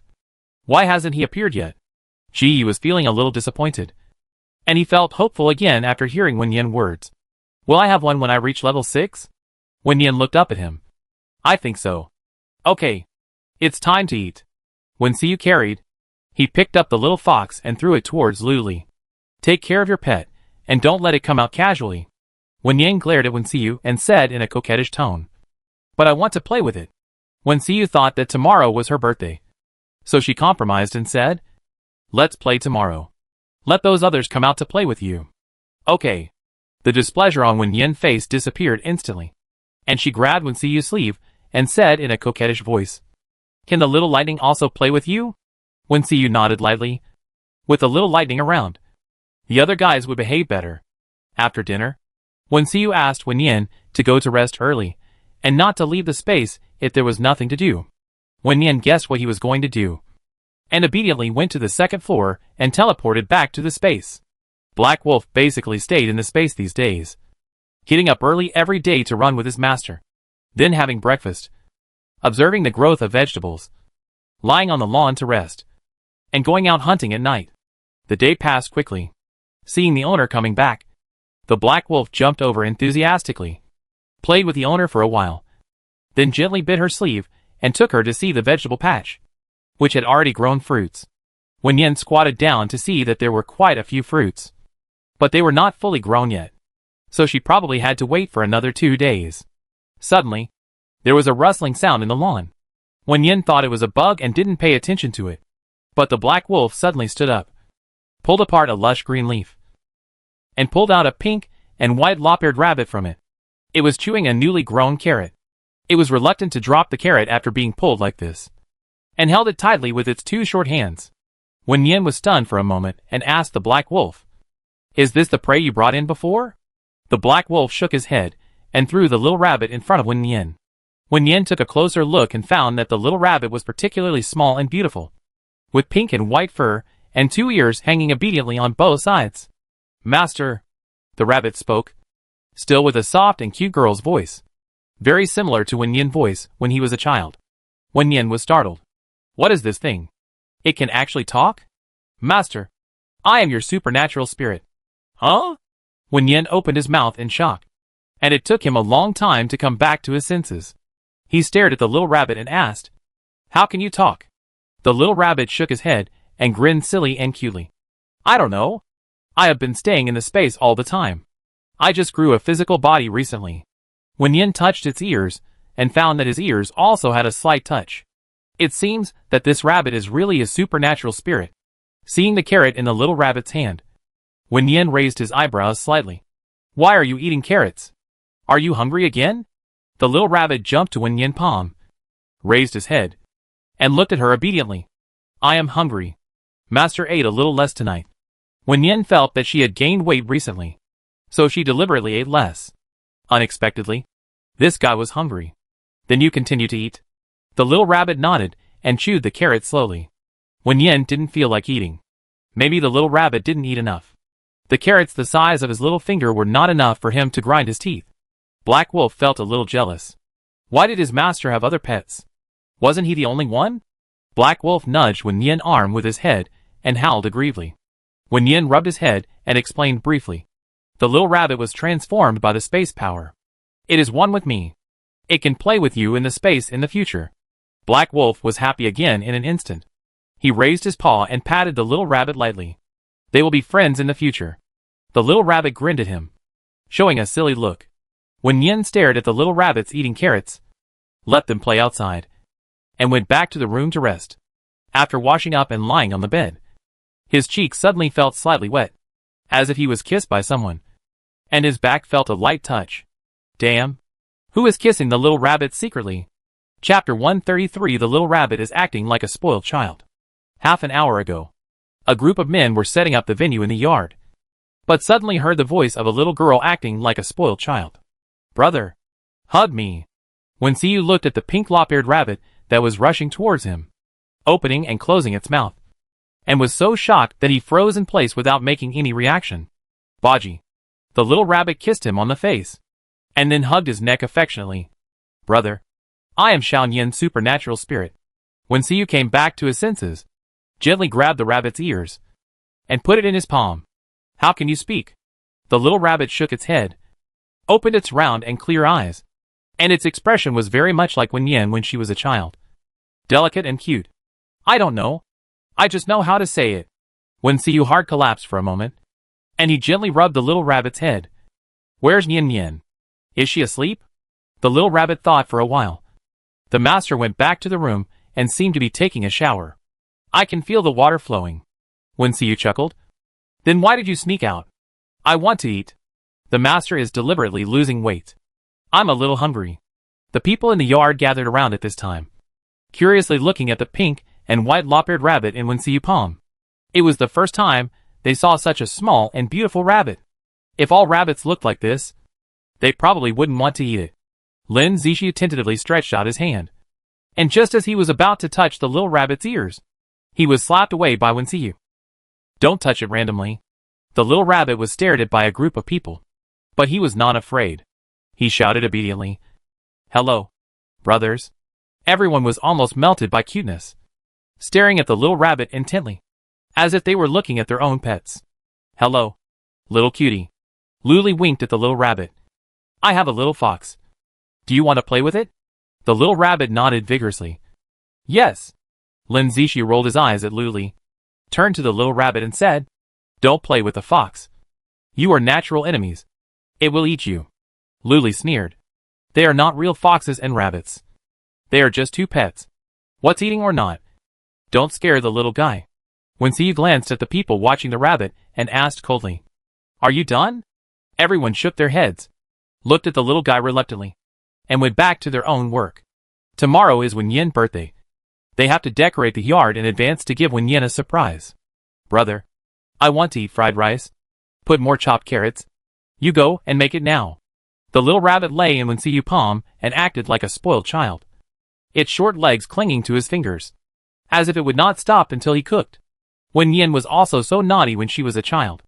She often hung on him like a koala, asking him to take her to the amusement park, read her storybooks, and play puzzles with her. Wen Siyu curled his lips, picked up the little rabbit and sat it down. "I do it now. You be good and don't run around." "Got it." The little rabbit jumped up from Wen Siyu's palm, landed on his shoulder, and rubbed his cheek affectionately. "Brother is the best." Wen Siyu was a little itchy by the fluffy touch, raised his hand and moved the little rabbit to the side. He remembered that the little rabbit pounced on him just now, and kissed his cheek without warning. Wen Yan also kissed his cheek when she was a child, but that was a long time ago. Wen Siyu was slightly distracted, took the little rabbit to the stove, and washed vegetables and cooked again, afraid that the smoke would choke the rabbit. Wen Siyu summoned the little lightning and asked it to play with the rabbit for a while and come back after the meal was ready. Wen Yan got dressed and went out. Suddenly, she felt full in her stomach. She walked downstairs and came to the yard. She saw Wen Siyu feeding the little rabbit. The little rabbit, the size of a palm, sat steadily on the dining table, looking very relaxed. "Brother, I'm losing weight. Why are you feeding it?" Wen Yan walked over, picked up the little rabbit's ears and gave it a lecture. "Who told you to run away and let my brother cook for you? You are really outstanding. Who is the master?" The little rabbit blinked aggrievedly. "Then I didn't eat enough and couldn't sleep." "Don't act like a spoiled child. I won't fall for it." Wen Yan was too lazy to listen to the rabbit's quibbling, and threw it directly into the space. Wen Siyu put the small bowl on the table and turned to look at Wen Yan. "You are still growing. Why are you losing weight? Are you mean to me for that rabbit?" Wen Yan was inexplicably angry and turned to leave, but was grabbed by Wen Siyu's wrist. He softened his tone. "I'm not mean to you. I just think you shouldn't sleep on an empty stomach." "Humph." Wen Yan was still angry and wanted to pull his hand back, but he was too weak and was finally dragged to the chair by Wen Siyu. "Either you eat the remaining rice, or let it eat it." "I won't eat what the rabbit has eaten." "Then let it come out to eat." "I won't." when Wen Yen and Wen Xiu were in a stalemate. Lu Li walked towards them. He leaned lazily on the side of the dining table. Oh, are the brother and sister quarreling? Wen Yen looked at him, and suddenly remembered the little rabbit being kissed. She squinted her eyes, and looked at Lu Li. Could it be that he did it? Lu Li's heart tightened when Wen Yen stared at him. Did he do something wrong? Why did Wen Yen look at him with that look? Did she almost kiss her when she knew he was invisible? But according to Wen Yen's personality, he shouldn't have endured it until now. Lu Li was uneasy and forgot that he was here to persuade them to stop fighting. He left a sentence. You guys continue. And walked away. Wen Yen saw his guilty expression, and was almost sure that he had kissed the rabbit just now. Did he forget that the superpowers and superpowers were in touch? Too good to do such a thing. It's really too much. Wen Yen was now very angry with Wen Xiu and Lu Li, and didn't want to pay any attention to them. When he looked up, he saw a group of people in the yard busy. Some carving objects under candlelight, some moving objects, and some decorating a pine tree. There was a lush transplanted pine tree against the wall, about 2 meters high, with some bells, snowflakes, and various small dolls hanging on it, which looked very beautiful. Why was his birthday so grand? Wen Yen's anger gradually subsided, and he picked up the small bowl on the table, and took a pair of chopsticks to eat again.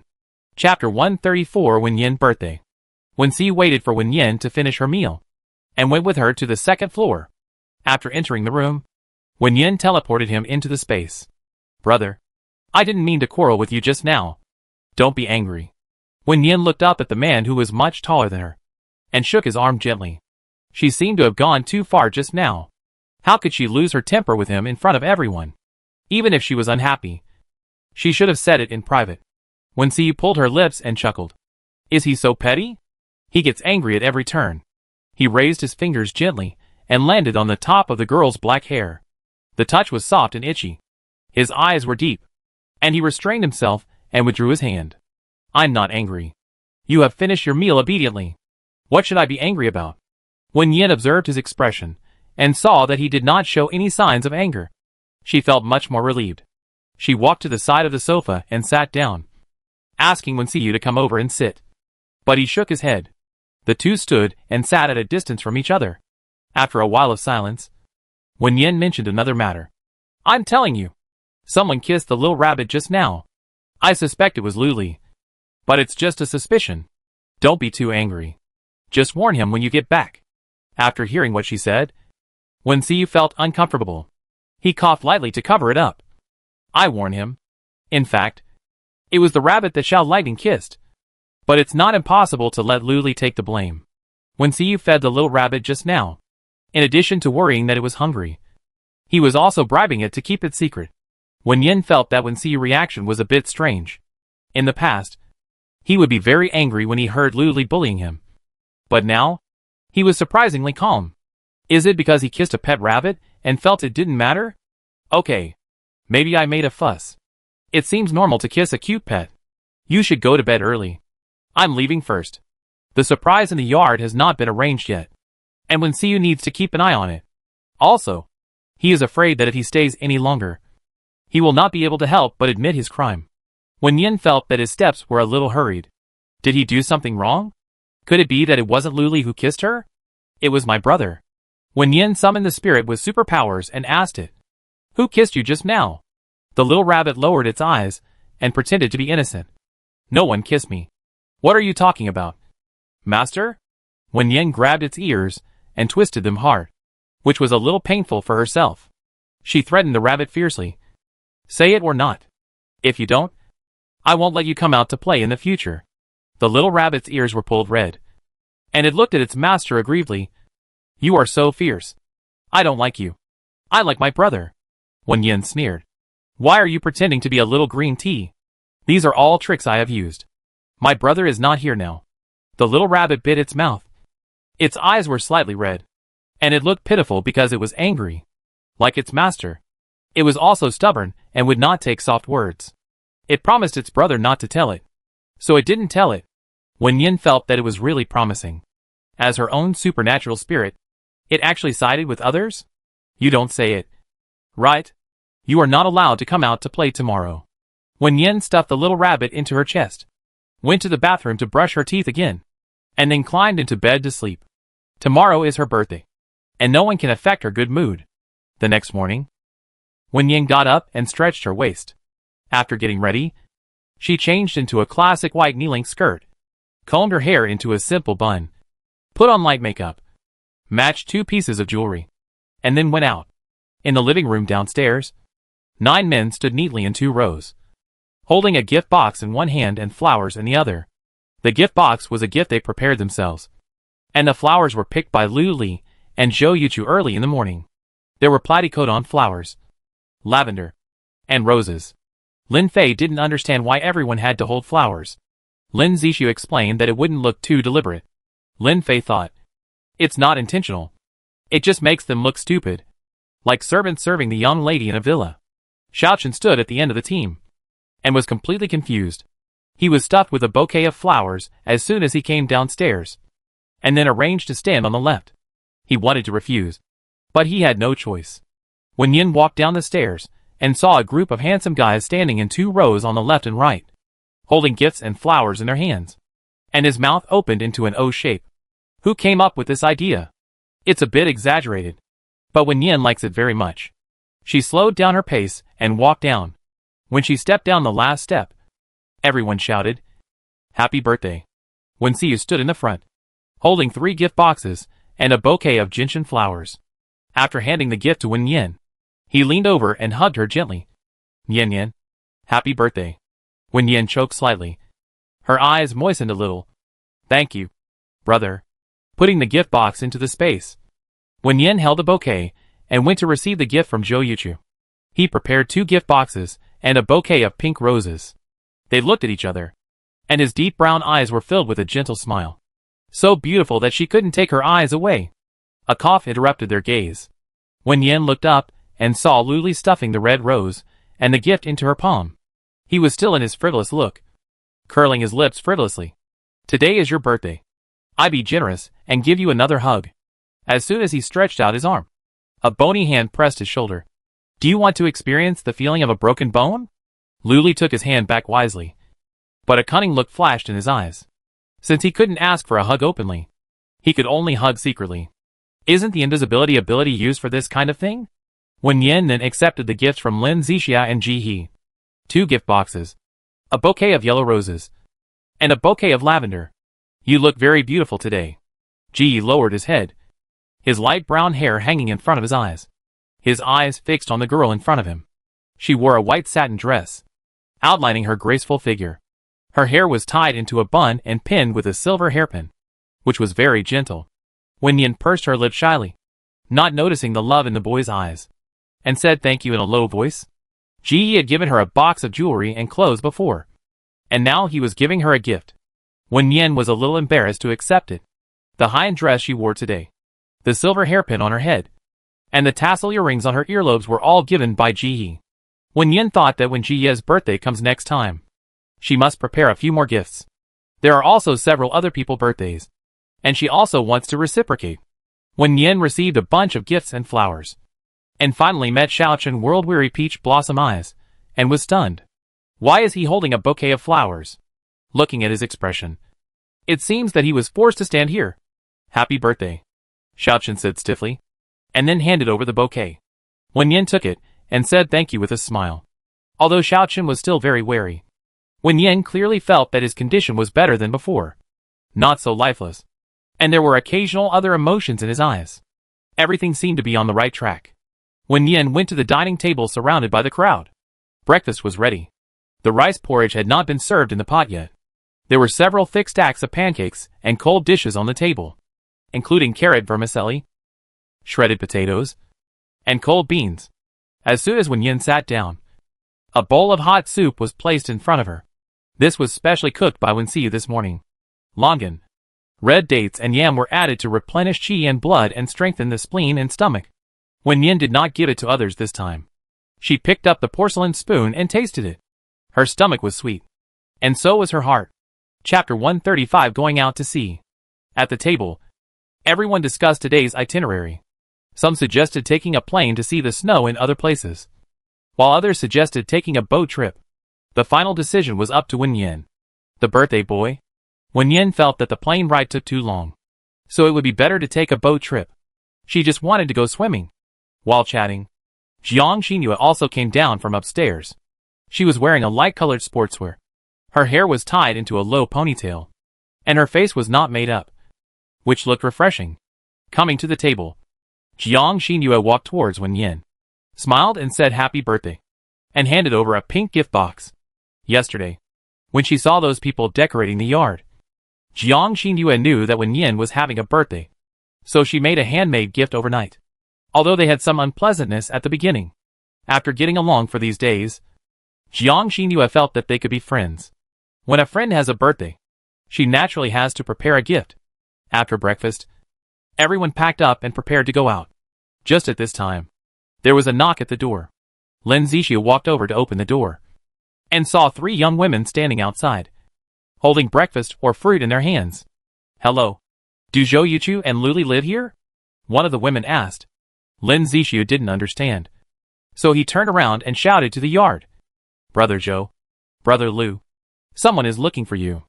A group of people stood in the yard, about 10 meters away from the door, and they could clearly see 3 women standing outside the door. Jiang Xinyue deliberately added fuel to the fire.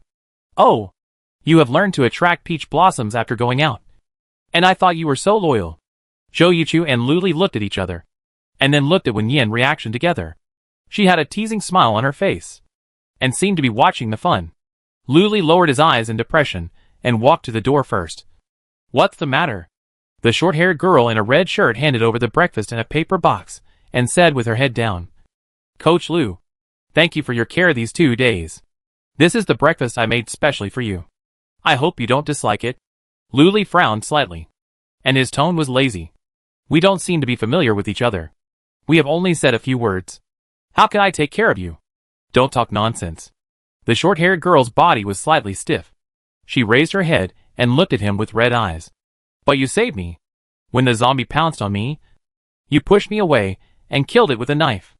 I just want to thank you. Nothing else. Luli remembered that this was the woman who was afraid of low-level zombies. When they selected team members, they took her because she had Wood-type abilities. Who knew that she was so timid and hid behind others every time she encountered zombies? Seeing her staring at him aggrievedly, Luli just felt annoyed. I not only saved you, but also others. You'd better not be sentimental, and don't pester me.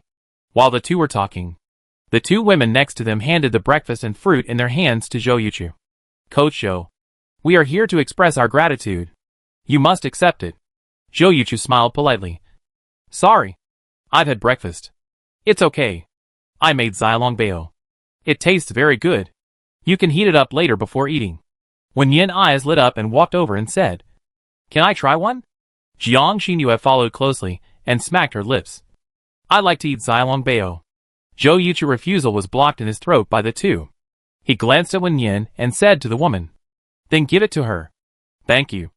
The woman was stunned for a moment, realized something, bit her lower lip sourly, and then handed the lunch box to the beautiful woman in a white dress. Seeing this, the woman who handed the fruit also turned the fruit around and handed it to another beautiful woman. The 2 knew that they had no chance, so they said goodbye politely and turned away. On the other side, the short-haired woman was teary-eyed by Luli, and her tears fell down. Luli didn't even look at her and walked past her. Jiang Xinyue walked over and asked, Little beauty, what did you prepare for breakfast? Is it also Xilong Bao? The short-haired woman stopped crying and shook her head and said, It's a pancake. I learned it from others. I put lettuce, ham, and spicy strips in it. Jiang Xinyue swallowed her saliva and said, Then give it to me. I give it to Luli later. He's a very toxic person. You just have to get used to it. The short-haired woman handed her the lunch box, wiped her tears, turned away. It's not like no one is pursuing her, so why should she suffer this? Wen Yin and Jiang Xinyue each tried a Xilong Bao. The taste was not bad. It would be even better if there was a dipping sauce. Do you want to eat? Wen Yin turned around and asked the men.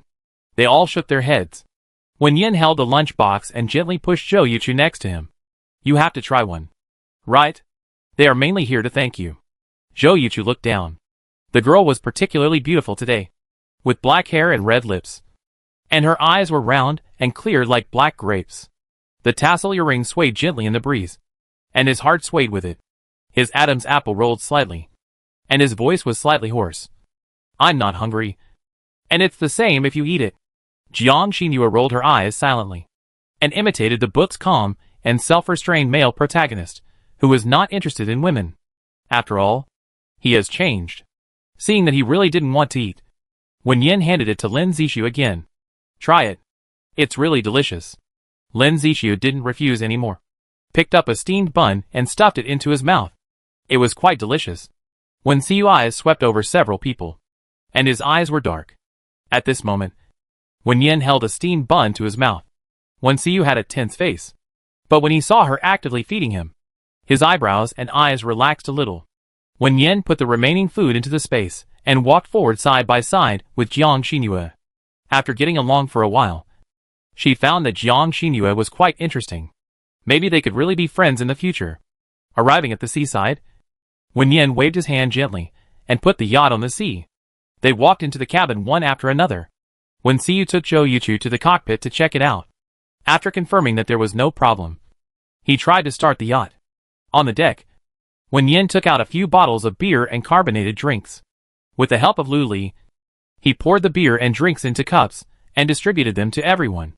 Wen Yin took a sip of beer secretly while no one was paying attention, and his expression instantly became distorted. This thing is bitter and astringent. What's so good about it? Wen Yin moved to the railing and was about to pour the remaining wine into the sea, but was stopped by someone. Don't waste it if you don't drink it. Drink it for me. Wen Yin blinked. But this is what I drank. It's okay.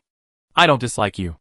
Lu Li took the cup from her hand, raised his lips wickedly, and leaned close to the side with a light lip print, and took a sip. Wen Yin looked at his movements, and his head exploded with a buzzing sound. What was he doing? That was the position where he drank. Her cheeks flushed instantly, and Wen Yin looked away in panic and confusion, her voice becoming stammering. You? Why are you like this? Chapter 136, Wen Xiu Inner Demon. Lu Li observed the girl's expression, afraid of really scaring her, so he restrained his gaze and said nonchalantly, Sorry, I didn't notice it just now. Wen Yin leaned on the railing. Her black hair was a little messy in the sea breeze, and her heartbeat was also. She felt that she needed to calm down, slightly focused, and teleported into the space. Lu Li lowered his eyes in annoyance, and the wine glass in his hand swayed slightly, and the wine spilled a little along the rim of the glass, just like his restless heart. So, this is how it feels to like someone. He wanted to get close to her and provoke her, but he was afraid of really scaring her. His mood fluctuated, sometimes sour, sometimes sweet. Lin Zixu walked towards him and looked at him in confusion. Did Wen Yin go to the space? Lu Li hummed in a muffled voice. Not wanting to talk much, Lin Zixu put one hand on the railing and looked at him teasingly. This latecomer was more attentive than the others. Let's go over there and talk. Wen Yin was nearby, and some things were not suitable for her to hear. Lu Li glanced at him lazily, followed him to a place far away from the deck, and heard him ask very bluntly, When did you have this idea? Lu Li reached into his pocket with one hand, took out a smoking cessation candy, unwrapped it and put it in his mouth, then said slowly, What do you care about me? Lin Zixu sneered and looked at him like he was watching a play. Who cares about you? I'm just curious. Don't you like watching plays the most? How does it feel to watch your own play now? Lu Li leaned against the side of the cabin door. His eyes slightly darkened. He knew that Wen Yin had several suitors and a brother with a strong desire for control. So why did he get involved? He didn't even know when he had this idea. Lin Zixu interpreted Lu Li's silence as sadness. He cast a sympathetic glance and patted Lu Li on the shoulder. Don't think too much. The three of us probably have no chance. Only Brother Zhou has hope. He is the hero in the book and has good conditions in all aspects. When Wen Yin chooses him in 2 years, we will completely give up. Lu Li bit the candy, and the crisp cracking sound came out of his mouth. He licked his lips with the tip of his tongue and smiled lightly. If you think so, you can quit now. Lin Zixu was confused. What's the point of quitting? He didn't participate in the competition. He just liked it. Lu Li saw what he was thinking and changed his words. I mean, you can continue to maintain the status quo and don't covet her. After all, you don't have much chance. Lin Zixia thought this made sense, nodded, and said, "You have even less chance. You have had a girlfriend and been engaged. And you are not worthy of her at all." Lu Li was stunned for a moment. He didn't expect him to bring up the past. That was a setting in the book, which didn't count in his opinion. Besides, he and Lin Xia were innocent and had done nothing. But in Wenyan eyes, it might be a different interpretation. Will she also think that he is fickle, and came to provoke her not long after breaking up? But he had never been moved before. Lu Li rubbed his eyebrows irritably, and turned to Lin Fei's table to drink.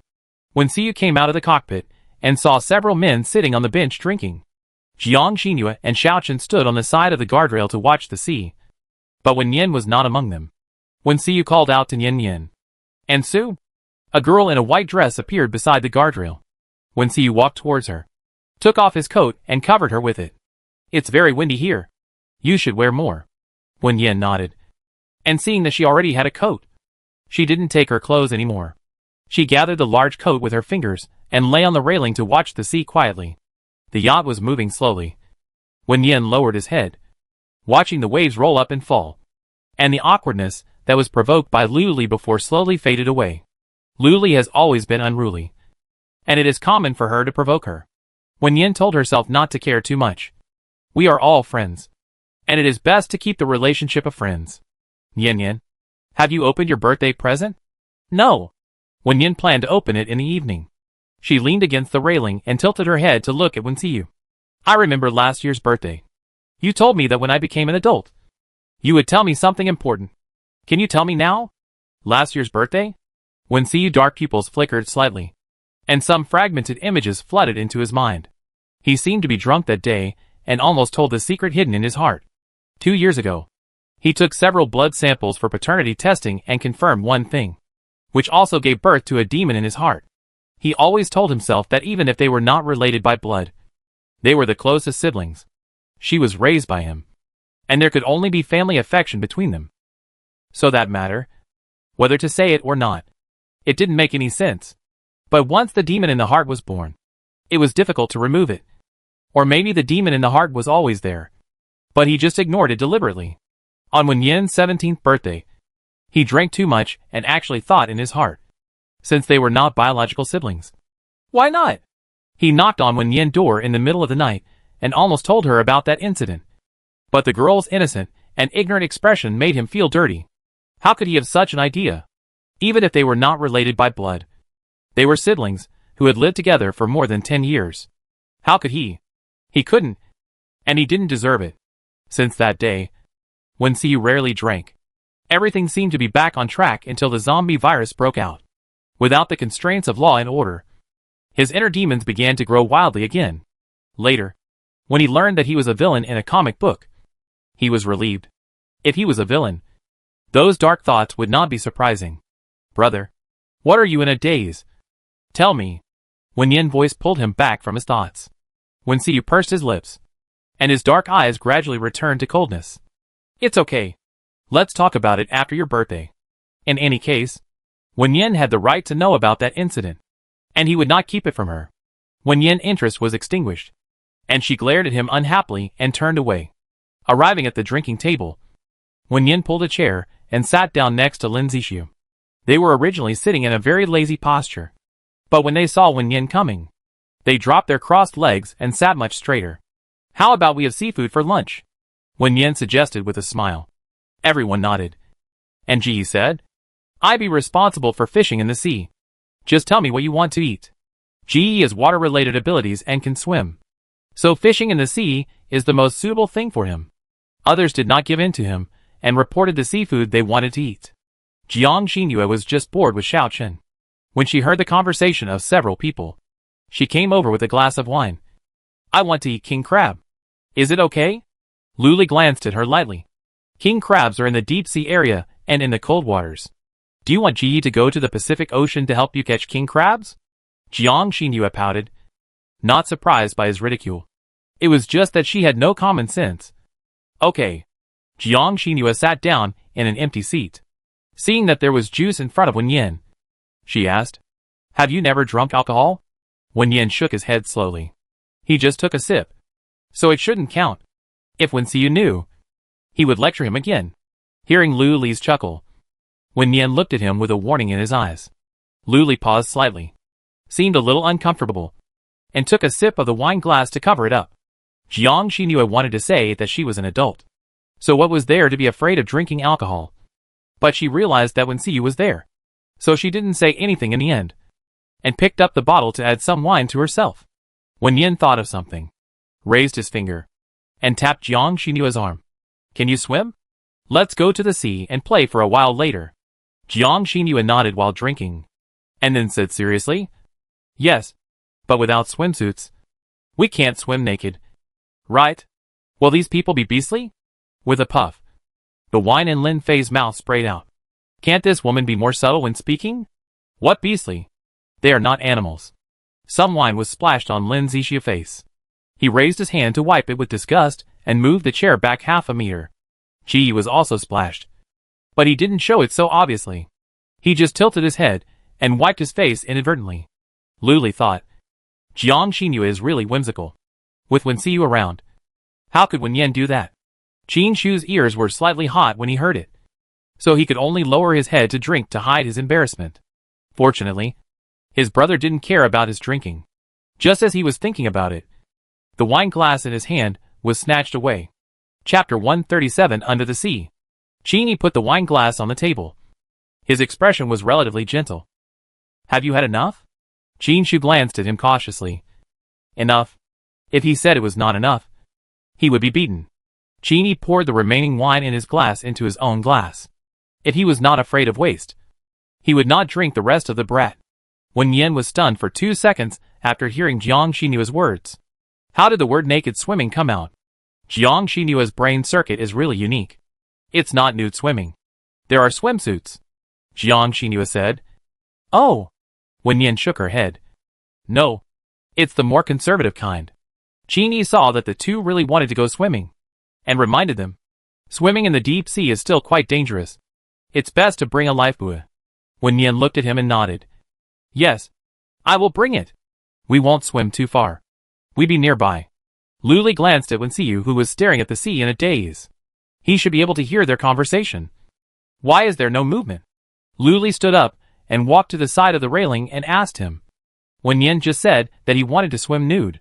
Did you hear it? Wen Xiyu glanced at him coldly. You are really good at spreading rumors. Lu Li leaned on the railing, curled his lips and chuckled. Have you seen enough of the sea? Do you want to go for a drink? Wen Xiyu lowered his eyes, and his eyes flashed with the messy picture of himself after being drunk. He didn't drink much and got drunk easily. Once drunk, he couldn't control himself. No. You guys drink. Lu Li looked at his slightly lonely expression. What's wrong? Are you in a bad mood? Wen Xiyu shook his head gently and said nothing. Lu Li stayed with him quietly for a while, then turned around to drink. He was in a bad mood and needed to drink to relieve his sorrow. The yacht drove to the deep sea area and stopped steadily. Ji was the first to go into the sea. He jumped down from the platform and was like a happy fish in the water. Soon, many seafoods were thrown up, including lobsters, crabs, octopus, etc. Wen Yan took Jiang Xinyu to the cabin to change into swimsuits, and came to the deck again. He saw that several men had their backs to them and faced the sea, as if they were deliberately avoiding sight. Jiang Xinyu walked to Xiao Chen with a bad taste, leaning on the railing to pose in an S-curve. Do you think my swimsuit looks good? Xiao Chen stared at the sea with a calm look. It looks good. Jiang Xinyu was angry at his reaction. You haven't even seen it. How do you know if it looks good? Xiao Chen looked at her sideways, his eyes still without any ripples. He mechanically replied, It looks good. Jiang Xinyu felt like she was talking to a cow, and she was too lazy to pay attention to him, and turned to find Wen Yan. Wen Yan was chatting with Zhou Yuchu, and he had just come out of the cockpit. Seeing Wen Yan going to swim in the sea, he couldn't help but feel a little worried. Do you have a lifebuoy? Yes. The deep sea area is different from the shallow sea area. There may be sharks and the like. How about I go with you? It's okay. Jiang Xinyu is with me. Ji is also fishing in the sea. If there is any danger, I will hide in the space and time. Zhou Yuchu was still a little worried, but he didn't say much. He just told Wen Yan not to stay too far away from the yacht and stay where they can see. Wen Yin felt that Zhou Yuchu was like her brother at this moment. The worry in her eyes was exactly the same. And the words of advice were roughly the same. Brother Yuchu, I will pay attention to safety. Don't worry. Wen Yin smiled and waved at him. Then went to the platform with Jiang Xinyu, put on swimming goggles and swimming caps. And after packing up, the two jumped into the sea one after the other. Plop. With a splash of water on the sea surface. Wen Yin fluttered in the water for a few times, adjusted to the water temperature, and then floated up from the water, waving to the 4 men watching on the deck. I'm fine. You go have a drink. Wen Xiyu stood still, and the other 3 did the same. They were worried that unexpected situations would suddenly occur in the sea. Although Wen Yin had spatial abilities, the abilities were not foolproof. Qini brought a few glasses of wine and handed them to several people, then returned to his seat and sat down.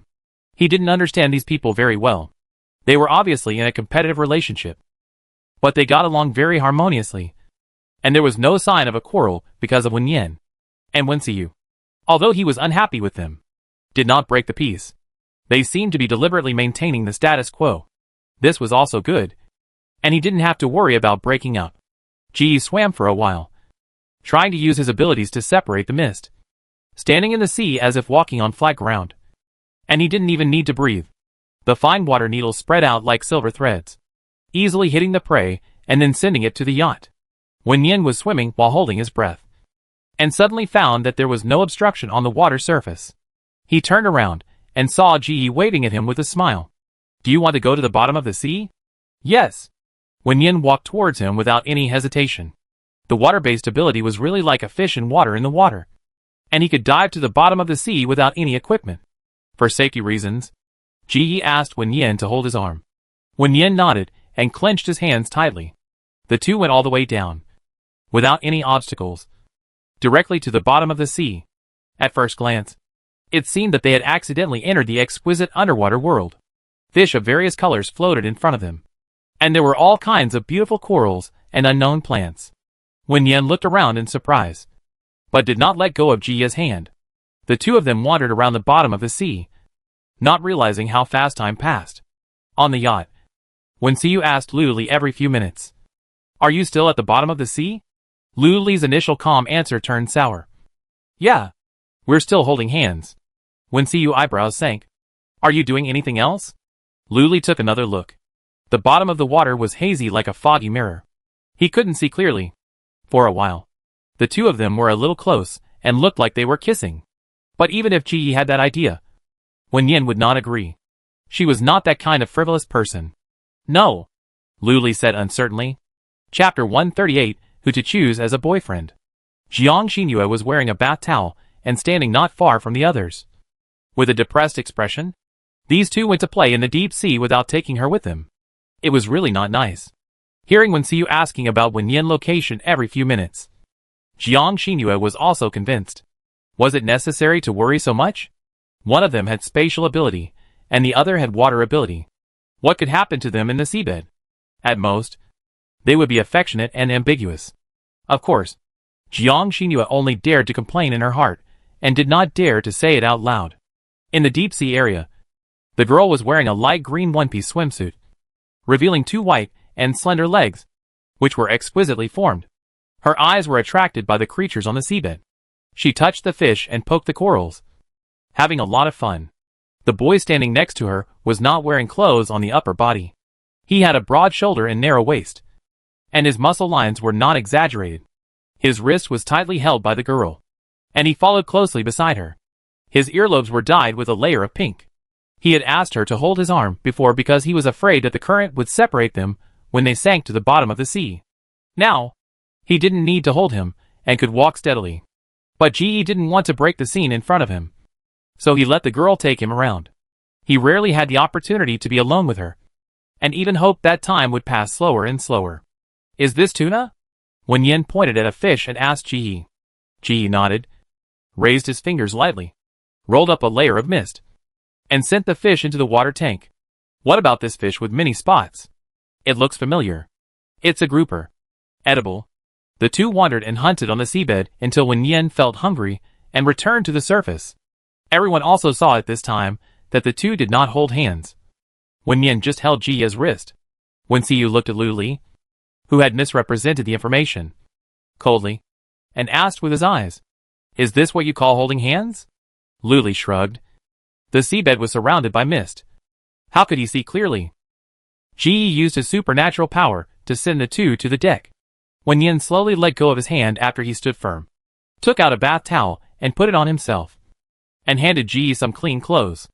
On the deck, the prey brought by the two piled up into a small mountain. Wen Yin said as if to take credit, "Look, these are all brought by Ji and I for you." Deep sea game. Lin Zixu walked forward to take a look and nodded with satisfaction. "Very good. All I like to eat." Lu Li rolled his eyes at him. "Eating. Eating. You only know how to eat. Ji has taken Wen Yin to the seabed for romance. And you are still thinking about eating seafood?" Lu Li really hopes that he has awakened a water-based supernatural power, which is both practical and offensive. The most important thing is that he can also go to the seabed to see fish. Wen Yin looked at Wen Xiu and gently pulled his sleeve. "Brother, I want to eat a seafood feast." "Okay." Wen Xiu always responded to her requests.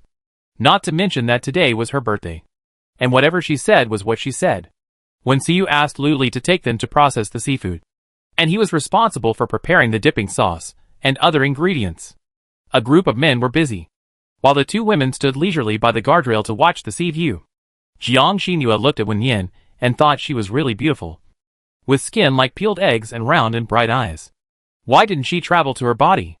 On second thought, with Wen Xiu's sister control attribute, she would probably be exposed on the first day she came here. Forget it. Jiang Xinhua leaned against the railing and asked casually, "Have you ever been in love?" Wen Yin shook her head calmly. "No." "Then do you have someone you like?" "No." Jiang Xinhua turned her head and glanced at the busy people. They all looked good and had good figures. There was no reason not to like them. For example, if these people like you, who would you choose as your boyfriend? Jiang Xinhua felt that she spoke very softly, but to the high-level psychics, it was particularly clear. The busy people froze, pretended nothing happened, and continued to do their work. Wen Yin rested her chin on her head and thought seriously. If she wanted to choose a boyfriend, she would use her brother as the standard. He needed to cook delicious food, take care of herself, and provide emotional value. Among these people, Zhou Yuchu was the most like a brother. He was mature and stable, and could take care of himself, but he was not good at cooking. Lu Li was a good cook, and he met all the requirements, but he always looked frivolous, like a playboy who lingered in the flowers. Wen Yin thought suddenly stopped, and she felt that she was really sick. She actually took Jiang Xinua's joke seriously. Wen Yin bit her lip in embarrassment and looked at the people not far away. Fortunately, they were not listening. Seeing that Jiang Xinhua was still waiting for her answer, Wen Yin said helplessly, "You think too much. How could they like me? Why is it impossible?" Jiang Xinhua stared at her face and said very seriously, "You are beautiful, have a good figure, and a good personality. If they don't like you, they are blind." Lin Fei, being scolded for no reason. I have to pretend I didn't hear it. What kind of twisted logic is this from Jiang Xinhua? The relationship between men and women is not just love. Wen Yin raised his hand and patted Jiang Xinua's shoulder. "I think you meet the 3 conditions you mentioned. Do you think they like you?" Jiang Xinua's lips rose and fell. "Yes, a mature and beautiful woman like her. But no one in this team likes her. She is so depressed. I miss Sun Rui a little bit. I don't know if that scumbag is still alive." As for Fan Yi, Jiang Xinhua would occasionally think of him, but every time she thought of him, she would feel depressed. So she deliberately didn't think about him. Wen Yin glanced in Xiaochen direction and whispered to Jiang Xinhua, "You haven't given up on Xiaochen yet, have you?" Jiang Xinhua pouted. "Soon. If he's still not interested in another week, I give up." Wen Yin thought she was quite clear-headed. If she couldn't get him, she would change her target. Before, it was Zhou Yuchu. Now it's Xiaochen. Who will be the next one? It's better not to be Qinshu. She can't bear to see the only minor in the team being defiled. Wen Yin simply said bluntly, "Don't think about Qinshu. He's still young." Jiang Xinhua was stunned when she heard it. Turned her head to look at her, showing an expression of being wronged. "Am I so desperate in your eyes? Although I am lustful, I also have basic morals. I won't touch minors." Wen Yin perfunctorily hummed twice. Don't blame me for thinking too much. You were really desperate at the beginning. And you said you were Zhou Yuchu's future wife. And now you like Xiao Chen. Of course. This is nothing. Many men are like this. They fall in love with every woman they meet. Lu Li couldn't listen anymore. Walked over to interrupt the two and said, Can you change the topic? The hearing of people with abilities above level 5 is very sharp. We can hear what you said clearly. Wen Yin opened her mouth in shock. No way. So their whispers just now were heard by several people? Jiang Xinyue just assumed that they all liked her. So embarrassing. Wen Yin was embarrassed and annoyed. Why are you eavesdropping? This is very rude. Lu Li watched the girl's cheeks slowly turn red. And his thoughts of explaining suddenly stopped. His eyes were deep. He clenched his fingers. Then loosened them. And then hurried away. Wen Yin? Are you polite? Just left like that. Jiang Xinyue looked at Lu Li's back and saw that something was wrong with him at a glance. Could he also like Wen Yin? Interesting. There will be something interesting to watch later. Chapter 139 Abnormal. Wen Yin came to Wen Xiyu angrily. Brother. Lu Li said you heard my conversation with Jiang Xinyue. Did you eavesdrop? Wen Xiyu blinked. Did not answer the question directly. And said, when the superpower reaches level 5, the hearing will be very sharp. And sometimes you can't control it. He can actually control it. But he just overheard Jiang Xinyue's question and wanted to know Wen Yin's answer. Wen Yin turned to Zhou Yuchu again. Brother Yuchu. Did you hear it just now? Zhou Yuchu was pretending to be busy. And his voice was very unconfident. Well, I seem to have heard something. Wen Yin covered her face in embarrassment. Feeling that she couldn't stay here any longer. I go to the space to see Xiaoxian first. Call me when it's time to eat. Wen Yin teleported into the space. And her nervous mood was slightly relieved. When the black wolf and the rabbit saw her coming, one rushed over to greet her happily. And the other turned his head to look elsewhere. Wen Yin ignored the rabbit, chatted with the black wolf for a while, and went straight back to the room upstairs. She laid down on the sofa chair to relax, but saw a pink and white little rabbit popping out from her chest. It blinked its big eyes, wrinkled its pink nose slightly, and looked at her pitifully. Can I go find my brother? Wen Yin sneered, and was not surprised by its trick of pretending to be pitiful. She was like this when she was a child. And Wen Xiyu was the most susceptible to this trick. Unfortunately, she didn't eat it. No. Wen Yin smiled evilly and patted its head again. Unless you tell me who kissed you. The rabbit gritted its teeth and didn't want to hide it anymore. It was Little Lightning who kissed him. He likes me. What's wrong with kissing me? Wen Yin grabbed the rabbit's ears. You didn't lie to me? The rabbit shed tears aggrievedly. I told the truth. And you still pulled my ears. Bad master. Then why did you hide it from me? My brother asked me not to tell you. Wen Yin slowly let go of her hand, with some confusion in his eyes. It's just kissing the rabbit. No big deal. Why hide it? When I asked him yesterday, he deliberately let Lu Li take the blame. Wen Yin was a little confused. The little rabbit felt the owner's boredom and stopped making trouble. It nestled on the owner's shoulder and rubbed her cheek affectionately. Master, can I go out to play? Wen Yin hummed lazily, and saw the little rabbit ran out in a flash. Really impatient. Wen Xiyu had better not feed it food. Otherwise, I will lose my temper again. After closing my eyes and resting on the chair for a while, Wen Yin suddenly opened her eyes and teleported to the deck. The fullness in her stomach made her a little angry. She told Wen Xiyu not to feed the rabbit. Why didn't he listen? Wen Yin walked towards Wen Xiyu and opened her mouth to ask, but saw the rabbit was held in Lu Li's palm, and Lin Zixio was feeding it peeled shrimp meat. Wen Yin turned around and aimed his fire at the two people. Who told you to feed the rabbit? That's not a pet. It's my supernatural spirit. Lin Zixio rarely saw Wen Yin angry, and his hand trembled with fear, and a piece of shrimp meat fell to the ground. The rabbit also trembled as if frightened. Lu Li put the rabbit on the table and turned to comfort Wen Yin. Don't be angry. We just think it's novel. It's rare to see a supernatural spirit in the form of a rabbit. And it can even talk. Wen Yin snorted, pulled out a chair and sat down. Forget it this time. Don't feed the rabbit randomly in the future. On the dining table, the seafood feast was almost ready. Wen Xiyu brought the last dish and asked everyone to sit down and eat. Wen Yin threw the rabbit back into the space, put on gloves and prepared to peel the shrimp, but saw a peeled shrimp handed to him. He didn't feed the rabbit enough, And he wanted to feed himself? Wen Yin was inexplicably annoyed, pushed his hand away, and said stiffly, I can peel it myself. Lu Li lowered his eyes in disappointment and said nothing more. Lin Zishu had been thinking about helping Wen Yin peel shrimps, but he gave up the idea after seeing this. Wen Xiu peeled a crab slowly, put the crab meat in the dish in front of Wen Yin, and then peeled another one. Wen Yin was used to this, so he tasted it first, and then fed Wen Xiu with a spoon. Jiang Xinyua's scalp tingled when she saw this. She and her brother would never get along like this. It was too abnormal. This was definitely not a normal brother-sister relationship. Jiang Xinyua turned her head and looked at the others.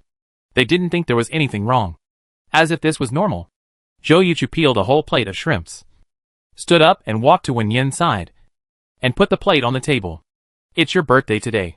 Eat more. Wen Yin smiled at him gratefully. Thank you, Brother Yuchu. Lu Li closed his eyes, thinking that he was really stupid.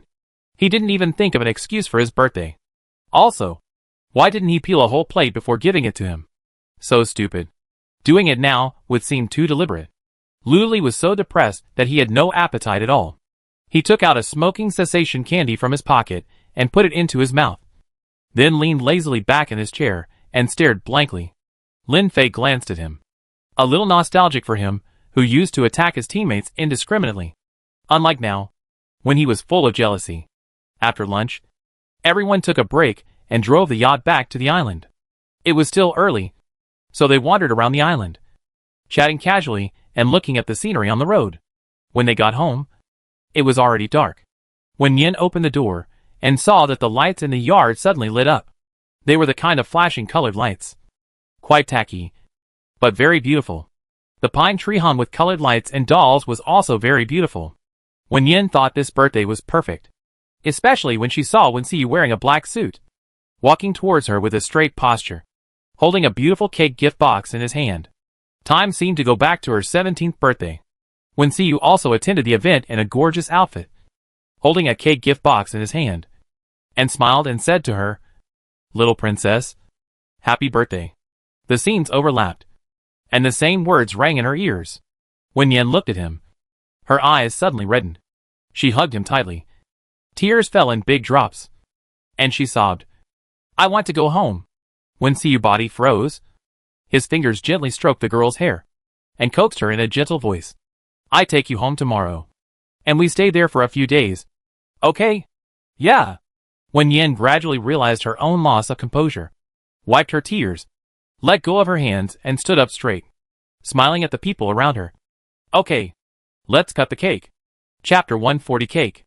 Wen Xiu opened the cake box, revealing a double-layered cheesecake inside, with a cute pink bunny pinched with cream on top, and the words Yin Yin, Happy Birthday written next to it. Wen Xiu looked at Wen Yin's reaction nervously, afraid that she would not like the cake he made. Wen Yin stared at the bunny and frowned, then smiled with curved lips. Brother, the bunny you pinched looks like this. Wen Xiu breathed a sigh of relief. He practiced downstairs all night last night, and it was quite effective. He took out 2 birthday candles and inserted them into the cake, which was engraved with a number pattern. After lighting the candles, he looked at the girl in the candlelight. His eyebrows and eyes were gentle. Make a wish first. Wen Yin smiled and nodded, closed her eyes, and made a birthday wish. Then slowly opened her eyes and blew out the candles. In the dark, she seemed to see several pairs of eyes staring at her, with fiery eyes. But when the lights in the yard lit up again, it seemed like an illusion. Next, it was time to cut the cake. Wen Yin gave the first piece of cake to her brother, and then distributed it clockwise. When it came to Lin Zixia, Wen Yin remembered that he loved sweets, so she cut an extra piece for him and gave him the cream rabbit. Lu Li gritted his teeth and stuffed the cake into his mouth as if to vent his anger. It was obviously a dessert. Why was it so sour? They had just finished their meal not long ago, and their stomachs were a little full. Wen Yin only took a few bites of the cake and couldn't eat it anymore. I wanted to stuff it to my brother, but when I turned around, I saw that the cake in his hand hadn't been touched. Lu Li's hand was empty, and it seemed that he liked eating cake. Do you want to eat more? Here you go. Wen Yin ate with a spoon, and now she used a knife to cut off the eaten part, so that it wouldn't be counted as her leftovers. Lu Li nodded slowly, with a smile in his eyes slowly dissipating. He took the cake from her hand and ate it very slowly this time, tasting it in small bites. Wen Yin used to give the leftovers to her brother, but this time she gave them to herself. Does this mean that she also has a certain weight in her heart? The more Luli thought about it, the happier she felt. The cake in her mouth became sweeter. She didn't like desserts before and felt sick, but now she felt that, well, it was quite delicious. Lin Zixu was completely full after eating 2 pieces of cake. He handed the intact cream bunny to Zhou Yuchu. Do you want to eat it? Zhou Yuchu had just finished the cake in his hand and didn't want to eat it anymore. But after looking at the pink bunny, he took it again. The night was getting darker, and the small colored lights in the yard that were connected in a wave shape flickered, like the twinkling stars in the night sky. Warm and peaceful. These colored lights were brought back by Luli, and they were hung on the trees like this. When they were lit up at night, there was a festive atmosphere. They installed solar panels on the roof on the day they returned to the island. And then, they studied for several days before they learned to use batteries to store the electricity brought by the solar panels. Last night, they tested the power for the first time. When the colored lights lit up, they were a little excited, feeling like they had solved a difficult problem.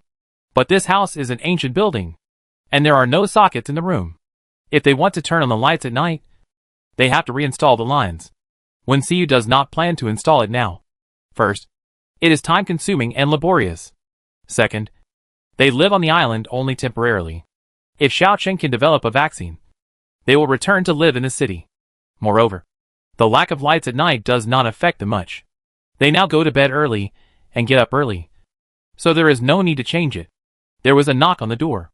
Lin Fei, who was closest to the door, got up to open the door. Seeing that the visitor was Gu Bei, he was slightly surprised, and then greeted politely and took the person in. Gu Bei was holding a gift box in his hand and said with a smile, "Today is Wen Yin's birthday. I am here to give a gift on behalf of our team." A little thought. "Thank you." Wen Yin happily took the gift box, asked Gu Bei to sit down, and cut a piece of cake and handed it to him. Gu Bei sat next to Wen Xiyu. Seeing that he was dressed in a suit, he couldn't help wondering, is it necessary to be so formal to celebrate a birthday? Scanning his eyes over the people around him, most of them were wearing shirts and trousers, and some were wearing ties, as if they were going to attend a formal dinner. It seemed that they all cared about the little girl's birthday. Gu Bei picked up the cake and tasted it. The taste was soft and delicate, better than the test product from the previous 2 days. Su Jinan also said that making cakes was not that easy, and it would take at least a few months to learn before you could become a master. As a result, Wen Xiyu learned for a few days, and the finished product was very good. Yesterday afternoon, Wen Xiyu went to him and gave him the remaining 2 crystal cores as a reward. Gu Bei felt bad about it, so he thought about giving Wen Yin a birthday present. Wen Xiyu asked someone to pour 2 cups of tea. After greeting Gu Bei, he talked about business again.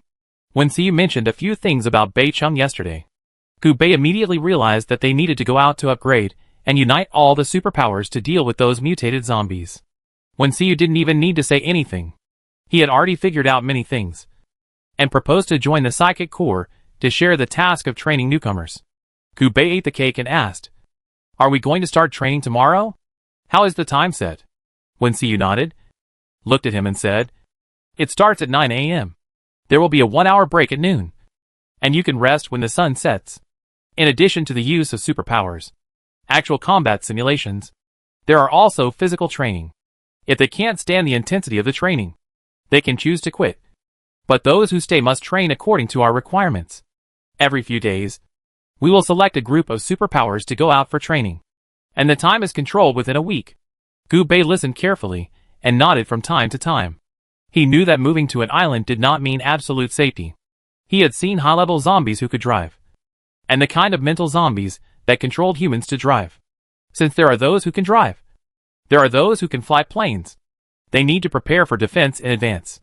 After talking about business, Gu Bei chatted with a few people about family matters, and finally left with a piece of cake sent by Wen Yin. The yard was quiet for a while. Wen Yin tugged at Wen Xiyu's sleeve. "You promised to let the supernatural elf play with me yesterday. I will play for a while, and go to bed later." Wen Xiyu tilted his head to look at the girl wearing the same white satin dress she wore this morning. She was gentle and pretty. Her round and black eyes stared at him with expectation. He curved his lips and summoned Little Lightning to play with him. He also told it to keep an eye on the other ones, and not let them do anything beyond the rules. Little Lightning felt a little awkward when he saw Wen Yin because of what happened yesterday. He didn't really want to go over, but after hearing his master's order, he still flew into Wen Yin's palm. Wen Yin raised his hand to touch the little guy head, and turned to the others, signaling them to summon supernatural elves. Last night, Qin Yi and Qin Shu were promoted to level 5, and also had their own supernatural elves. A fiery red little ball, and a silver-gray little Iron Man. Qin Shu felt quite disappointed. Other people's supernatural elves were soft, but his was a little Iron Man that felt like a piece of iron sheet.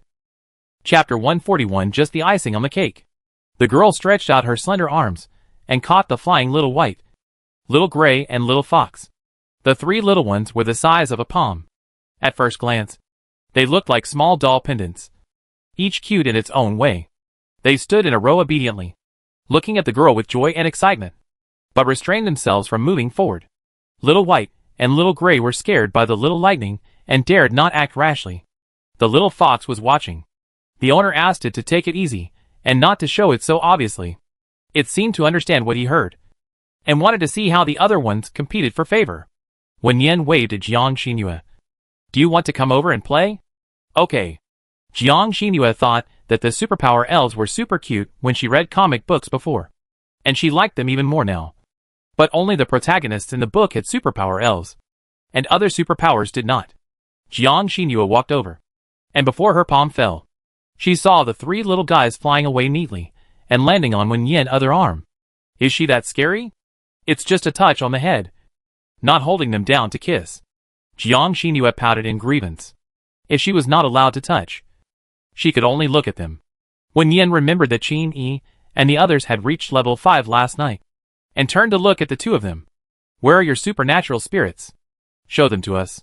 Qin Yi smiled and nodded, summoned the little fireball, and asked it to go to Wen Yin. The little fireball knew the limits very well, flew to the table next to Wen Yin, greeted the other spirits, and stood there obediently. Qin Shu slowly pulled out a shy little Iron Man, and the little Iron Man also flew to the table, but was a little restrained, following the little fireball step by step. Wen Yin was slightly stunned. She didn't expect that the gold supernatural power could actually give birth to a little Iron Man. She curiously reached out and touched it, and it was really made of iron sheet. When she touched the little Iron Man, his body instantly turned red and warm, and the silver-gray color turned into light pink. It shyly covered its face and disappeared on the table in an instant. Wen Yin realized that something was wrong and quickly turned around to apologize to Qin Shu. I'm sorry. I didn't mean to touch you. I just wanted to see if it was made of iron. Qin Shu heard the little Iron Man whimpering and rolled his eyes silently in his heart. It was made of iron. How could it be red? It was really embarrassing. He smiled at Wen Yin. It's okay, sister. After that, he pulled out the little Iron Man who had returned to silver gray and asked it to stay over there obediently. Wen Xiyu was annoyed and turned back to the room. Out of sight, out of mind. Lu Li sat on a chair not far away, watching the girl interact with several pets, feeling a little disappointed. He hoped that the girl would only have room for him in her eyes, but he knew that this was unrealistic. Putting aside those competitors, Wen Xiyu was an irreplaceable existence. The person Wen Yin cared about the most was always him. Others were just icing on the cake. Lu Li knew it early on, but he still fell into it uncontrollably. Wen Yin and Jiang Xinyue stared at the little fox and studied it for a long time. They found that except for its small size, it was exactly the same as a real fox, and its fur felt very real. You and Lu Li's supernatural spirits are not mentioned in the book, especially your talking rabbit, which is too bizarre. I always feel that something is wrong. Yeah, I think so too, but I can't tell what's wrong. Me too. Wen Yin summoned the pink and white lop-eared rabbit and asked it to play with other supernatural spirits. The rabbit raised its lips and hopped over. Xiaobai and Xiaowei were stunned when they saw the rabbit, and then they realized that it was Wen Yin's supernatural spirit, and their eyes lit up with some interest. The little fox glanced at it lazily, and then continued to lie on Wen Yin's palm with his eyes closed to rest. Wen Yin went to see Xiao Lightning's reaction, but saw that it deliberately avoided the rabbit, and there was even some resistance in its eyes. Strange. Didn't it kiss the rabbit last night? Why is it this reaction? Wen Yin quietly watched the interaction between the rabbit and other supernatural spirits. There was nothing abnormal. But the little lightning looked very uncomfortable. Whenever the rabbit approached, it would take a few steps back to avoid suspicion. Jiang Xinhua smiled and talked to the rabbit. Little rabbit, how old are you? The rabbit turned its head and looked at her. I am the same age as my master. Jiang Xinhua's eyes turned slightly. According to the book, supernatural spirits exist by relying on supernatural people. There is no age, and they don't know how old they are. Their IQ is about the same as that of a 7 or 8-year-old child. But the rabbit said that she was the same age as her master. She has her own ideas. Jiang Xinhua asked the rabbit some more questions, and found that its IQ was indeed about the same as that of an adult.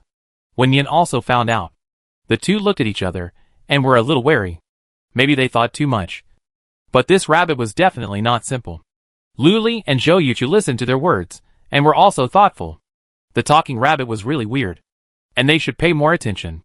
Seeing that it was getting late, Wen Yin asked a few people to take the supernatural elves back and rest early. He also returned to his room on the second floor and entered the space to wash up. Before going to bed, Wen Yin opened all the gifts, including necklaces, bracelets, music boxes, dolls, and several handmade gifts, such as wooden carved portraits, starry sky quicksand bottles, and dream catchers. Wen Yin's favorite was an oil painting given by her brother. The scenery in the painting was very beautiful. In a golden rice field, a man and a woman were running hand in hand. The sunset gently sprinkled on the two people. Just the backs made people feel particularly beautiful. Wen Yin also liked the dream catcher given by Lu Li. It can be seen that he put a lot of thought into it. It was made very delicately and beautifully. The red feathers hanging at the bottom looked a bit like fox fur. Wen Yin took a closer look and found that it was true. The little fox was so cute. How could Lu Li do it? Wen Yin picked up the jade pendant necklace given by Zhou Yuchu and took a look. The jade was oval in shape, engraved with complex patterns, and the color was very transparent. A bit like the antiques that her mother used to collect. Did Zhou Yuchu choose the gift in the mall? He has a good eye.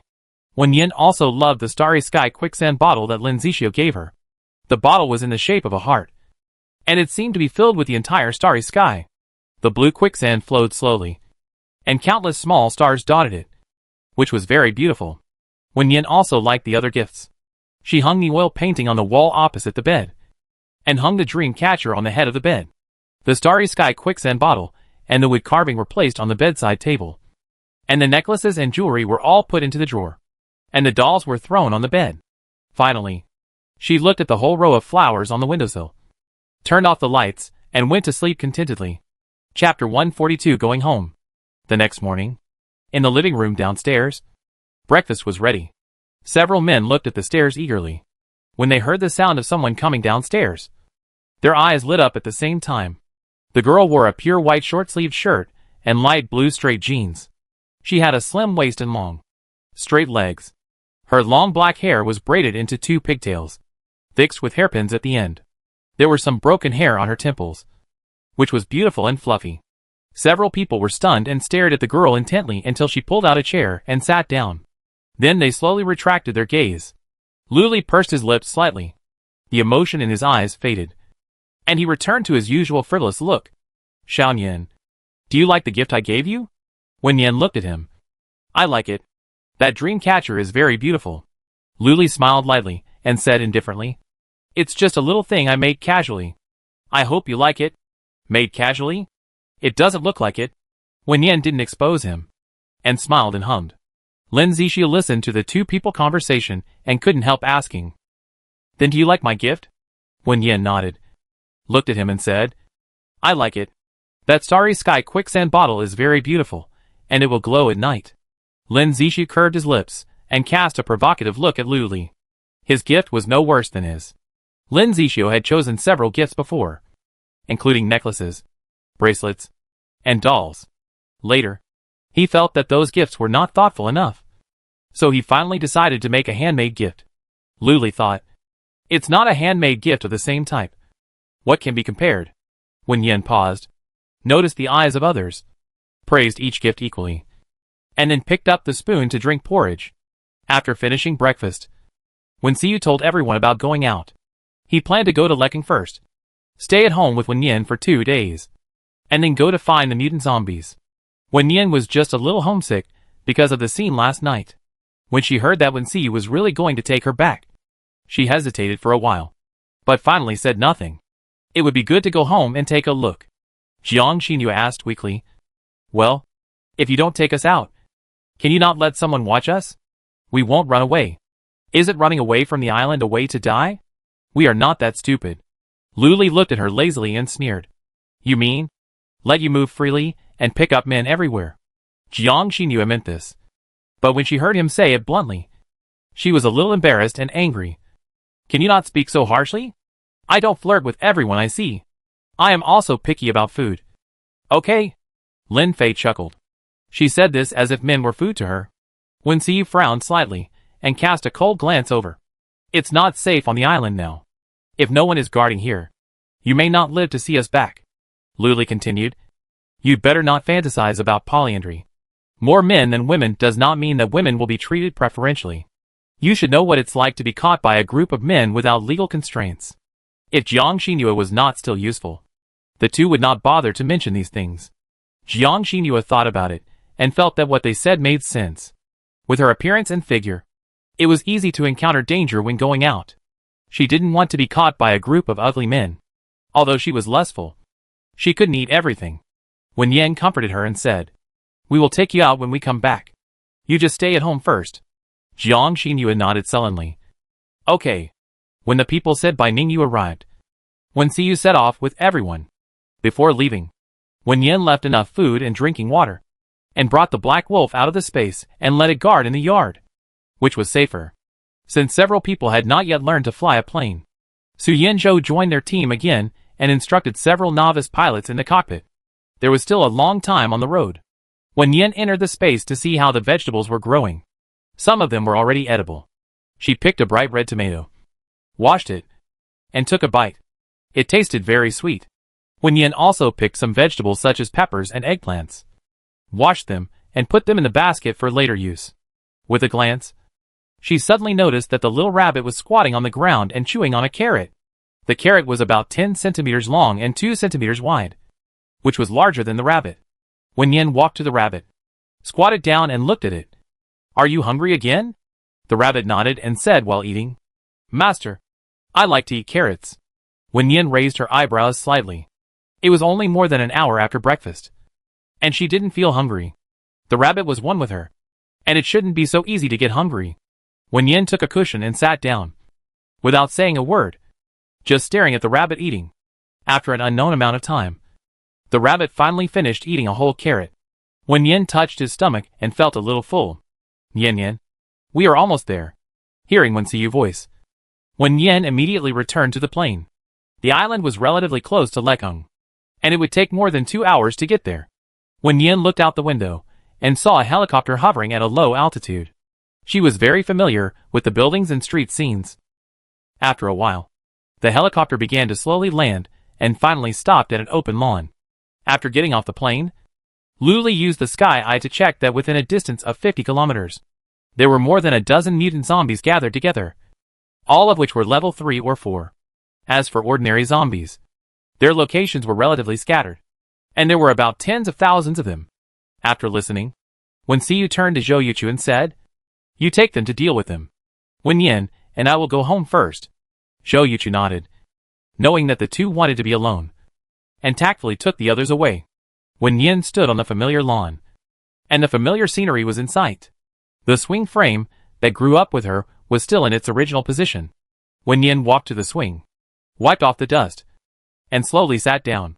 She held the swing rope with both hands and gently swung her feet. For a moment, she seemed to have returned to the past. Wen Xiyu stood beside the swing. His eyes quietly fell on the girl, and many scenes flashed before his eyes. When the girl was learning to speak, the first sentence she shouted was, Brother, hold me.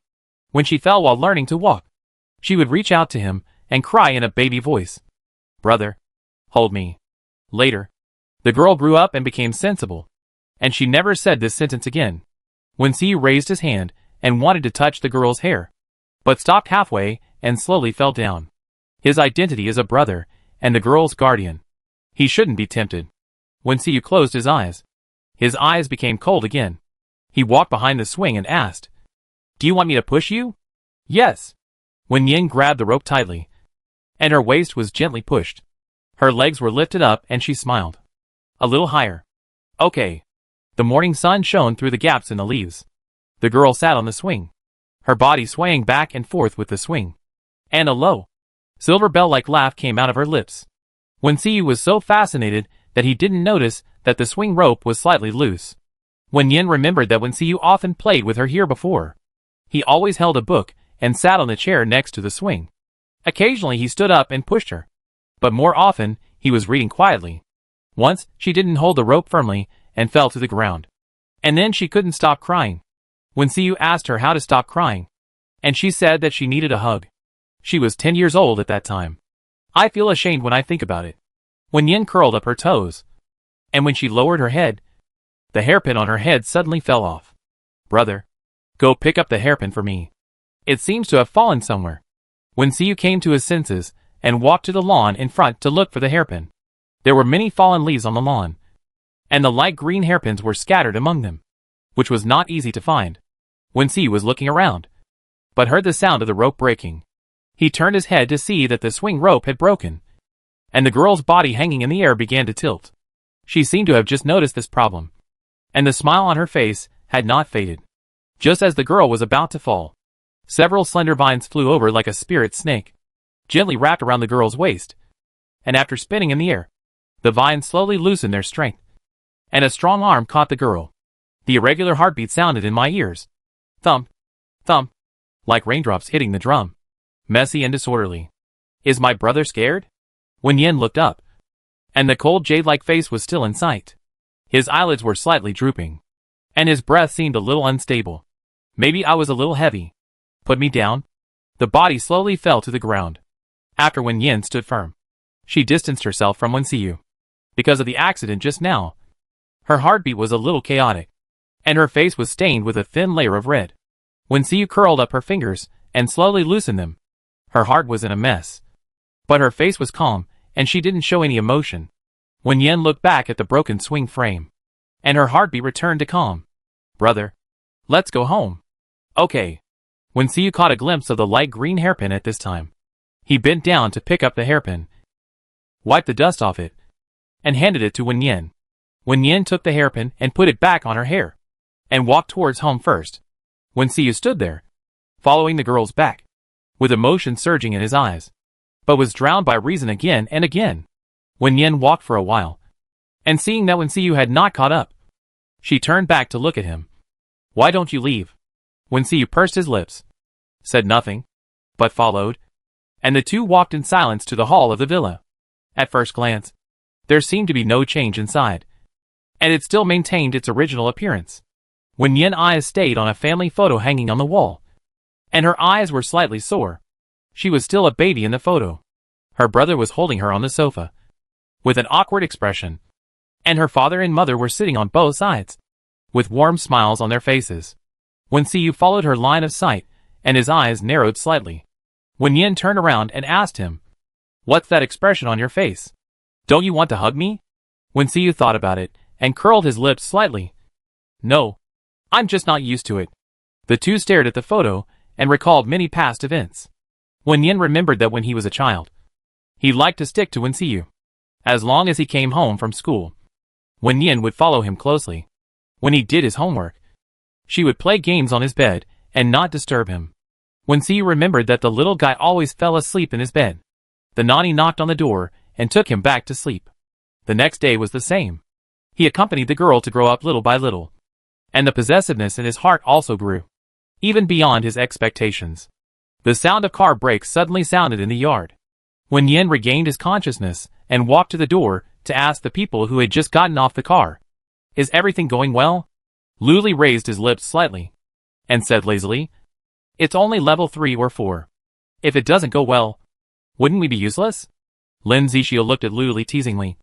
Someone didn't slack off today, and used the invisibility ability to kill a level 4 zombie.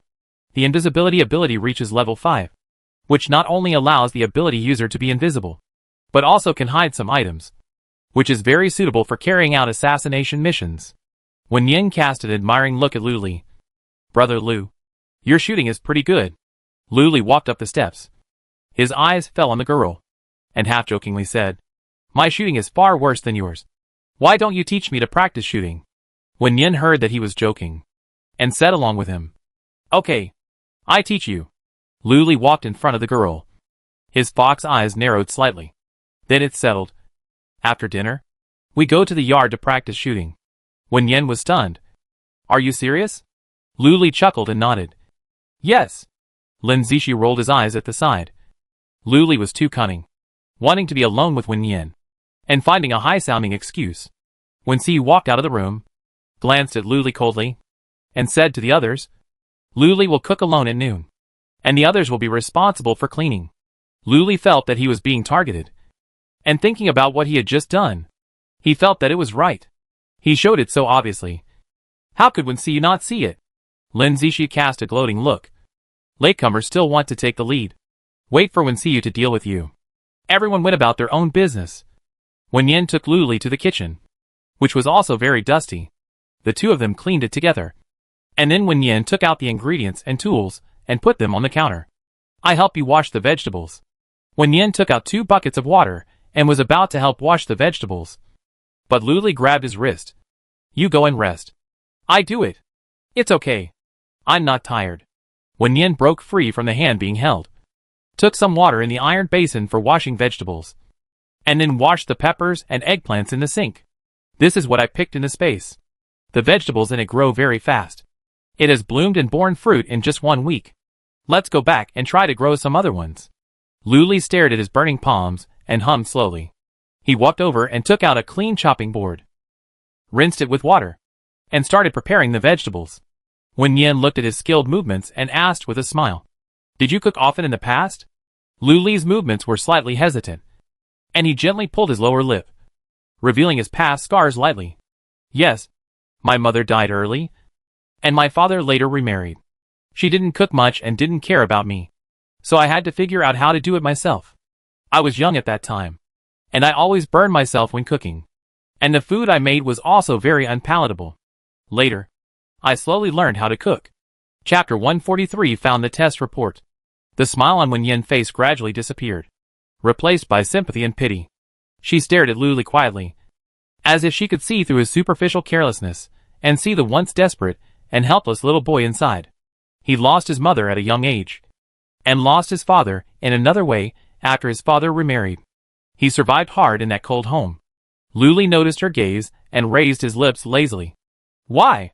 Do you think I'm pitiful?" Wen Yin shook her head. "No. I just think that little boy is pitiful." Lu Li stopped moving, and a layer of mist floated in his eyes. The little boy was very pitiful.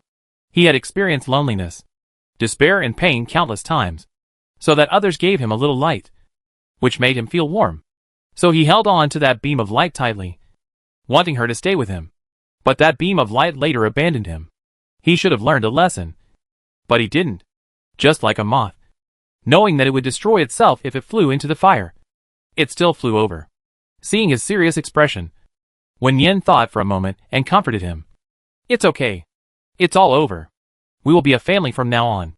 Lu Li turned to look at her, and there was a bit of loneliness on his face, which was always not serious. The corners of his lips moved, as if he wanted to say something, but he didn't say it in the end. When the two were silent, Wen Xiyu appeared at the kitchen door. He glanced at Lu Li with a cold look, and then turned to Wen Yin and said, "Yin Yin, follow me." Wen Yin hummed and followed Wen Xiyu out.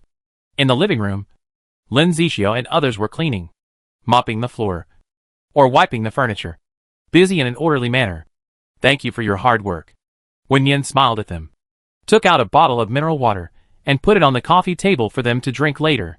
When they came to the second floor, Wen Xiyu stopped and said to Wen Yin, "Your room has been cleaned. Go and take a look." "Okay." Wen Yin was happy and walked towards her room, pushing open the door. The furnishings inside were still the same as before. Her favorite stuffed bear was placed on the bed, and the desk and chair were next to the bed. On the desk were a pile of high school textbooks. Wen Yin looked around and opened the old books. She could still see the notes that Wen Xiyu had written for her. She was not smart in learning, But with Wenxiu guidance, she could get good grades in every exam. Wenyan lay down on the bed, rolled back and forth twice, picked up the stuffed bear again, and rubbed it against her face affectionately. It felt so good to be home, after staying in her room for a long time.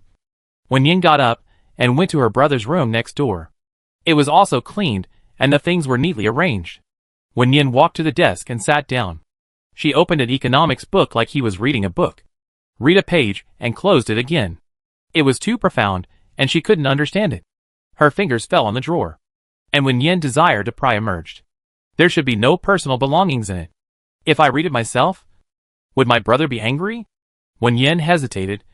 Her fingers had already opened the drawer, and she glanced inside and found that there were several pages of paper on the top layer, which looked like some kind of identification report. Wenyan took out the paper and took a closer look. It was a DNA paternity test report. Her eyes fell on the test results, and her heart tightened inch by inch. The door was pushed open at this time. Wenxiu noticed what she had in her hand, and his expression changed slightly. He closed the door and walked to Wenyan. Let's go to the space to talk. Okay? Wenyan's mind was a little confused, nodded, and teleported to the lawn in the space with Wenxiu. Wenxiu looked down at her with a complicated look in his eyes. He was silent for a moment and whispered, I didn't hide it from you on purpose. I wanted to wait until you were an adult before telling you. Wenyan blinked dully, struggling to digest the information she saw. So, are they really not related by blood? But she has been with Wenxiu since she can remember, and they are obviously the closest people. Yan, I know it's hard for you to accept this, so I haven't confessed it. But you are an adult now, and you should know your life experience. You are indeed not my parents' daughter, nor my biological sister. My mother has always wanted a daughter, but she lost the pregnancy that year. My father was afraid that she would be too sad, so he went to the orphanage to secretly adopt you and said that you were hers. Wenxiu went to find his father after the blood test. His father seemed to see through his thoughts and sighed. See you? Don't do stupid things. You have been siblings for so many years. She will not accept you. Wenxiu paused, watching the girl's eyes mist up, her lips trembling slightly. The hope in his heart dissipated in an instant. His Adam's apple rolled, and he uttered a sentence with difficulty. This incident won't change anything. You will always be my dearest person. Wenyan bit her lip and couldn't speak for a long time. Tears fell from her eyes. She raised her hand to wipe them away. When she calmed down, she raised her head again and smiled at Wenxiu. You will always be my dearest person. Wenxiu felt sour in his heart, and he forced a smile. Let's go back. Lunch is ready. Yeah. Wenyan took him back to the room, closed the drawer, and then apologized for peeping into his privacy. I'm sorry. I didn't mean to look through your drawer. I was just curious. It's okay. Wenxiu raised his hand and touched the girl's hair. Let's go. Let's go downstairs to eat. When the two came downstairs, the living room was completely new. The floor was polished, and the sofa and furniture were also very clean. It's great to have a group of capable teammates. Wenyan felt that he could lie down. After lunch, Wenyan took everyone to visit the villa, and then went to the yard to practice shooting together.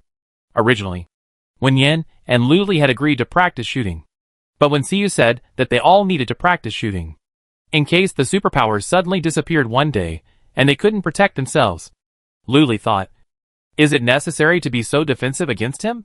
They didn't even give him a chance to be alone. Lin Zixio looked at Luli's depressed look, and the corners of his mouth almost never fell. He also felt depressed when Wenxiu was on guard against him before, but now he is mentally balanced. Luli deserved it. He vowed that he had no feelings for Wenyan at the beginning, and he watched the show and added fuel to the fire every day. Now he looks so frustrated, which is really funny. Chapter 144 Diary. At nightfall, the living room was empty. A girl in a white nightgown walked down the stairs, holding a candle in her hand for lighting. She slowly passed through the living room and moved forward lightly. The man who was guarding the door at night was originally looking out the window calmly. When he heard the movement behind him, his dark eyes moved slightly, and the corners of his lips curved. Wenyan walked towards him and patted his arm lightly. Luli, can you accompany me to the third floor? I dare not go alone. Luli tilted his head to look at the girl, with a porcelain white face and hair casually scattered, fluffy and slightly curled, beautiful and lazy. His eyes darkened. Why don't you sleep at night and go to the 3rd floor? Wen Yin rubbed her eyes. I can't sleep. There is a room on the 3rd floor that is my storage room. I want to find something in it, Luli said. Oh, and noticed that the burning wax dripped onto the girl's fingers. He reached out to take the candle, lowered his head, blew gently on the slender finger, and asked her, Does it hurt? Wen Yin didn't even notice that the wax dripped onto her finger. She shook her head blankly. It doesn't hurt. It just burned a little. Luli rubbed her fingers, waved off the solidified wax, and slowly let go. Let's go! Wen Yin looked down at her fingers, and thought of Luli's actions just now. Her cheeks suddenly blushed. They were just friends, and his actions seemed a little too intimate. Wen Yin kept some distance from him, and walked towards the stairs one after the other. When they were about to go upstairs, Luli said, Hold my arm. I'm afraid you might accidentally step on the air. Wen Yin originally wanted to hold the handrail to go upstairs. After hearing what he said, she thought it was okay. She raised her hand and put it on Luli's arm, followed him slowly upstairs, and when she reached the 3rd floor, she quickly let go. Luli glanced at him from the corner of his eye, raised the candle up, blew it gently, and the candlelight went out. Wen Yin was startled by the sudden darkness, raised her hand and grabbed Luli's arm, and at the same time took out the lighter from the space, slid her fingers on the igniter. The flame lit up, and a delicate and three-dimensional face came into view. He looked at her quietly. His eyes were very gentle. Wen Yin's heartbeat suddenly skipped a beat, and her hand loosened its strength, and the flame disappeared again. In the darkness, two shallow breathing sounds intertwined ambiguously. Wen Yin put the lighter into Luli's hand, wanting him to light the candle, but when he was about to withdraw his hand, it was suddenly held back. Wen Yin panicked for a moment and brought Luli into the space. The two stood in her bedroom, their palms still clasped. Wen Yin looked up, and the fox eyes clearly reflected her face, with deep pupils, hiding some emotions that she couldn't understand. You can let go. Wen Yin thought he was holding her hand back because he was afraid, and didn't care too much about it. Luli realized his loss of composure, suddenly let go, and took 2 steps back. I'm sorry. I didn't mean it. Wen Yin pursed his lips and smiled. It's okay. Everyone is afraid. Luli looked at the girl's extremely innocent face, and the words he wanted to say were choked in his throat, and he couldn't say them. Wait a little longer. The little girl is still young. If she knows what he is thinking, she will probably be scared. If you alienate him because of this, it's not worth it. Luli adjusted his mood and resumed his nonchalant tone. I was a little scared just now. You suddenly stuffed something into my mouth, and I thought there was a ghost. Wen Yin glanced at him and couldn't help but think of the last time he and Lin Zishi were frightened by the female ghost. They were really timid. Luli relit the candle. Let's go. Aren't you going to the storage room? Wen Yin nodded and took him back to the corridor on the 3rd floor. After walking a dozen steps forward, they reached the storage room. Wen Yin pushed the door open, took the candle from Luli, and walked directly to the desk. There was a safe in the drawer, which contained her diary. It was not a big deal, but she suddenly remembered that the diary was filled with a bunch of messy girlish thoughts, which must not be seen by others, especially when see you. Wen Yin opened the drawer, took out the safe, and entered the password. The next moment, her pupils slowly dilated. The diary disappeared. Wen Yin put the candle on the table and reached out to touch it. Nothing. Nothing. Did Wen Xiu take it? Wen Yin stood there in disbelief. How could he take such a private thing? Seeing that Wen Yin looked unhappy, Luli came over and asked her, What's wrong? Did you lose something? Wen Yin nodded sullenly, picked up the candle and walked out. Luli followed her. What did you lose? Can I help you find it? No. It's not important. Wen Yin quickened her pace, went to the 2nd floor, handed the candle to Luli, and angrily knocked on Wen Xiu's door. Luli raised an eyebrow. It seemed that the thing might have been taken away by Wen Xiu. It couldn't be a diary or something like that. Wen Xiu shouldn't have peeked at the diary. Luli cast a glance at the 2nd floor and walked downstairs slowly. He didn't want to participate in the scene of the quarrel between the brother and sister. Wen Xiu had already gone to bed. He got out of bed when he heard the knock on the door. He put on a piece of clothes and came to the door. Seeing that the person coming was Wen Yin, he was slightly surprised. What's wrong? Wen Yin got in from under his arm and closed the door again. Give me back my things. Wen Xiu stood by the door, and the lightning in his palm reflected his somewhat confused expression. What? Wen Yin saw that he looked unaware, and his momentum suddenly weakened. My diary? Which is in the safe. Didn't you take it? Wen Xiu was stunned.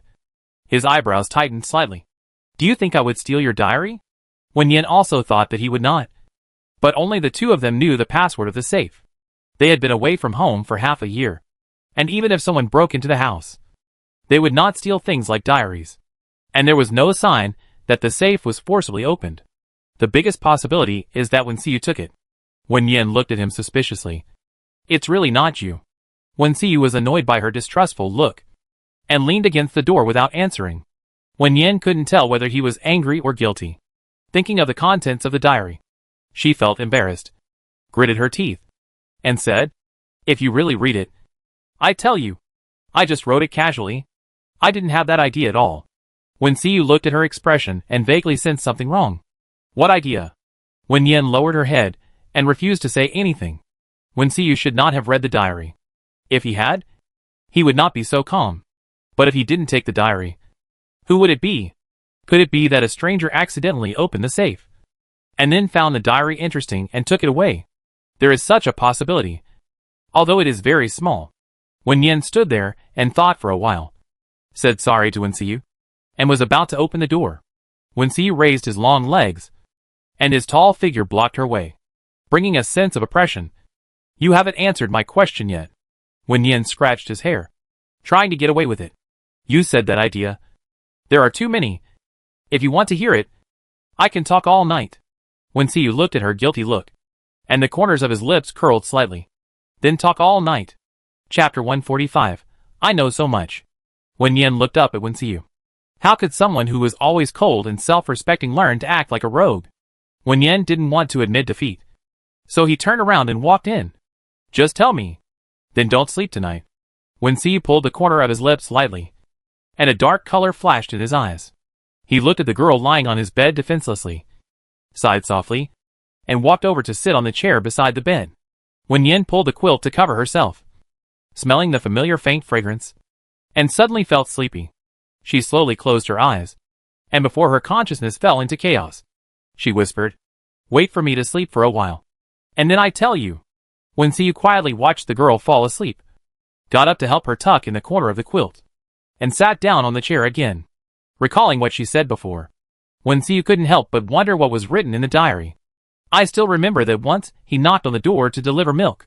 As soon as he walked to the desk, he saw the little girl close her notebook neatly, and then glared at him in shame and anger, asking him not to peek. At that time, the little girl had just turned 15 years old, and was at the age of falling in love. Wen Xiu was worried that she had signs of premature love, and he also talked about some truths in a serious and earnest way. In the end, the little girl said, I don't like those childish boys. They always play some boring games, and often do some stupid things. It's annoying to watch them. Wen Xiu's thoughts returned, and he slowly moved his eyes to the girl sleeping on the bed. Her sleeping face was peaceful and gentle, and her breathing was even and steady. The whole world became quiet and silent at this moment, and only her gentle breathing echoed in the air. He stared at her quietly, with a calm look, and undercurrents surged. After a moment, he slowly raised his arm, and gently and carefully held the girl's hand. His heart beat very fast in an instant, and he closed his eyes, letting his emotions drown him in the darkness. Wen Yin had a good night's sleep. When she woke up, Wen Xiu was not by her bedside. She had occupied his bed last night, and he might have gone to sleep on the sofa. Wen Yin went into the space to wash up, and returned to the bedroom again, only to see Wen Xiu walking in with a breakfast. Wen Yin stared at him as he put down the plate and asked him, Where did you sleep last night? Wen Xiu put the breakfast on the round table, pulled out a chair for Wen Yin to sit down, and sat on the other side, then said slowly, On the sofa. Wen Yin smiled embarrassedly. I didn't want to fall asleep, but your bed was too comfortable. I suspected there was a sleepy bug in it, and I wanted to sleep as soon as I touched it. Wen Xiu curled his lips slightly. Then do you want to change rooms with me? Wen Yin picked up the porcelain spoon and drank a mouthful of soup, nodded and said, Sure. You sleep in my room tonight. Wen Xiu looked at the girl's naive appearance, and for a moment he felt that he was very shameless. Some thoughts may only be suitable for hiding in dark corners, and will never see the light. In the restaurant downstairs, after Lu Li saw Wen Xiu go upstairs, he turned around and asked Zhou Yuchu, "When you were cleaning the third floor yesterday, did you see a diary?" Lu Li was almost certain that Wen Yan was looking for a diary. Otherwise, why would he be so worried about others seeing it? Zhou Yuchu looked at him in confusion. "There are some notebooks and the like. I don't know if they are diaries." "What about the notebooks?" "Still in the original place." Lin Zixia couldn't help but interrupt. "Whose diary is it? Wen Yan?" Lu Li nodded, looked at him and said, "Wen Yan lost a diary. Let's help find it later. But don't look at the contents randomly." Lin Zixia felt that there was something wrong with what he said. "If you don't read it, how do you know if it's a diary?" Lu Li choked slightly. And what he said was true. If they wanted to help find it, they had to look through the notebooks. "Forget it. You don't need to help me. I looked for it myself." Lin Zixia rolled his eyes at him. "You're quite attentive." Lu Li curled his lips and smiled. "Same here." Zhou Yuchu glanced at the two of them, and then looked upstairs. Did Wen Yan live in Wen Xiu's room last night? As siblings, they seemed a little too close. Zhou Yuchu had never faced this problem before, but recently he felt something was wrong. I hope he was overthinking. After breakfast, Wen Yan went to the storage room on the third floor to sort out her belongings and look for the diary. Although the safe was empty, maybe she remembered it wrong and put it somewhere else. Wen Yan opened each drawer, took out the items one by one, looked through them, and put them back. "Haven't you found it yet?" Lu Li's lazy voice suddenly sounded. Wen Yan's heart tightened. She covered her frightened heart and turned back to glare at him. "Can you make noise when you walk? It's scary to talk suddenly." Lu Li leaned against the door frame and smiled lazily. "You were too focused and didn't hear the sound of my walking." Wen Yan said "oh" and turned her head to continue looking through other cabinets. Lu Li walked up to help her, but she raised her hand to stop him. "Don't move. This is all my privacy." Lu Li stopped what he was doing, pulled a chair over and sat down, just watching the girl rummaging through things. How could it disappear out of thin air? This is really strange. It shouldn't be. What is this? Oh, a postcard. The girl kept mumbling while searching, and when she found something interesting, she would throw it to him to see. In the end, she searched the whole room, but still couldn't find the diary. Lu Li looked at her teasingly. "Did you write anything that needs to be destroyed?" "No. Why would I write something like that?" Wen Yan's expression was still calm, but her curled fingers and red earlobes were revealing her true emotions. Lu Li saw it and smiled knowingly. "Actually, you can tell me what the diary looks like, and I help you find it. I have the ability of clairvoyance and am the best at finding things." Wen Yan hesitated for a while and looked at him and said, "Then swear that you won't peek after you find it."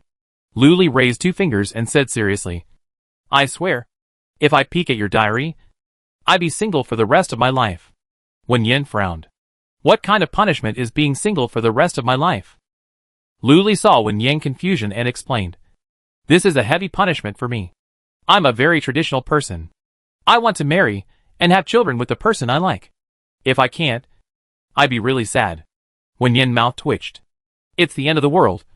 Why is he still thinking about getting married and having children? He is definitely in love. "Okay, I believe you. My diary has a blue cover with a cartoon character on it and a password lock. It's very beautiful. If you see it, remember to tell me." After listening to her description, Lu Li nodded seriously. "I will check the whole villa. If it's not there, it's not here." Seeing that he really took it seriously, Wen Yan couldn't help but smile. "Just look for it. I just remembered this when I got home. It's okay if you can't find it. It's not an important thing." As the two were talking, they heard a knock on the door, and the door was pushed open from the outside. Lin Zixu stood at the door, looked at the two people movements, and his eyes fell on Wen Yan. "Xiao Yan, we need some ingredients." Wen Yan was slightly surprised. "Are they already making lunch?" Time passed quickly. Wen Yan stood up from the carpet. Her legs were a little numb. Just as she was about to hold onto the wall, a hand held her first, and then another hand reached out. In fact, there was no need to be so considerate. She could hold onto the wall. Wen Yan's two arms were held by someone. She wanted to break free. but her legs were still numb, and she couldn't stand steadily. Luli saw that her left leg was uncomfortable, so he squatted down and rubbed it for her. Wen Yin was shocked by his action, and her cheeks suddenly became hot. What on earth was he doing? Why did he do such an intimate action in front of Lin Zixi? Lin Zixi rolled his eyes secretly. People who have had girlfriends are different. They know a lot. Are you feeling better? Luli bent his knees slightly, half crouched, raised his head and stared at her. His eyes were gentle, with a faint smile. Wen Yin came back to her senses from the state of embarrassment and nodded repeatedly. Okay. You can let go. Luli let go of her hand as he said, and then stood up. His face regained his nonchalant look. Let's go. Let's go downstairs. Lin Zixi also let go of Wen Yin's hand at this time. Wen Yin stood firm, stretched his feet, and then followed the two downstairs. Because of what happened just now, Wen Yin felt very awkward, and walked with Lin Zixi all the way, deliberately keeping a distance from Luli. When she got downstairs, Wen Yin went directly to the kitchen. After taking out the ingredients, she did not leave immediately, but stood aside and watched Zhou Yuchu cook. After Zhou Yuchu finished cooking a dish, he served it on 2 plates. He handed one of the plates to Wen Yin. I think this dish is okay. Try it, and give me an objective evaluation. Okay? Wen Yin nodded at him, picked up the chopsticks and tasted it. She thought it tasted good, so she took another chopstick. Under Zhou Yuchu's expectant gaze, she cleared her throat and said objectively, I can finish this dish by myself. It goes well with rice or steamed buns. Zhou Yuchu's lips slowly raised a smile. Honestly, do you think my cooking skills have improved? Wen Yin looked at him seeking affirmation and nodded seriously. I have improved. Much better than before. Although Wen Yin had not tasted the dark dishes he made before, this dish today was definitely above the passing score. Lin Fei, who was helping on the side, glanced at the two of them silently, thinking, should I leave? Give them some time to be alone. Lin Fei quickly finished washing the vegetables, told the two that he was going to the bathroom, and left. Wen Yin took out a chair and sat down, quietly in a daze. She didn't want to go to the living room to face Luli, which was a bit embarrassing. I don't know where my brother went. It seems that he is not in the villa. Zhou Yuchu then cooked a few more dishes, and Wen Yin tasted each one. Overall, they were pretty good. 2 of the vegetarian dishes were very successful. Wen Yin was a little hungry, so she gave herself a small plate to eat first. While Zhou Yuchu was busy, he looked at the girl from time to time. Seeing her sitting there eating obediently, he felt very satisfied. In the living room, Luli was using Sky Eye to check the items in the villa. He first looked at the 3rd floor, but didn't find any blue notebooks. He moved to the 2nd floor and checked every room. His sight stayed on Wenxiu's room. He noticed a document in the drawer. Through the drawer, he could see what was written on the top layer. It looked like a DNA test report. Luli's desire to spy emerged, and his reason told him that he shouldn't peek. His sight slowly moved away. After checking other areas, his eyes finally circled back and locked onto the position to take a closer look at the document. It was a DNA test report, and the names of Wen Yin and Wenxiu were written on it. The results showed that the two were not related by blood. Luli couldn't believe it. He stared at the document and read it over and over again. He suspected that he had read it wrong. They were obviously siblings. How could it be?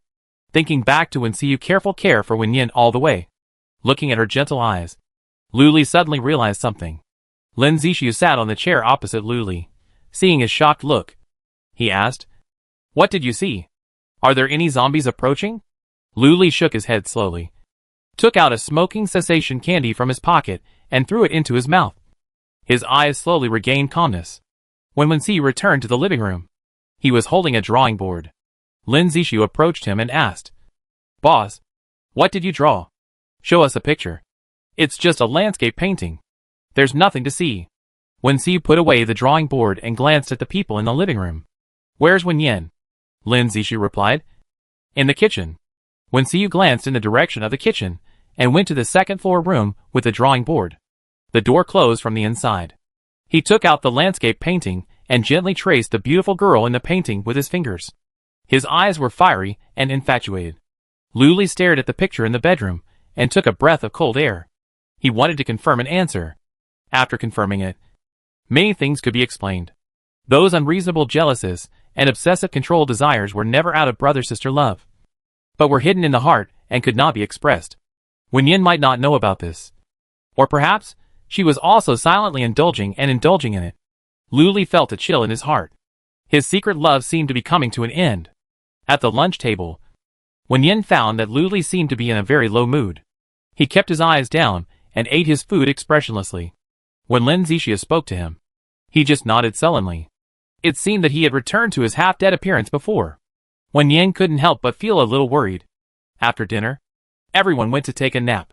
Wen Yin stayed in the bedroom for a while, but felt worried about Lu Li. So he turned around and went out to knock on his door. Lu Li opened the door. A flash of surprise flashed in his eyes. And then his eyes dimmed when he thought of something. He asked calmly, "Is there anything wrong?" Wen Yin walked past him and passed by the decoration of the room. He smiled and said, "This used to be my nanny's bedroom. Are you used to it?" Lu Li closed the door and leaned lazily against the door. His voice was a little tired. "I am used to it. People like me are used to living anywhere." Wen Yin felt a little uncomfortable when he heard him say that. Did he say something wrong? Wen Yin approached him and asked tentatively, "What's wrong with you? Are you in a bad mood?" Lu Li felt a little bitter in his heart. He avoided the girl's probing eyes, pulled the corners of his mouth lightly, and forced a smile. "Maybe I didn't sleep last night, and I'm a little tired. If you are fine, go back first. I want to sleep for a while." Wen Yin felt that he was not right. Some things were not convenient to talk about here. So Wen Yin simply took him to the space. "Lu Li, what happened to you?" Wen Yin stared at him and asked. She didn't care about what happened in the morning. So why did he look so hurt? Chapter 146 I Like You. Lu Li pursed his lips tightly, almost unable to control his emotions. He has never been the kind of person who tolerates others. Nor does he like to suppress his emotions. He likes her, and he doesn't want to escape. Lu Li slowly lowered his head. His slightly curved fox eyes met the girl's line of sight. And he got closer and closer, staring into her eyes and said, "You want to know what's wrong with me? Then I tell you. I like you. Wen Yin, I like you very much. Can you like me a little bit too?" Wen Yin was stunned, and her mind went blank for a few seconds. What did Lu Li say just now? Did she hear it right? Lu Li likes her. So, those ambiguities are not her illusions. The girl's fair cheeks slowly climbed a circle of pink, and she swallowed nervously, not knowing how to respond to this love. Lu Li looked at the shy expression of the girl, and his heart warmed up slightly. After tearing through this layer of window paper, Lu Li didn't want to pretend at all. "Wen Yin, if you don't hate me, can you try to like me? I'm not bad looking. Right? I have a good figure. Would you consider me?" After listening to him, Wen Yin's cheeks became even redder, like a half-ripe tomato. She lowered her head and said in a low voice, "But my brother said that I can't fall in love until I'm 20 years old." Lu Li pondered what she said, and his eyes gradually lit up. "You mean, you like me too? And you have to wait 2 years to be with me?" Wen Yin didn't understand how he came up with this answer. She was obviously rejecting him in a tactful way. Wen Yin sighed and said bluntly, "I like you as a friend. Not the kind of love you said." The light in Lu Li's eyes went out in an instant, and he curled his lips in self-mockery. "I'm sorry. I thought too much." Seeing his lonely face, Wen Yin comforted him. "Is it possible that you like me as a friend? Just like you did to Lin Xia before? Didn't you also distinguish between love and friendship?" Lu Li chuckled. How could he not distinguish? Friendship is companionship. Love is the desire to possess. Aren't you curious about why Lin Xia and I haven't kissed for 5 years after our engagement? I'm telling you now. I've never had that kind of desire for her. And I even reject physical contact. Lu Li paused. His deep eyes fell on the girl. But you have a physical attraction to me. I want to kiss you. Want to do the most intimate things with you. Tell me, what kind of love is this? Wen Yin was frightened by his unrestrained words, covered her ears and took 2 steps back, staring at him vigilantly. Wake up. We are friends. How can you think of me like this? Lu Li realized what he said. His cheeks were slightly hot. He seemed to have said what was in his heart. I'm sorry. Just pretend I didn't say anything just now. If you hate me and don't want to see me, I can leave the team. Wen Yin slowly put down her hand and rubbed her hair irritably. Why do you say those weird things? Can't we just be friends? I don't hate you. And I don't want you to leave. Can't we just keep the status quo? Luli looked down at her. His eyes were dark. But I don't want to be just friends. What do you want to do? Your boyfriend. Wenyan was suddenly stunned. As if her mind was stuck. And she didn't know how to respond for a while. She originally wanted to persuade Luli. But at this moment she felt powerless. As if no matter what she said, she couldn't change his mind. It's up to you. Anyway, we are still the same as before. Don't tell others that you like me. Luli nodded. His eyes could not hide the disappointment. The two stayed in the space in silence. And didn't think about going back. Wenyan took out some snacks. Handed a bag to Luli. And sat on the sofa chair to eat. Luli felt that she was really heartless. She rejected his confession and ate snacks as if nothing had happened. Luli walked to the chair next to her and sat down, thinking of the thing that really depressed him. He asked tentatively, Are you and Wensiyu siblings? You two don't look alike. Wenyan subconsciously wanted to nod, but then stopped and shook her head slowly. I just found out yesterday that we are not biological siblings. I was adopted. Wenyan felt that there was no need to hide this from others. Since Luli asked, she told the truth. Luli's eyes were slightly startled, and his eyes locked on the girl's expression, and asked again, Did Wensiyu know it a long time ago? Wenyan threw a potato chip into his mouth. And after chewing the potato chip, he slowly said, He should have known it 2 years ago. Why did he hide it from you? He wanted to wait until I was an adult to tell me. Maybe he was afraid that I couldn't accept it. Wenyan said while eating. It's okay. We have been siblings for so many years. It doesn't matter whether we are related by blood or not. Luli looked at the girl in front of him. Was she completely unaware of Wensiyu's feelings? Or did she know but pretended not to know? If they were not related by blood, it would be fine for them to be together if they liked each other. But Luli didn't want to quit just like that. He also wanted to fight for himself, even if it ended in failure. Wenyan felt a little uncomfortable being stared at by Luli, and stuffed the potato chips in his hand into his mouth. Don't look at me. We said we are friends. Can you restrain yourself a little? Luli chewed the potato chips, and a hint of ambiguous smile appeared at the corner of his mouth. I have already restrained myself. Wenyan glared at him and said fiercely, Don't have those dirty thoughts about me. Do you hear me? Luli was not scared at all, but thought her fierce look was so cute. The corners of his lips curved again, and his voice was full of laughter. Are you talking about the idea of kissing you? I will try my best to control it. Wenyan felt embarrassed and annoyed, and couldn't stay any longer. Calm down here alone. You bastard. After saying this, Wenyan teleported back to the villa, opened the door, and walked out. Lin Fei just came out of the opposite door. Shock and gossip flashed across his eyes. But he finally calmed down and said, I didn't see anything, and turned back to the room. Wenyan opened his mouth, but before he could explain, the door closed. What was that look Lin Fei had just given him? It seemed as if he and Luli had an improper relationship. Wenyan frowned irritably. It was all Luli's fault. Why did he tell her those messy things and make her uneasy? Wenyan walked into the living room. Her mind was still a little confused, and she didn't notice that there was someone in front of her. So she just bumped into him. Zhou Yuchu had his back to her, holding a cup of freshly brewed coffee in his hand. When he bumped into her, the coffee spilled all over him, and his arm was burned red. Wenyan came back to her senses at this time and quickly took out a tissue to help him wipe it. I'm sorry. I didn't mean it. It's okay. I changed my clothes later.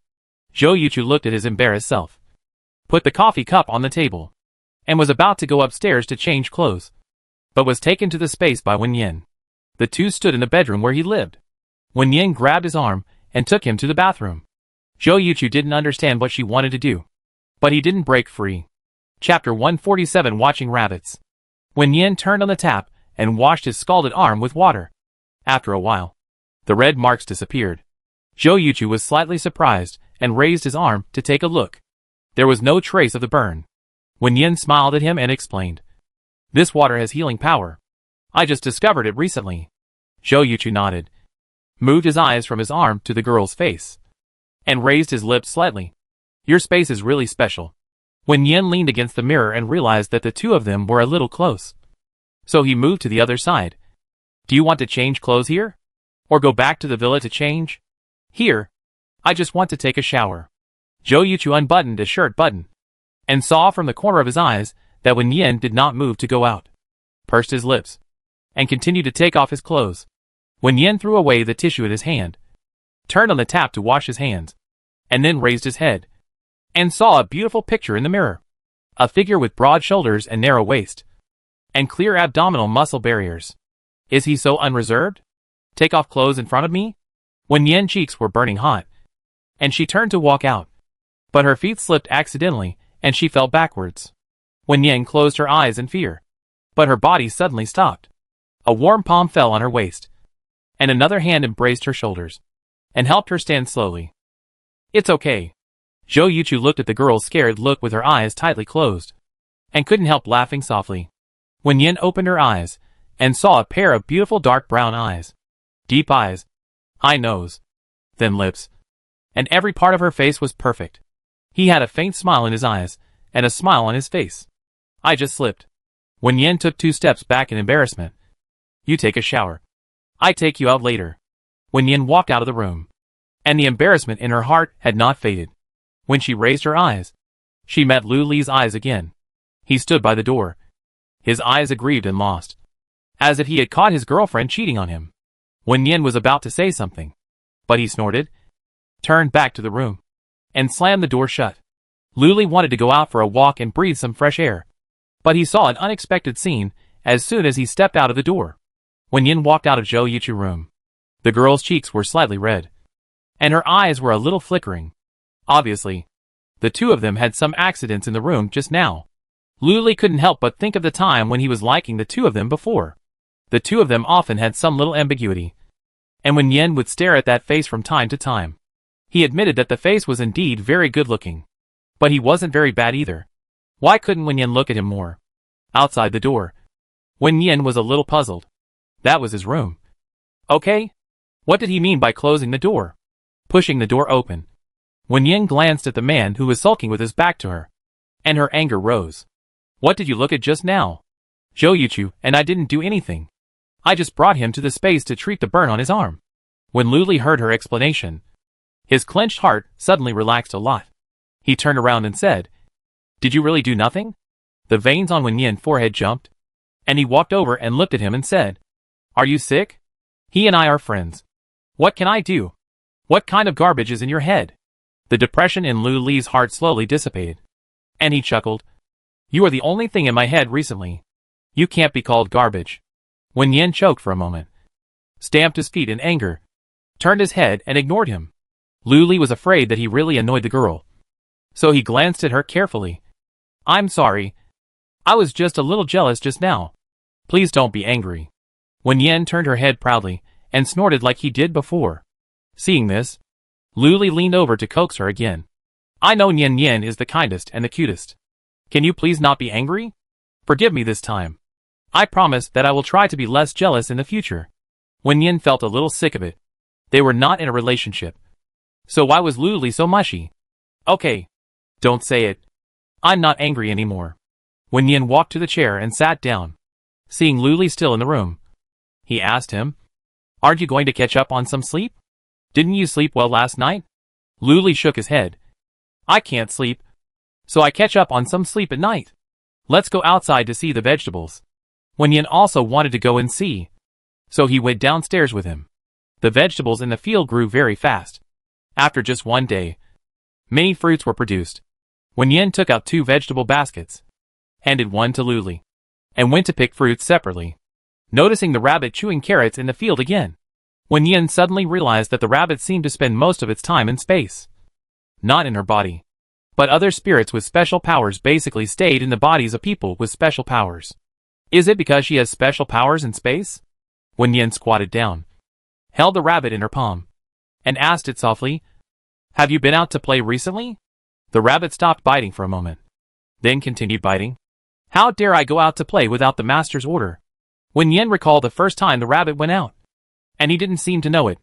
The rabbit is a product of space power, and can enter and exit space freely. This ability is not restricted by himself. Wen Yin touched the rabbit's head. Do you want to go out to play? The rabbit seemed to think about it, and then said, All right. Wen Yin felt that the rabbit was hiding something from him, but he couldn't tell what it was. This green tea rabbit had better not have bad intentions. Otherwise he would turn it into a dish. After Luli picked the vegetables in the field, he saw Wen Yin squatting on the ground and staring at the rabbit chewing carrots. So he squatted beside her and called out the little fox, asking it to play with the rabbit. The little fox narrowed his eyes and glared at him, then flew to the rabbit, just looking at it lazily, without getting close. "What are you doing?" Zhou Yuchu's voice sounded from behind. Wen Yin looked back and found that he had changed his clothes. He wore a white shirt with black trousers. His legs were really long and his waist was really thin. He looked like a real clothes hanger. "Watching the rabbit eat carrots," Luli replied coldly, and at the same time moved Wen Yin head over to let her continue watching the rabbit. Wen Yin glared at him speechlessly. "Did you wash your hands just now? You just touched my head." Luli didn't expect her point to be here. He coughed lightly and said, "I just picked vegetables and didn't touch anything else. That's not clean either." Wen Yin raised his hand to wipe his forehead in disdain. He just wanted to talk, but he didn't want to use his hands. He really had no sense of boundaries.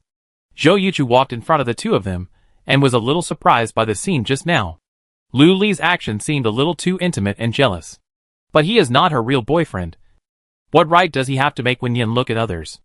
Zhou Yuchu's eyes moved to Wen Yin's face, and when he saw her rubbing her forehead in disdain, the uncomfortable feeling in his heart slowly dissipated.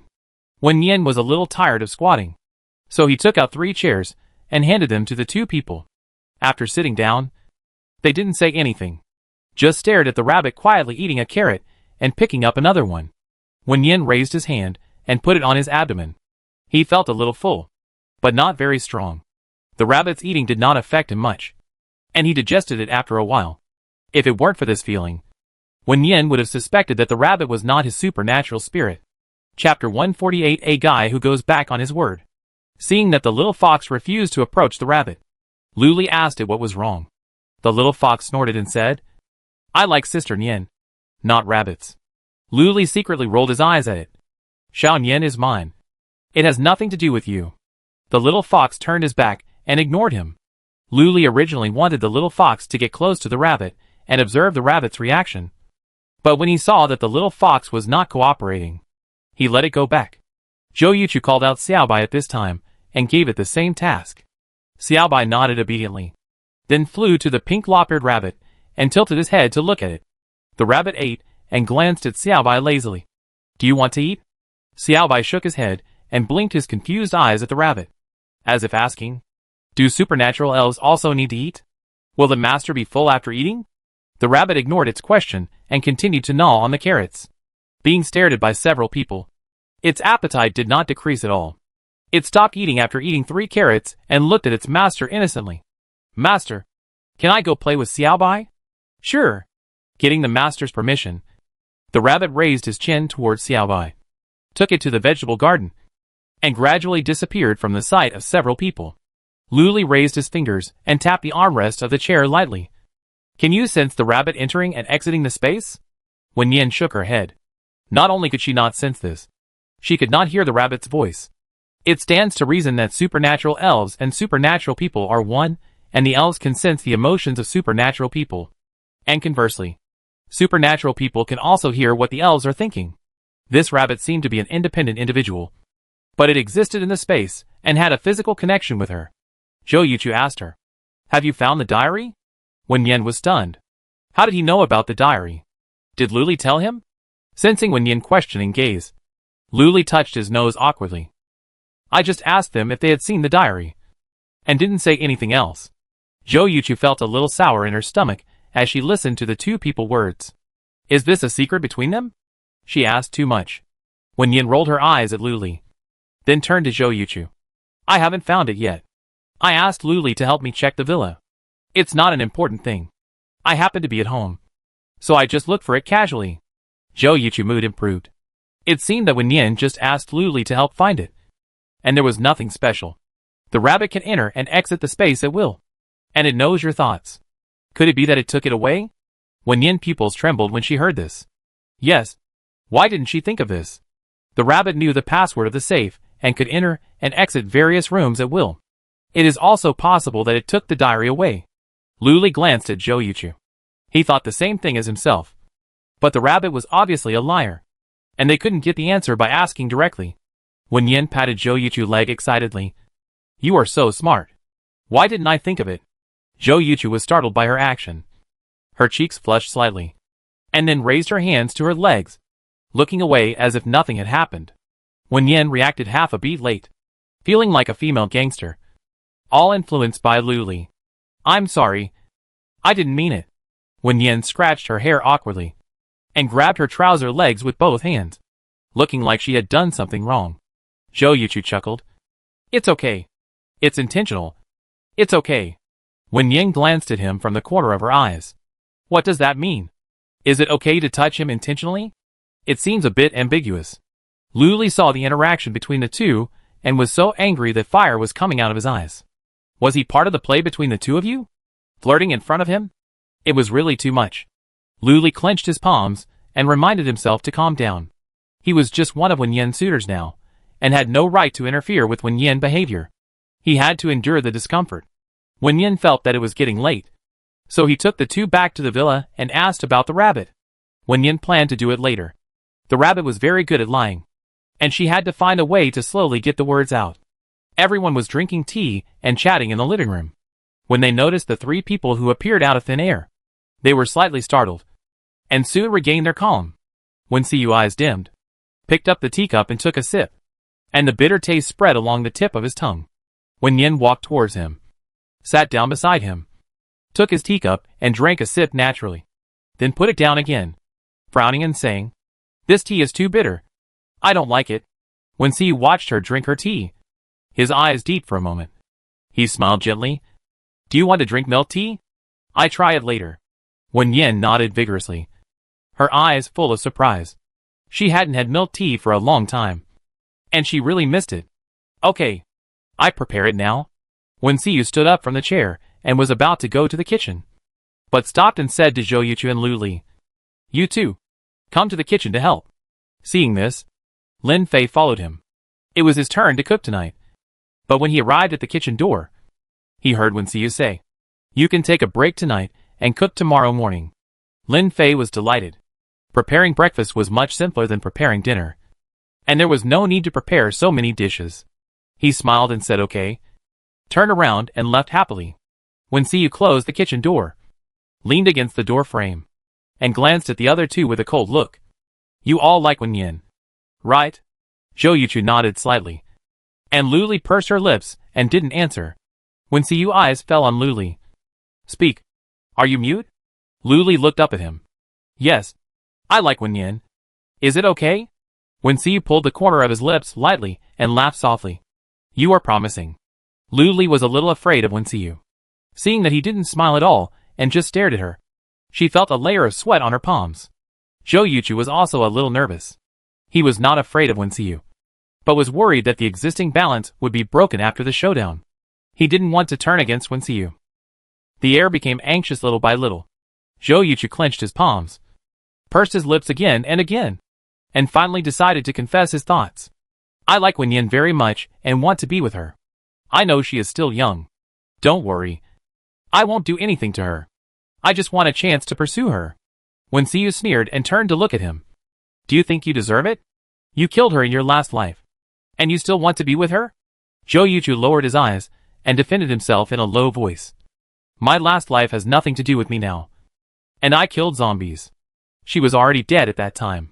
You can't sentence me to death because of this. Wen Xiu didn't want to listen to his defense. No matter what. I won't agree. You better give up this idea. Seeing that the fire was transferred to Zhou Yuchu, Luli couldn't help but breathe a sigh of relief. Fortunately, he and Wen Xiu were in the same camp in his last life. The next moment, Wen Xiu said, And you? The guy who goes back on his word. You can pursue her, but you have to beat me first. Luli's mouth twitched slightly. He is now at the 6th level of superpowers, and has dual superpowers. Who can beat him? Chapter 149, An Unexpected Kiss. Wen Xiu wanted to say something, but stopped talking when he heard footsteps at the door. Soon, the door was pushed open, and the girl walked in gracefully, smiling and asking, What secrets are you talking about? Why is the door still closed? Luli glanced at Wen Xiu. raised his eyebrows and said, "We are talking about tomorrow's arrangements. We should go north tomorrow." Wen Yin looked at him and nodded. After resting at home for 2 days, it was time to get down to business. Wen Xiyu rolled up his sleeves and walked to the sink to wash the ingredients. Zhou Yuchu also went to help pick the vegetables when he saw this. Lu Li stood still and looked at Wen Yin, communicating with his eyes. "You didn't tell my brother anything, did you?" "Yes. If you did, I'd ignore you." Lu Li coughed to cover up, and said, "The kitchen is full of fumes. You should stay outside." Wen Yin glared at him warningly, then turned to Wen Xiyu. "Brother, do you have enough ingredients for lunch? Do you need anything else?" Wen Xiyu looked at the ingredients and found that they were enough. And there were some leftover spare ribs from lunch.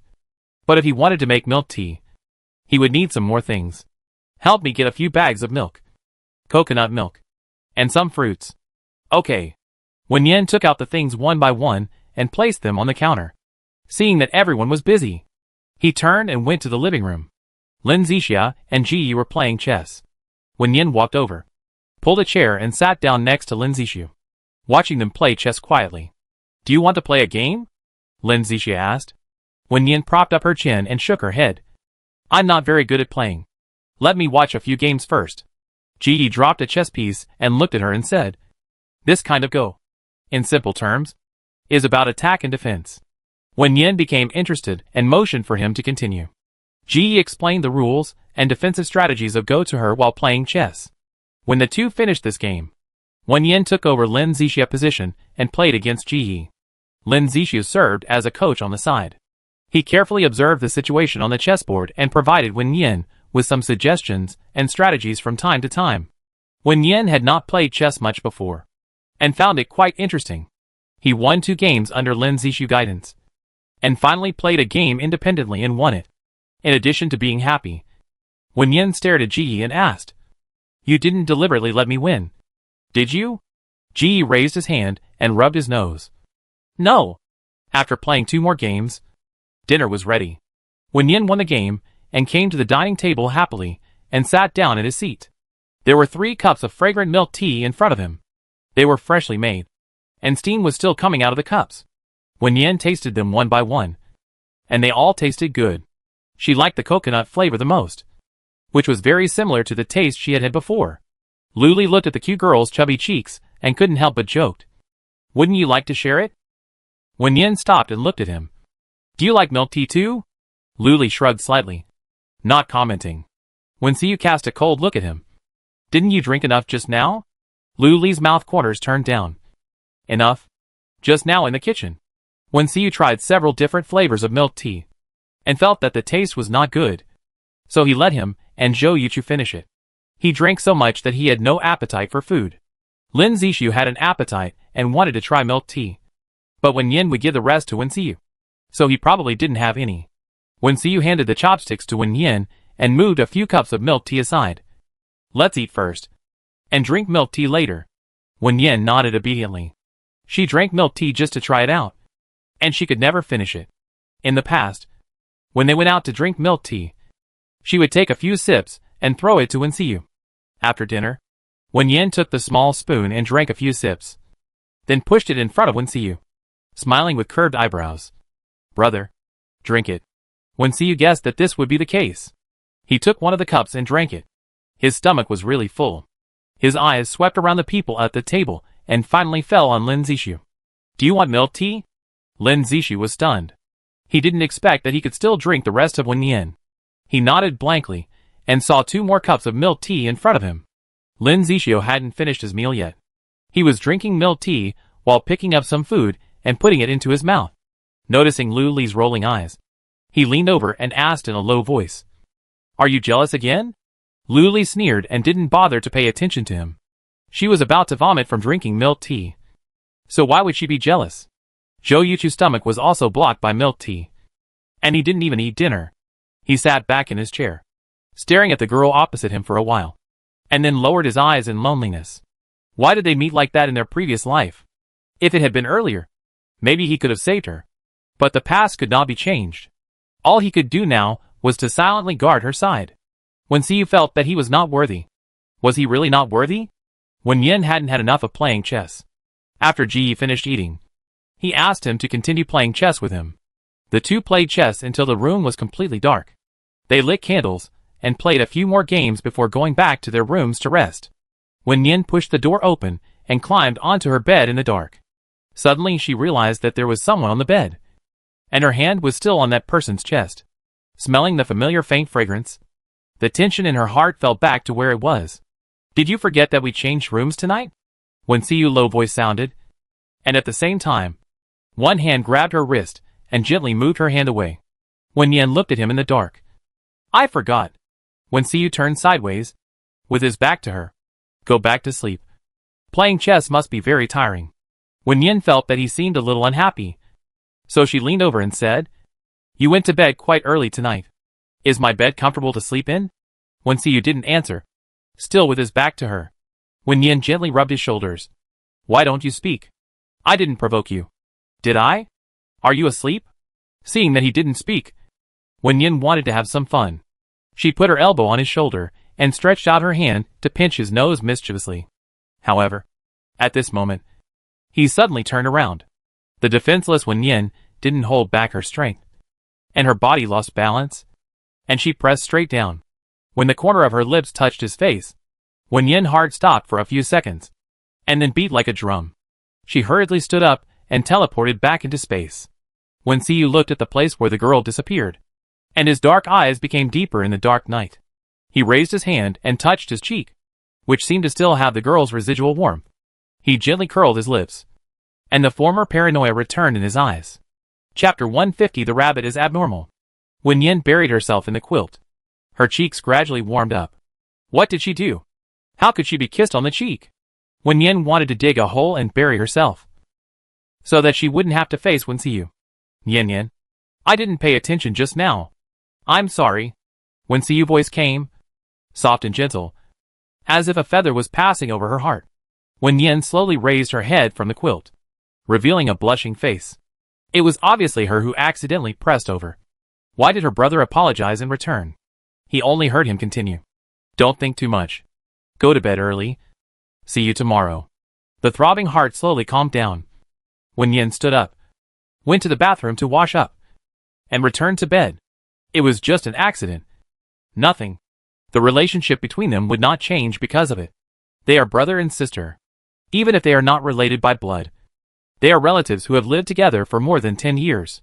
How can there be any other relationship?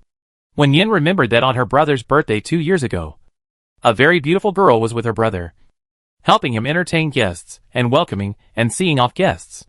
Later, the guests left, but the girl was still there.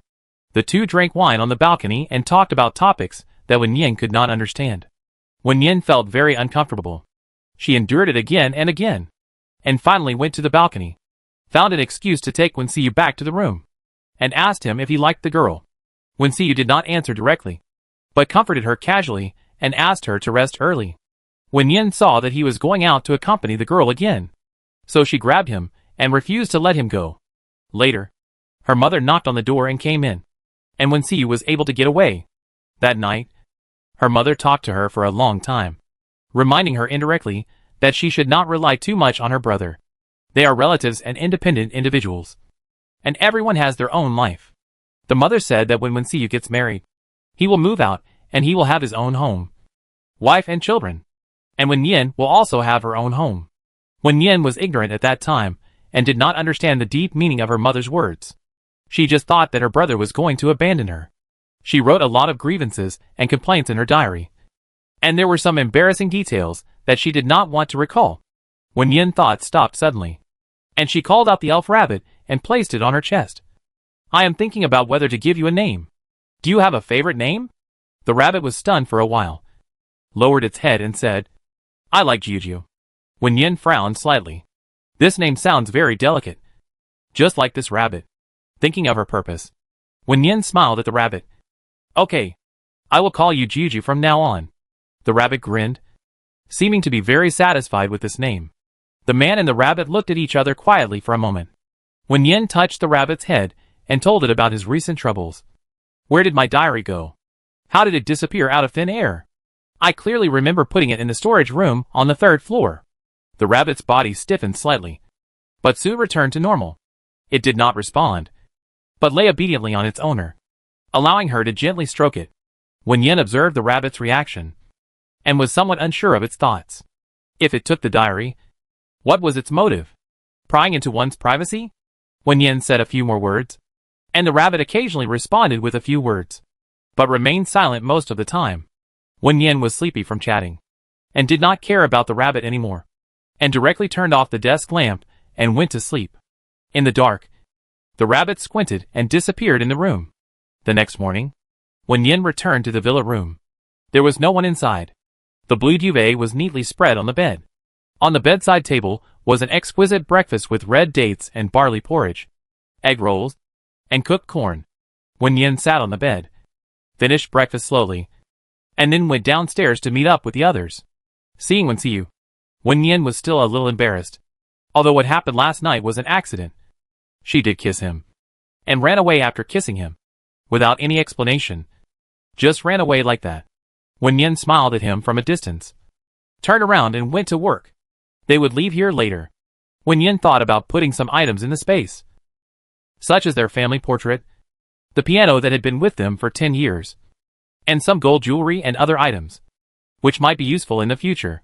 Before leaving, Wen Yin went to the upstairs room again and put the wardrobe and bedding inside, as well as the toiletries in the bathroom into the space. The car moved slowly forward, and Wen Yin watched the villa disappear from sight little by little, and her eyes could not help but mist. Her mother said that people would leave home when they grow up, but she didn't want to leave home, nor did she want to grow up. She actually knew a lot of things, but she didn't want to think too much. She would rather keep the status quo and be a snail in its shell. Lu Li leaned on the back seat, and occasionally glanced at the girl in the passenger seat. Seeing that she was in a low mood, Lu Li's face also showed some sadness. After thinking about it, Lu Li comforted her and said, "Xiao Yin, if you miss home, we can come back often in the future. Don't be sad." Wen Yin rarely saw Lu Li's considerate side, and the corners of his lips curved, turning his head to look at him. "I'm not that fragile. I'm just thinking about something. Don't worry about me." Lu Li nodded. The worry in his eyes had not faded, and his voice was gentle. "What are you thinking about? About that rabbit?" When mentioning the rabbit, Wen Yin's expression changed slightly. "That rabbit is a bit problematic, but I'm not sure what she wants to do. I'm still in the observation stage." An idea popped up in Lu Li's mind, but he was afraid that Wen Yin would think he was too cold-blooded, so he didn't dare to bring it up. The superpower elves are condensed from the essence and blood of superpowers. What will happen if the elves have other intentions? Can it kill the superpowers? Wen Yin is not sure of the answer to this question. In theory, superpower elves are the product of superpowers. If the elves kill their masters, then they can't survive. On the contrary, if the masters kill the elves, there is no problem. But that is the setting about elves in the comic book, and the rabbit does not appear in the book. So it is hard to say if the rabbit has ulterior motives. However, the rabbit has spatial abilities, and with its palm-sized form, it can't even hold a knife, let alone hurt itself. Seeing Wen Yin lost in thought, Lu Li reminded her, "If there is any sign of something wrong with the rabbit, you must deal with it as soon as possible. If you can't bear it, let me do it." Wen Xiu listened quietly for a while, and looked at Lu Li disapprovingly. That is Wen Yin's supernatural elf, not an ordinary rabbit. How could it have ulterior motives? Lu Li raised her eyebrows slightly, raised her eyes to meet his gaze, and said seriously, "Don't be confused by the appearance of the rabbit. It's weird that she can speak, and it's not close to Wen Yin. Wen Yin can't hear what it thinks. If it hurts Wen Yin one day, you will regret it. Too late." Wen Xiu didn't hear Wen Yin talk about these things. He turned his eyes to Wen Yin. "Do you also think there is something wrong with the rabbit?" Wen Yin nodded slowly. "Maybe I'm overthinking it. I observe it for a while," Qin Shu said. "The rabbit looks so well behaved and cute. How could there be any problem?" Lu Li glanced at him and smiled lightly. "Don't judge anything by its surface. Maybe we are overthinking this matter, but it's always right to prevent it before it happens." Qin Shu felt that he was right. He was easily confused by cute things and still had to learn more. After the vehicle drove for a while, Lu Li detected a level 6 zombie, just 50 kilometers away from them. It seemed to have just transformed into level 6, and the color of its pupils was between cyan and green. It took them more than half an hour to drive there. When they met the zombie, its pupil color had completely turned into dark green. Wen Yin glanced at him from a distance and felt that he looked familiar, like a high school classmate. Wen Xiu got out of the car first, and a vine appeared in his palm. He attacked the level 6 zombie. It blocked it with a water curtain. His sight fell on the girl not far away, and his dark green eyes suddenly lit up. Chapter 151 Zombie King. Wen Yin saw the zombie staring at her with surprise in his eyes. She was stunned. He seemed to be her high school classmate Suhi, a lively and talkative boy who used to sit behind her. After not seeing each other for a few months, he turned into a high-level zombie. Wen Yin felt a little emotional, but she didn't think about reminiscing. After all, zombies can't speak and have no humanity. The look he gave her just now might be the excitement of seeing prey. Zhou Yuchu and others got out of the car and used their superpowers to attack the 6th level zombie. Lin Fei concentrated his mental power to control it for a short time, but they still couldn't kill it with the water curtain blocking it. High-level water systems are best at defense. Once the defensive water curtain is turned on, even if the consciousness is controlled, it can last for a while. After a while, the 6th level zombie regained consciousness. He had no intention of attacking these people. He looked at the girl with a dazed look. Seeing that she didn't recognize him, he raised his hand and waved. Wen Yin's eyes widened slightly. Was she seeing right? Was the zombie waving at her? Even if they knew each other, even if he had the memory of the past, this occasion was not suitable. And they were opposites. Wen Yin couldn't let Wen Xiu and the others stop just because she knew him. Just when the battle was at a stalemate, Lin Fei's pupil suddenly jumped, and he said to the others in a hurry, "I sense the 7th level mental power. We have to leave here as soon as possible." Lu Li frowned. "Are you sure? I didn't see any zombies approaching." Lin Fei turned to him with a serious expression. "Sure. I can feel the mental power suppression. Just a few kilometers away." "Then let's go." Wen Yin took out the helicopter and urged everyone to evacuate. The 7th level mental power, if she guessed correctly, should be the Zombie King. With their current ability level, they may have a 50% chance of winning against the 7th level mental power. But if there are other 5th and 6th level zombies, they will definitely suffer casualties. Lu Li couldn't see the other party, but Lin Fei sensed the spiritual power. Obviously, there was an invisibility ability in that group of zombies. Before knowing how many people the other party had, evacuation was the safest choice. Lin Fei used his spiritual power to control the 6th level zombie again, letting a few people get on the plane first, and he would cover the back. After they all boarded the plane, Suhi came back to his senses from his lost state. He wanted to chase, but the plane had already taken off.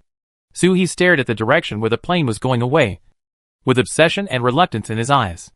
Wen Yin was the girl he had secretly loved for 3 years. Even though he had become a zombie now, the love in his heart had never dissipated. He didn't expect to see her again, nor did he expect to meet in such an opposing way. He didn't even have time to say hello. A roar of a car sounded, and Suhi looked up and saw that the person sitting in the car was his kind. The car slowly stopped, and the person in the driver's seat pushed the door and got out of the car. He glanced at the plane that was getting farther and farther away, and a trace of boredom flashed across his light yellow pupils. Noticing his fellow zombies standing stupidly on the roadside, he used his mental power to retrieve his previous memory. Sure enough, there was a person with mental power in that group. The defense of the 6th level water system is quite good. He just needs an assistant, so he will let him follow. Suhi's head buzzed. When he woke up again, he heard a commanding voice in his ears. "You will be my subordinate from now on." High-level zombies can communicate with each other through thoughts. High-level zombies have absolute suppression power over low-level zombies. Suhi nodded and followed him into the car. But there was someone in the car. A young woman. Suhi's bloodthirsty nature made him want to pounce on her. At this moment, a low warning sounded in his ear. "This is my woman. If you dare to touch her, you will die again." Suhi's open mouth closed again. The suppression of the high-level zombies made him sit back in his original position. He didn't understand how zombies could be with humans. He moved to the other side and took a closer look at the woman's appearance. She didn't look very good, not even 1/10 of Wen Yin. The woman turned her head and smiled. "Chow. After sweeping the tomb, can we stay here for 2 more days? I don't like Nor City. It's too cold there." Su Chow nodded, raised his hand, and rubbed the woman's hair, his eyes full of pampering. Suhi's stomach churned. He was clearly dead. So how could he still be disgusted? On the plane, Luli used his supernatural power to lock the previous position and saw the zombie king and his woman. This guy is really not doing his job. Why is he not in Beicheng to be a zombie king? Is he traveling? It's a pity that they failed to kill the 6th level water system. But it gave him a boost. The car slowly moved forward for a while, and suddenly disappeared on the road. Sure enough, it was the invisibility's supernatural power. Luli reported the situation to Wenxiu. He thought for a while, and said to the direction of the cockpit, "Turn around, drive slower, and return to the previous position." Su Yinzhou said yes, and immediately changed direction. Luli understood Wenxiu's intention.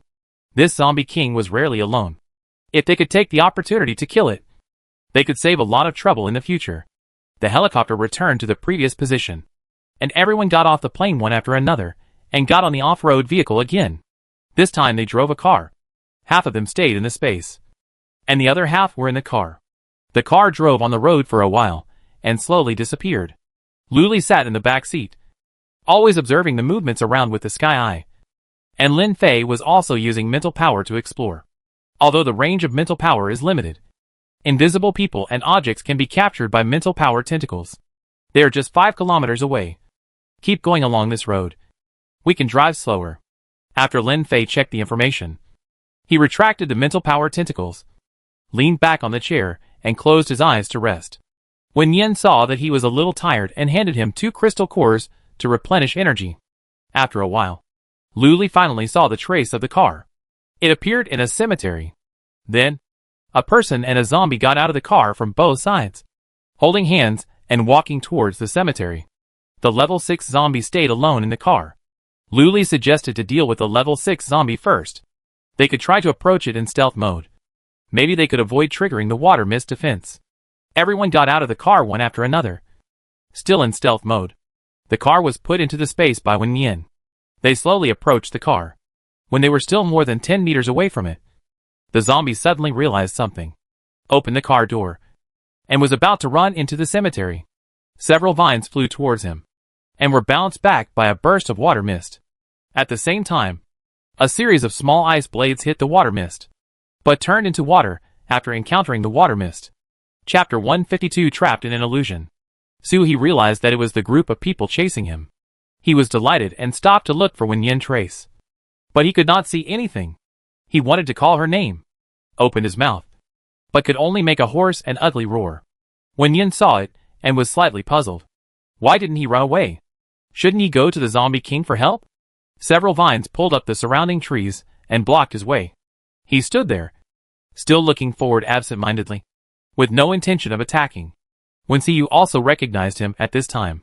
He was the guy who stared at Wen Yin in a daze at her birthday party, and almost hit the cake. But he has become a zombie now. Wenxiu can't show mercy. He summoned the little lightning, and told it to take action immediately if there is a crack in the water curtain. Zhou Yuchu and others gathered their superpowers, and cooperated with Wenxiu to attack. They knew that time was running out, and they had to deal with this zombie as soon as possible before dealing with the zombie king. Luli looked at Wen Yin worriedly. Go to the space. There may be danger later. Although the zombie king was fighting alone, his mental power had reached level 7, and he could control them for a short time at the same time. Moreover, level 7 mental power could weave illusions. If he entered the illusion, he would be in danger. Wen Yin shook his head. It's okay. If the situation is not good later, I will take you to the space together. Luli knew that she was stubborn, so he didn't persuade her anymore. Just when the water curtain was about to be broken, all the attacks suddenly stopped, and the invisible people showed their figures in an instant. Their eyes fell into a blur. Lin Fei was suppressed by the powerful mental power. He tried to break through the obstacles, but he felt a splitting headache, fell to the ground weakly, and vomited a mouthful of blood. Su Chao slowly walked over from a distance, and at the same time issued an order to Su He, who was stunned there. Go! Kill them! Su He came to his senses, and condensed a water knife in his palm, and aimed at the few people, except Wen Yin. The water knife swung straight at the few people, but was blocked by several supernatural elves when approaching. Little lightning protected Wen Yin in front of him, condensed lightning and vines in his palm, and attacked the 2 zombies respectively. Xiao Bai and Xiao Hui also launched attacks at the same time. Little Iron Man and Little Fireball were responsible for protecting the people who were temporarily controlled. The little fox glanced at the battle situation, quietly hid his figure, and flew towards the cemetery. Su Chao saw that the two sides were deadlocked and could not determine the winner, and his mental power was about to be exhausted, so he could only retreat first. His eyes fell on the girl. His eyebrows raised, and concentrated his mental power to weave an illusion for her. When Siyu suddenly woke up, looked up, and the zombie king and the 6th level zombie had disappeared. Lin Fei felt the suppression was lifted, stood up from the ground, and shouted anxiously, "Oh no! Wen Yen is trapped in an illusion." When Siyu heart tightened, and he noticed Wen Yen fainting on the ground. His strength seemed to be drained away. He knelt on the ground, hugged Wen Yen's body, and his voice choked for a moment. "I'm sorry, Yen. I shouldn't have taken the risk. I'm sorry. It's my brother's fault. Don't sleep. Wake up. Okay?"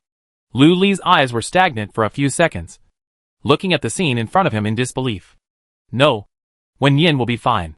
He walked over and held Wen Yen's hand, whispering softly, "I told you to enter the space. Why didn't you listen? I told you it was dangerous." As he spoke, tears had already fallen, one by one hitting the girl's white wrist. Zhou Yuchu squatted in front of the girl, raised his hand to feel her breath, and his pounding heart gradually calmed down. She would be fine. She would definitely realize that this was an illusion and then wake up. Zhou Yuchu comforted himself in this way, but his eyes slowly turned red. Ji Yi looked at the sleeping girl with eyes closed nervously and helplessly. His heart seemed to be clenched, and it was difficult to breathe. Lin Zixi rubbed his eyes, walked over and said, "It's just an illusion. Xiao Nian will wake up." "Lu Li, please stop crying. It's so unlucky." Lu Li stopped crying immediately after hearing this. "Yes, it's just an illusion. Wen Yen will wake up." The little fox flew back at this time and said to Lu Li, "I dealt with that woman." Lu Li hooked his lips, and a hint of coldness flashed in his eyes.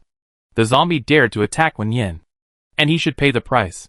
When Siyu calmed down, picked up Wen Yen horizontally, and said to several people, "Let's find a place to rest first." Lu Li nodded, and took everyone to find a suitable place to live nearby. Wen Yen is now in a coma, and they estimate that they can't return to the island for the time being. It's best to stay nearby first. Deep in the cemetery, Su Chao held the bleeding woman, blood-red tears in his eyes. He had clearly made her invisible and hid her in a secluded place. How could this happen? That damn group of superpowers were so despicable. Seeing that the woman had completely lost her breath, Su Chao screamed in pain, leaned down again, and fiercely bit the woman's neck. After a while, black lines slowly grew on the woman's face, and her body became stiff. Her eyes suddenly opened, and the originally pure black eyes turned light gray. She opened her mouth mechanically, and her bloodthirsty nature made her pounce on the man in front of her and bite him hard. But the blood in her mouth was not fresh human blood. Su Chao hugged the woman and let her bite him. "Fei, it's me. Ah Chao. Do you still recognize me?" Wang Yufei stopped moving, slowly stepped back, and her eyes met Su Chao's. She tilted her head and looked at him for a while, with a little confusion in her eyes. Su Chao touched the woman's hair and hugged her in his arms again. "It's okay. When you reach level 3 or 4, you will have self-awareness, and you will remember me." He watched the two of them from the side, and couldn't help but think of the scene of Wen Yen fainting on the ground just now. He asked Su Chao what he did to her, and Su Chao said it was nothing, just a fantasy for her. He didn't understand what a fantasy was, but he was a little worried in his heart, hoping that Wen Yen would not get into trouble. In the dim bedroom, the girl lay quietly on the soft big bed, her black hair spread out. Her face was delicate, white as jade. Her eyes were closed. Her breathing was steady and even, as if she was having a sweet dream. Some light shone through the gaps in the heavy curtains, forming faint light and shadows, which fell on the girl's face, adding a few more illusory beauty to her. When Siyu sat on the bed, his fingers gently stroked the girl's cheek, and his voice was low and hoarse. Nian, let's sleep and wake up. Okay? I make you your favorite braised pork and spicy rabbit meat. You can eat it when you wake up." The girl did not respond. Her face was still that peaceful and beautiful sleeping face. Outside the door, Lu Li and Zhou Yuchu knocked on the door several times respectively. But no one responded. From noon to dusk. Wen Xiu locked himself, and Wen Yin in the room, and never came out. At first, when they knocked on the door, they would hear a sentence. Get out. Later, there was no response. Lu Li asked Qin Shu to use his supernatural power to unlock the door. But Qin Shu shook his head and refused. Wen Xiu had told him not to enter the room, and he didn't want to disobey orders. Lu Li knew that Wen Xiu blamed himself and felt that it was his own decision-making mistakes that led to Wen Yin's accident. But it was useless to lock himself up and not eat or drink. Lu Li knocked on the door again and said to the person inside, although Wen Yin is in a coma, she should be hungry. Right? Should we give her a nutrient solution or something? When Wen Xiu heard this, his dazed eyes reacted. He leaned over and picked up the girl, walked to the door, and opened the locked door. Let's go to the hospital. Now. Chapter 153. My boyfriend is downstairs. Wen Yin felt that she had a very long dream. When she woke up, she could not distinguish between the dream and reality. Wen Xiu put the folding table on the bed and waved his hand in front of her eyes. Are you still asleep? Wen Yin shook her head slowly. I had a very strange dream. In the dream, Wen Yin tried to recall the dream, but she could not remember it at all. Only some scattered strange pictures. Wen Xiu rubbed her head. Don't think about it. It's just a dream. Have breakfast first. But I haven't brushed my teeth yet. Wen Yin turned over and got out of bed from the other side. After a simple wash, she returned to bed to eat. Wen Xiu sat on the chair, quietly watching the girl finish breakfast, then got up to clean up the dishes. Before leaving, he said casually, by the way, your boyfriend is waiting for you downstairs. Wen Yin was stunned, and after a while of reaction, she remembered that she had a boyfriend. The two had been dating for half a year and were preparing for engagement recently. After getting dressed, Wen Yin went to the bathroom to put on some light makeup before going downstairs to meet her boyfriend. Yuchu. Wen Yin rushed over to hug her boyfriend, saying in a coquettish tone, I seem to have overslept. Sorry. They had agreed to get up early today to take wedding photos. But Wen Yin somehow woke up at 10 o'clock, and the alarm didn't seem to ring. Zhou Yuchu leaned over and kissed the top of her head, with a smile in his eyes. It's okay. It's not too late now. Wen Yin nodded, turned around and waved to Wen Xiu, and went out hand in hand with Zhou Yuchu. They had been in love for half a year, and their relationship had always been good. Zhou Yuchu's delicate face attracted her at first, and after getting along for a long time, Wen Yin found that he also had a good personality, was calm and introverted, and was very good at taking care of himself. Wen Yin was very satisfied with him, and the two naturally reached the stage of engagement. After getting into the car, Zhou Yuchu held her in his arms, and waited until the tailgate was raised before lowering his head to kiss her. The passionate and long kiss almost made her breathless. Wen Yin pushed him away and panted slowly. Hate it. You kissed away all my lipstick. The depth in Zhou Yuchu's eyes slowly faded, and the corners of his mouth slightly raised. Then I compensate you with a few lipsticks. No. Wen Yin glared at him shyly, moved away from his legs, and sat on the leather car mat. They took a car to the beach, where the photographer and makeup artist were already waiting. Wen Yin put on makeup, changed clothes in the car, and started shooting. Then she rushed to the next shooting location. On the way, Zhou Yuchu had someone send lunch over, and Wen Yin ate it in the car, rested for a while, and then continued shooting. It was already evening when they finished the work. The two had dinner nearby and got in the car again. Wen Yin was very tired and leaned on Zhou Yuchu. It didn't take long for her to fall asleep. Zhou Yuchu lowered his head and kissed her, coaxing her softly. Will you accompany me back to the apartment tonight? I won't do anything. I just want to stay with you for a while. Wen Yin didn't hear what he said clearly, and hummed vaguely, and fell asleep. After an unknown amount of time, Wen Yin felt the car stop. She was gently picked up, and a coat was put on her. And then, there was the sound of the elevator opening. When she opened her eyes again, she found herself in an elegantly decorated apartment. Yuchu, didn't you send me home? Wen Yin nestled in the man's arms, her voice soft, with a hoarseness from not waking up. Zhou Yuchu put her on the sofa, bent down and kissed her, then said, Didn't you promise to accompany me tonight? Wen Yin rubbed her eyes and slowly woke up. No. My brother will be worried. You should take me home. Zhou Yuchu pursed his lips, and the light in his eyes dimmed. This was not the first time he asked Wen Yin to stay overnight. But she always refused.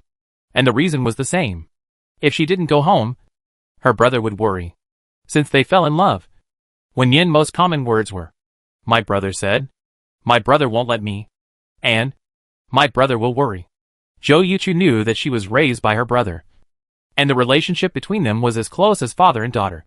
But she was already 22 years old, and shouldn't rely on her brother like this. I sent him a message. Don't worry. Wen Yin hesitated for a while, and finally nodded. They had been in love for half a year, and were ready to get engaged. So staying overnight was nothing. After washing up, Wen Yin went to bed. She thought they slept separately. But in a daze, the edge of the bed suddenly collapsed, and then a warm body hugged her from behind. The thin and dense kisses on her neck made her feel a little itchy. Wen Yin was unconscious in her sleep, and muttered softly, "Brother, stop making trouble. I want to sleep." Zhou Yuchu froze, and a chill ran through her heart. Why did she think it was her brother just now? How could such an intimate action be possible? At this moment, there was a fierce knock on the door. Zhou Yuchu didn't have time to think about it. He got out of bed, put on a coat casually, and came to the door. He saw the person coming through the peephole and frowned irritably. He waited for the knock to sound for a while before opening the door. "Where's Wen Yin?" Wen Siyu leaned against the door. The tie on his black shirt was a little loose, and there was a hint of panic in his usually cold and indifferent eyes. "In my bedroom. Asleep." As soon as Zhou Yuchu finished speaking, he was grabbed by the collar. When their eyes met, he saw the emotions that were about to be suppressed in those eyes. With a bang, a fierce fist hit his face. He stepped back 2 steps, pulled the corner of his mouth lightly, and smiled sarcastically. "Don't you want to pretend anymore?" Wen Siyu's eyes seemed to be condensed with a layer of frost, and the veins on his forehead bulged. He was cold and violent. He picked up the man's collar again and punched him hard. Zhou Yuchu did not dodge or resist. He knew how much Wen Yin cared about this so-called brother. If he fought back, their marriage would be invalid. In the bedroom, Wen Yin was awakened by the knock on the door just now. And then she heard some noises. She got up sleepily, walked out and looked. Her eyes suddenly widened. Wen Siyu stopped when he saw her, and said coldly, "Go change clothes and go home." Wen Yin was used to listening to him. But when she noticed the wound on Zhou Yuchu's face, she stopped again and asked him angrily, "Why did you hit my boyfriend? I live here voluntarily. He didn't force me." Wen Siyu's eyes were full of emotions, and his voice was heavy and cold. "I say it again. Change clothes and go home." Wen Yin hesitated for a while, but went back to the bedroom to change clothes, and came to the living room again. Wen Yin looked at Zhou Yuchu guiltily, said sorry, and left with Wen Siyu. Chapter 154 Crazy with Jealousy. Wen Yin went home in silence, and went straight into her bedroom and locked the door. Wen Siyu was too much. She was just staying at her fiancé's house. What's wrong with that? There was a knock on the door, but Wen Yin ignored it. She changed into pajamas and laid down to sleep. When she was half asleep and half awake, she felt a hand gently holding her waist and pulling her into his arms. She did not resist, but seemed to be bewitched. She leaned against the warm chest and slept well all night. When she woke up again, it was already bright. Wen Yin stretched on the bed, lifted the quilt and wanted to wash up, but found a light pink handcuff on her ankle. She stood up and shook the chain connected to the handcuffs. She saw that there was also a handcuff at the end of the chain, which was fixed at the foot of the bed. It was about 10 meters long, but it did not affect her going to the bathroom. Wen Yin was not panicked at all. She took a shower, dressed up, changed her clothes, opened the door, and shouted downstairs, "Wen Siyu, come here. Soon." Wen Siyu came in with a plate. He laid out the breakfast slowly, without any guilty expression on his face. Wen Yin took the porcelain spoon and drank a mouthful of porridge, looking at him and said, "Let me go when you're done playing. I'm going to meet the planner of the engagement banquet with Yuchu today." Wen Siyu sat opposite her, with a flash of paranoia in his eyes. He gently hooked his lower lip. "Do you really want to get engaged to him?" Wen Yin nodded, with a serious expression. "Yes, I like him very much, and I want to marry him." Wen Siyu clenched his fists in an instant, and his long eyelashes slowly drooped, covering up the dark and extreme emotions inside. "But you said you wouldn't get married, and you would stay with me forever." I can stay with you even if I get married. I go home on weekends. If Yuchu agrees, we can live together. Wenyan lowered her head to drink porridge after she finished speaking. She didn't notice Wensiu hurt expression. Nor did she notice the undercurrent in his eyes. It wasn't until half an hour later that Wensiu cleaned up the dishes and left. And she was still trapped in handcuffs, and her cell phone was gone that she realized something was wrong. Brother, I really have something to do. Can you let me out? Wenyan stood at the door and shouted downstairs. Wensiu, wearing a tie, cast his eyes at her. His eyes were still as gentle as ever. I'm going out for a while. You stay at home and wait for me to come back. Then give me your phone. Later. Wensiu looked at her deeply, then turned and walked out. The sound of the door closing came, and Wenyan kicked the door angrily. Is there anything wrong? He just left her like that. Wenyan returned to the room, lay on the bed for a while, sat up again, took a book from the desk and read. She slowly calmed down and realized that Wensiu was upset because of her engagement. So she decided to wait for him to come back and have a good chat. It was almost lunchtime, and there was a roar of cars in the yard. Wenyan was delighted, and immediately dropped the book and walked to the door to look. Not long after, a figure appeared in the living room. He was wearing a well-cut black suit. Tall, cold and noble. Brother, you're back. Wenyan stood by the door and waved at him with a smile. Wensiu's lips curved, and his cold eyes softened instantly. What do you want to eat?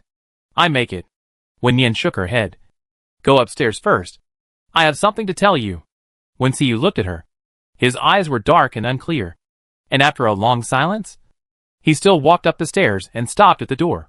He said calmly, if you want to go out, break up with Zhou Yuchu. Wenyan choked slightly, swallowed the words she had prepared, and frowned in dissatisfaction. I won't break up.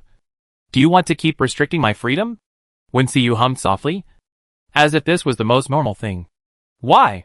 Aren't you quite satisfied with Zhou Yuchu? He is calm, has good conditions in all aspects, and his parents are easy to get along with. What else are you dissatisfied with? Wenyan said this and couldn't help but bring up the past. At the beginning, you said that Lu Li was not calm enough and was not worthy of me in all aspects. I listened to you and broke up with him. Now I have finally reached the stage of engagement with Zhou Yuchu, and you want me to break up again. What do you want to do? Wensiu leaned against the door and looked at her quietly, as if he was looking at a child who was making trouble for no reason. But he was obviously the one who was making trouble for no reason. Speak up. What do you want to do? Wensiu pursed his lips, suddenly approached her, lowered his head slightly, stared into her eyes and said, I want to be your boyfriend. 5 very light words fell, but it was like a thunder blast in his ears. Wenyan's heart jumped suddenly, and he took 2 steps back in panic and fear. What are you talking about? We are brother and sister. Are you crazy? Wensiu looked at the frightened girl, his eyes stinging slightly. Yes, he was crazy, watching his girl fall in love with others. Fall in love with him. Kissing. He was jealous and almost crazy. We are not siblings. Why not? You can be with them. Why can't you be with me?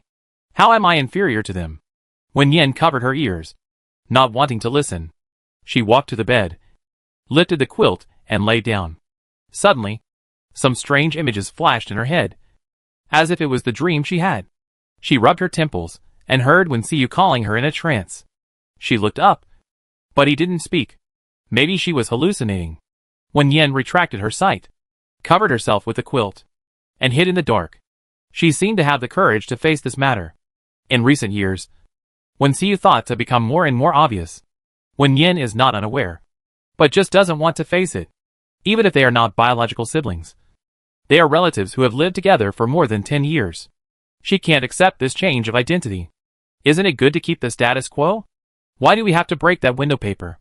Wenyan took a deep breath, huddled in her shell through a thin layer of quilt, and responded with difficulty. Wensiu, you are my only relative in this world. I don't want to lose you, but I really can't accept you. Please don't force me. Okay? After a long time, she heard a very light and heavy word. Okay. The handcuffs on her ankles were unlocked by the key, and Wenyan regained her freedom again. But she didn't feel happy, looking at Wensiu back that was getting farther and farther away until he disappeared. An indescribable feeling of bitterness surged in her heart. This was obviously what she wanted, wasn't it? Wen Yin didn't go out in the end, and handed over the engagement banquet to Zhou Yuchu. Zhou Yuchu was very considerate and didn't ask why she couldn't go out. He just said that he would handle everything. In the next month, Wen Xiyu went on a business trip abroad, and Wen Yin was completely free, except for working hours. She stuck with Zhou Yuchu every day and stayed in his apartment at night. The engagement party for the two arrived as scheduled. Grand and grand. Wen Yin wore a high-end dress and smiled throughout the whole process. But a corner of her heart was empty. Her eyes fell on Wen Xiyu from time to time. After not seeing each other for a month, they suddenly became much more unfamiliar. When they met, they didn't know what to talk about. You are engaged. Why are you still staring at other men? The familiar lazy voice made Wen Yin's mouth curl up. She slowly turned her head and looked at him in surprise. Why are you here? Lu Li shook the wine glass in his hand lightly. The loneliness in his eyes had not yet been put away. He lowered his eyes and smiled casually. My first love is getting engaged. How can I not come to drink a glass of wedding wine? Chapter 155. Don't marry him. Wen Yin hadn't seen Lu Li for a year. They broke up peacefully, but they still kept in touch on WeChat occasionally. Lu Li went abroad to study for a year and sent her some gifts during that time. Wen Yin smiled at him. How are you doing recently? Did you just return home? Lu Li took a sip of wine, and the bitter taste spread from the tip of his tongue to his stomach. He pulled the corners of his lips lightly and smiled self-deprecatingly. Yes, I heard the news of your engagement and rushed back overnight. When they broke up, Wen Yin said that she was still young and didn't want to consider getting married or fall in love. Lu Li accepted this reason, thinking that they would start as friends again and then slowly move to the stage of love. But they broke up only a few months ago, and Wen Yin had a new boyfriend, and now she was engaged to that boyfriend. If he had known this, he shouldn't have let go. Wen Yin's smile froze slightly when she heard his words. They had broken up for a year. Would he still miss her? Wen Yin glanced at her fiancé not far away. He was entertaining guests and did not notice the movement here. Wen Yin breathed a sigh of relief and whispered to Lu Li. I was ignorant before. I'm sorry. Lu Li felt a dull pain in his heart and could hardly keep the smile on his face. He gritted his teeth and asked, Do you really love him? Wen Yin lowered his head and slowly curled his fingers. Yeah. Lu Li was silent for a while, raised his glass and drank it all, then said congratulations against his will, handed over a gift, and turned away. Wen Yin stared at the black brocade box in her palm and felt vaguely familiar. She opened it and saw a beautiful rose gold necklace inside. Lu Li seemed to have given her the same one before. In that dream, Wen Yin's head buzzed, and she heard some strange sounds in a trance. Xiao Yin, we all miss you. Don't keep sleeping. Wake up. Okay? Don't cry. It's so unlucky. Xiao Yin, wake up soon. Wen Yin had a headache after hearing this.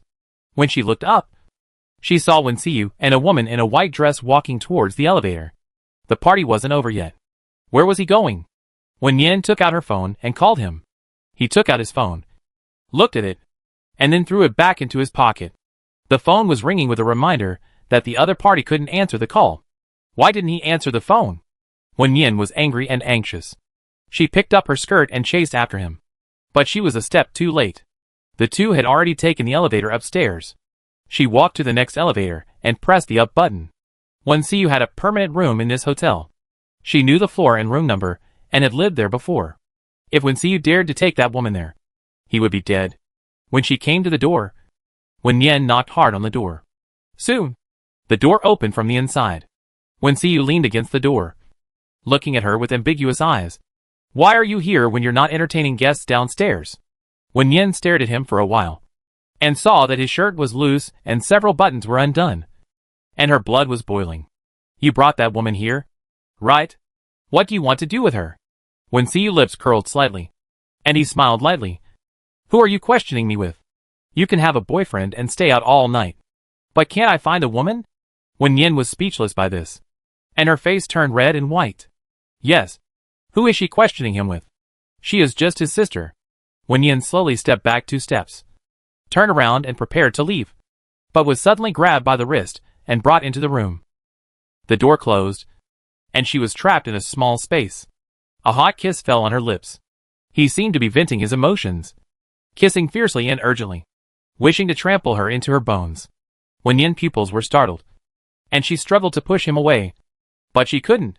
Her arms gradually fell weakly, and the wall in her heart collapsed little by little, and was finally drowned by desire. Don't marry him. Okay.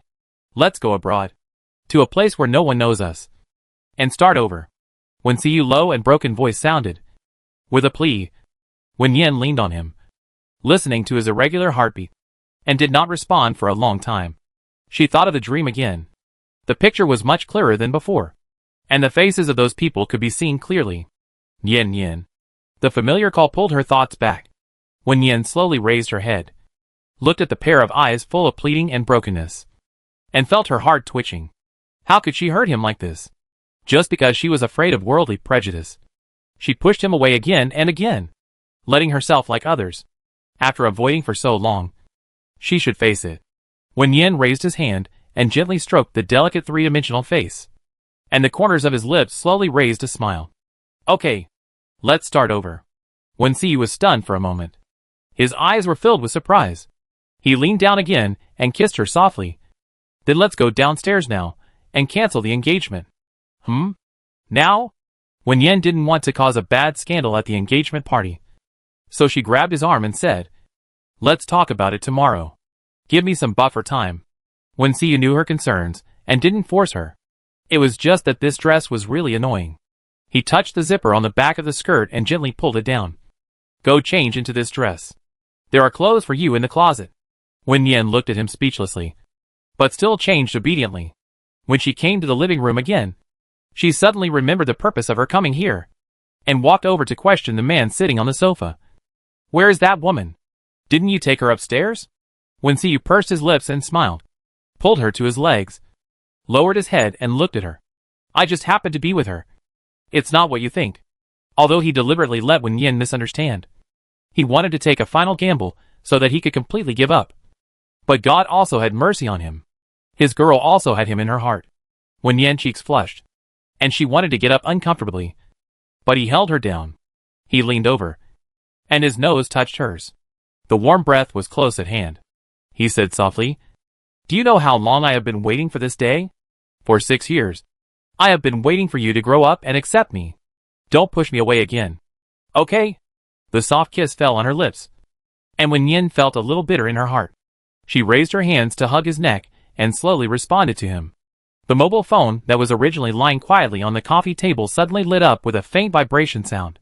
But the two of them were unaware of it, and immersed in the belated joy until they suddenly came back to their senses when they heard a knock on the door. Chapter 156, The Illusion is Broken. Wen Yin stood up in a panic, tidied her slightly messy clothes, and said to Wen Xiu, I will break up with him. But what happened between us needs to be kept secret for the time being. Wen Yin didn't want to face the strange looks of relatives and friends, nor did she want to become their after-dinner talk. This matter needs to be considered in the long run. At least it can't be discovered now. Wen Xiu understood her concerns, nodded in compromise, and put forward his own conditions. It's okay to keep it secret, but you have to go home tonight. Okay. Wen Yin went into the bathroom and took a look at her makeup. It was quite decent. She took a deep breath, walked over and opened the door. Standing outside the door was indeed her fiancé. Yuchu, why are you here? Have all the guests left? Wen Yin tried to act more naturally, but her slightly trembling hands and the panic in her eyes still revealed her emotions. Zhou Yuchu saw this, and his heart suddenly tightened. He suppressed the emotion of questioning and forced a smile. Why did you change clothes? Is the dress uncomfortable to wear? Wen Yin pulled her lips dryly. Well, it's a bit cumbersome. I saw that the party was about to end, so I came here to change clothes. Zhou Yuchu glanced into the room. Is your brother in there? I have something to do with him. Yes. Then you guys chat. I go out first. Wen Yin felt guilty and uneasy, and walked out with her head down. When she heard the sound of the door closing, she looked back and felt that things shouldn't develop like this. The buzzing sound in her head sounded again, and Wen Yin slowly fell to the ground while holding the wall. The forgotten picture gradually became clear, not like a dream, but like a real experience. There was a sudden noise in the room, like the sound of tables and chairs being overturned to the ground. Wen Yin thought stopped abruptly, and she stood up worriedly and raised her hand to knock on the door. There was no immediate response from the door. After waiting for a while, Wen Yin raised her hand again and knocked heavily on the door. Finally, after a long wait, the door slowly opened. Zhou Yuchu stood at the door with a tired face. His hair was a little messy, and his neatly ironed suit became wrinkled at this moment. There were obvious scars and bruises on his cheeks, and blood was still on the corners of his mouth. Wen Yin looked at him in such a miserable state, and her heart tightened. Did my brother hit you again? Zhou Yuchu looked at her quietly, with a flash of disappointment and pain in his eyes. He shook his head gently. I was the first to hit you this time. Wen Yin paused, and suddenly understood something. She slowly lowered her head and mustered up the courage to say, I'm sorry, Yuchu. I'm sorry for you. You deserve someone better. Let's cancel the engagement.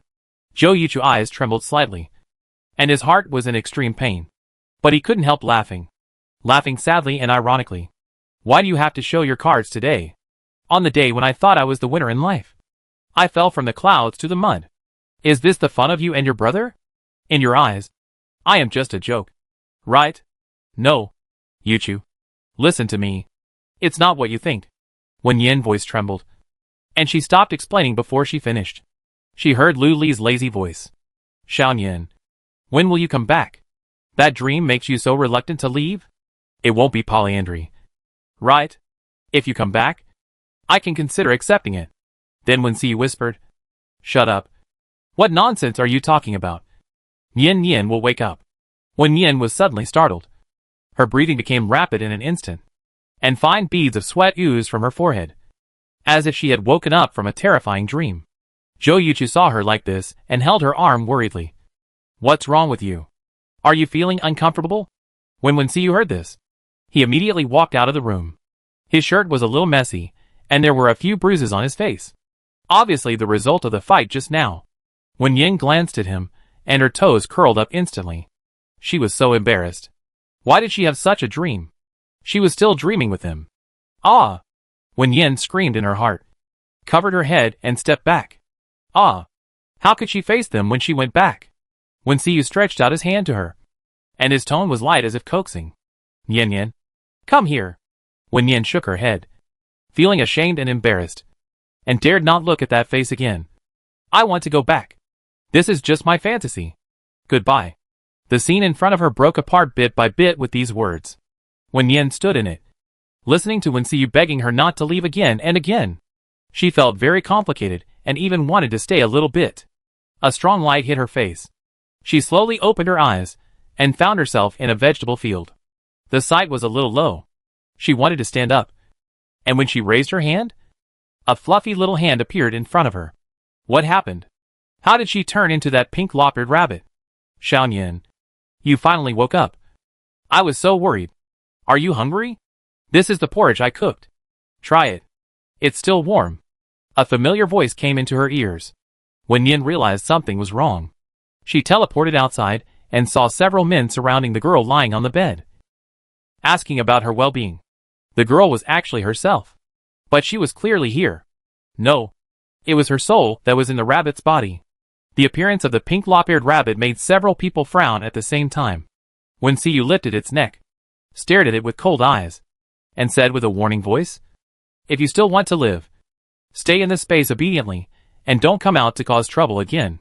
Wen Yin had never been treated like this by Wen Xiyu before, and her eyes instantly turned red. Brother, I am Wen Yin. I don't know why I became a rabbit. The same trick is enough once. My patience is limited. After Wen Xiyu finished speaking, he threw her aside and turned to ask the girl who had just woken up. What do you want to eat? I make it now. The girl frowned slightly, as if she thought about it seriously, and then said, Braised pork, spicy rabbit meat, hot and sour cabbage, and eggplant noodles. Wen Xiyu smiled and agreed. Okay. If you are hungry, drink some porridge first. Lu Li glanced at the dazed rabbit. His eyes dimmed. Since Wen Yin came back safely, the rabbit who wanted to replace her should also be dealt with. Wen Yin sat on the edge of the bed, looking at the scene in front of her in disbelief. Was the woman on the bed the rabbit? How did it do that? It actually took over her body. Wen Xiyu said that the same trick was enough to play once. Has the rabbit pretended to be her before? Wen Yin thought quickly, approached Lu Li in the sight of no one, and gently pulled his sleeve. Lu Li glanced at it, curled his lips, used the invisibility ability to cover it, and then picked it up and left the room. When he came to the yard, Lu Li said a few words to Wensiyu, hid a small knife on the table into his sleeve, and turned around and walked out. Chapter 157. Something is wrong with her. 1 month ago, Wensiyu took Wenyin to the hospital, injected nutrient solution, and stayed in the hospital temporarily. Seeing that Wensiyu was devoted to Wenyin, Lu Li had to take the responsibility of taking care of the team, taking them out to find food, dealing with the zombies that appeared nearby, and staying in the hospital ward at night. A week passed like this, and Wenyin woke up. When she woke up, Wensiyu happened to go to take a shower, and it was Lu Li and Zhou Yuchu who accompanied her. Wenyin glanced at the two of them indifferently, with a little disappointment in her eyes. "Where's my brother?" Zhou Yuchu was surprised and happy to see Wenyin finally wake up, and didn't care about her cold attitude. He smiled and said, "Your brother went to take a shower, and should be back soon. How do you feel now? Do you feel uncomfortable anywhere?" Wenyin glanced at him indifferently. "Fortunately, I'm a little hungry, and want to eat carrots." Realizing what he said, Wenyin pupils tightened, and he quickly tried to make up for himself. "Fried carrots with rice. You can make it?" Lu Li observed her expression and reaction. The joy on her face faded, and a dark color appeared in her eyes.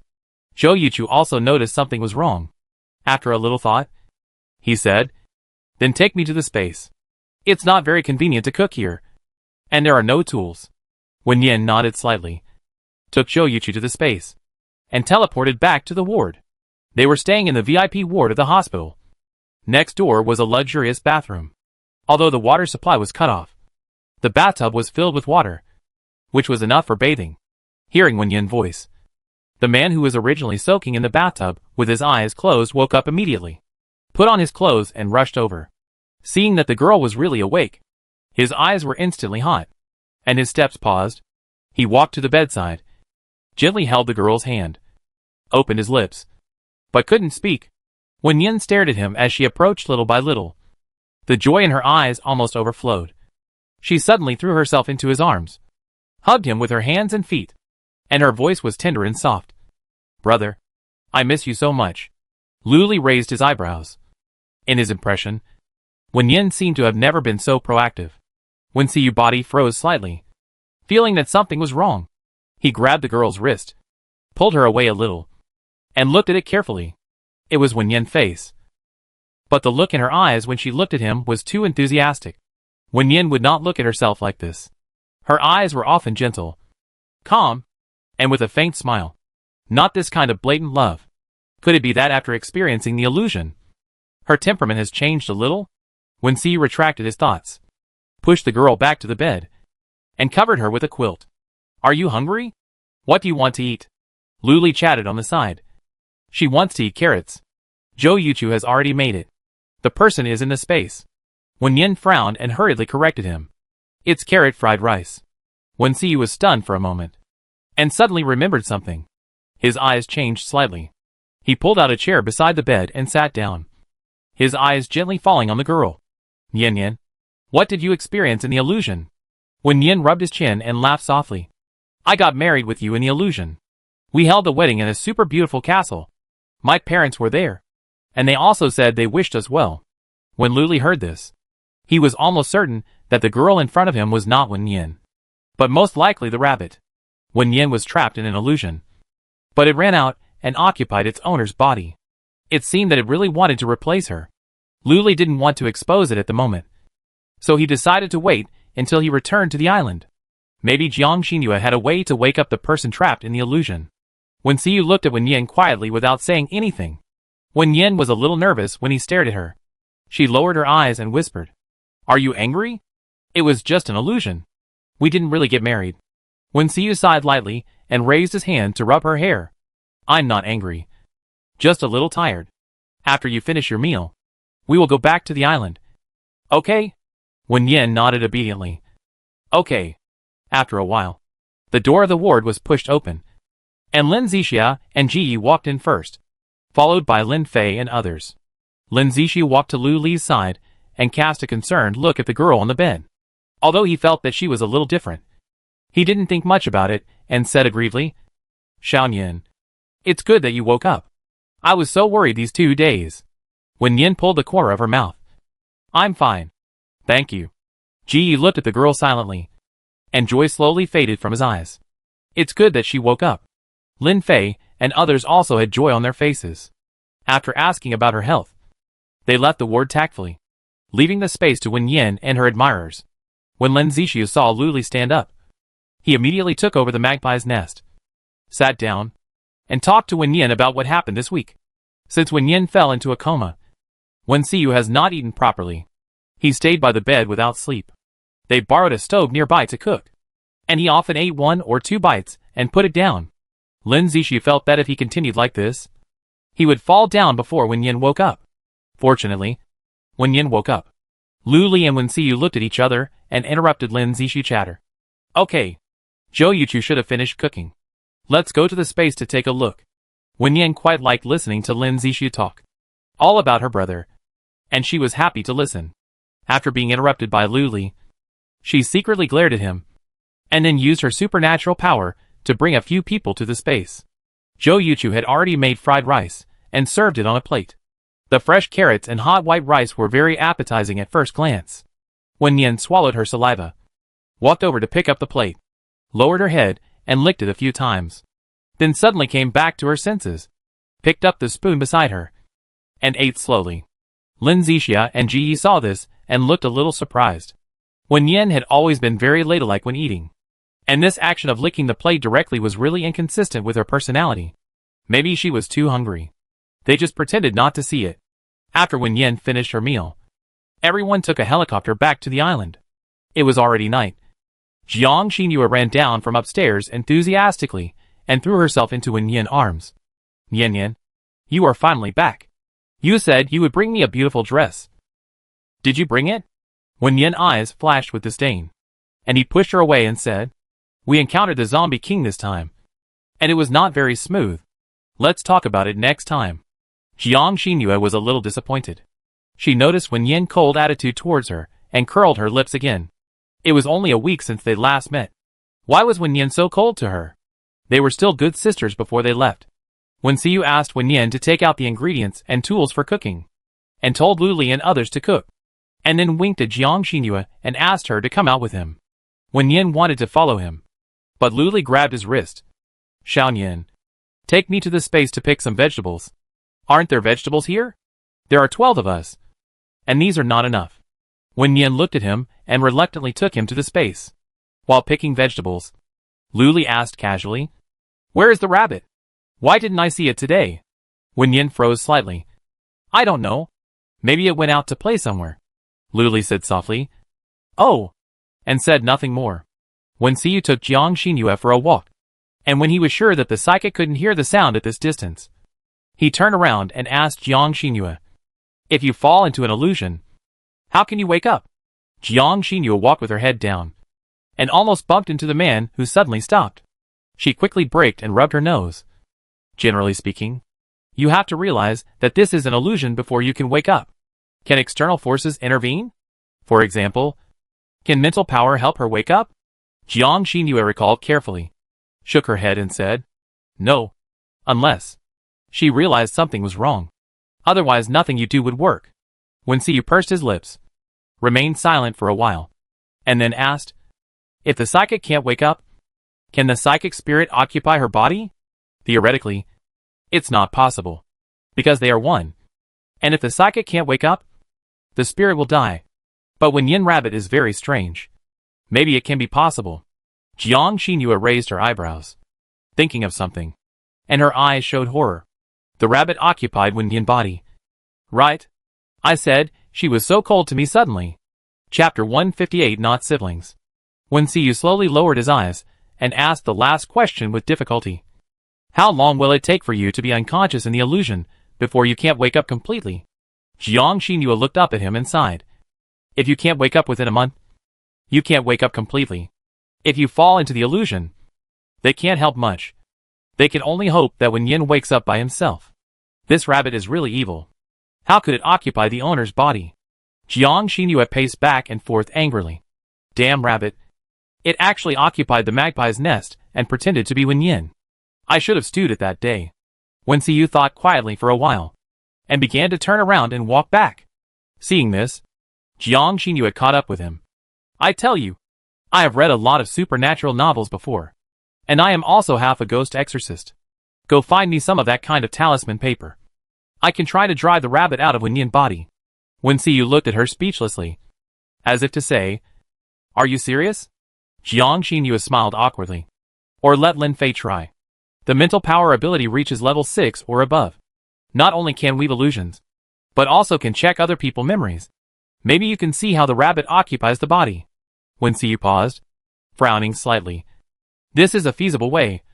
But Lin Fei is now level 5. It is not easy to upgrade to level 6. Don't make this public yet.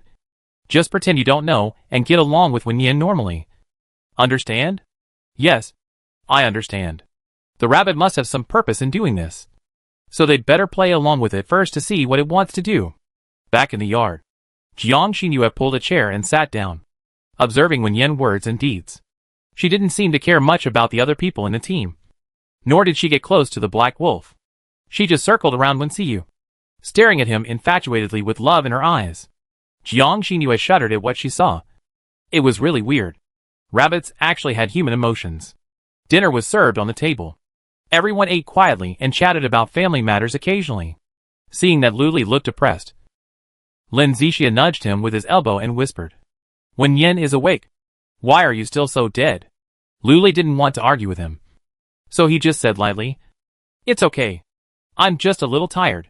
Lin Zixia felt that something was wrong with him and wanted to say something else. But he heard Wenyan clear his throat and said, I want to tell everyone something. Wenyan saw everyone looking at her, smiled politely, and said slowly, Wen Xiyu and I are not biological siblings. I am the adopted daughter of the Wen family. I tell you this because I want you to be mentally prepared.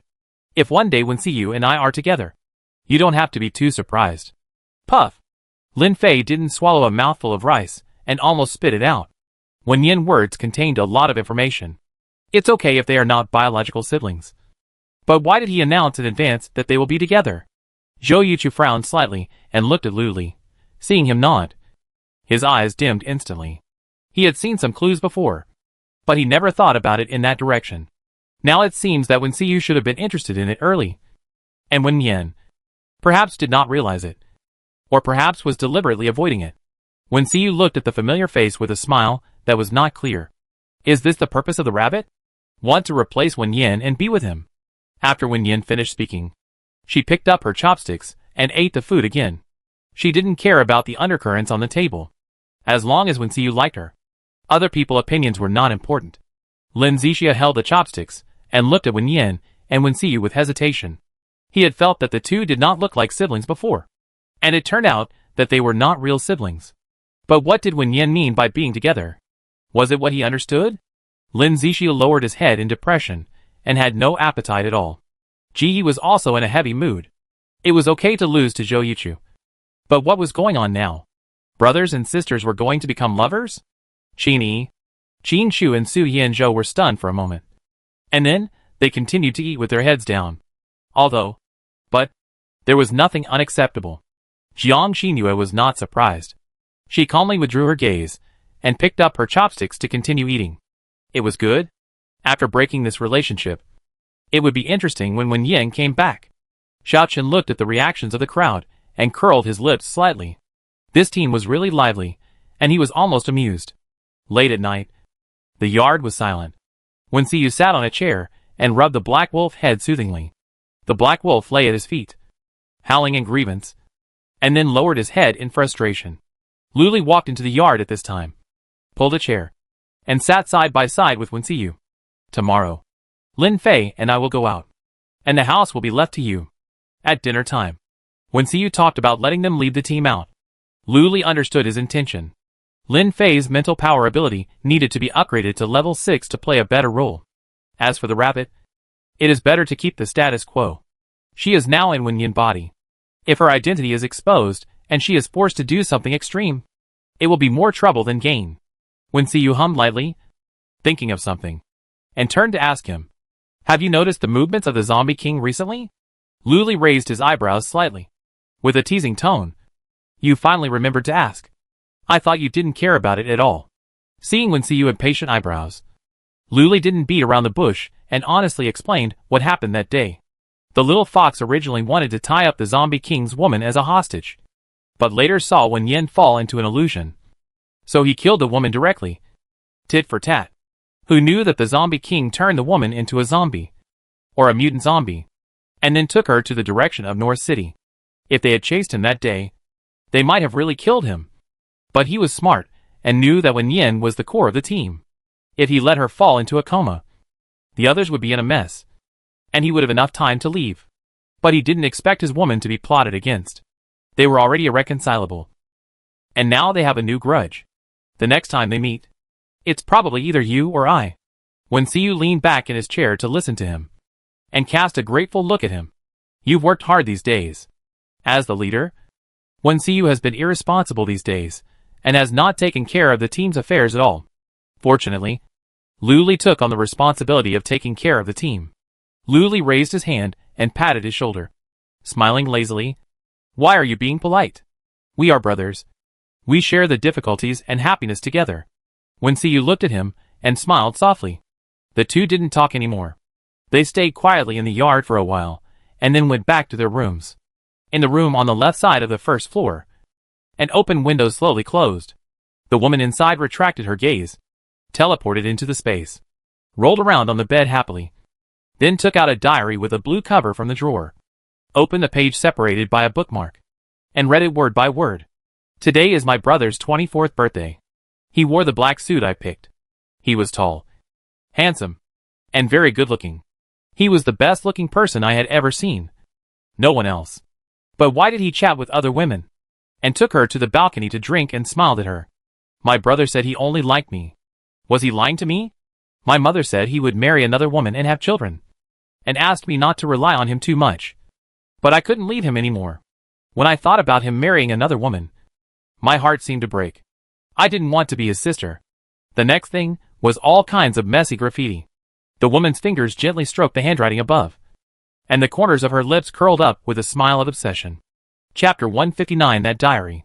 The next morning, Luli, Zhou Yuchu and Lin Fei left the island again with a mission. They were accompanied by Su Yanzhou and a group of junior superpowers.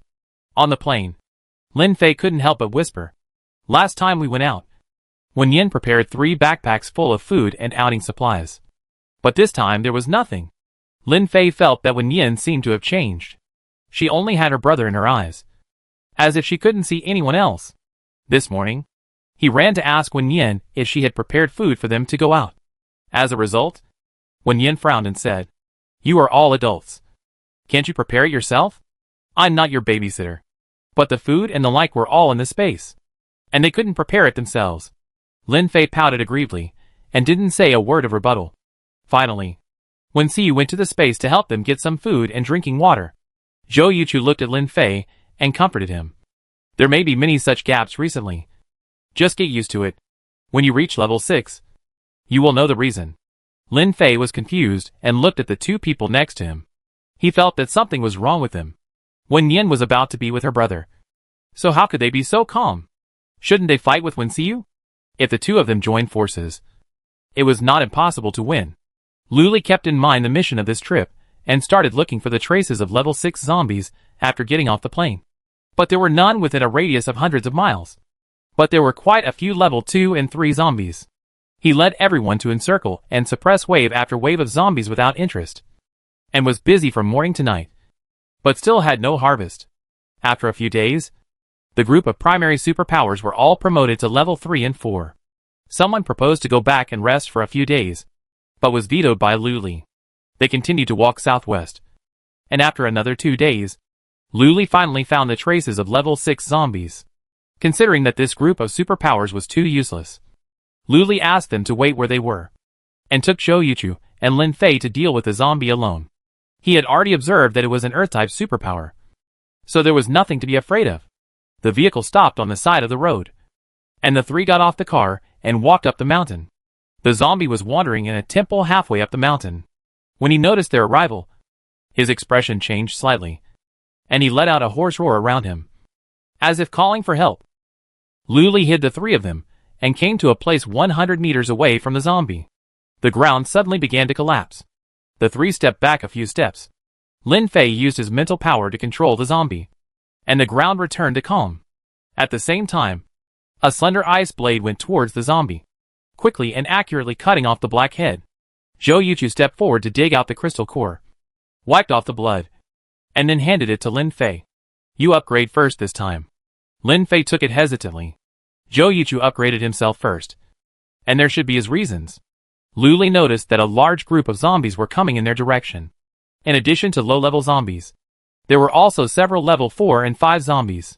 They were probably the reinforcements brought by the zombie. If it was usual, they could easily solve it. But Lu Li and Zhou Yuchu were in a hurry to go back and really had no time to fight. After getting the level 6 crystal core, they still had a lot to do when they got back. I don't know if Wen Yin woke up. If she woke up and couldn't return to her body, she would probably be very scared. They had to go back as soon as possible. After going down the mountain, they drove back to the previous location, asked the space ability users in the team to take out the helicopter, and flew directly back to the island. The ability users in the team were puzzled. The captain said that they needed to train for a few more days, and then hurried back. It was really unpredictable. Fortunately, they all reached level 3 and 4 during this outing, and accumulated some experience in dealing with zombies, which was quite rewarding. The plane landed at the top of the mountain. The sky had completely darkened. The crowd walked out one after another, said goodbye to each other, and went back to their homes. Lin Fei heard Lu Li talk about Wen Yin on the way. His eyes were full of disbelief. He didn't expect that the supernatural elves would do such a thing. Aren't they said to be very loyal to supernatural people? Before, Lin Fei envied them for having a pet. But now, he is glad that he doesn't have such troubles. When they returned home, everyone had rested, except Wen Xiu, who seemed to know that they were coming back today and waited in the yard. When their eyes met, Wen Xiu nodded to them and asked them to follow him.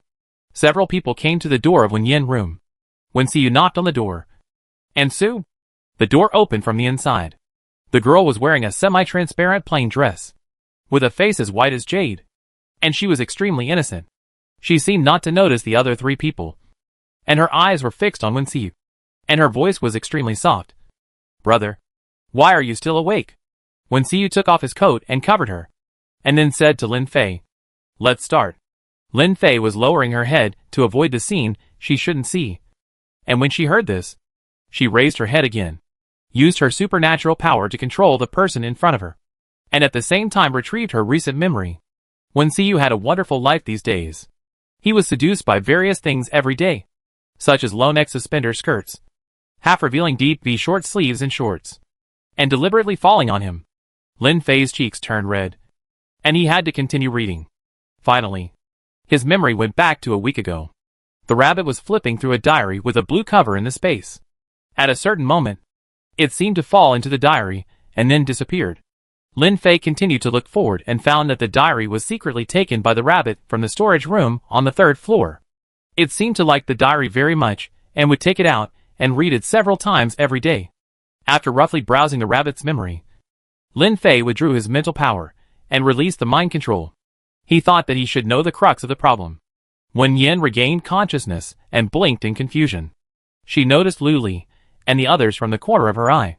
She frowned and quickly smiled. You're back. Lu Li nodded and chuckled. We just came to say hello to you. Go to bed early. Wen Yin glanced at him and her eyes fell on Wen Xiu again. Brother, I can't sleep. Come in and chat with me. Wen Xiu had been acting with her for a week and was almost at the limit of his patience. He pursed his lips and tried to speak in a calm tone. I have something important to talk about with them. You go to bed first. Wen Yin grabbed his sleeve and acted coquettishly. How can business be more important than me? Can't we talk tomorrow? Lu Li rolled her eyes secretly. It was the same face, but the way they acted coquettishly was completely different. Some were well-behaved and naive, while others were unreasonable. Then you guys chat. We go outside to eat something. Lu Li walked into the yard first, followed by the other two. They went out and walked for a while before communicating what happened just now. Lin Fei told the two his guests that the rabbit occupied Wen Yin's body through the diary. That is, if he found the diary and cut off the so-called connection, the rabbit would leave.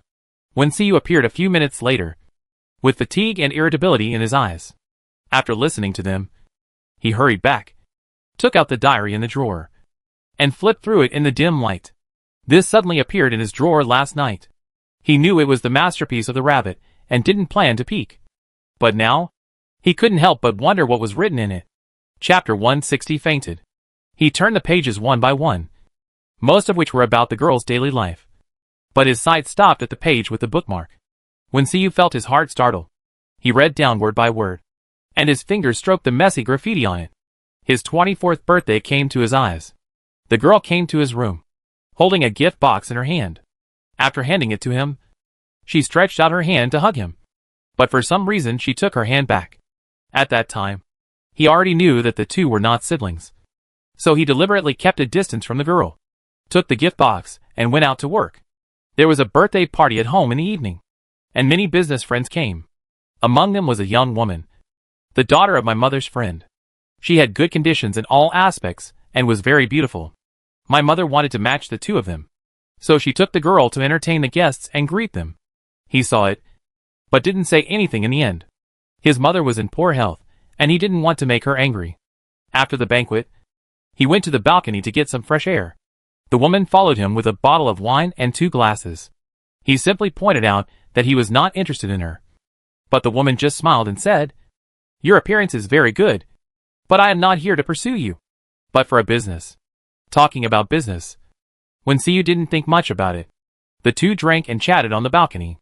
Later, when Yen said that she had something to talk to him about, took him into the room, and asked him if he liked the woman. He explained that they were talking about business, and there was no like or dislike. When Yen didn't believe it, and pulled him to stop him from going out. Later, his mother knocked on the door, and entered the room, asking him to send the woman home. He nodded and agreed, took the guests out of the villa, and waited for the driver to drive over. The lights in the yard were dim, and there was a distance of 1 meter between the two. Just when the car stopped, the woman suddenly came over and stood on tiptoe to kiss him. Wen Xiu was startled and dodged sideways. He didn't look at her again and turned back to the villa. He wanted to find Wen Yen, but was stopped by his father on the way and asked to go to the study. That night, his father talked to him for a long time and advised him not to do anything that would bring disgrace to the family. Wen Xiu agreed and completely put away the thoughts that he shouldn't have. 2 years later, Wen Xiu couldn't help but smile bitterly when he recalled what happened that day. He would eventually do something that would bring disgrace to the family. His fingertips slowly slid across the pages of the book and turned to the next page. What came into view was not the text, but a very beautiful painting. In the center of the picture, a beautiful girl was wearing a white wedding dress, holding a bouquet of pink roses in her hands. The sun gently sprinkled on her, outlining a light golden halo. Behind the girl was a fairy tale castle. A man in a black suit stood in the light and shadow, also holding a bouquet of flowers in his hands. He wore a mask on his face. The pattern on the mask was delicate and gorgeous, but it covered his true face. Wen Xiu gently touched the girl in the painting, and his eyes were wet. It turned out that he was not the only one who fell into darkness. In the yard, Lu Li also saw the contents of the diary through the sky eye. He felt a pang of pain in his heart, and the chopsticks in his hand fell to the ground. Lin Fei looked at him, bent down to pick up the fallen chopsticks, and handed him a pair of clean ones again. But Lu Li had no appetite to eat. He stood up and returned to his room in a daze. Lin Fei stared at his receding back in confusion. What's wrong with him? Suddenly, he seemed to have lost his soul. Zhou Yuchu glanced at him, put down his chopsticks and said, "Maybe he saw something he shouldn't have seen." Lin Fei frowned. Could it be that the rabbit was seducing Wen Xiu in the room again? But Wen Xiu always turned a blind eye, looking pure and unselfish. The two of them just looked ambiguous, but there was no substantial progress. What was there for Lu Li to be sad about? Lu Li lay on the bed, closed his eyes, and read the contents of the diary he had just seen. Why did he have to read it? He had guessed the contents, but he had to verify it himself, so that the knife went straight into his heart, which was painful. That night, the three men were insomniac at the same time, thinking about the same woman, tossing and turning. When they met in the living room at dawn, the three of them looked fine again. They greeted each other as usual and went to the yard to prepare breakfast. When Wen Yang came to the living room, warm porridge and a few side dishes were already on the table. She drank the porridge slowly, and her eyes fell on Wensiu's face. He looked a little tired, and there was a circle of obvious black under his eyes. "Brother, did you not sleep well last night?" Wensiu was thinking about something, and when he heard her question, he shook his head slowly. "Then sleep a little later." The girl's concerned eyes and calm and gentle eyes made Wensiu dazed for a moment, as if the person in front of him was Wen Yin. After breakfast, Wensiu returned to the room and took out the diary from the drawer again. According to Lin Fei's speculation, destroying the diary might be able to release the rabbit's control over Wen Yin's body. Wensiu opened the page where the bookmark was placed, and felt a little reluctant. After hesitating for a moment, he condensed lightning and ignited the diary. In a trance, he seemed to hear the sound of a girl crying, like Wen Yin's voice. Wensiu's heart tightened, and he quickly patted the burning flames with his hands. At this moment, he heard a cry from outside. "Brother Wen." Xiao Yin fainted. Wensiu left the diary and went out. He saw the girl lying flat on the sofa, as if she was asleep. He raised his trembling hand and gently placed it on the girl's pulse. It was beating. He slowly breathed a sigh of relief and sat down on the chair next to him. Lin Fei used his mental power to check and found that the rabbit was no longer in Wen Yin's body. She seemed to be forcibly stripped of this body and cried when she left. "Did you destroy the diary?" Lin Fei asked. Wensiu shook his head gently. "I lit the cover, and then I heard a girl crying, so I didn't continue." Lin Fei raised his eyebrows. Could it be that the diary and the rabbit are synesthetized? It's really weird. Lu Li glanced at the two of them, and his inquiring eyes fell on Lin Fei. What's going on now? Has the rabbit left Wen Yin's body? It has left temporarily, but it is a supernatural spirit, and it is attached to Wen Yin. It can return to Wen Yin's body at any time. It's just that if it wants to occupy her body, it needs to go through the diary. Don't ask me the reason. I don't know it either. After Lin Fei finished explaining, he saw several pairs of ignorant eyes looking at him in unison, and their expressions were a little surprised. Lin Fei thought about it, and briefly explained the ins and outs of the matter. In short, Wen Yin has not woken up from the illusion, and it was the rabbit that was controlling her body these days. Lin Zixia was happy and sad to hear it. He was happy that Wen Yin's cold words to him were not true, and he was sad that after 2 weeks, why didn't she wake up? Ji Yi was in the same mood as him. After the joy, he was filled with endless worries. Ji Yi would rather her personality change than to let her stay in the illusion and unable to wake up. Wensiu picked up the girl by the waist and took her back to his room. On the bedside table, the diary lay there quietly. The cover was half burned, but the paper inside was intact.